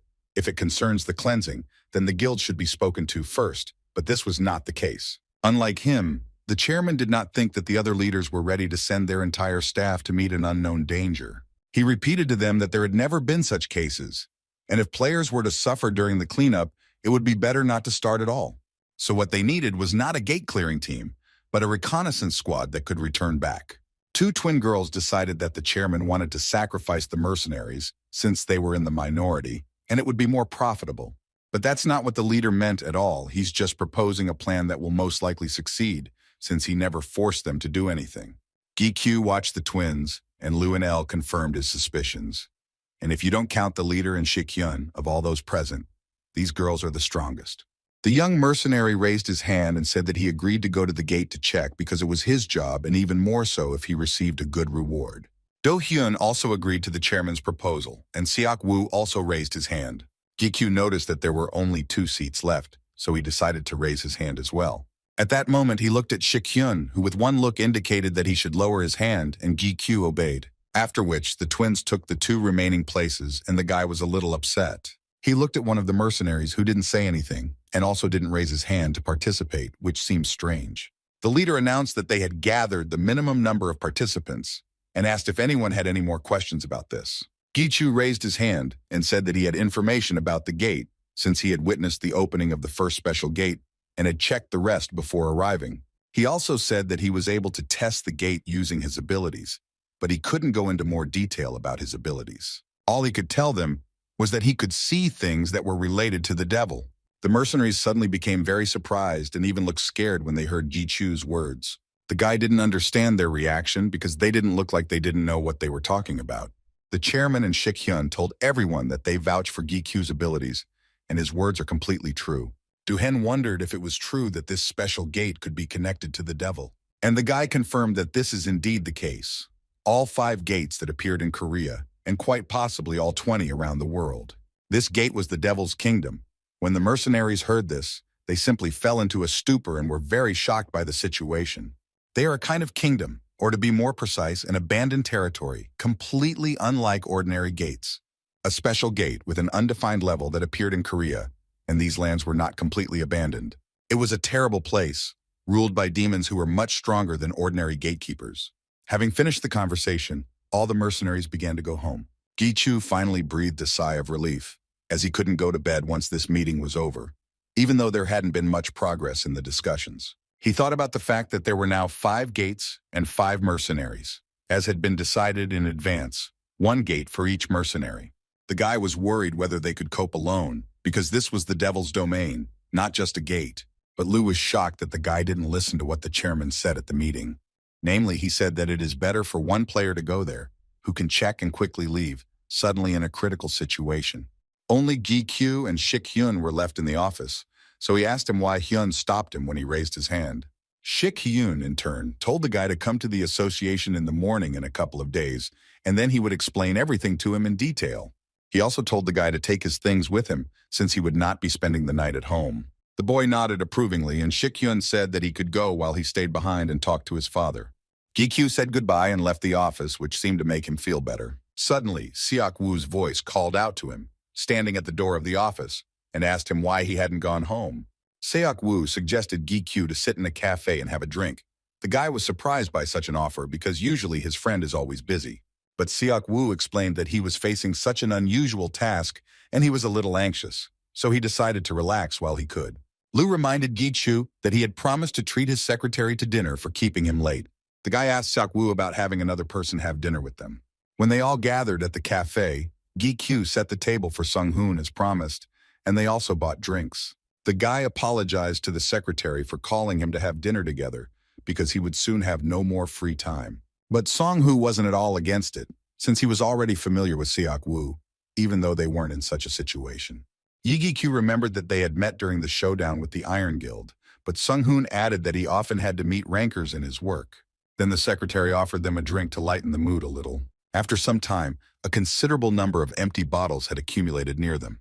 Sung-hoon praised the drink that Seok-woo treated them to, which made the secretary blush a little. He then decided to ask Seok-woo and Gi-kyu how they met since they looked like they had known each other for many years. His ego also wanted to hear this story since it was before they met, and Seok-woo revealed that he once gave Gi-kyu a tutorial. He started to say that the guy was always gloomy and constantly frowned, but Gi-kyu denied his words. Then Sung-hoon asked Gi-kyu what Seok-woo was like when they first met, since he was already famous back then. And Gi-kyu seemed to have returned several years ago, to the first floor where Seok-woo trained him.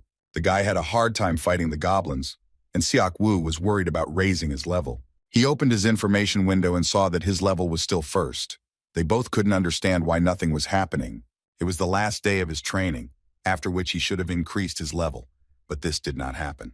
Seok-woo apologized to the boy and said that from tomorrow onwards he would no longer be able to teach him, and Gi-kyu thanked him for his help. He noticed that Seok-woo had changed.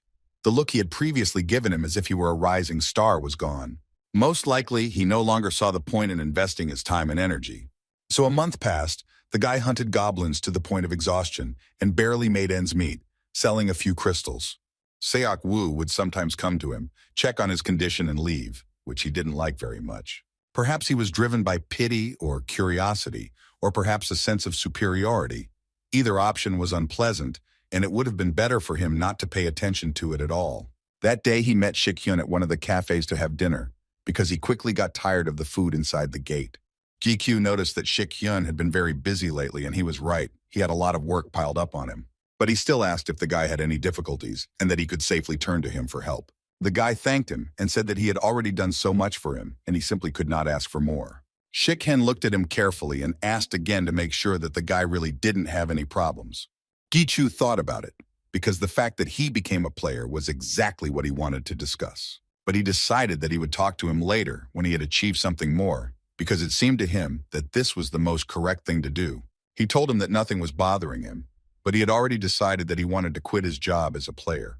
When Sung-hoon heard this part of the story, he was very scared to know that the guy wanted to do this, and hoped that it didn't happen. Gi-kyu continued to tell the story that after they had dinner, Chok-hyun gave him a ride home. When he left, the guy thought about how, as soon as he made this decision, all his doubts immediately disappeared. As he went up to his house, he was firmly convinced that he would do just that and simply assume that it was all a dream. He planned to look for a new job the next day. When he entered the house, he saw his sister taking care of Seok-woo, who for some reason was at his house. The guy didn't understand what he was doing at his house at such a late hour. The sister suddenly approached Gi-chu and asked why he didn't warn her that his friend was a celebrity. Gi-chu grabbed his head from his sister's questions because he himself did not know what was going on. Seok called out to him and asked him to come outside with him so they could talk in peace. When they came out, the guy immediately told him that such a sudden visit had put him in a rather awkward position. Seok apologized for this, as he simply couldn't get through to the guy. Gi-chu looked at his phone, which was just turned off, and now understood why he came in person. He was more interested in the reason for Seok-woo's arrival, and immediately told him that he had decided to quit his job with the player. Seok-woo was stunned by his words and started rummaging through his things to show Gi-chu something. He took a large stack of documents from his backpack, and seeing this, the guy didn't understand why he needed them. Seok-woo began to sort through the documents, among which were the players' dissertations on leveling up and improving their skills and much more. Gi-chu stopped him because he didn't understand why he brought all this and showed it to him. Seok-woo explained to him that he was not good at comforting words, so he first found materials that could help the boy. He hoped that the guy would not give up so quickly and would continue working as a player. Gi-chu asked him why he was doing all this for him, because he really didn't understand. Seok-woo could say that it was his good intentions, but Gi-chu still wouldn't believe him. So it was a pure calculation. He wanted to make a capable person with unknown potential his ally. The profession of a gamer is now considered a common thing, but almost 20 years ago, it was a completely unexplored area. Seok-woo believed that if there had been no candidate so far, it meant that his case had unlimited possibilities, which they called a specialty. Gi-chu was carried away by Seok-woo's sweet talk, so he studied for 5 years in vain, but his friend didn't think so, because in the end, everything turned out exactly as he said. Sung-hoon was impressed by the story because Seok-woo did something that was not easy, and besides, they were complete strangers. Seok-woo said that when he first saw Gi-chu, there was nothing unusual, only excitement about him becoming a player, and sometimes his face was gloomy. He remembered that they had never talked about serious things, but it was not difficult to guess the reasons. For example, one could understand everything from the same clothes that he wore every time. Also, from the obsession with collecting as many crystals as possible and not using the potion, he could understand all of this, even if Gi-chu himself didn't say it. And if you add to all this the fact that he couldn't level up, he didn't know what exactly touched him, but some thoughts came to mind. After all, if failures constantly happen in life for no reason, then it would be nice to have a person nearby who will support him just like that. Seok-woo thought that it was all because he was very kind, and with a smile on his face, he told Gi-chu that he owed him. The guy smiled back and said that he would definitely repay his debt and save his life next time. 2 days later, a huge crowd of reporters and press gathered at Incheon International Airport. They bombarded Shik-hyun with questions about the situation with the gate and what he planned to do. When Shik-hyun stopped to answer their questions, he was surrounded by a crowd of reporters. He told the press that the guild's top players were conducting an investigation to quickly find a solution to this problem, and they would discuss the rest at the upcoming association meeting. They also began to ask who the man was who was standing with him and whether he was a participant in the association meeting. He introduced Gi-chu to the press as a new ranker and gave his code name, and also said that in their opinion, he is the closest to the status of a top ranker. After his words, reporters began to photograph the guy and ask him about everything in order to find out at least some information. Gi-chu was confused as to how he ended up standing in front of them. Sometime before that, they arrived at the plane. The guy was a little shocked because Shik-hyun did not say that they would fly to the States. He didn't understand what kind of a meeting of associations this was, and why he couldn't use the portal and fly on a plane instead. Shik-hyun believed that execution was important in their business, since the guy himself said that he no longer intended to hide his powers. But still, Gi-chu didn't expect that he would suddenly decide to introduce him to reporters and even make him go to a hairdresser and buy a suit. Lu guessed that Shik-hyun wanted to announce to everyone in advance that the guy was from the association, and that it was most likely the chairman who came up with this. Gi-chu was still unhappy with this, as he felt that he could have warned him in advance. He suddenly started taking off his shoes right before entering the plane, because that's what Jung told him to do. Shik-hyun didn't say anything to him, but simply went silently to take his place. When they arrived in Los Angeles and checked into the association's hotel, the guy lay down to rest a bit. He was lying on his bed with his phone in his hand, texting his sister, who was just making fun of him, but he promised her he wouldn't let it go. Gi-chu put his phone down and decided to try to pay and collect his thoughts. He closed his eyes and felt that there was a very strong aura concentrated in the hotel. Most likely all the world's strongest players were flocking to this place. Gichu called out to El, who quickly took on the form of flesh and bowed to him. But he didn't call her to give her a task, he just wanted her to feel comfortable. He looked at her wings, which were too noticeable, and he asked her how they could be made smaller. And she suddenly removed her wings, which really surprised Gichu because he didn't know that she could do that. Then he asked about her clothes, which also needed to be replaced with something simpler. She suddenly lit up and her appearance began to change before his eyes. Now El sat before him, fully dressed in battle armor. She said that this armor protects her well, but is not very maneuverable, so she only wears it when necessary. Gichu felt a little uneasy and decided that El urgently needed to buy some normal everyday clothes. Meanwhile, a special gate in the city center was guarded from the outside by several people from the association. While in the gate itself, Seok fought with huge demonic monsters. One of those big monsters attacked him, but Seok easily dodged its attack. He activated his ice attack skill and instantly struck back at the enemy, completely engulfing him in his ice. When he looked around a bit, he saw how many traces he had left behind and realized that secret penetration was not for him. But on the other hand, what was important to them was not secrecy, but the result of the test. He walked forward a little and found the most suspicious place. It looked like a huge hole in which someone might have lived. Seok began to think about what to do. At first he wanted to go down there, but then he felt that an unusual aura was coming from there. Besides, he had spent a lot of magical power, so he decided not to take any risks and first returned to report to the association. Suddenly, huge white tentacles began to appear behind his back, trying to grab him. But he reacted in time and took out his sword to free himself from them. After all, no matter how tired he was, it was difficult to catch him with such primitive tricks. But suddenly, even larger tentacles began to emerge from this hole. They grabbed Seok and began wrapping his body and arms, preventing him from moving. The sword he was holding was knocked out of his hands, which made him even more tense, as it was impossible to get out of the web. She wrapped him up to the point where he could no longer breathe properly, turning his body into a cocoon. The tentacles began to drag him into the pit, and all he thought about was how to tell the association about this, because he was in a very dangerous position. And at the American Association Hotel, Sung-hoon stood in the corridor and waited for Gi-kyu to scare him. For this reason, he used the portal to get here, and specifically for this purpose. He bought an invisibility necklace, hoping that Gi-chu would not notice him. He watched the elevator and suddenly felt that it was Gi-chu coming up, so he quickly ran towards him. When the elevator doors opened, Sung-hoon screamed at the top of his lungs and greeted Gi-kyu. But suddenly his face changed and he stood there, perplexed by what was happening. Gi-kyu stood in the elevator with his subordinate L, and they also looked at him and did not understand what was happening. When they arrived at the bar, Gi-chu looked at everyone present. Each of them was a strong player that could be counted on one hand. Lu warned the owner not to activate the demon's eye under any circumstances. Otherwise, he would be in big trouble.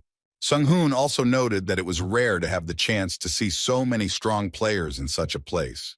And he was right, as there were many famous faces gathered in the bar. Not far from them sat a Middle Eastern ranker. His codename was Oil King. He was an oil tycoon even before he became a player. And on the other side of him sat the Japanese ranker Sisanu. Suddenly, Gi-chu felt a strange sensation of the presence of an unknown energy. The other players sitting at the bar also felt it. A tall man in a white suit entered the bar and attracted so much attention. Gi-kyu watched him closely and asked Sung-hoon if it was his aura that everyone felt, but he replied that there were so many rankers gathered here that it was impossible to understand. But the guy felt an unusual flow of magical power in this player. He felt like he was quite strong, perhaps next in strength to Soo-jong. The player suddenly glanced sharply at Sung-hoon and affected him with his aura. The secretary couldn't withstand such force, so he was twisted in pain, and Gi-kyu was very afraid for him. The guy couldn't take it anymore and responded by activating his power to protect Sung-hoon. After he did this, the player suddenly stopped attacking him with his energy, and Gi-chu also stopped. The player liked that the guy was able to withstand his energy attack, and he looked at him with a smirk.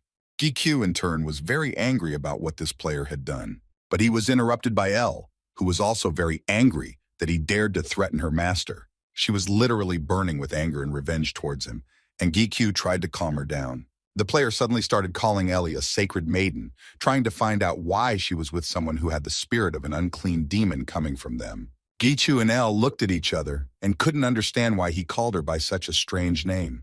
The guy looked at the player and realized that he definitely felt some strange energy from him, but he couldn't understand what kind of nonsense he was talking about. Suddenly, an adult man entered the bar, called the player Michael, and ordered him to stop. Upon seeing him, Michael immediately dropped to one knee and bowed in greeting to His Holiness the Pope. When Gi-kyu and Sung-hoon heard this, they were stunned, not understanding what was happening. Lu assumed that this man was some kind of religious leader who lived up to his title. This old man was so strong that he could have taken on everyone in the bar. A few seconds later, Shik-hyun walked in behind the man and waved hello to Gi-kyu. But the guy was interested in why he appeared with the Pope. Shik-hyun explained that as a representative of the association from Korea, he had to communicate with representatives from other countries. But most importantly, he wanted to know what happened between them, and looked at Michael with a devastating gaze. In turn, Michael began to point his finger at GIQ and tried to say something, but he was immediately interrupted by the Pope. He yelled at him again for pointing his finger at the guests from other countries and asked him to be quieter. But Michael continued to tell him that Gi-chu had a demonic aura about him and that this was unacceptable. Dad yelled at him again and told him to think about his behavior until the meeting was over and not to accept any more objections. Michael was very upset by his words, but agreed and left without saying another word. The guy breathed a sigh of relief because this whole situation had been really stressing him out. He turned to Elle to find out how she was feeling, but she did not respond to his words. She sat at the table and whispered the player's name under her breath, as if she were in a trance. Suddenly, after repeating the same thing several times, she felt uneasy and fainted. After Gi-kyu returned Elle back to the accessory, he and Shik-hyun returned to the room. The guy continued to look at his hand, and Hen asked how she felt. While they were still at the bar, Lu suggested to the owner that perhaps Elle was affected by memories. She also had many forgotten memories, just like Lu, so meeting Michael became a kind of impetus for her. Since that guy didn't look like an ordinary person, he had an angelic aura about him. Gi-kyu asked Shik-hyun what kind of person this Michael was and who he really was.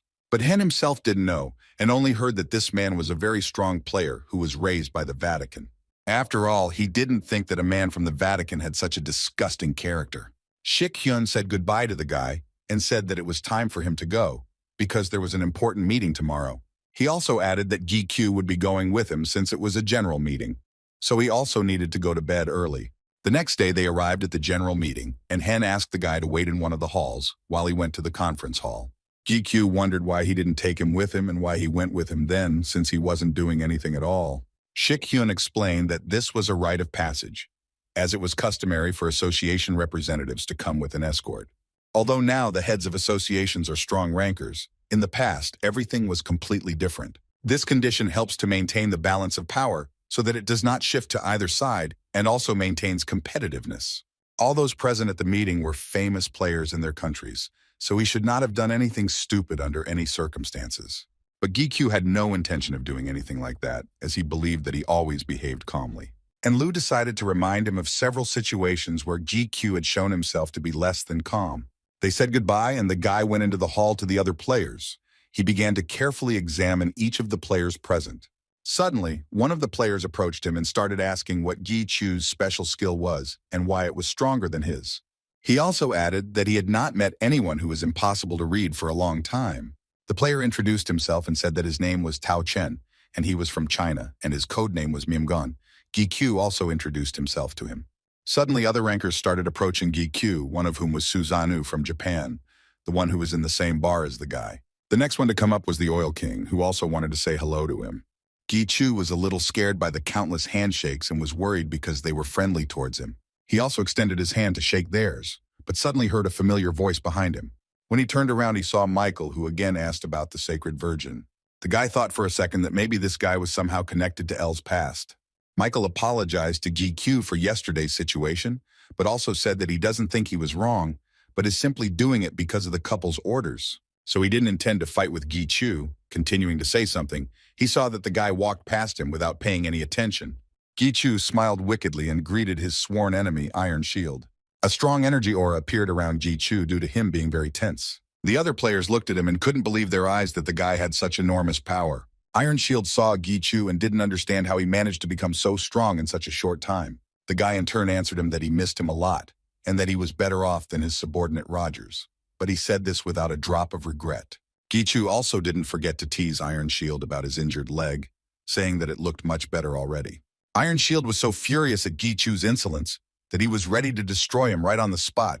But their conversation was interrupted by one of the representatives of the American Association, who shouted the code name GQ. The guy answered, and the secretary said that the chairman was calling him, and he needed to go to his office immediately. As he left, Gi-chu turned to Iron Shield to look into his eyes once more. after which he went to get the secretary to find out why the chairman had called him.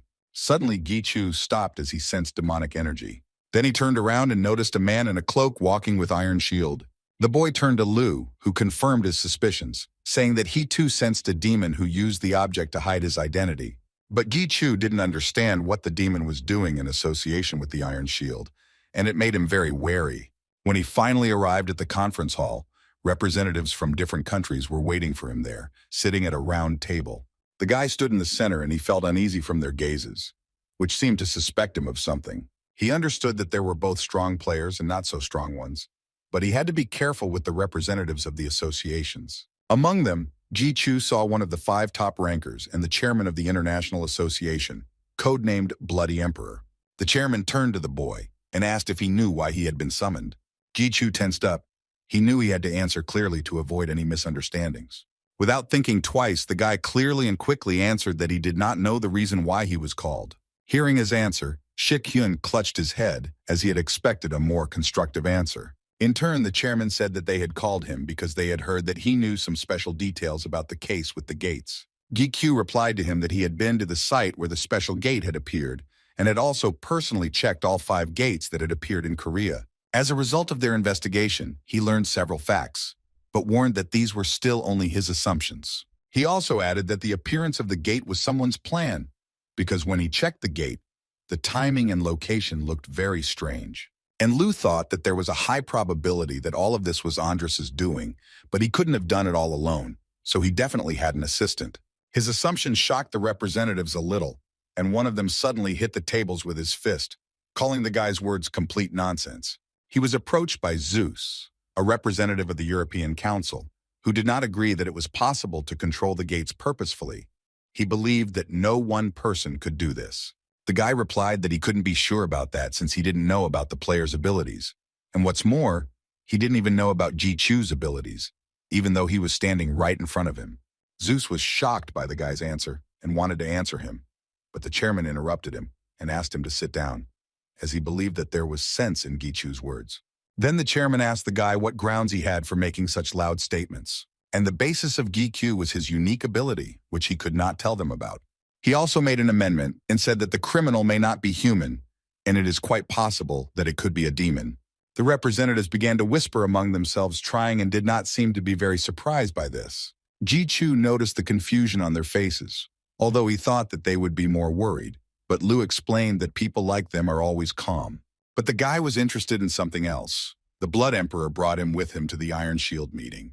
Gi-Chu couldn't believe that a strong player like the chairman didn't realize that Iron Shield had brought a demon with him.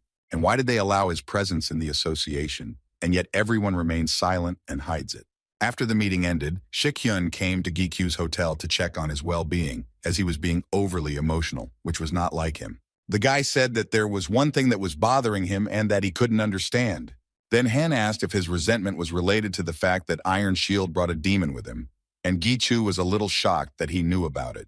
Shik-hyun sat down next to the guy and said that he understood him perfectly, but not all demons were their enemies.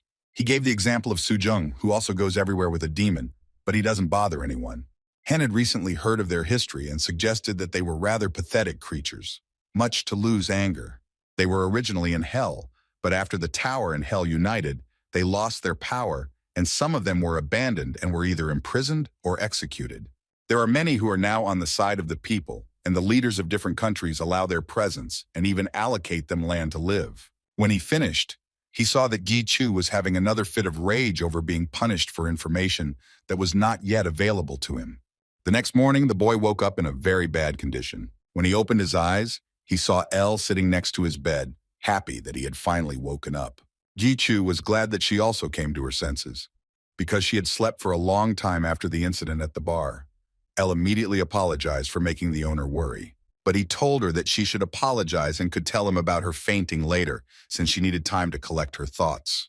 Gi-Chu thought that because of some information he was out of commission for almost a day, and perhaps they could attack him in this way.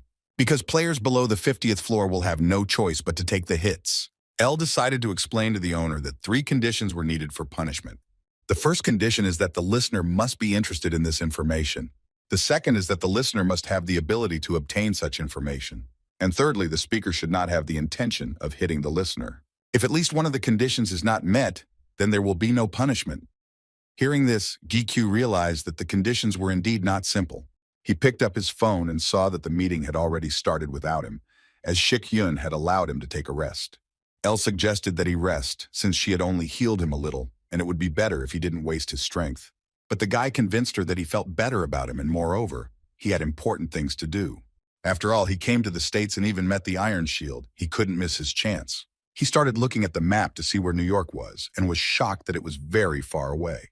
Lu asked him what that meant, and Gi told him that he would be heading to the Iron Guild. When Brunard absorbed the gate and progressed, the guy gained one new ability. Namely, it is to open several entrances to the gate and secure them, but so far its limit was only 2 entrances.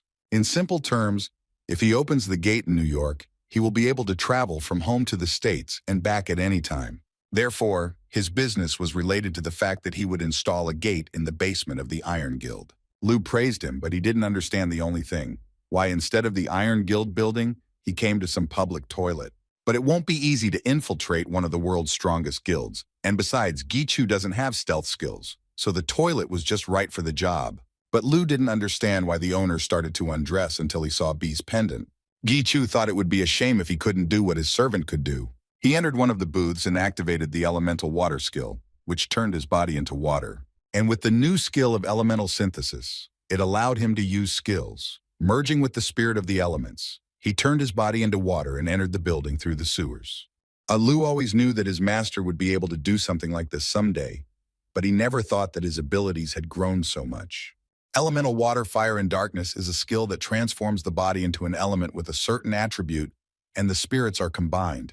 This skill is aimed at allowing Lu to use elemental skills, but the main thing is the connection between him and Lu, because it only adds to the degree of mastery of elemental skills. Transforming the body into another state causes enormous resistance within the body, but thanks to the fusion of 2 skills, he succeeded.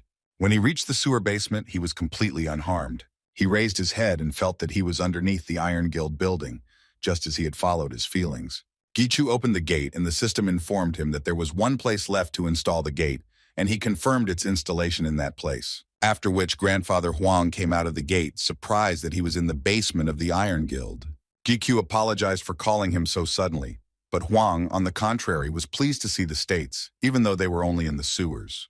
Grandfather's task was to hide this gate, since even though Gi controlled the magical powers that flowed from it, someone could still accidentally enter the sewer. With Paimon's legacy lost, it will be difficult for him to make an item that can withstand this. But Huang convinced Gi that he could trust him with this matter, and even if it didn't work out, he would call Min-Su, and they would solve this problem together.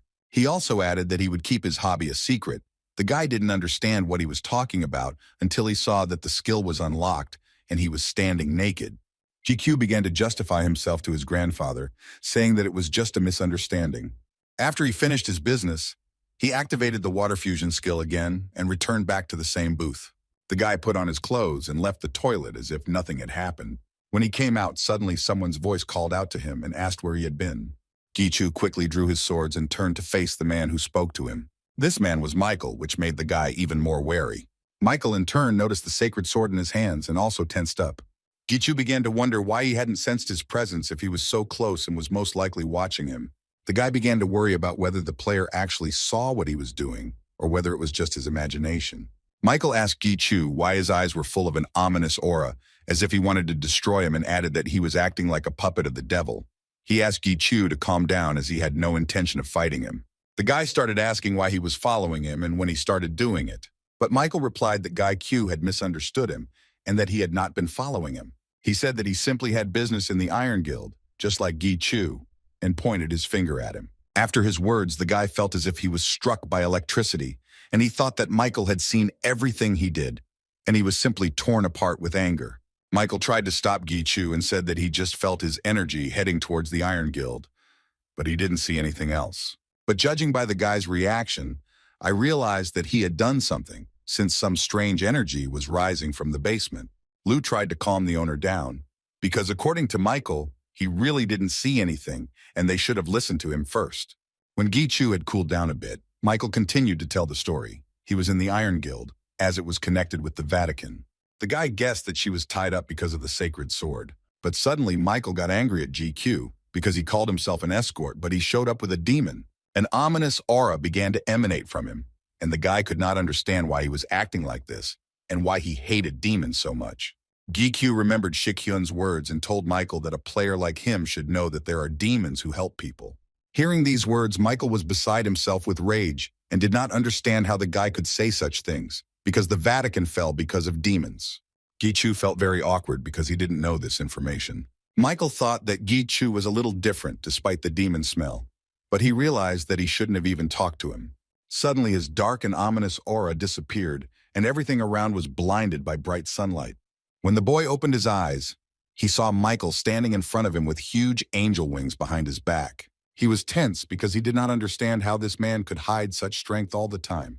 The boy couldn't believe that Michael was even stronger than Demon King Soo-jong. Meanwhile, at the American Association Hotel, Shik-hyun tried to call Gi-Kyu, but all was in vain. He couldn't figure out where the guy had gone, because they urgently needed to get back to Korea.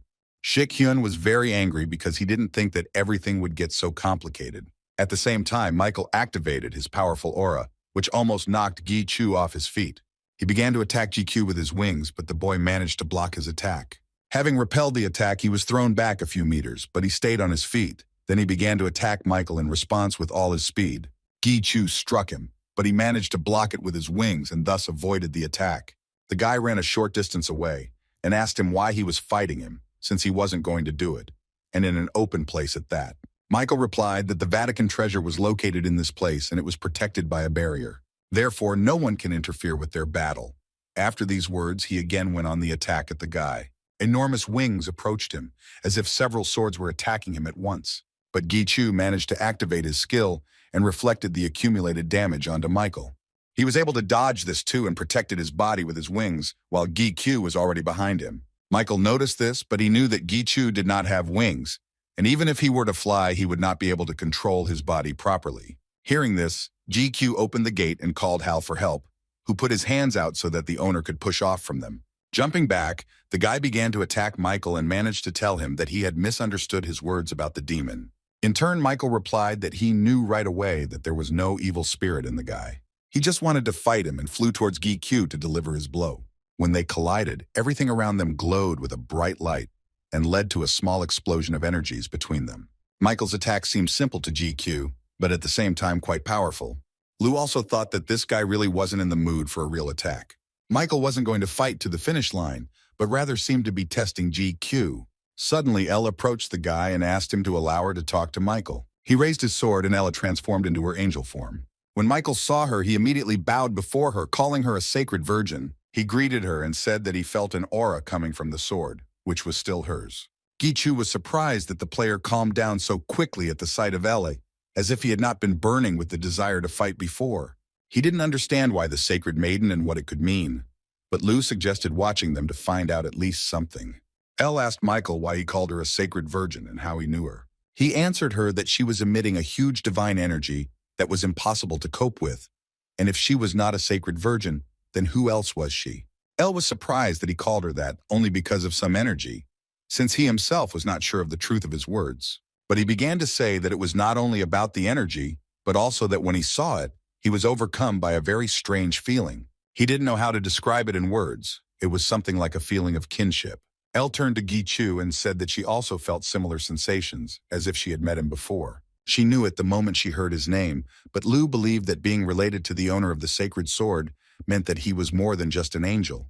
Gi-Kyu turned to Michael and asked if he was a man or an angel, but Michael didn't understand why the guy was saying that, since he was sure that he was a human. Then the guy asked another question about the wings that appeared behind him at the beginning of the battle. Gi-Kyu warned him to tell the truth in front of the Ellis, as they weren't stupid enough to miss the obvious. He suddenly grabbed his chest and hesitantly replied that he was a human, but then he wilted. The guy looked at him and realized that Michael himself didn't know who he really was. He began to ask for forgiveness from Gi-Kyu for misunderstanding everything and finding fault. It seemed to him that this way he would be able to find out the answers to his questions. Elle also told the guy that in a conversation with the angel, she seemed to start remembering something. And thanks to Michael, she remembered the most important thing, namely, a way to progress right now without the help of the necessary components. The conditions for Elle's progress are, in addition to Huang Chael's seed, 3 ego former souls are needed for 1 sacred sword. With souls it wasn't difficult, but due to the lack of a sword, Gichu delayed L's progress, but now it was possible to make it without these components. He decided not to miss this opportunity and try to make this progress for L. The guy quickly ran up to Michael and started telling them to forget everything that happened between them and that they simply didn't understand each other. He extended his hand to him, his face twisting slightly with a smile, as he couldn't wait for Michael to leave so he could open the gate and check on L's progress. After that, he returned to the Association Hotel, where a very angry Shik-hyun was waiting for him, not understanding where the guy could have been for so long. GQ didn't expect him to be so angry with him, and in order not to anger him even more, he said that he was just walking around the city. Shik-hyun explained to the boy why he was so angry. It was all because bad news had arrived. The reconnaissance teams that entered those 20 gates around the world are no longer in contact. Hearing this, GQ immediately remembered his friend Shak Woo and was very scared for him. He started telling Hyun that they urgently needed to return back to Korea and remembered about the portal that they could use. But Shik-hyun told him that they were not the only ones planning to return and that there were special rules for traveling between countries, so it was much more difficult. Because GQ arrived late, they missed their turn, and besides, there are too many gates in Korea where dozens of people are sent to help. GQ didn't care about this. He wanted to get there as quickly as possible and started telling Hyun about it, but Hyun didn't know how to do it. And then the guy told him that he had an idea how to do it, because he had an open gate. When they entered the gate, they quickly found themselves in his basement, which left Hen a little shocked. He was surprised that now, with the help of the gate, it was possible to move in space, but the guy explained that for now only to a few places. Inside the gate I noticed griffins, that the details were in the sky, and on the ground an army of undead. In strength it was comparable to the average guild. GQ asked Hyun if they would have any problems because they had moved for an urgent matter. But Hyun convinced the guy that all the formalities would be corrected and finished by Song-hoo, whom he left there. He added that the clearing of the special gates needed to be done tomorrow, but he would not be able to go with them since he might have to go through another gate. Shik-hyun told the boy to rest while he could, but Gi-kyu didn't plan on doing that since the matter was very urgent. But Hen explained to him that if they entered the gate without preparation, they would suffer huge losses, and they had better think rationally. He also asked Gi-kyu to spend the evening with his family, since he doesn't know what might happen, since the case this time is really dangerous. The guy nodded approvingly, and Hen said goodbye to him as he had other things to do. He wanted to go to Gi-kyu's mother to at least say hello to her. The guy heard his words and wished him good luck. The next day, a lot of players gathered in the city center near a special gate. In the center of the entire crowd stood Chae Chang-yeon, the leader of the Blue Dragon Guild, and explained the plan of action. According to the plan, his guild will go there first, as the strongest and most powerful, since they need to be prepared for any unexpected situations. Following them, the Kane Guild was supposed to enter the gate, and after them, the Gypsophila Guild. He then announced that 2 assistants from the association, Song-hoo and Gi-kyu, would be coming in after them. The guy listened carefully to his plan, which was well thought out. But this way they were only wasting time. After all, if Seok Woo, who can create portals, did not come out from there, then there was a danger inside that prevented him from doing so. Perhaps his friend was still between life and death, but Gi-kyu tried not to think about the bad. Suddenly, the leader of the Blue Dragon Guild turned to Gi-kyu and began to approach him. The guy didn't understand why he addressed him specifically and became a little tense. He looked at the guy for a moment, and when he turned to leave, he said that he hoped Gi-kyu would not get in his way.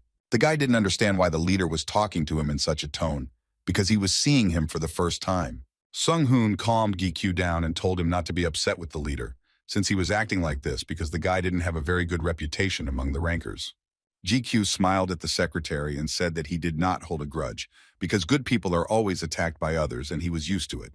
He was sure that all of this was Shik-hyun's fault, since he was perceived as almost a high ranker in the association. Meanwhile, Chang-yong gave orders to his guild to enter the gate and told the next ones to enter in 20 minutes. Gi-kyu understood that this plan was the best solution for the safety of the operation, but at this rate, they might not be able to save Seok Woo in time. He decided that he would act alone, and to do this he needed to enlist the support of a second team. He was lucky to meet the Vice Guild leader Kane during the showdown with the Iron Guild. In the Gypsophila Guild, the leader was his acquaintance Yu Bin, who just happened to look at him at that moment.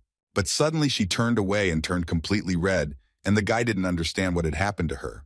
Deputy Guild leader Kane announced that 20 minutes had already passed, and it was their turn to enter.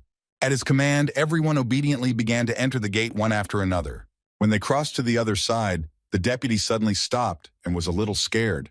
There were a huge number of monsters lying around them, and also many members of the first guild that entered the gate. Lu warned the owner and told him to be careful, as this gate was the territory of a great demon of the Baal level.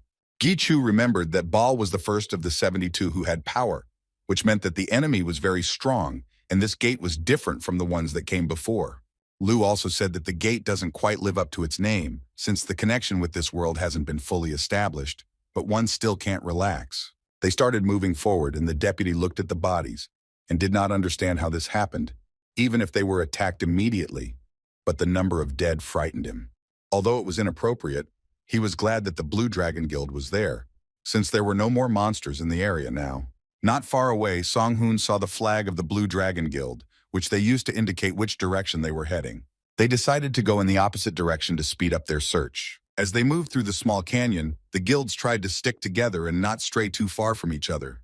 On the way, a woman approached Gi-Q and asked him if he was the guy Yu-bin had told her about. The guy was surprised by her question and realized that she was talking about the guild leader Shi Yu-bin. The woman confirmed his suspicions and said that Yu-bin usually couldn't stand men, but she told him a lot about Gi-Q. Yu-bin heard their conversation and immediately ran up to the guy to avoid an awkward situation, as she did not expect her grandmother to talk to him. She decided to introduce them, and introduced her grandmother as the advisor of her guild, who had been helping her for a long time. Gi-Chu bowed to her, and also introduced himself. Suddenly, he felt someone's presence and apologized to his grandmother for interrupting their conversation, as he had no time for that right now. Everyone stopped and peered into the distance, from where huge monsters were approaching them, moving not only on the ground, but also in the sky. When they saw them, the deputy immediately gave the command to prepare for battle and ordered the tanks to the front line. The players quickly began to follow his orders and stepped forward, creating a wall with their shields. The enraged monsters ran towards them, and all they wanted was to destroy everyone in their path. As they approached them, they began to collide with the shields, which immediately destroyed them. But other monsters, which moved not on the ground but in the air, continued to advance. The deputy gave the command to the long-range shooters to attack these monsters with their fire arrows. He ordered the third team to cover the front row and destroy any monsters that could break through it. They couldn't relax, because they didn't know how many monsters were still there, so Gi-Q and Song-Hu ran to help them. The monsters meanwhile continued to attack and broke the front row and crushed their shields. They were much stronger than the monsters they had seen before, so the tanks began to quickly give up their positions. At this moment, Gi-Chu quickly came to their aid with his acceleration skill. He destroyed all the monsters that were very close and did it so quickly that other players did not have time to follow him. Gi-Chu jumped onto one of the rocks and saw that more and more monsters were approaching. He was very tense because there was no end to the monsters and the situation was getting out of control. The problem was not only the strength of the monsters, but also their huge number. At this rate, it wouldn't be long before the number of casualties among the players would start to increase. Suddenly, L called the owner and he felt a very strange aura. Looking closely, he noticed a small flash in the sky, which seemed to him a very strange phenomenon. Suddenly, this flash turned into a huge lightning bolt that was directed at the crowd of monsters. After this lightning struck, a huge crater formed in the ground, which slowed down the monsters a little. After descending from the cliff, Gi-Chu approached the crater and examined it, as this force seemed very familiar to him. And L said that it was divine power, which only confirmed his suspicions. He raised his head and saw Michael in the sky, who had come to his aid and was happily waving his hand at him. But when he saw GQ's face, he began to worry that he was up to something again, and he was right, because the guy wanted to use him for L's progress. The deputy approached Gi-Chu and asked who the man in the sky was, who continued to launch huge balls of lightning at the monsters, and they burned up in the same second. The guy answered him that he was a help sent by the Vatican. Although his character was not very good, his abilities were very good. GQ decided not to delay and told the deputy head that from now on he would act separately from them. When Yu-bin and Song-Hu heard this, they were very frightened by his statement. They started shouting at him that this decision was too risky for him because the monsters were very strong. He told them that instead of fighting a bunch of monsters and moving forward little by little, he would rather act alone and find the trail faster. He was very angry about this situation because he couldn't delay any longer and wanted to save Seok-woo quickly. The deputy thanked him for worrying about the chief, but was still against the guy going alone, since the chief had also gone in alone and not returned. Then GQ pointed to Michael and said that he would go with him, and they had nothing to worry about. Yu-bin, who also wanted to go with GQ to help him, intervened in their conversation. She knew that he and his partner were strong enough, but she thought that together it would still be dangerous. But the guy told her that she had to lead her guild, and in order to help him, she had to be capable of it. After these words, he jumped up and ran towards the monsters, jumping over the crater. Gi Chu activated Lu's elemental fire skills and used spirit fusion to merge with the elements. He also activated L's divine power to make his attack more effective. He raised both his swords and prepared to deliver a powerful attack on the monsters. When he struck the ground with his swords with all his might, the energy from the blow spread over a huge distance and destroyed everything in my path. After his strike, huge holes were left in the ground, which were still burning from the powerful attack. When he left, he destroyed some monsters along the way, and after another destruction, the system notified about the absorption of chimera blood. He also absorbed the soul of the chimera, and his health increased. Gi Chu was surprised by the new ability, but Lu explained to him that this power came to him after progressing and told him to check the status window. His absorption skill improved, and now, in addition to blood, he could also absorb the souls of monsters, and he could also turn these souls into ego. The guy could get an ego even without cannibalism, and now with such a skill he didn't have to worry about the ego for progress. Michael approached GQ and cursed as he did not understand why they had to work together. It seemed to him that Gi Chu had lured him into a trap, and that made it even more unpleasant. But the guy answered him that he himself continued to go with him, which meant that he himself was glad about it. But Michael began to deny his words, because he followed him because he thought that he could achieve his goal in this way. He explained that his first goal was to destroy the demons and enemies of the Vatican, and the second goal was to find out who he really was. After a short silence, Michael waved his hand at the guy and said that it was time for them to go and save his friend. But Gi Chu stopped him, since after the destruction of the monsters, there were a lot of crystals left, and they couldn't just be left behind. Michael didn't collect the crystals because he thought they had a very serious matter, but the guy convinced him that they would quickly collect everything. Gi Chu opened the gate to let his subordinates help collect the crystals. When Michael saw this, he was shocked that he could open the gate. Lu was surprised that his master was showing off his army, but Gi Chu thought it was better to show them right away, since they would still need to be taken out when the battle began. Michael was shocked that the guy had both demonic and divine powers, and even the ability to open gates. When they finished with the crystals, they went further and came across a huge hole in the ground that looked like a tunnel. Gi Chu looked around and noticed signs of a battle, meaning that Seok Wu was most likely downstairs. Michael looked at the hole where even the bottom was not visible. He did not understand how Gi Chu would go down there because he did not have wings. But Gi Chu replied that he could also fly if necessary, but they wouldn't need it to go down into the pit. He assumed that they could safely jump into the hole without any problems, since it probably led to another space. Lu confirmed his master's words, as there was indeed some kind of portal installed downstairs, which was a magical device. Michael was still perplexed that the boy could feel even that, although he understood that a person like him was definitely capable of it. Gi Chu decided that before jumping into the hole, he needed to leave a clue. Since Michael couldn't feel what was inside, it meant that the others wouldn't be able to either. So he left a note on the ground for them to just jump into the hole, after which they collected their thoughts and jumped into that very hole. Gi Chu couldn't wait to see the face of the great demon that sat in that hole. When they entered another space, the system notified Gi Chu that he was on the lands of Bottis, and his right to take the place of the owner was confirmed. The system also confirmed that Gi Chu was given the authority to declare war. He didn't understand what this meant, so he asked Michael if he had heard any notifications from the system. Michael's alerts were completely different from Gi Chu's, and he was a little surprised. But Lu explained that their information was different because he approached it differently. It is quite possible that Gi Chu is the master of the gate, since he can control it most likely. This is the very right to take the place of the master. Lu remembered that the system had also announced that this was the land of Bottis, and he knew this demon well. He said that he had no special abilities. He rose to his rank with the help of combat power, which meant that the demon was strong enough. While they were talking, Michael approached GQ and said that they needed to move slowly, and the guy agreed with him. As they walked forward through the cave, the boy told him to cover his back and that GQ would take care of what was ahead. Suddenly, the guy felt uneasy. He started shaking all over and twisted in pain. He couldn't control himself, and he felt like his head would just split in half. Lu said that the aura in the cave was close to death, so his balance between life and death was upset as one side outweighed the other. Michael noticed that something was wrong with GIQ and began to worry a little about him. He also saw that the guy's eye had changed color and asked what was happening to him. GQ couldn't think of anything better and said that he had colored lenses, but Michael naturally didn't believe him. Meanwhile, other guilds continued to clear the gates and collect very rare crystals from the monsters. The Blue Dragon Guild leader approached the other guild leader to introduce himself and thank them for agreeing to cooperate. Standing in front of him was the top ranker Tao Chen, who remembered that Korea had helped China more than once, so he had to repay the debt.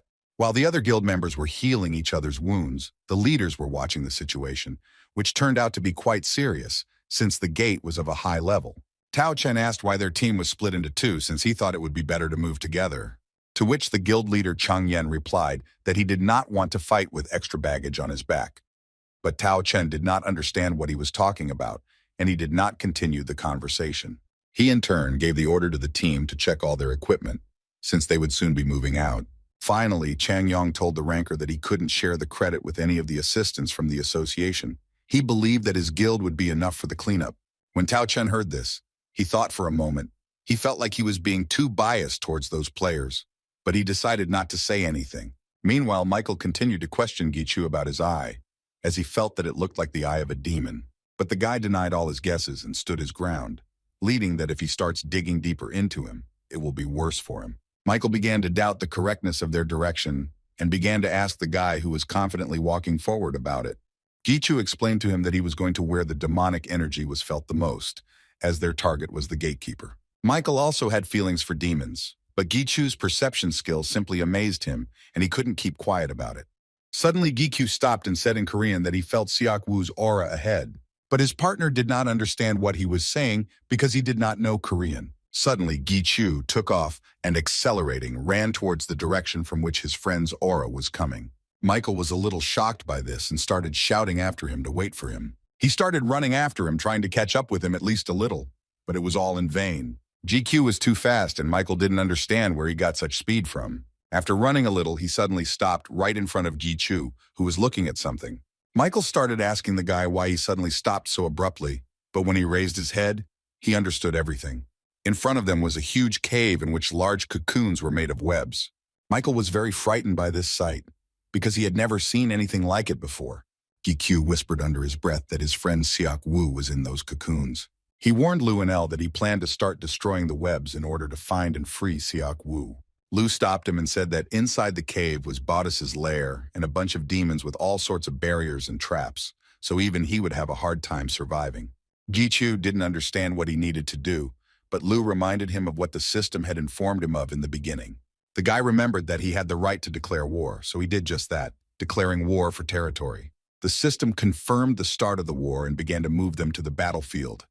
Michael saw that his hands began to dissolve in space and was very scared. Within seconds, they had completely disappeared from the cave, and the last announcement was that the winner of the war would take everything. At the same time, both teams met near a huge hole faster than they thought. Chan Yong noticed that the second team was missing a player, GQ, and asked what happened to him. Deputy Guild Leader Kane tried to explain his absence, but was interrupted by another player. He pointed to a sign on the ground that Ji Chu had most likely left for them. The teams were very surprised that the guy needed to jump into that hole. Chung Yong said sarcastically that the guy only does what he wants, and he really didn't like it. Tao Chen asked him if this was the player he saw at the meeting in the States, and Chung Yong confirmed his suspicions. He also added that Gi Chu was called a burden to everyone because he always did whatever he wanted, but for some reason Tao Chen was sure that this was not the case at all. The Blue Dragon Guild leader continued to say that he didn't trust Gi Chu and wouldn't jump down just because of some note. His words made Yu Bin very angry, and she started telling him that he didn't dare to speak like that about a ranker. Her grandmother stopped her and asked her not to quarrel, since now was not the time for it. Suddenly, they all heard notifications from the system that they had declared war on the territory and were moving to the battlefield. They suddenly all became frightened because they did not understand what kind of war was being discussed. But before they could figure anything out, they disappeared in literally a few seconds. Just as quickly, they appeared on the other side of the gate and began to look around. They saw in front of them a huge field surrounded by high cliffs. Chang Yong managed to hear that war was declared, and ranker Tao Chen said that he had already heard a similar expression from the demon who was helping China. This is a way to establish who is the boss among the demons and quickly become stronger. But Chan Yan didn't understand why the fight was among the demons, and they were the ones on the battlefield. Gi Chu and Michael came up behind them. The guy looked around and was surprised that a war for territory was taking place in such a place. Lu said that this was the best way to minimize losses. Yu Bin and Song Hu saw him and were very happy that he was okay. Chung Yan didn't understand who was standing next to Gi Q, and Ranker Tao Chen explained that it was possible that they were reinforcements from the Vatican that were sent to Korea like him. He looked closely at Michael and felt a strong aura and decided that he was helping him act alone. Without thinking twice, he turned to Gi Q and said that he would be held accountable for his willful behavior and continued giving orders. His Blue Dragon Guild was supposed to take the front line, and the rest were supposed to stay out of their way and just pin them down behind. Gi Q looked at him with bewilderment and made it clear that they alone could not cope with the monsters. Suddenly, the ground began to vibrate and everything around shook, as if during an earthquake. When they turned around, they saw that huge insects began to crawl out from underground. There were an incredible number of them. The monsters climbed one after another and headed straight for them. Chung Yen roughly estimated that there were at least several hundred monsters, but there were also 3 huge commanders with them. He began to shake with fear and anxiety because it seemed to him that he would never be able to cope with such a number of enemies. Then he heard Gi Chu's voice calling out to him, asking him not to rush to conclusions and to move a little, as he was in his way. When he turned around, he saw that the guy had opened the gate, which amazed him even more. Everyone around was also shocked by Gi Chu's capabilities. An army of skeletons began to emerge from the gates, ready to fight for their boss. When the teams raised their heads, they saw huge griffins flying out of the gates, and behind them came a demon knight on a large horse that gave goosebumps. The last one to come out of the gate was Lich Heart, who was also quite a powerful warrior. Chan Yong looked at all this and couldn't believe his eyes, because he had never seen anything like this before. The huge army of skeletons, along with the monster birds, looked so impressive that the teams had no words to describe the spectacle. From the very beginning, Chan Young disliked Gi Q, who in his opinion became a ranker through connections through an unofficial battle of rankers. Moreover, the association openly promoted him and did not even hide its intentions, and now it would be clear to him why he wore a mask. He felt that the skeletons were emitting a very strong magical power and could not count how many of them there actually were. When he saw the Death Knight who was radiating demonic energy, he began to think that perhaps this territorial war had started because of him. The sight alone shocked him because he had never seen such power before. Countless numbers of griffins, each with their own king who led and guided them. He had never heard of such a summoner in his life. Tao Chen also stood next to him and was in a late stupor. When Gi Chu closed the gate and turned to the chief of the angels, Hamiel, asking about their readiness, to which he unquestioningly gave a positive answer. Hamiel also progressed, and his 2 minions, namely Kamael and Anael, took the form of swords in his hands. Michael, standing behind the guy, was shocked that he could even control angels. Gi Chu called upon El, who immediately responded to his call and began to take the form of an angel. She appeared in front of GQ and Hamiel and ordered him to begin. El remembered one important detail, and that was a way to progress right now without having all the necessary components to do so. All it took was for Hamiel to plunge into her the 2 linked swords that the other angels were. Meanwhile, the army of skeletons fought the insect monsters at full force. One of the 3 leaders began to be attacked from the sky by griffins, which he found difficult to fight off. Chan Yong watched them and couldn't let his guild lose. He raised his sword and gave the order to his team to begin the battle, to show the full power of one of the top 10 guilds. They immediately responded to his order and began to attack the monsters. Their leader kept thinking that even if Gi Chu had summoned assistance, his power also could not be infinite, because all magic has a limit. The second team was also running after them for reinforcements, but suddenly they saw something in the sky, and everyone seemed to freeze. What everyone noticed was Elle, who had progressed and looked much more mature and even more beautiful. She fluttered in the sky, and behind her was Michael, whom Elle asked not to disturb her. He meekly replied that he had no right to interfere with the Sacred Virgin. Elle turned to him and asked him not to call her that again, since she had a name that her master had given her. She followed her master's orders and told Michael that she wouldn't mind if he decided to help her. Elle immediately flew to attack one of the monster commanders, who immediately began to attack her in return. Flying a little closer, she used her sacred sword to cut off his huge claw, which he wanted to hit her with. The monster clearly did not expect such a blow, and when he lost his paw, he began to scream and sing furiously. Then Elle raised her sword above her and summoned a powerful bolt of lightning. She directed this lightning straight at the monster, thereby hoping that it would be destroyed. At this time, the Lich began to call his soldiers back from the place where the lightning struck, as they could not cope with such a force. When Tao Chen saw the angel, he was a little stunned, as he had never seen one before. He turned to the leader of the Blue Dragon Guild and asked if he saw the same thing, because it was difficult to believe that a person could control an angel and a demon. But Chan Young didn't hear a single word he said. He looked at Elle and thought that she was a goddess. Michael and Elle fought hand in hand, destroying monsters with their powerful lightning attacks. Everything around was on fire, as the insects could not withstand such power and immediately burned up. The Lich was unhappy that the angels were so powerful and he could not withstand their divine power. He had to let go of the place where they were fighting. Elle continued to strike with lightning to destroy one of the insect leaders. But the monster fought back and blocked her attacks, but with one paw, since she managed to destroy one. Elle realized that the first time the leader lost a limb due to carelessness, but the second time he was already prepared and her attacks did not work. Because Elle progressed too quickly, her powers also ran out quickly. Tao Chen watched their battle and realized that he had not had the feeling for a long time that if he interfered in the fight, it would only hinder them. And the leader of Changyan was distracted from admiring the goddess by his guild members and told to pay attention to what was happening on the other side. When he turned around, he saw a huge number of insects advancing on them from the opposite side. They looked completely different and were distinguished from the others by the fact that they had wings and approached them much faster. He tensed up and gave the call to the teams to prepare for battle. The Lich, meanwhile, was destroying the monsters and criticizing the angels, as he thought they were weak for letting so many monsters through. Michael released balls of energy, trying to hit several monsters at once. It was difficult for him to do this, since they flew apart and he couldn't destroy them all at once. In turn, Elle became very angry and began to destroy the insects with even greater hatred. She cut off heads one after another, and Michael watched this, who was very impressed. Suddenly, he saw the leader of the monsters get too close to Elle and shouted at her so that she could react. Thanks to him, Elle managed to repel and block the monster's attack, but it was no longer so easy for her, as her strength was running out. The long-range shooters fired their fire arrows into the sky, while the other players directed their magical energy to destroy the monsters. Despite this, the insects continued to fly, but the guild chairman Kane noticed that they did not react to their attacks. Tao Chen also noticed this, and then he realized that the insects were heading towards Ji Chu, so he ordered the team to cover him. He realized that he was wrong when he thought that this battle with monsters was a war for territory.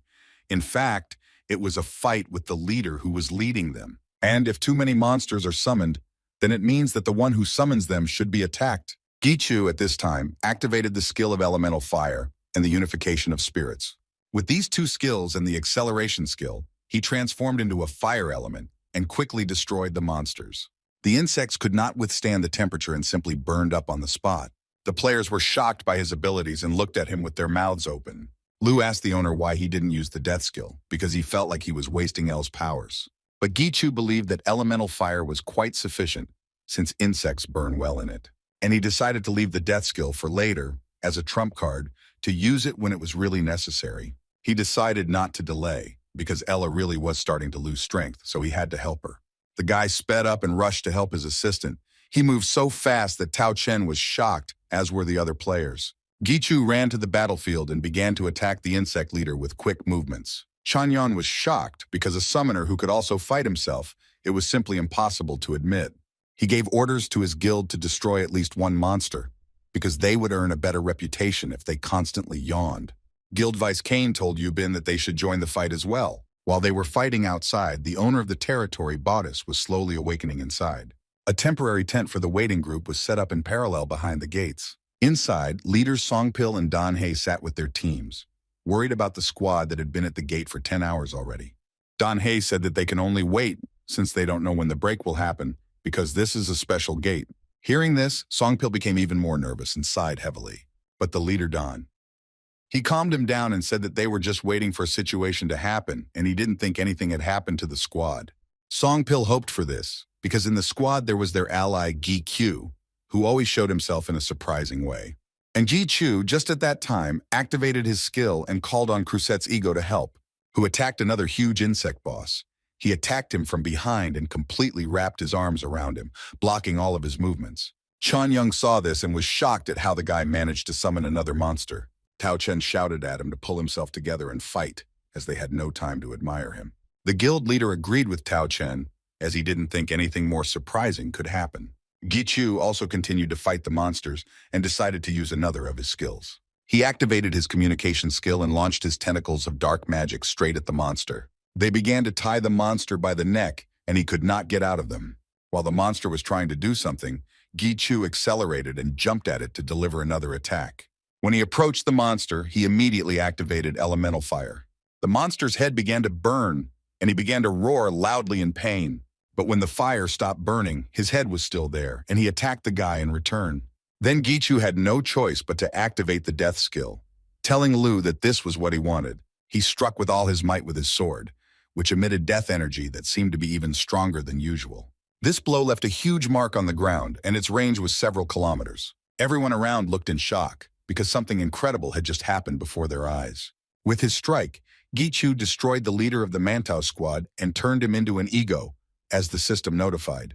The guy himself was shocked by his blow and could not believe that it was so strong. Suddenly he felt ill and his body was twisted with sharp pain, and he could barely stand on his feet. Lu remembered that it was all because of the magical aura of this place, due to which the power of the death skill increased. But since the balance is upset, it leans to one side, so he had better be careful. Lu also warned Gichu that the master of the Bautis Gate was approaching him. Everything around began to shake with furious force, a power that grew closer with each shaking. The warriors summoned by Gichu also felt the enormously powerful aura that was approaching. The ground under the players' feet began to crack, which frightened them greatly, and they realized that someone was approaching again. All the teams were very scared because it kept cracking, and it seemed like everyone would fall through it. A few seconds later, there was a powerful explosion, and pieces of earth flew everywhere. Something quickly began to emerge from the hole that formed after the explosion, and at the same time, this something was throwing back other players in a wave. Gichu quickly jumped off the ground and jumped up to avoid falling through. He activated the elemental darkness skill, which gave him wings and allowed him to stay in the sky. When the movement stopped, he saw a huge Bautis cocoon emerge from the ground.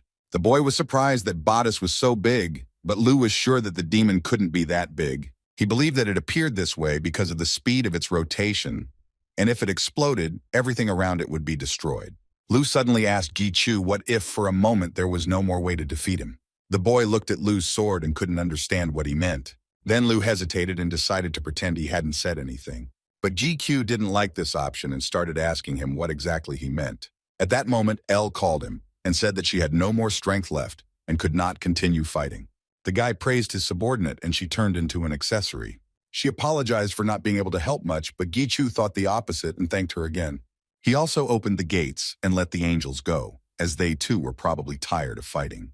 Lu called the owner and said that he felt something approaching. The guy noticed the cocoon, which began to move and seemed to curl up. A second later, the web from the cocoon began to attack the guy, and he barely managed to jump back. He decided to block his attack and placed his sword in front of him to release the energy.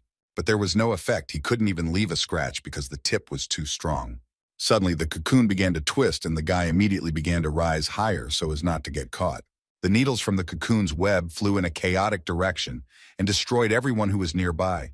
They also attacked those same insect monsters, which was very strange. Gichu watched them and realized that they were attacking everyone indiscriminately.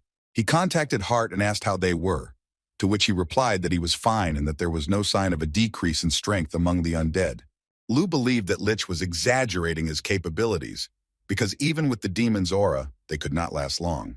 Although the situation was not the best, Gichu had too little time. He noticed that their stings did not reach high into the sky, and if you don't count those who were attacked suddenly, then there were no particular problems with the griffins. The problem was with the squad that was on the ground and was definitely not ready for such an attack. Gichu looked down to see what was wrong with the players and saw that they were all protected by energy shields. On the other hand, he saw that it was all Michael's doing, who used divine energy and made a sacred zone to save the team. Lu was surprised by his magical power, because with it he could even rely on Gichu. Suddenly, another huge stinger began to attack the guy. He managed to dodge and immediately activated the death skill to deliver his blow. But even with the death skill, he could only make a small hole since he was hard and huge. Then Gichu shouted to Lu and asked about blowing up this cocoon. But Lu warned that first everything would fly apart into small pieces, and then a boss of the same size would wake up, and because of this, those inside the gate could die. And if a rift occurs, then a mature Bautis will be roaming around the city center. Gichu understood that there were too few options, and he needed to do something urgently. Suddenly, the guy started bleeding from his nose and eyes, and he began to tilt to the side as if he was losing consciousness. He has put too much pressure on one side, and if he continues to use death, he risks dying. At that very second, spikes began to fly out of the cocoon, which caught the guy and threw him upwards. He felt that everything in his eyes became clouded, and it seemed to him that he missed a blow. Gi stayed in the air and tried to stay conscious, thinking that if he couldn't use death, then he needed to think of something else. After all, the cocoon could withstand even a death skill enhanced by the aura of demons, and with a normal skill, it wouldn't even be able to leave a scratch on it. L, who possessed such power, had already run out of strength, and Mikel's strength was also at its limit, and in addition, there were still 2 commanders left. He began to think that if everyone in the gate died and a rift occurred, then the monster would walk around the city where his relatives were, and this could not be allowed. Suddenly, Gi opened his eyes and remembered Lu's words, telling him that if there was no more way to defeat Bodis, then he should use it and stab himself in the stomach. And Gi did with all his might what Lu told him to do, and the system notified him that a connection had been established between them. Meanwhile, the spikes pressed harder and harder on the shields with divine energy. Michael miscalculated his strength, and because there were too many players, his energy was spent very quickly. Suddenly, he noticed that he was being attacked from both sides by 2 huge insect commanders. But Michael noticed them too late, and now he will be unable to dodge or block the blow. Just as he was preparing to attack them, they suddenly stopped doing so and froze. Then they started flying away from Michael, and he thought it was very strange, as if they were afraid of something. Meanwhile, Gi sat on the spikes of Bodis's cocoon, deftly maintaining his balance. Lu's sword was visible in his stomach, and he was now the one speaking instead of the guy. And at that moment, he was very angry, because Bodis had no right to cause chaos without his permission. Then he turned and hung in the sky. He looked completely different. He had horns on his head, and on one side of his back was a huge wing. Now he waited for Bodis to kneel and bow his head before him, for he was the king of hell. When Michael saw Gi, he was shocked by his appearance and tried to understand what kind of power it was. Jung looked at Gi and he started to shake from the aura coming from him. Everyone around felt that they were losing strength and balance and could barely stand on their feet. But then it became clear that the energy of this place was gathering in one point. The lich was also losing his strength and could no longer support the warriors with energy. But Tao Chen realized that it was the cocoon itself that was sucking in all the energy of space. After he was fully charged with energy, he immediately began to be torn to pieces. The spikes pierced all the shields that Michael held above the players, and the cocoon began to grow. Due to the huge, powerful aura, the teams could not stay on their feet and began to be carried away by the wave.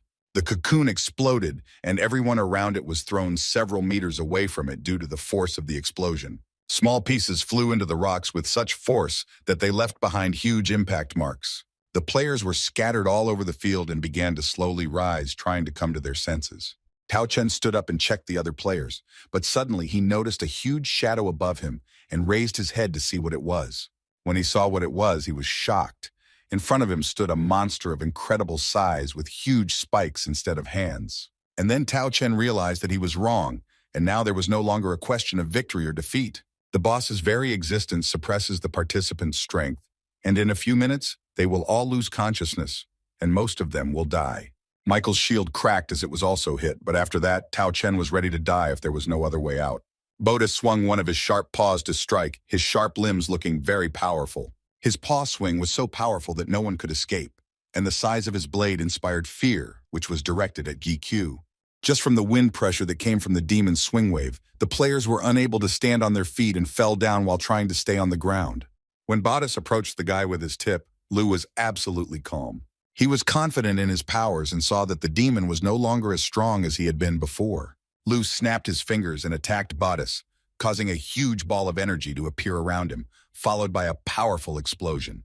When Tao Chen saw this, he did not understand what was happening and what Gi did. Before the explosion, he saw that the monster aimed its blow at the guy, but what happened next he did not know, as he closed his eyes from the strong wind.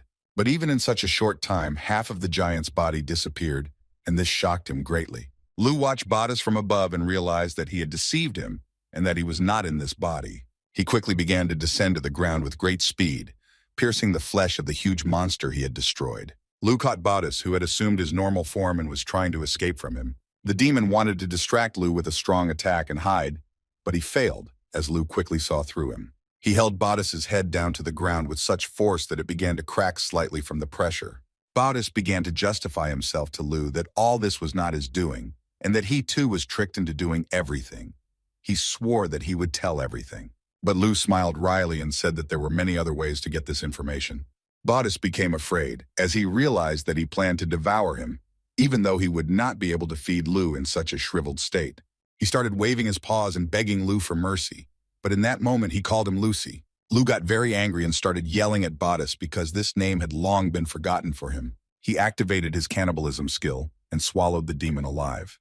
When he finished, the system announced that Bodice had been successfully converted into an ego and that Lu had won the turf war. Lu thought for a second about what else he should have done after destroying the demon. The teams watched the huge flesh and tried to see at least something, since they did not understand what was happening there. Suddenly they heard the sound of movement, and something jumped out of the huge hole. In front of them stood Gi-Q, but he was completely controlled by Lu, although they didn't know it, and in his hands he held Seok Wu. He let go of him and he fell to the ground without any movement, as he was unconscious. When the deputy and his guild saw their leader, they breathed a sigh of relief. All the skeletons, led by the Lich and the Knight, began to approach Lu and bowed to greet him as a small master. Lu didn't like this nickname at all, and with one movement of his finger, he blew off half of Lich's skull. He walked up to him and grabbed him. Lu threatened him that he would be able to destroy them despite the fact that they were inside the gate of the vessel of life. Lich realized that Lu was losing his mind and began to ask him to give them the body of their master. At this moment, all of Gi-Chu's subordinates transformed from their accessories and came out of the gate to stop him. Elle pointed her sword at Lu and told him to stop playing and give them back his body. B and the angels demanded the same thing, as Lu began to behave very badly. Lu covered his face with his hand and wasn't the least bit surprised that they were all against him, but he wasn't going to give up.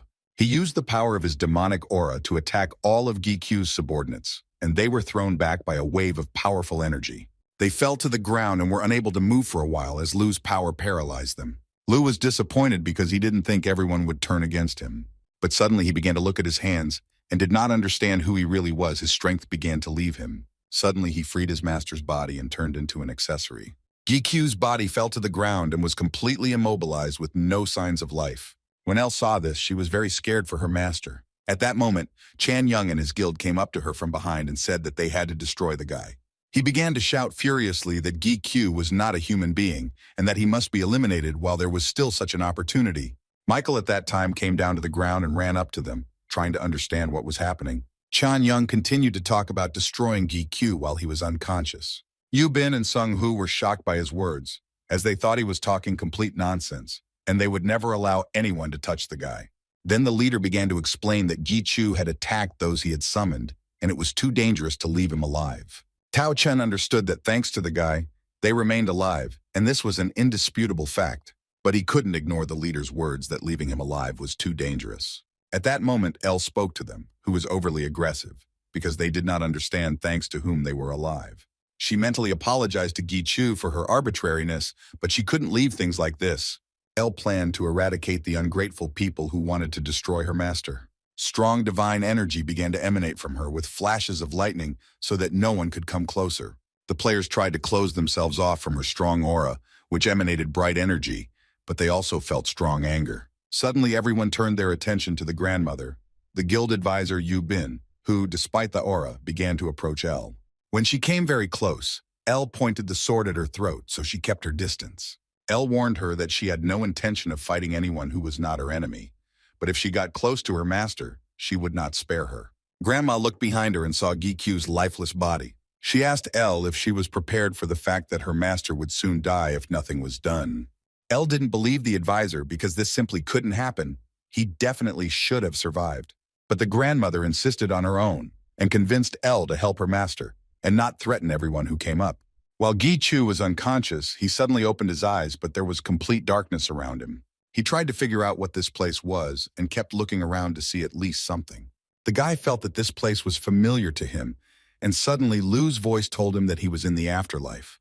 Gi-Chu started calling out to Lu because he felt uneasy being alone in this darkness.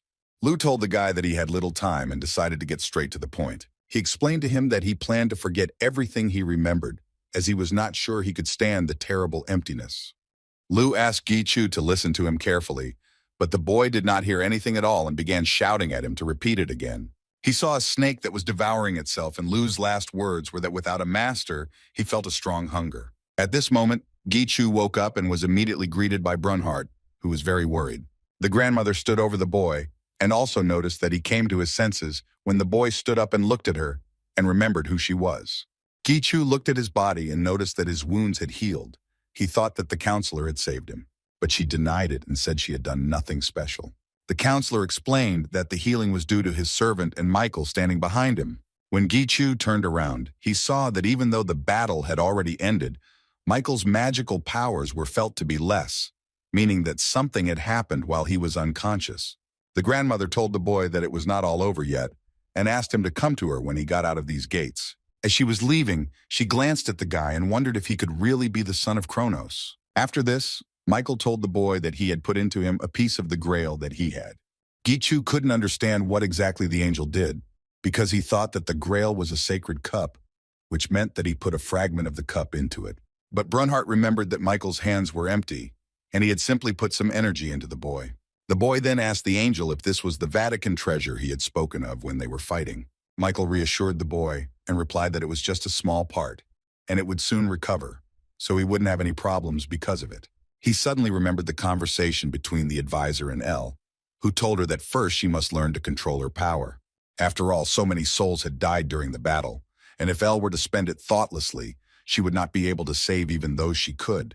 After thinking about the advisor's words for a bit, Elle decided to trust her and asked what she needed to do. First, the grandmother asked that she turn back into a sword. After Elle did this, the advisor continued to talk about the plan of action. Now she had to plunge the sword into the body of its master. The advisor hoped that Elle would understand everything correctly. Grandma asked Elle not to be afraid because she did not intend to inflict new wounds on him. And for the last stage, she needed Michael himself, who was standing nearby. She called him and told him to help her despite his relationship with Gi-Q. His grandmother asked him to use the grail that was inside him. He still didn't understand how she knew about the grail and that he had it. Michael looked after her and tried to understand who she really was. Gi-Chu also didn't know who she was, as he only heard that she was an advisor to the Gypsophila Guild. Michael also told the guy that he didn't know anything about him either, since he was the only one who could accept the grail so far, but Gi-Chu endured the fragment and accepted it even better than Michael. The guy suddenly remembered Su-Jung's words, who was surprised that he was able to summon the demon eye. He didn't know what to answer Michael, because he himself didn't fully understand who he really was. Meanwhile, Song-hoon touched the cocoon and realized that it was part of the boss. A system notification appeared and they could now move to the reward room. Gi-Q watched them from the side and also decided to touch the cocoon. When he did this, a window appeared indicating that he could absorb the gate, but he would have to wait for everyone to exit the gate. The guy turned to Lu and asked if he really didn't remember anything, but he replied that he had forgotten everything, just as he had planned. He added that he had taken some measures, but he would tell about them later, and the guy agreed with him. He was worried about Ella not responding to him, but Lu said she had simply spent too much strength and energy, so he needed to wait until they recovered. Suddenly, someone's voice called out to him, and when he turned around, he saw Chan Yun approaching him with his guild. The leader could not collect his thoughts and choose his words for a long time, as he felt uneasy after that situation. They silently bowed before Gi-Chu, thus expressing their gratitude for saving their lives. The guy didn't expect them to thank him, so he stood silently and watched them. He told them that they didn't have to bow to him, because he was just doing his job of clearing the gate. The guy came closer to Chan Yun and leaned towards him and said that from now on they would both think that nothing happened. When they left, Brunhart asked the owner why he did not take revenge on them, but Gi-Q explained that he was not a murderer, so he let them go. Moreover, in his condition, he would hardly be able to resist them, since there are several high rankers among them. At the same time, outside the guild gates, everyone was still waiting for the signal and dozed off a little. Suddenly, the gates started to behave strangely, and the whole guild suddenly woke up, waiting for what would happen. The squads that were sent to clean up began to emerge from the gates, and when they saw them, they were very glad that everything was okay with them. Other players began to help the wounded and provide them with first aid. The deputy guild leader, Kane, also came out of the gate carrying his unconscious leader on his shoulders. After some time, they saw Gi-Q, who came out last, and they were very happy to see him. After everything was over, the guy went to the association to get himself in order. Upon arrival, he immediately went to the shower room to wash himself and relaxed a little under the pressure of hot water. Standing under the shower, he began to think about the fact that he never got to ask the demon why he didn't kill Seok Woo and why they kidnapped him. But Lu told him that he could ask these questions because Bautis had become his ego, as it happened when he was unconscious. Gi-Chu was even more surprised when Lu said that he ate the demon.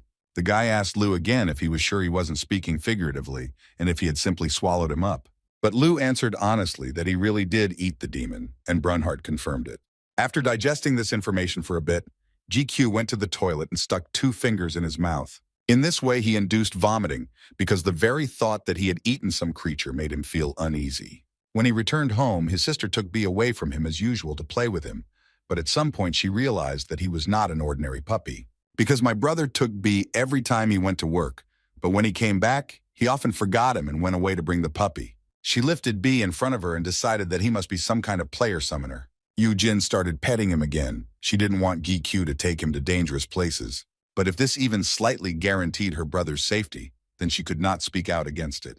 But still, she decided to tell him because she was angry that he was hiding the truth from her. Yu-Jung went to his room and abruptly opened his door to tell him everything. When she saw that Gi-Q was fast asleep and didn't react to the noise she made, Yu-Jin immediately fell silent. She came up to him to cover him and immediately left his room. After some time, Gi-Q woke up to a call from his secretary. He picked up the phone and Sung-hoon reminded him that they had dinner planned with Yu-bin. The guy agreed and said that he needed a little time to get ready and that he would come soon. After finishing the conversation, he looked at his watch and realized that he had slept for about 8 hours.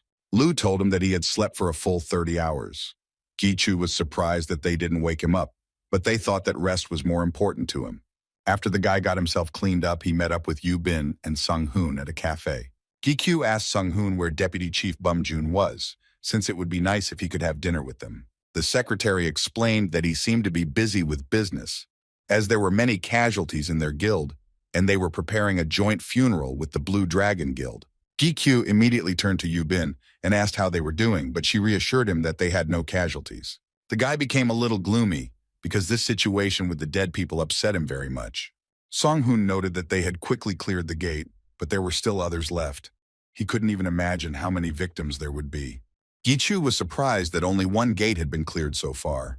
The guy immediately remembered Shik-hyun, who also entered the gate, and there was no news from him. Yu-bin pulled him out of his thoughts and asked if he was going to enter the gate again, as it was very dangerous. Sung-hoon also tensed up because this was a very bad idea, but Gi-Q convinced them that he didn't plan to do anything. Lu also told him that in his current condition, it was impossible to fight unless he wanted to die. Then Gi-Q decided to change the subject and asked the secretary how Seok-woo was feeling. Sung-hoon told him that Ranker Seok-woo still hadn't come to his senses. Hearing this, the guy became a little scared. There was no external damage, but it is unknown what the demon in the gate did to him. Now he is under the strict supervision of the association and is recovering his strength. The guy was upset again, but Lu said that there was no point in being sad because Song-hoo said that he didn't know what the demon did to his friend. This meant that Gi-Chu could ask the demon himself about this, and the guy immediately understood what he needed to do. When dinner was over, he immediately went home to enter the gate as soon as possible. Huang was waiting for him at the gate all this time, and he was very happy to see him. Huang pointed to the huge hole in the ground and thought that was why the guy came. This dungeon was connected to the Sky Island. Grandfather became curious about how big it was. Gi-Q apologized to Huang because it wouldn't be easy for him to watch over this dungeon, but on the contrary, it made him feel important. Huang decided to return to his own people, since the manager should not be absent from his place for long, and said goodbye to the guy. Gi-Q turned around to look at him and saw what his grandfather had been doing all this time. Not far from him stood a huge tower, somewhat similar to the office of the association, which his subordinates built on Huang's orders. And then he decided to return to his business and jumped into the dungeon, which transferred him to another space. He found himself again in the place where the battle had taken place, and Bodis's flesh was still standing. After all, as Lu said, in a war for territory, the winner gets everything that belongs to his opponent. Gi-Chu decided to get closer to Bodis's cocoon to see if he could summon it. When he touched the cocoon, a window appeared in front of him, in which it was written that he must choose the ego he wanted to assign, and he chose Bodis. After that, his flesh began to glow and the web began to curl up again. When his flesh turned into one big cocoon again, he suddenly began to spin and decrease in size. The web began to slide off the cocoon, and the demon Bodis, who was now his slave, appeared before Gi-Chu. Bodis greeted his king and leaned his head in front of Gi-Chu. The guy was glad to meet him and immediately apologized for asking him for something right after his resurrection. But Bodis was ready for any of his orders, so he continued to sit on one knee, waiting for the task. Gi-Q rolled up his sleeves and said that he needed to love him a little first. When Bodis heard this, he was a little perplexed as to why and for what reason his master would beat him. Gi-Chu explained that he had a debt to one of his friends. He assured him that he would not hit him too hard, but Bodis was still a little scared. After he hit him, the demon was left with a small dent from Bodis' fall. The guy asked Lu if he was happy, because it was difficult for him to control his strength in this place. Lu would have liked to try again, but he knew they needed Bottas alive and hoped he would have another chance to do it next time. GQ turned to Bottas and asked if he was ready to tell him everything. But the demon replied that he had intended to follow the boy's every order from the very beginning. Then the guy started asking him about Andras's goal and what he planned to do when he opened the gate. Bottas was surprised that Gichu knew that this was all Andras's doing and revealed that he had made an offer to the other demons. His proposal was to steal the players' bodies and attack the land. When Gichu heard this, he became very tense because they were holding Seok Wu. Lu did not believe Bottas, as he believed that Andras could not have done such a thing.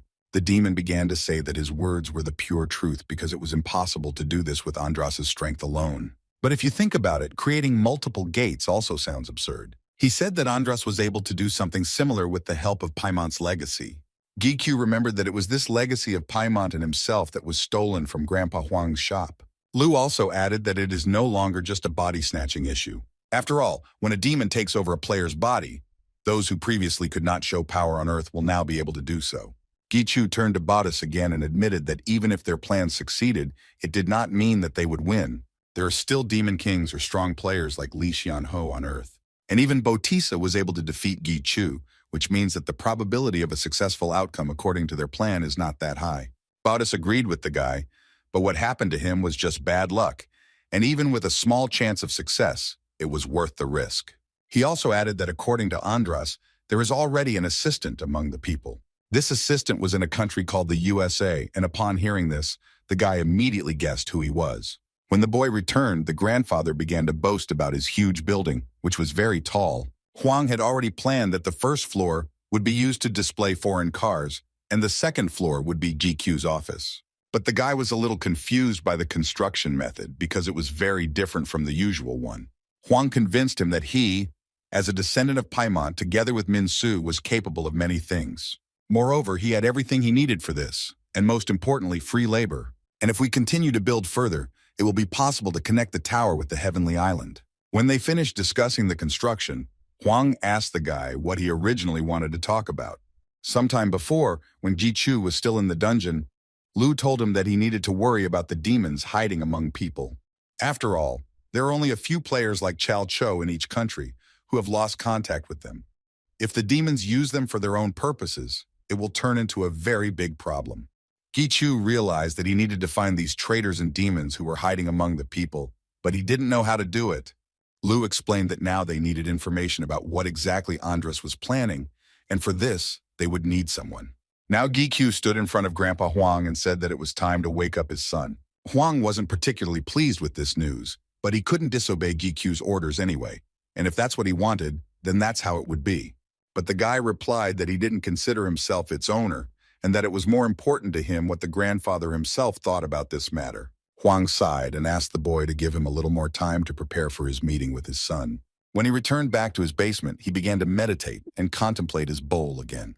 Lu remembered at that moment that when he was reborn in his body, the boy's cup was completely destroyed. That grandma somehow managed to glue it back together with her life force, but that was just first aid. Moreover, his cup had very unusual contents, so even Lu couldn't say what effect it might have on her. GQ began to concentrate on the bowl because he had already been through this and convinced himself that there was nothing difficult about it. He needed to feel again everything that was inside him and just contemplate. When he did everything as Lu told him, he found himself inside his bowl again, but what he saw simply shocked him. When he looked like that, he felt a little uneasy and broke out in a sweat. He tried to catch his breath and asked Lu what he had just seen. Lu himself was in the same shock because he had been deceived, but the guy did not understand what he meant. Lu then explained that his personality had been reborn in Gichu's body. The fragment that needed to be destroyed had merged with his cup. The guy was in a stupor because now everything was much more complicated than he could have imagined. In other words, the personality that controlled his body could suddenly be revived regardless of his will.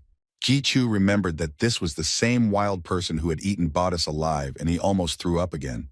Lu didn't know what to do about it, so they had to find that advisor urgently, because she herself told Gichu to come immediately after he exited the gate.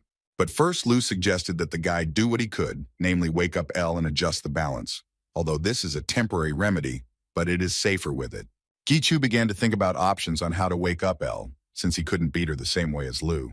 But Lu reminded him that L didn't have enough life force, so now she was just sleeping. Gi Chu needed to infuse her with strength, but at the same time it would be nice to jumpstart her progress. He opened the information window and saw that thanks to Lu, he had many souls that had turned into egos. For her progress, Gi Chu decided to use Mantao's ego, Chelamont's ego, and King Evil Eye's fragment, because the stronger the ego, the more power El would have. Lu assumed that even with this, El wouldn't be able to use the summoning skill like Gi Chu, but the guy decided not to rush to conclusions and wait for the progress to finish. The only part left for progress was the sacred sword, but all the swords he had before were broken, so they would no longer work. Lu suggested that he solve this problem faster and contact Grandpa Huang. The guy felt awkward asking him after talking about his son, but there was no other choice. When he returned back, Huang said that he could help him, because he still had the fragments of the Sacred Sword of Nine and what he collected last time. Although he had already used some of it to restore El, it was still enough. GQ was shocked by Huang's skills and was very glad that he agreed. But then Huang added that he had foreseen the situation and had made the sword in advance, even though it was just a shell. Gichu was even more surprised by this because he did not expect to receive the sword so immediately. And in the meantime, Grandfather ordered Heart to bring the sword. At that very second, Heart came down from the huge tower towards them with his sword. He bowed to Gichu and Huang, holding a box with a sword in his hands. Grandpa was surprised by his speed, but Heart was always ready. Gichu took the sword and returned to the basement to quickly start waking up El. Lu began to encourage his master and reminded him that he had already been able to revive the destroyed sacred sword once, and he could do it this time too. Gichu asked Lu if he would become an angel after this, but he said that it was impossible, especially since his grandfather had already done a lot to restore this sword. Then the guy decided not to hesitate and began to connect the fragment of Chelamont and the part of the ego, where a ball of energy appeared on one side. Then he started to connect the King Evil Eye fragment and the ego part, and now another ball of energy appeared on the other side. And now with the help of Mantius's ego, Chelamont's ego, and the Evil Eye's ego, he gave the command to begin progress. After his words, the sword glowed with a bright divine light and progress began. After a few seconds, his sword would turn into an angel and El appeared in front of him. She greeted her master, but she looked completely different from before. GQ asked her if it was really her since she was simply unrecognizable. He had a lot of questions for her, but at first he was interested in why she only had one pair of wings, because after progress, she should have regained her former strength. El explained to him that the wings weren't really necessary unless she needed to use her full power, but she put one pair out just in case. She offered to pull out the others if that was what her master wanted, but GQ asked her not to do it if it was convenient for her. Then he asked about her hair, because it didn't look right and had become half purple, but El herself didn't know what was wrong with it. Lu was surprised that the owner didn't realize that Ella's hair was just mixed up. He explained that Matthias's ego, which he used for her progress, mixed with Ella, and the result was an angel with the power of a demon. Now El is the only one of its kind, because he created it himself. The guy was a little shocked by his words, but kept his cool. Lu suggested to Gichu that they arrange a duel between the master and the subordinate. And if his guesses were correct, then something interesting should happen. Gichu suddenly became wary of his words. Moreover, Lu wanted to test not only El's abilities, but also his master's. But the guy didn't understand what kind of test he was talking about. Then Lu reminded him of his new connection skill. He could now take over some of the skill from the ego connected to him. And the last person Gichu connected with was Bodis, and now he could test his strength. After all, he now has a special power that allowed Bodis to take 72nd place, and perhaps he will be able to use it too. Meanwhile, Ella took out a feather from her wing, which turned into a sacred sword. She handed over the sword to Gichu and said that with it he would be able to fight like before. Gichu was shocked that she was able to copy herself, and he thought that if she could copy a sword, then she could do it in unlimited quantities. But El refuted his theory and said that this sword was her incarnation, because only one copy can be made by the power of the main ego, so that it does not harm the main body.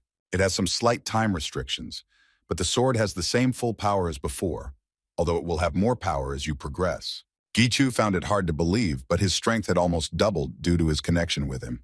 El walked a short distance away from Gichu and took out all of her wings, preparing to fight. Gichu also activated all of his movement and defense skills and got into a fighting stance. They began to fight with swords, using only one technique at first. Gichu attacked El with his swords, and she deftly dodged and blocked his blows. Every attempt he made to strike was repelled by his subordinate, and he was very pleased with her. The guy noticed that she was doing quite well since he didn't think she was so good at close combat. But El replied that she had learned all this from her master, and she felt a little embarrassed about it because she still had a lot to learn. Gichu ran a short distance away from El to try out his new skills. He asked Lu to explain to him again about Bautis's special power, but Lu replied that he should first pay attention to El, who had sensed something in her abilities. When he looked at her, he saw that demonic energy was emanating from her, and she warned him that she would now fight with all her might.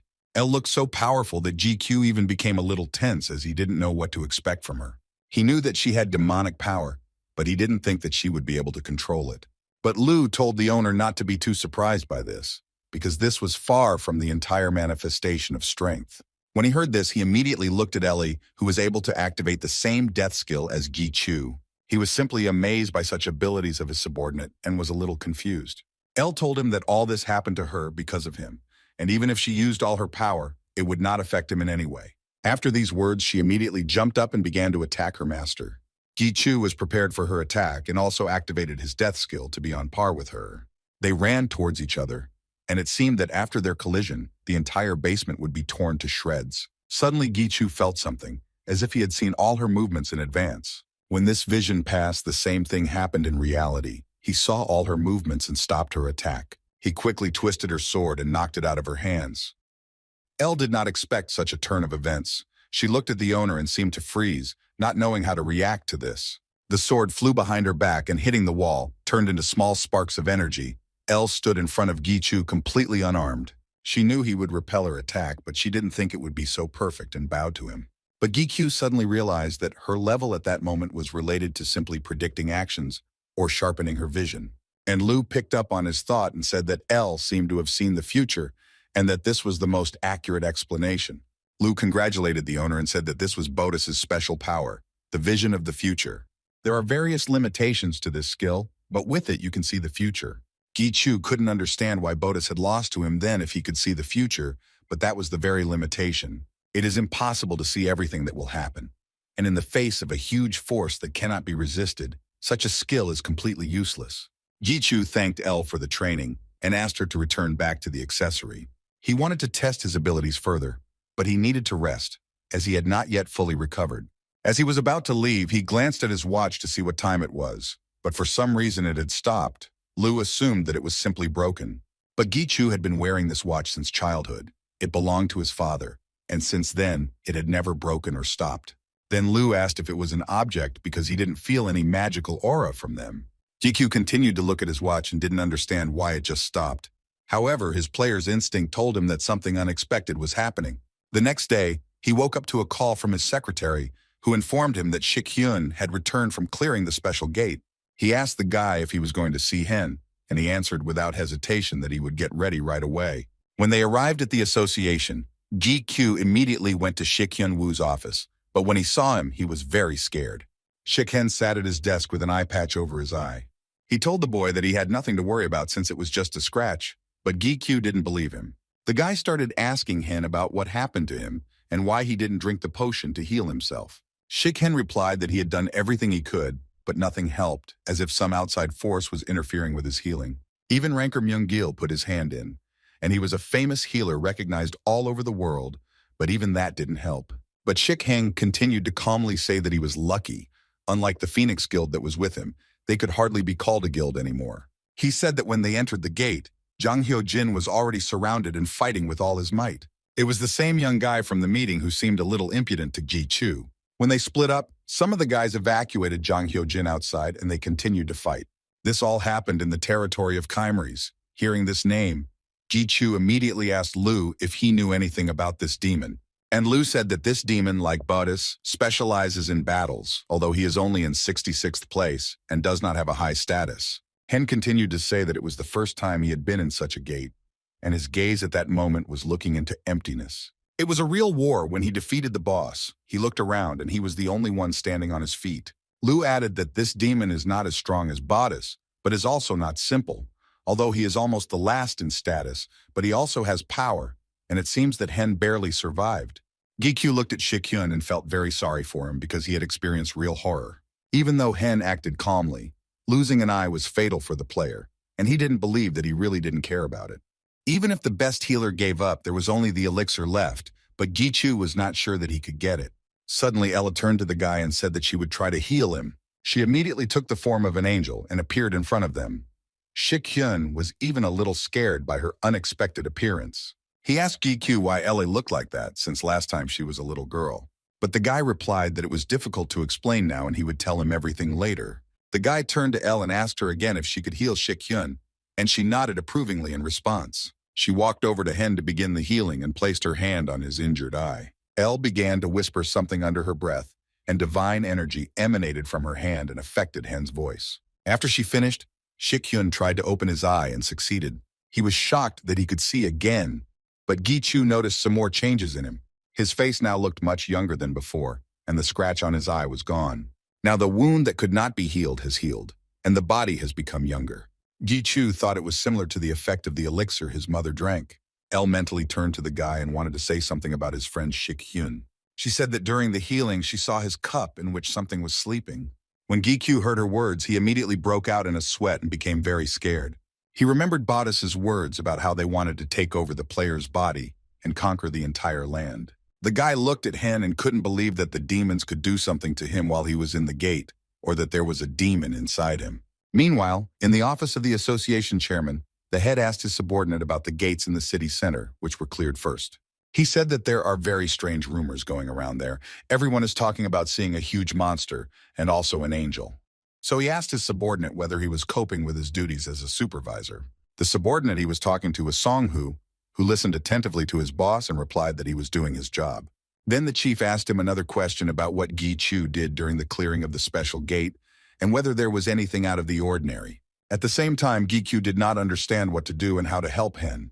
But Elle said that it was not about the demon at all, since he was not there. Lu also added that if he had taken over his body, he would have acted completely differently.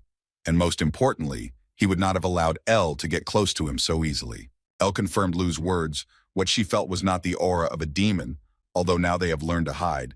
It is possible that it is just a trap. But if we reason like this, their doubts will never end.